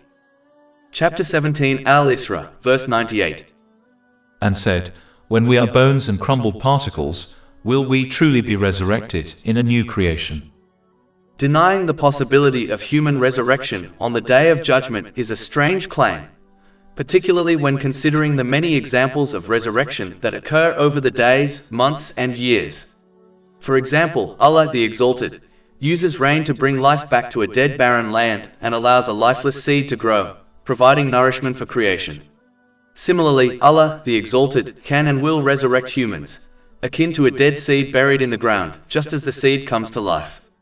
The changing seasons vividly demonstrate resurrection. For instance, during winter, tree leaves die and fall, making the tree appear lifeless. Yet in other seasons, the leaves return and the tree becomes vibrant again. The process of resurrection is also continuously happening within one's body. Cells, like skin cells, are constantly dying and regenerating. Moreover, the sleep-wake cycle of all living beings serves as another illustration of resurrection. Sleep resembles death, as the sleeper's senses are momentarily inactive. Allah the Exalted then restores a person's soul if they are destined to continue living, thus reviving the sleeping individual once again. Chapter 39 Az-Zumar, verse 42. Allah takes the souls at the time of their death, and those that do not die He takes during their sleep. Then He keeps those for which He has decreed death, and releases the others for a specified term. Indeed, in that are signs for a people who give thought. Moreover, the Day of Judgment is an inevitable event, predetermined to occur. A careful observation of the universe reveals countless instances of balance and order. For example, the Earth maintains a precise distance from the Sun. Any significant deviation would render it uninhabitable. Similarly, the water cycle, whereby water evaporates from the oceans, rises into the atmosphere, and subsequently condenses into rainfall, is meticulously calibrated to sustain life on Earth. The soil is structured in such a way that it allows tender shoots and delicate seeds to emerge, providing sustenance, while also possessing the strength to support heavy human constructions. These and many other phenomena not only indicate the presence of a creator, but also exemplify the principle of balance. Yet, one conspicuous exception to this balance is human actions. It is often observed that tyrants and oppressors escape accountability in this life, while many who endure suffering and injustice are denied their rightful recompense. Devout Muslims who faithfully obey Allah the Exalted frequently encounter trials and hardships, receiving only a portion of their deserved rewards, whereas those who flagrantly defy Allah enjoy worldly pleasures. Just as Allah the Exalted has established harmony and balance throughout creation, so too should the dispensation of reward and punishment be equitable. The apparent imbalance in this world underscores the necessity of a subsequent realm in which justice will be fully realized, the Day of Judgment. Allah, the Exalted, possesses the power to administer complete reward and punishment in this world. Yet, one reason he refrains from imposing full retribution here is to grant individuals ample opportunities to sincerely repent and rectify their actions. Likewise, Muslims are not accorded their full rewards in this life, for this world is not paradise. Moreover, faith in the unseen, particularly in the complete and eternal rewards that await the righteous in the afterlife, is a fundamental aspect of belief. Indeed, it is precisely this trust in what lies beyond the senses that defines true faith. If one's conviction were limited to tangible, immediate outcomes, such as receiving full recompense in this world, the essence of belief would be diminished. In addition, the awareness of potential punishment, coupled with hope for ultimate reward in the hereafter, encourages individuals to abstain from sin and pursue righteous deeds. In addition, as Allah, the Exalted, created people from nothing, resurrecting them after they have turned into dust and bones is an easier task for Him. Furthermore, the fact that Allah, the Exalted, created greater and more complex things than human beings, resurrecting them is within His ability. Chapter 17 Al-Isra, verse 99. Do they not see that Allah, who created the heavens and earth, is the one able to create the likes of them? And as death is an undeniable and unavoidable reality which Allah, the Exalted, created and controls, it clearly indicates that He can give life to the dead, as both life and death are under His control. Chapter 17 Al-Isra, verse 99. And He has appointed for them a term, about which there is no doubt. For the day of recompense to commence, the material world must come to an end, for the administration of reward and punishment can only occur once all human actions have ceased. Consequently, the onset of the day of recompense necessitates the conclusion of worldly existence, affirming that this temporal world will ultimately reach its end.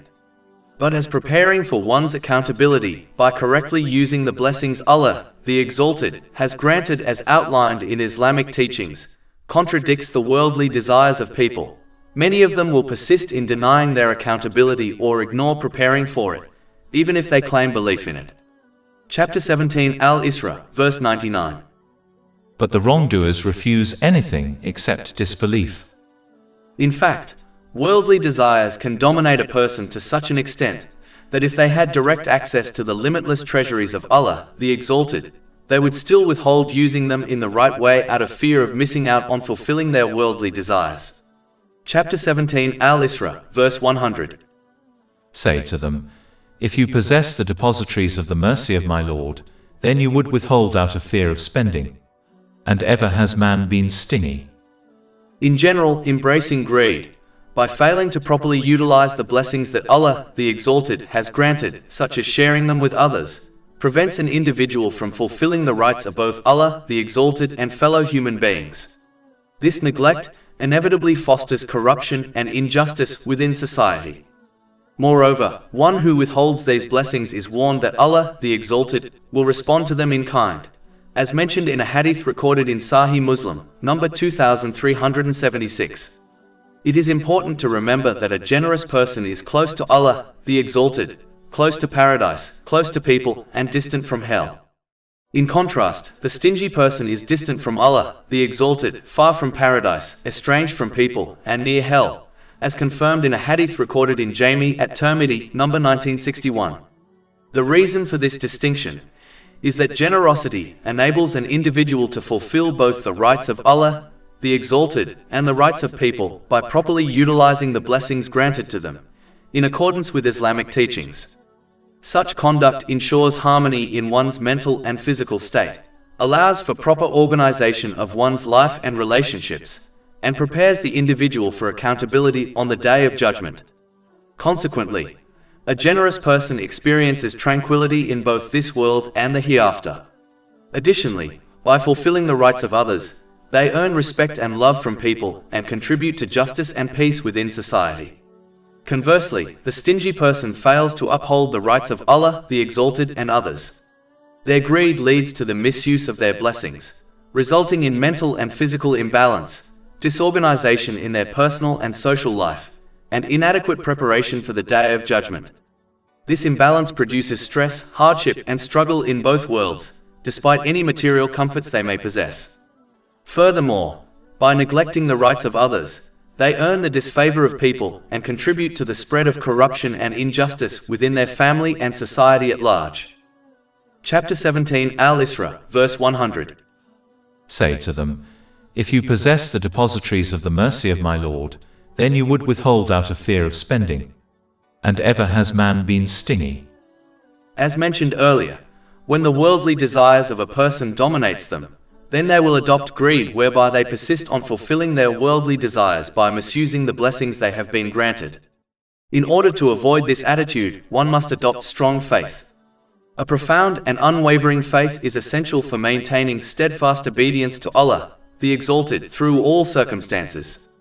This deep conviction is cultivated through a thorough comprehension and practical application of the clear signs and wisdom found in the Holy Quran and the traditions of the Holy Prophet Muhammad, peace and blessings be upon him. These sacred texts illuminate the truth that genuine submission to Allah, the Exalted, is the source of peace in both this world and the hereafter. Conversely, a deficiency in knowledge of Islamic principles leads to a fragile faith, increasing the likelihood of deviation from divine commands, particularly when personal inclinations conflict with divine guidance. This lack of understanding can obscure the fundamental truth that surrendering one's desires in favor of following the commands of Allah, the Exalted, is the cornerstone of true peace in both worlds. Therefore, individuals must commit to strengthening their faith by pursuing and applying Islamic knowledge. This commitment ensures continuous obedience to Allah, the Exalted, enabling them to appropriately utilize the blessings they have been granted in accordance with Islamic teachings. Ultimately, this leads to a state of mental and physical equilibrium and the correct prioritization of all aspects of life. After discussing the stubborn attitude of the leaders of the non-Muslims of Mecca, who persisted on opposing Islam, as it contradicted their worldly aspirations, and as they feared losing their social influence and leadership with the coming of Islam, Allah, the Exalted, warns them, and by extension all people, of the consequences of disobeying Him by relating a historical account. Chapter 17 Al-Isra, verse 101. And we had certainly given Moses 9 evident signs. So ask the children of Israel about when he came to them, and Pharaoh said to him, Indeed I think, O Moses, that you are affected by magic. The fact that the Prophet Muhammad, peace and blessings be upon him, had no prior exposure to the histories and scriptures of the people of the book, a truth acknowledged by scholars of both the people of the book and the pagan Meccans, validates the divine revelation of the Holy Quran. It demonstrates that his detailed knowledge of the children of Israel's history could only have come from Allah, the Exalted. Chapter 29 Al-Ankabut, verse 48. And you did not recite before it any scripture, nor did you inscribe one with your right hand. Then, i.e., otherwise the falsifiers would have had cause for doubt. And chapter 17 Al-Isra, verse 101. And we had certainly given Moses 9 evident signs. So ask the children of Israel about when he came to them. Throughout history, misguided individuals from every generation, despite recognizing the truth, have resisted divine guidance out of fear of losing their social influence and authority. Pharaoh and his followers, for example, criticized the Holy Prophet Musa, peace be upon him, and the guidance he brought, not because of its validity, but to protect their own positions of power. Similarly, any person who neglects the Islamic code of conduct in favor of man-made systems does so primarily to satisfy worldly desires, for such systems are invariably shaped by human desires. The wealthy and powerful are often particularly entrenched in this mindset, as they understand that accepting the truth of Islam would require adherence to a defined moral framework, thereby restricting the pursuit of selfish or misguided desires. Consequently, they seek to lead others astray, aiming to preserve their influence and control. Historically, this explains why those in positions of authority have frequently been the first to oppose and reject the prophets, peace be upon them. Their resistance is not a reflection of the validity of Islam, which is supported by clear evidence, but rather a manifestation of the desire to satisfy their own desires. Chapter 17 Al-Isra, verse 101. And Pharaoh said to him, "Indeed I think, O Moses, that you are affected by magic." In general, when an individual chooses a path that differs from that of their peers, it often provokes feelings of insecurity among others regarding the choices they have made, particularly when those choices prioritize worldly desires over obedience to Allah the Exalted. Such insecurities frequently manifest as criticism or mockery, directed toward the person who remains steadfast in their faith, sometimes even originating from within their own family. Beyond personal interactions, societal influences, including social media, fashion, and cultural expectations, exert additional pressure on those striving to uphold Islamic values. The teachings of Islam are often perceived as obstacles to ambitions associated with wealth, status, or social recognition. Industries and social systems whose practices are challenged by Islamic principles naturally resist such influence, encouraging Muslims to compromise or distance themselves from their faith. This opposition significantly contributes to the widespread anti-Islamic attitudes observable in contemporary society, particularly across social media platforms. Those who endeavor to live in accordance with Islamic principles, which emphasize moderation in desires and the proper utilization of the blessings Allah, the Exalted, has granted them, are frequently criticized by individuals who indulge in excess and act on impulse without restraint. From an Islamic perspective, such behavior is considered animalistic, as it lacks reason, discipline, and self-control. These critics often seek to dissuade others from embracing Islam or to discourage practicing Muslims, tempting them toward a lifestyle dominated by unchecked passions. In pursuit of this objective, detractors frequently target specific aspects of Islam, such as the prescribed dress code for women, in an attempt to portray the faith as restrictive or unattractive. However, thoughtful individuals can readily discern the superficiality of these objections, which arise primarily from a rejection of Islam's emphasis on self-discipline.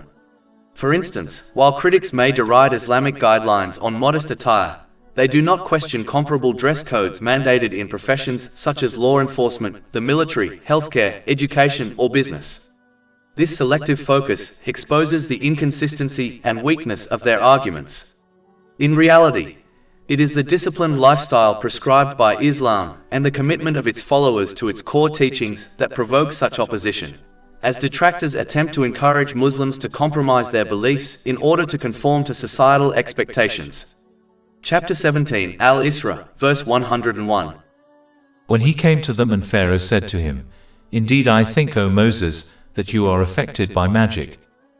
In every circumstance, a believer must remain unwavering in their obedience to Allah, the Exalted, recognizing that true devotion brings inner tranquility and protects them from the detrimental influence of others. Compromising one's obedience to Allah, the Exalted, for the sake of gaining the approval of people, inevitably removes this inner peace. Such a choice leads to the improper use of the blessings they have been granted.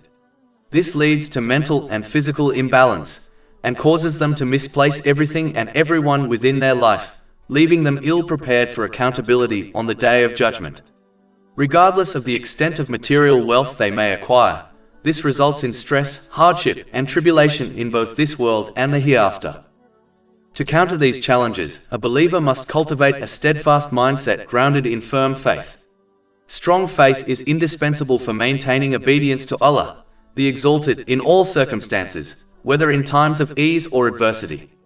This strength of conviction is nurtured through learning, understanding, and practicing the clear guidance of the Holy Quran and the teachings of the Prophet Muhammad, peace and blessings be upon him. These sources emphasize that genuine submission to Allah is the foundation of true peace in both this life and the hereafter. In contrast, those who lack understanding of Islamic principles often develop a fragile faith.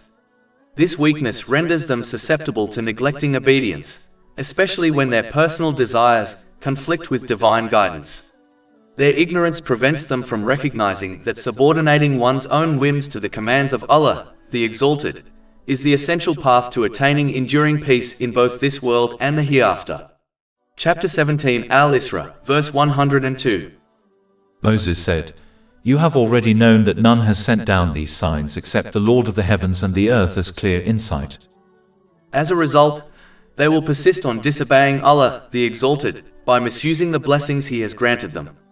In this world, their attitude prevents them from achieving a balanced mental and physical state, and causes them to misplace everything and everyone in their life. As a result, even blessings like family, friends, career, and wealth become sources of immense stress. When they continue on this path, they will inevitably blame innocent individuals, such as their spouse, for their problems.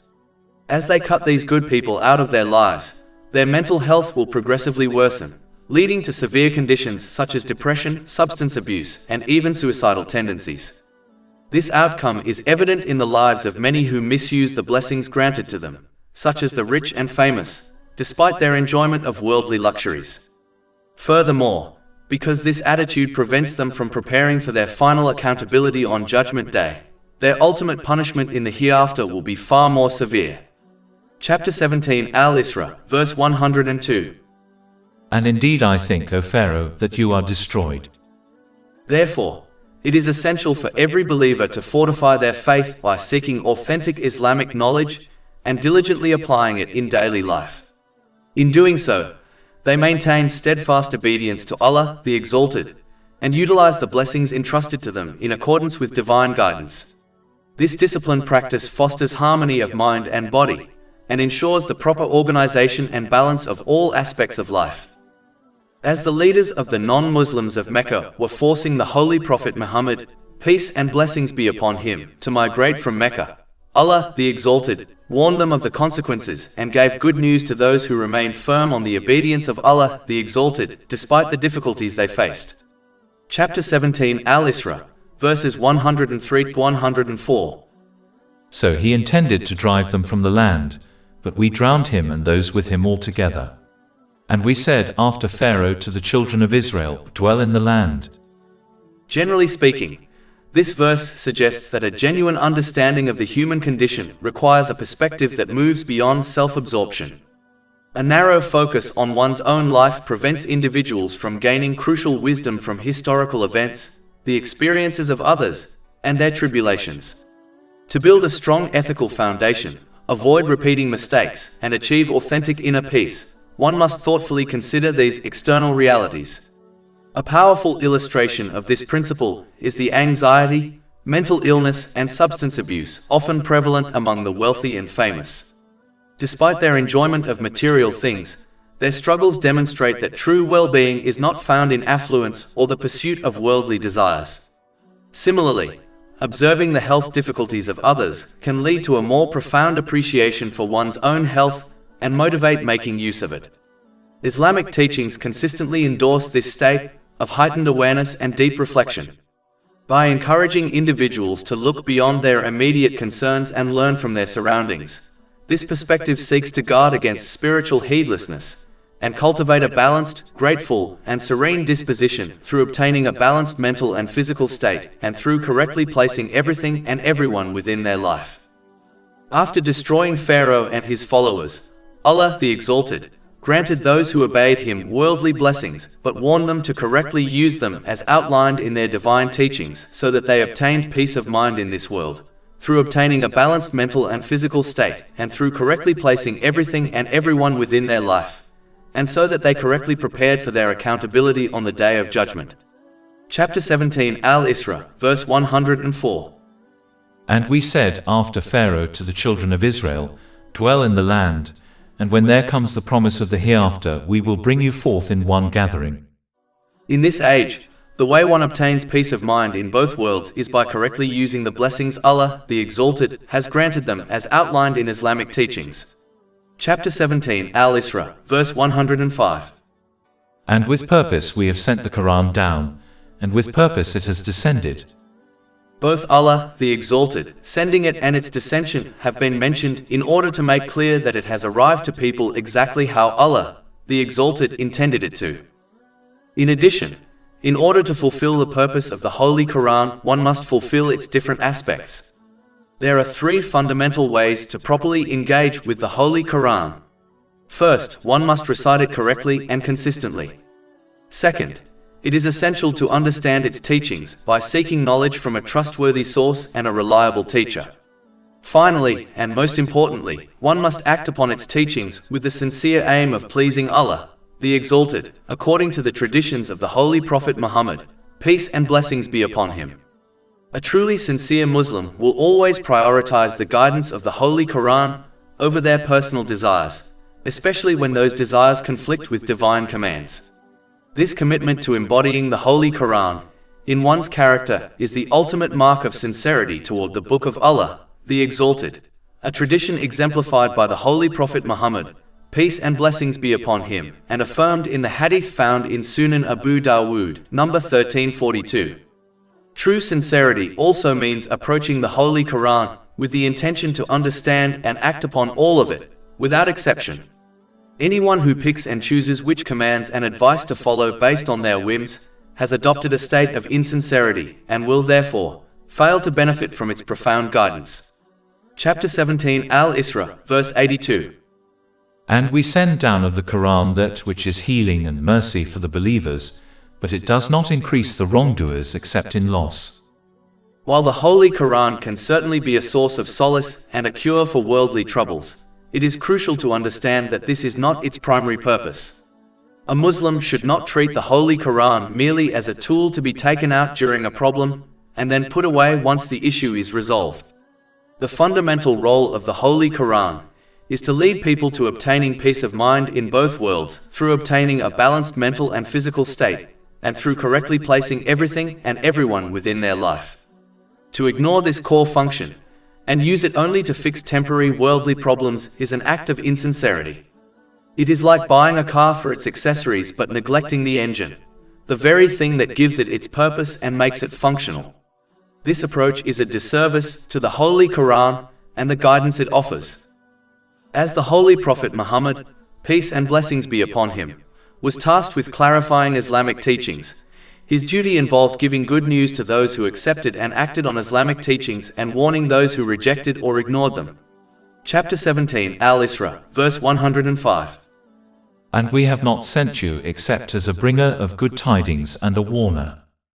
It is important to note that good news and warnings only benefit when one practically responds to them. Therefore, the one who responds practically by correctly using the blessings Allah, the Exalted, has granted them, as outlined in Islamic teachings, will obtain peace of mind in both worlds through obtaining a balanced mental and physical state, and through correctly placing everything and everyone within their life. Whereas, the one who fails to respond practically to the warnings and good news given in Islamic teachings will persist on misusing the blessings they have been granted. As a result, they will fall into an imbalanced mental and physical state, fail to rightly order everything and everyone within their life, and neglect proper preparation for their accountability on the Day of Judgment. Consequently, they will face stress, hardship, and difficulty in both worlds, even if they outwardly enjoy certain worldly luxuries. Another method employed by the leaders of the non-Muslims of Mecca, in order to deter people from accepting Islam, as they feared losing their leadership and social influence, was to question the step-by-step revelation of the Holy Quran. Chapter 25 Al-Furqan, verse 32. And those who disbelieve say, why was the Quran not revealed to him all at once? The Holy Quran was revealed in stages, in order to make the transition from a non-Muslim to a strong Muslim easy. A similar technique is employed by doctors, who slowly increase the dose of medication they prescribe to their patients, so that they can respond to the treatment in a more positive way. Chapter 25 Al-Furqan, verse 32. Thus it is that we may strengthen thereby your heart. And we have spaced it distinctly. And chapter 17 Al-Isra, verse 106. And it is a Quran which we have separated by intervals that you might recite it to the people over a prolonged period. And we have sent it down progressively. It is important to understand that Allah, the Exalted, does not demand perfection from His servants, nor does He expect them to implement all Islamic teachings at once. Rather, He requires sincere effort to learn and act upon these teachings, gradually improving one's conduct towards Allah, the Exalted, and towards others. However, one must not deceive themselves into believing that such an attitude has been adopted if genuine improvement in behavior is absent. The more a person learns and applies Islamic guidance, the stronger their faith becomes. This fortifies their steadfastness in obeying Allah, the Exalted, by correctly utilizing the blessings He has bestowed. In doing so, they are rightly guided through all circumstances, whether in ease or hardship, attaining peace of mind and securing reward in both this world and the hereafter through obtaining a balanced mental and physical state, and through correctly placing everything and everyone within their life. As Allah, the Exalted, does not force right guidance on people, as that would nullify the test of life in this world, people are free to choose whether to act on Islamic teachings or ignore them. Chapter 17 Al-Isra, verse 107. Say, believe in it or do not believe. Then Allah, the Exalted, those who do not accept and act on Islamic teachings, despite the clear proofs of its divine origins, such as the scholars from the people of the book, recognizing it as the word of Allah, the Exalted. Chapter 17 Al-Isra, verses 107 to 109. Indeed, those who were given knowledge before it, when it is recited to them, they fall upon their faces in prostration. And they say, Exalted is our Lord. Indeed, the promise of our Lord has been fulfilled.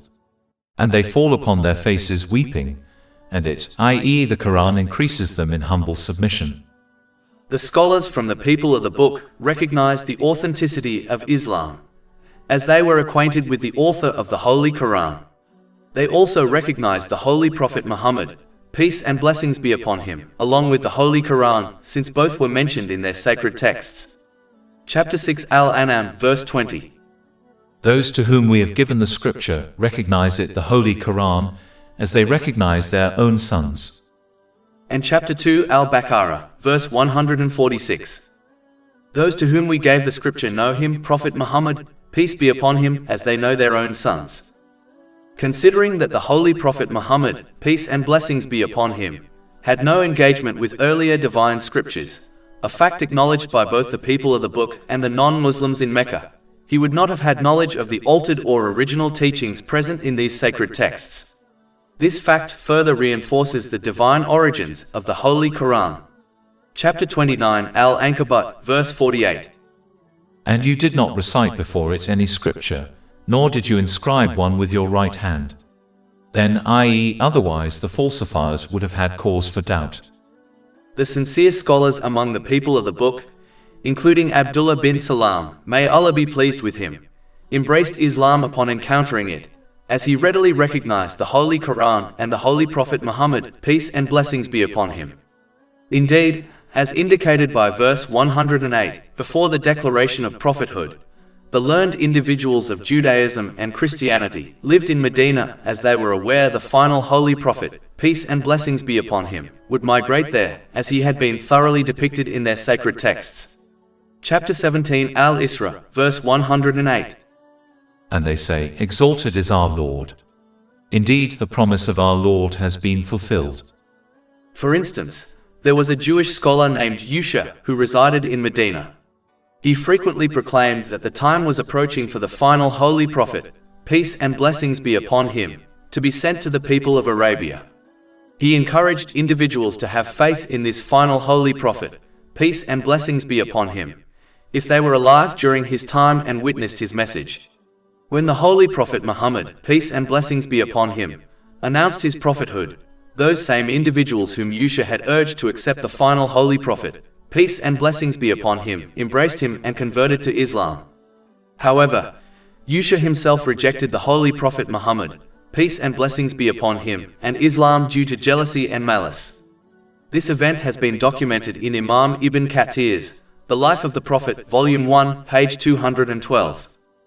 The scholars from the people of the book rejected the Holy Prophet Muhammad, peace and blessings be upon him, due to his descent from the Holy Prophet Ismail, rather than from the Holy Prophet Ishaq, peace be upon them, as they were. Although this was an irrational reason to reject Islam, they believed that the final Holy Prophet, peace and blessings be upon him, would honor them significantly and appoint them as leaders of humanity out of loyalty to their brotherhood. They thought that such leadership would elevate their social standing and wealth. However, when the Holy Prophet Muhammad, peace and blessings be upon him, constructively criticized their blatant disobedience to Allah, the Exalted, which stemmed from their excessive love for wealth and social status, they turned away from him and from Islam. Furthermore, as the people of the book, particularly the Jews, were deeply rooted in their love for lineage, a core aspect of their faith, They could not accept or follow the Holy Prophet Muhammad, peace and blessings be upon him, because he belonged to a different lineage. They considered it beneath them to accept and follow someone outside their lineage, as this would undermine the superiority they believed they held over humanity due to their lineage, a superiority they had fabricated. So instead of becoming humbled by Islam, they became even more arrogant. Whereas the few sincere scholars from the people of the book were humbled by the Holy Quran and readily accepted it when they encountered it. Chapter 17 Al-Isra, verse 109. And they fall upon their faces weeping, and it, i.e. the Quran, increases them in humble submission. Generally speaking, one will only humble themselves to the guidance of the Holy Quran when they understand its miraculous nature and widespread benefits, such as guiding a person to peace of mind in both worlds, through obtaining a balanced mental and physical state, and through correctly placing everything and everyone within their life, and guiding a society towards justice and peace by ensuring the rights of people are fulfilled. Whereas, the one who fails to understand the Holy Quran, and merely recites it in a language they do not understand, will not become humbled towards its teachings. As a result, whenever its teachings clash with their worldly desires, they will ignore it and instead persist on disobeying Allah, the Exalted, by misusing the blessings He has granted them. As a result, they will experience an imbalance in their mental and physical well-being, and they will misplace their relationships and priorities, leaving them ill-prepared for their ultimate accountability on the Day of Judgment. As a consequence, they will face significant stress and hardship in both this life and the next, regardless of any material wealth they may possess. Chapter 17 Al-Isra, verse 109. And they fall upon their faces weeping, and it, i.e. the Quran, increases them in humble submission. This profound experience will only take place when an individual genuinely intends to seek right guidance and act upon it, even if it conflicts with their desires, leading them to pursue Islamic knowledge with an open and impartial mindset. Those who do so will surely be moved by the clear evidence found in the Holy Quran and the teachings of the Holy Prophet Muhammad, peace and blessings be upon him. Consequently, they will inevitably submit, as their spiritual heart has acknowledged and embraced the truth. In contrast, those who approach Islamic teachings with a fixed and biased perspective, or who adopt an incorrect intention, only willing to follow the Islamic teachings that align with their desires, will not humbly submit to it, and as a result, they will not find the right guidance that brings peace of mind in both this life and the hereafter, through obtaining a balanced mental and physical state, and through correctly placing everything and everyone within their life, even if they claim belief in Islam. Those who humbly submit to Allah, the Exalted, will therefore sincerely obey Him by correctly using the blessings He has granted them, as outlined in Islamic teachings.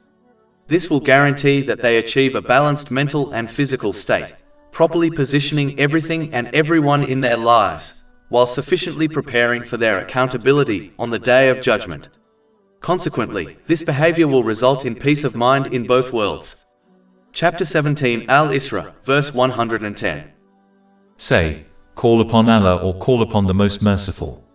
Whichever name you call, to Him belong the best names.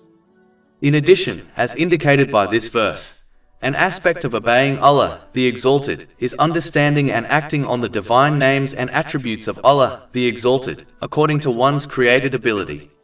Indeed, a hadith in Sahih Bukhari, number 2736, states that the Holy Prophet Muhammad, peace and blessings be upon him, indicated that anyone who knows the 99 names of Allah, the Exalted, will gain entry to paradise.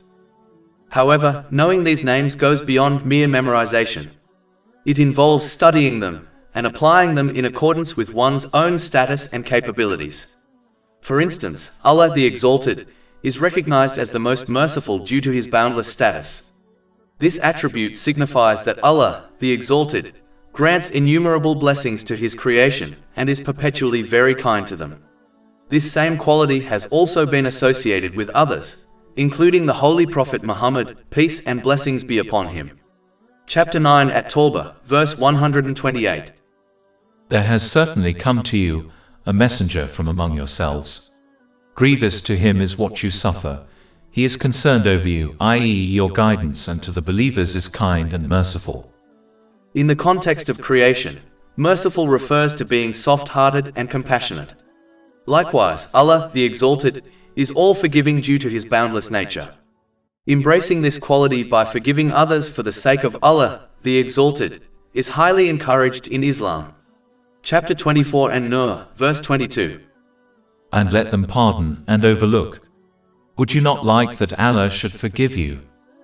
So the divine attributes of Allah, the Exalted, can be adopted by people according to their status and potential.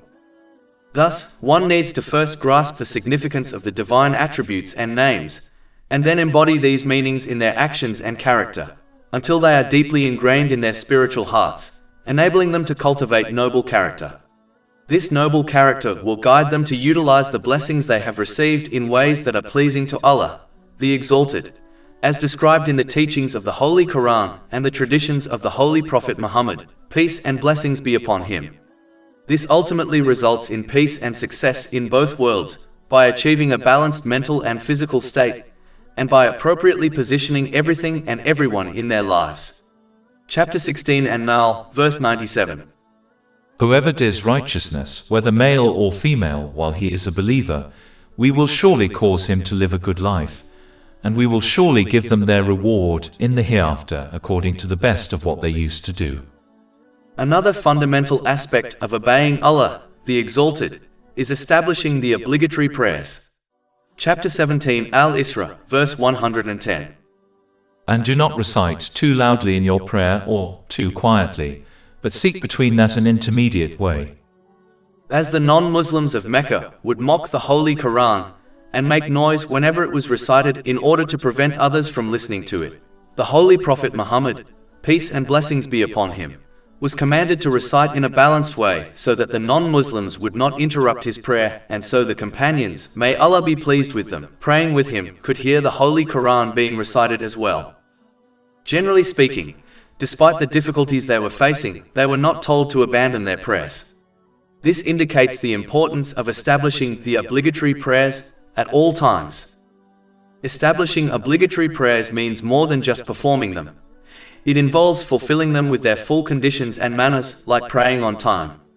The Holy Quran frequently emphasizes establishing prayers because it is the most crucial practical evidence of a person's faith in Allah, the Exalted. The daily prayers are spaced out throughout the day, serving as a constant reminder of the Day of Judgment and a practical way to prepare for it. Thus, they are seen as the fundamental basis of all righteous actions. Each part of the prayer connects to the final reckoning. For instance, when one stands upright in prayer, it mirrors how they will stand before Allah, the Exalted, on the Day of Judgment. Chapter 83 Al-Mutaffifin, verses 4-6. Do they not think that they will be resurrected? For a tremendous day, the day when mankind will stand before the Lord of the worlds. Bowing in prayer serves as a reminder of the many people who will be criticized on the Day of Judgment for not having bowed to Allah, the Exalted, during their lives. Chapter 77 Al-Mursalat, verse 48. And when it is said to them, bow in prayer, they do not bow. In addition to not bowing, the criticism on Judgment Day also includes failing to practically submit to the obedience of Allah, the Exalted, in all aspects of life. Prostration during prayer serves as a powerful reminder of this. It reflects the invitation for all people to prostrate to Allah, the Exalted, on the Day of Judgment. However, those who did not prostrate correctly and obey Him in every aspect of their lives on earth will be unable to do so on that final day.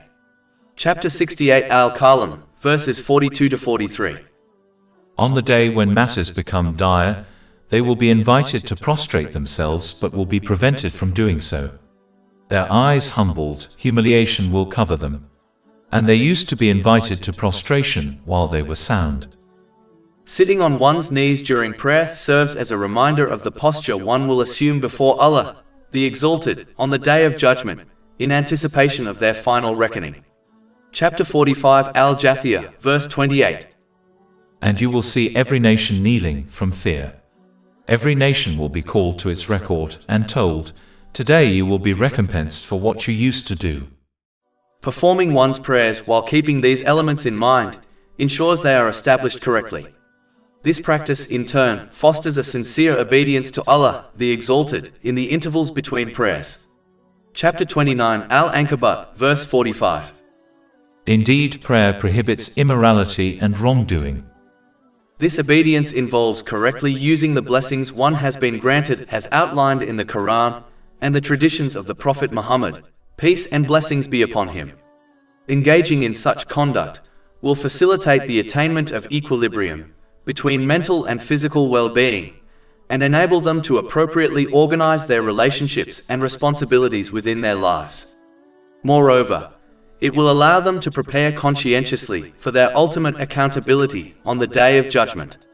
Consequently, this approach fosters a profound sense of tranquility in both worlds. Whereas, the one who neglects their obligatory prayers must fear leaving this world without their faith. The Holy Prophet Muhammad, peace and blessings be upon him, has warned in a hadith found in Jami at Tirmidhi, number 2618, that abandoning the obligatory prayers is the difference between belief and disbelief. It is important to understand that faith is like a plant. It needs to be nourished by acts of obedience to thrive and survive. Just as a plant without enough sunlight will wither and die, a person's faith can weaken and even die if it is not nourished by good actions. This is the greatest possible loss. Another aspect of obeying Allah, the Exalted, correctly, is by understanding His unique attributes, which make it clear that He alone is worthy of worship and obedience at all times. Chapter 17 Al-Isra, verse 111. And say praise to Allah. An individual who assumes responsibility for aspects of another's welfare, such as providing shelter, is deserving of sincere appreciation. In light of this, it is both just and appropriate that gratitude be directed towards Allah, the Exalted, who has bestowed every blessing within the universe upon humanity. Gratitude expressed through intention entails performing deeds solely for the sake of pleasing Allah, the Exalted. Actions motivated by any other purpose will not be rewarded by Him. As cautioned in a hadith recorded in Jami at Tirmidhi, hadith number 3154.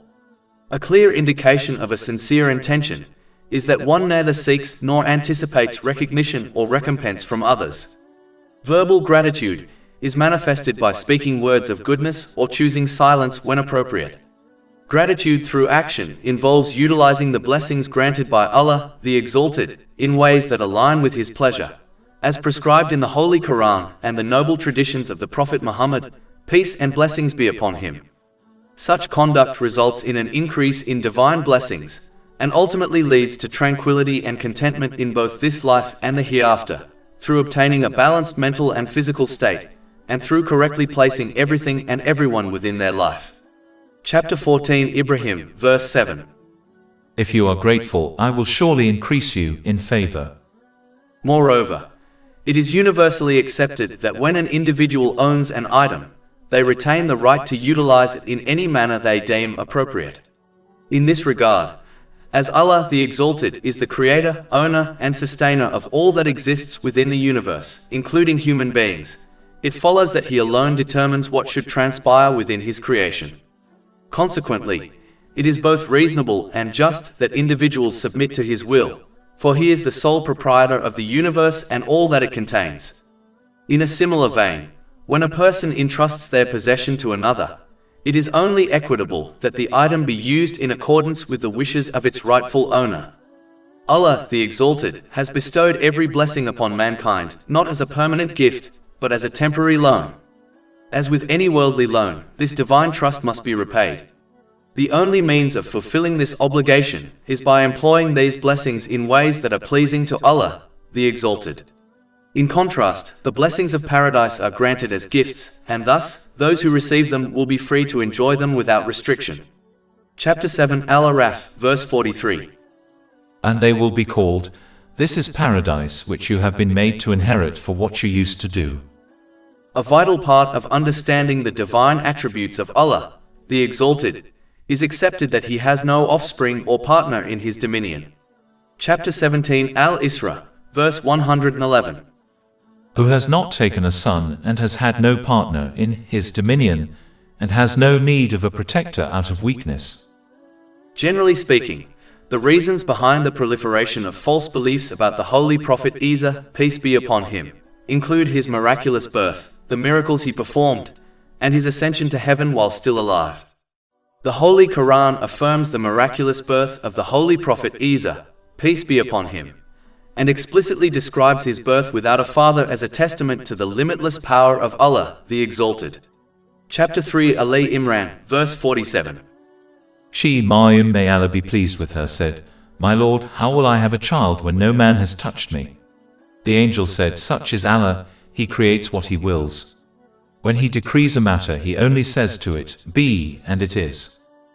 Allah, the Exalted, brought into existence the Holy Prophet Isra, peace be upon him, without a father, similar to how He created the Holy Prophet Adam, peace be upon him, without either a father or a mother. This fact does not imply that they possess divinity. Chapter 3 Ali Imran, verse 59. Indeed, the example of Jesus to Allah is like that of Adam. He created him from dust, then He said to him, "Be," and he was. It is odd that Christians think of the Holy Prophet Isra, peace be upon him, as the son of Allah, the Exalted, since he was born without a father. However, they do not regard the Holy Prophet Adam, peace be upon him, as the son of Allah, the Exalted, despite his being born without either a father or a mother. By their reasoning, the Holy Prophet Adam, peace be upon him, should have a stronger claim to being called the son of Allah, the Exalted, than the Holy Prophet Isra, peace be upon him, yet they do not assert this. It is peculiar how they apply logic and common sense to the case of the Holy Prophet Adam, peace be upon him, but fail to do so in the case of the Holy Prophet Isra, peace be upon him. The miracles attributed to the Holy Prophet Isra, peace be upon him, are confirmed by the Holy Quran. It clearly states that the Holy Prophet Isra, peace be upon him, performed these miracles with the will, permission and command of Allah the Exalted. If the Holy Prophet Isra, peace be upon him, were divine, he would not require the will or permission of Allah the Exalted. Chapter 3 Ali Imran, verse 49. And make the Prophet Isa, peace be upon him, a messenger to the children of Israel, who will say, "Indeed I have come to you with a sign from your Lord, in that I design for you from clay that which is like the form of a bird, then I breathe into it and it becomes a bird by permission of Allah. And I cure the blind from birth and the leper, and I give life to the dead by permission of Allah. And I inform you of what you eat and what you store in your houses." Moreover, Christians acknowledge that other holy prophets, peace be upon them, performed miracles as well, like the Holy Prophet Musa, peace be upon him. However, it is peculiar that they do not attribute divinity to these other holy prophets, peace be upon them, despite their miracles. The ascension of the Holy Prophet Isra, peace be upon him, to the heavens while still alive further demonstrates the might of Allah, the Exalted, who took the Holy Prophet Isra, peace be upon him, on this journey. If the Holy Prophet Isra, peace be upon him, were divine, he would have been able to undertake this journey by his own inherent power. Chapter 3 Ali Imran, verse 55. Mention when Allah said, "O Jesus, indeed I will take you and raise you to myself and purify, i.e., free you from those who disbelieve." The Holy Quran informs Christians that the Holy Prophet Isra, peace be upon him, was not crucified, contrary to their belief. The person whose likeness appeared on the cross was not the Holy Prophet Isra, peace be upon him, but rather someone who was made to resemble him. By this time, Allah the Exalted had already elevated the Holy Prophet Isra, peace be upon him, to the heavens. Chapter 4 and Nisa, verses 156 to 158. And for their disbelief and their saying against Mary a great slander.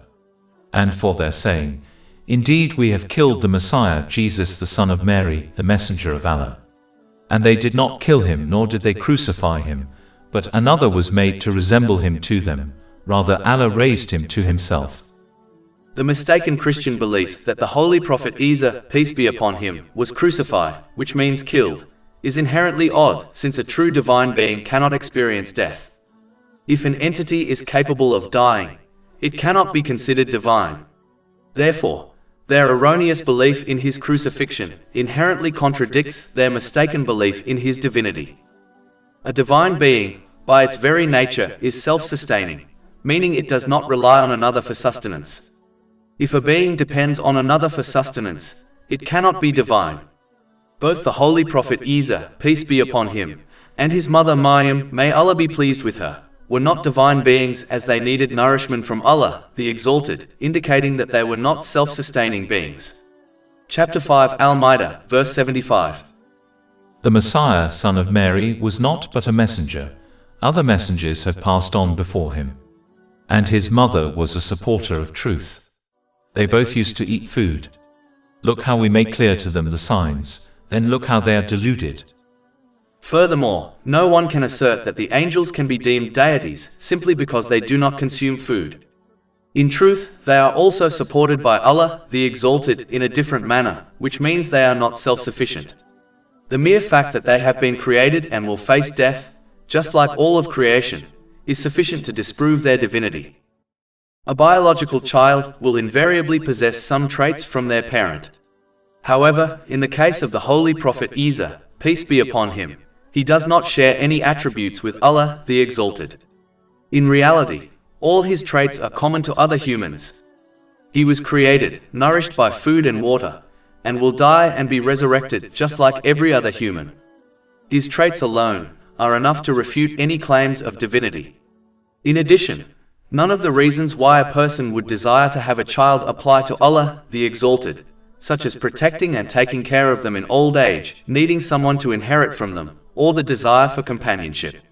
Chapter 17 Al-Isra, verse 111. Praise to Allah, who has not taken a son and has had no partner in his dominion, and has no need of a protector out of weakness. The Romans who embraced Christianity introduced the idea of the Holy Prophet Isra, peace be upon him, being divine into their beliefs, concepts they inherited from their previous pagan faith.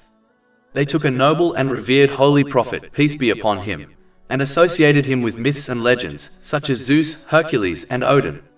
It only takes a small amount of common sense to realize that a being who is created, dependent on another for sustenance, and capable of dying, can never be divine, as these attributes contradict the essence of a divine being.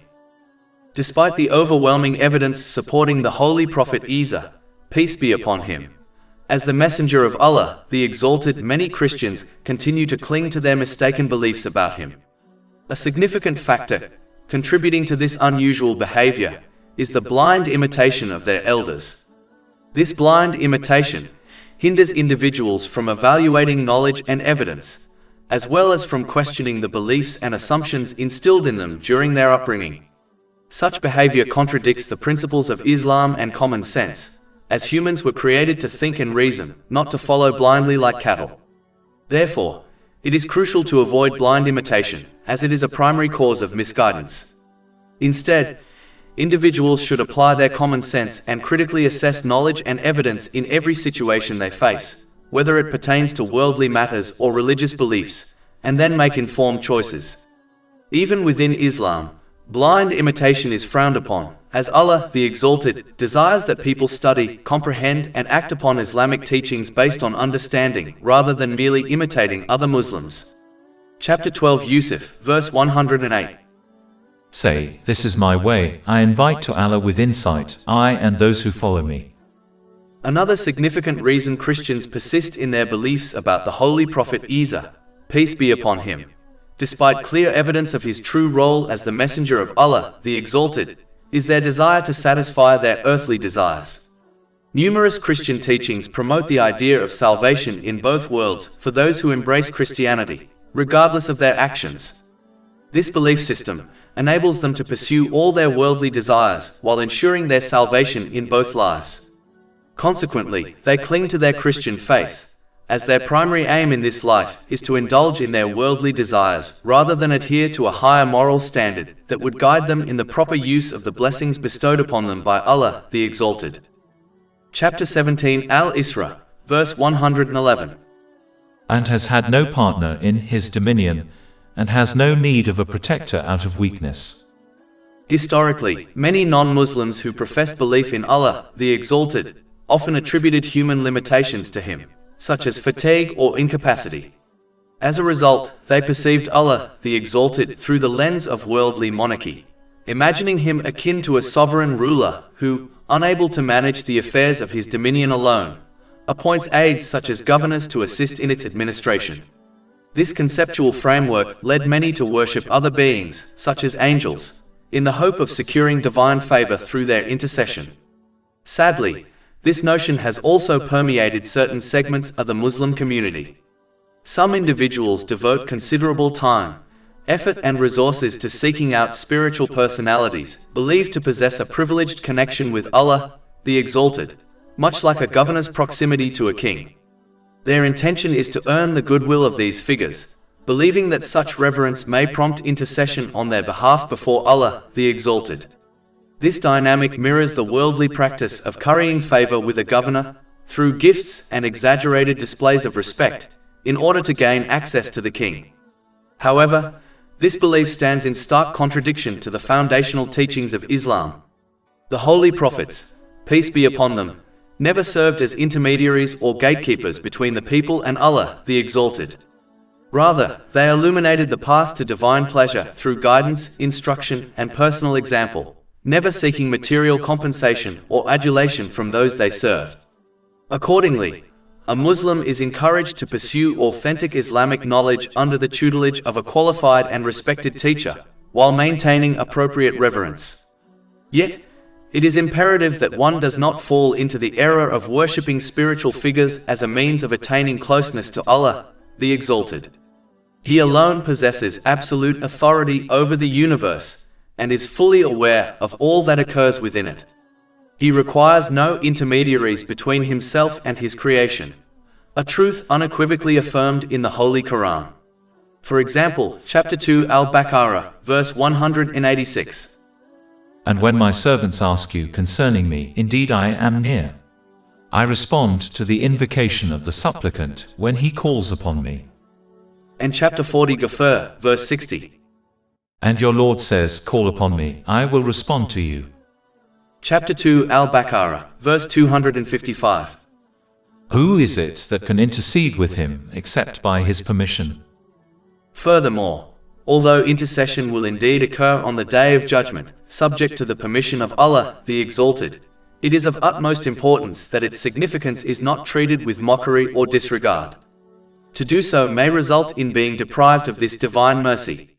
Disparaging the concept of intercession often stems from a complacent disposition, wherein an individual fails to employ the blessings granted to them in accordance with Islamic principles, yet still expects salvation through the intervention of others, such as relatives or spiritual figures.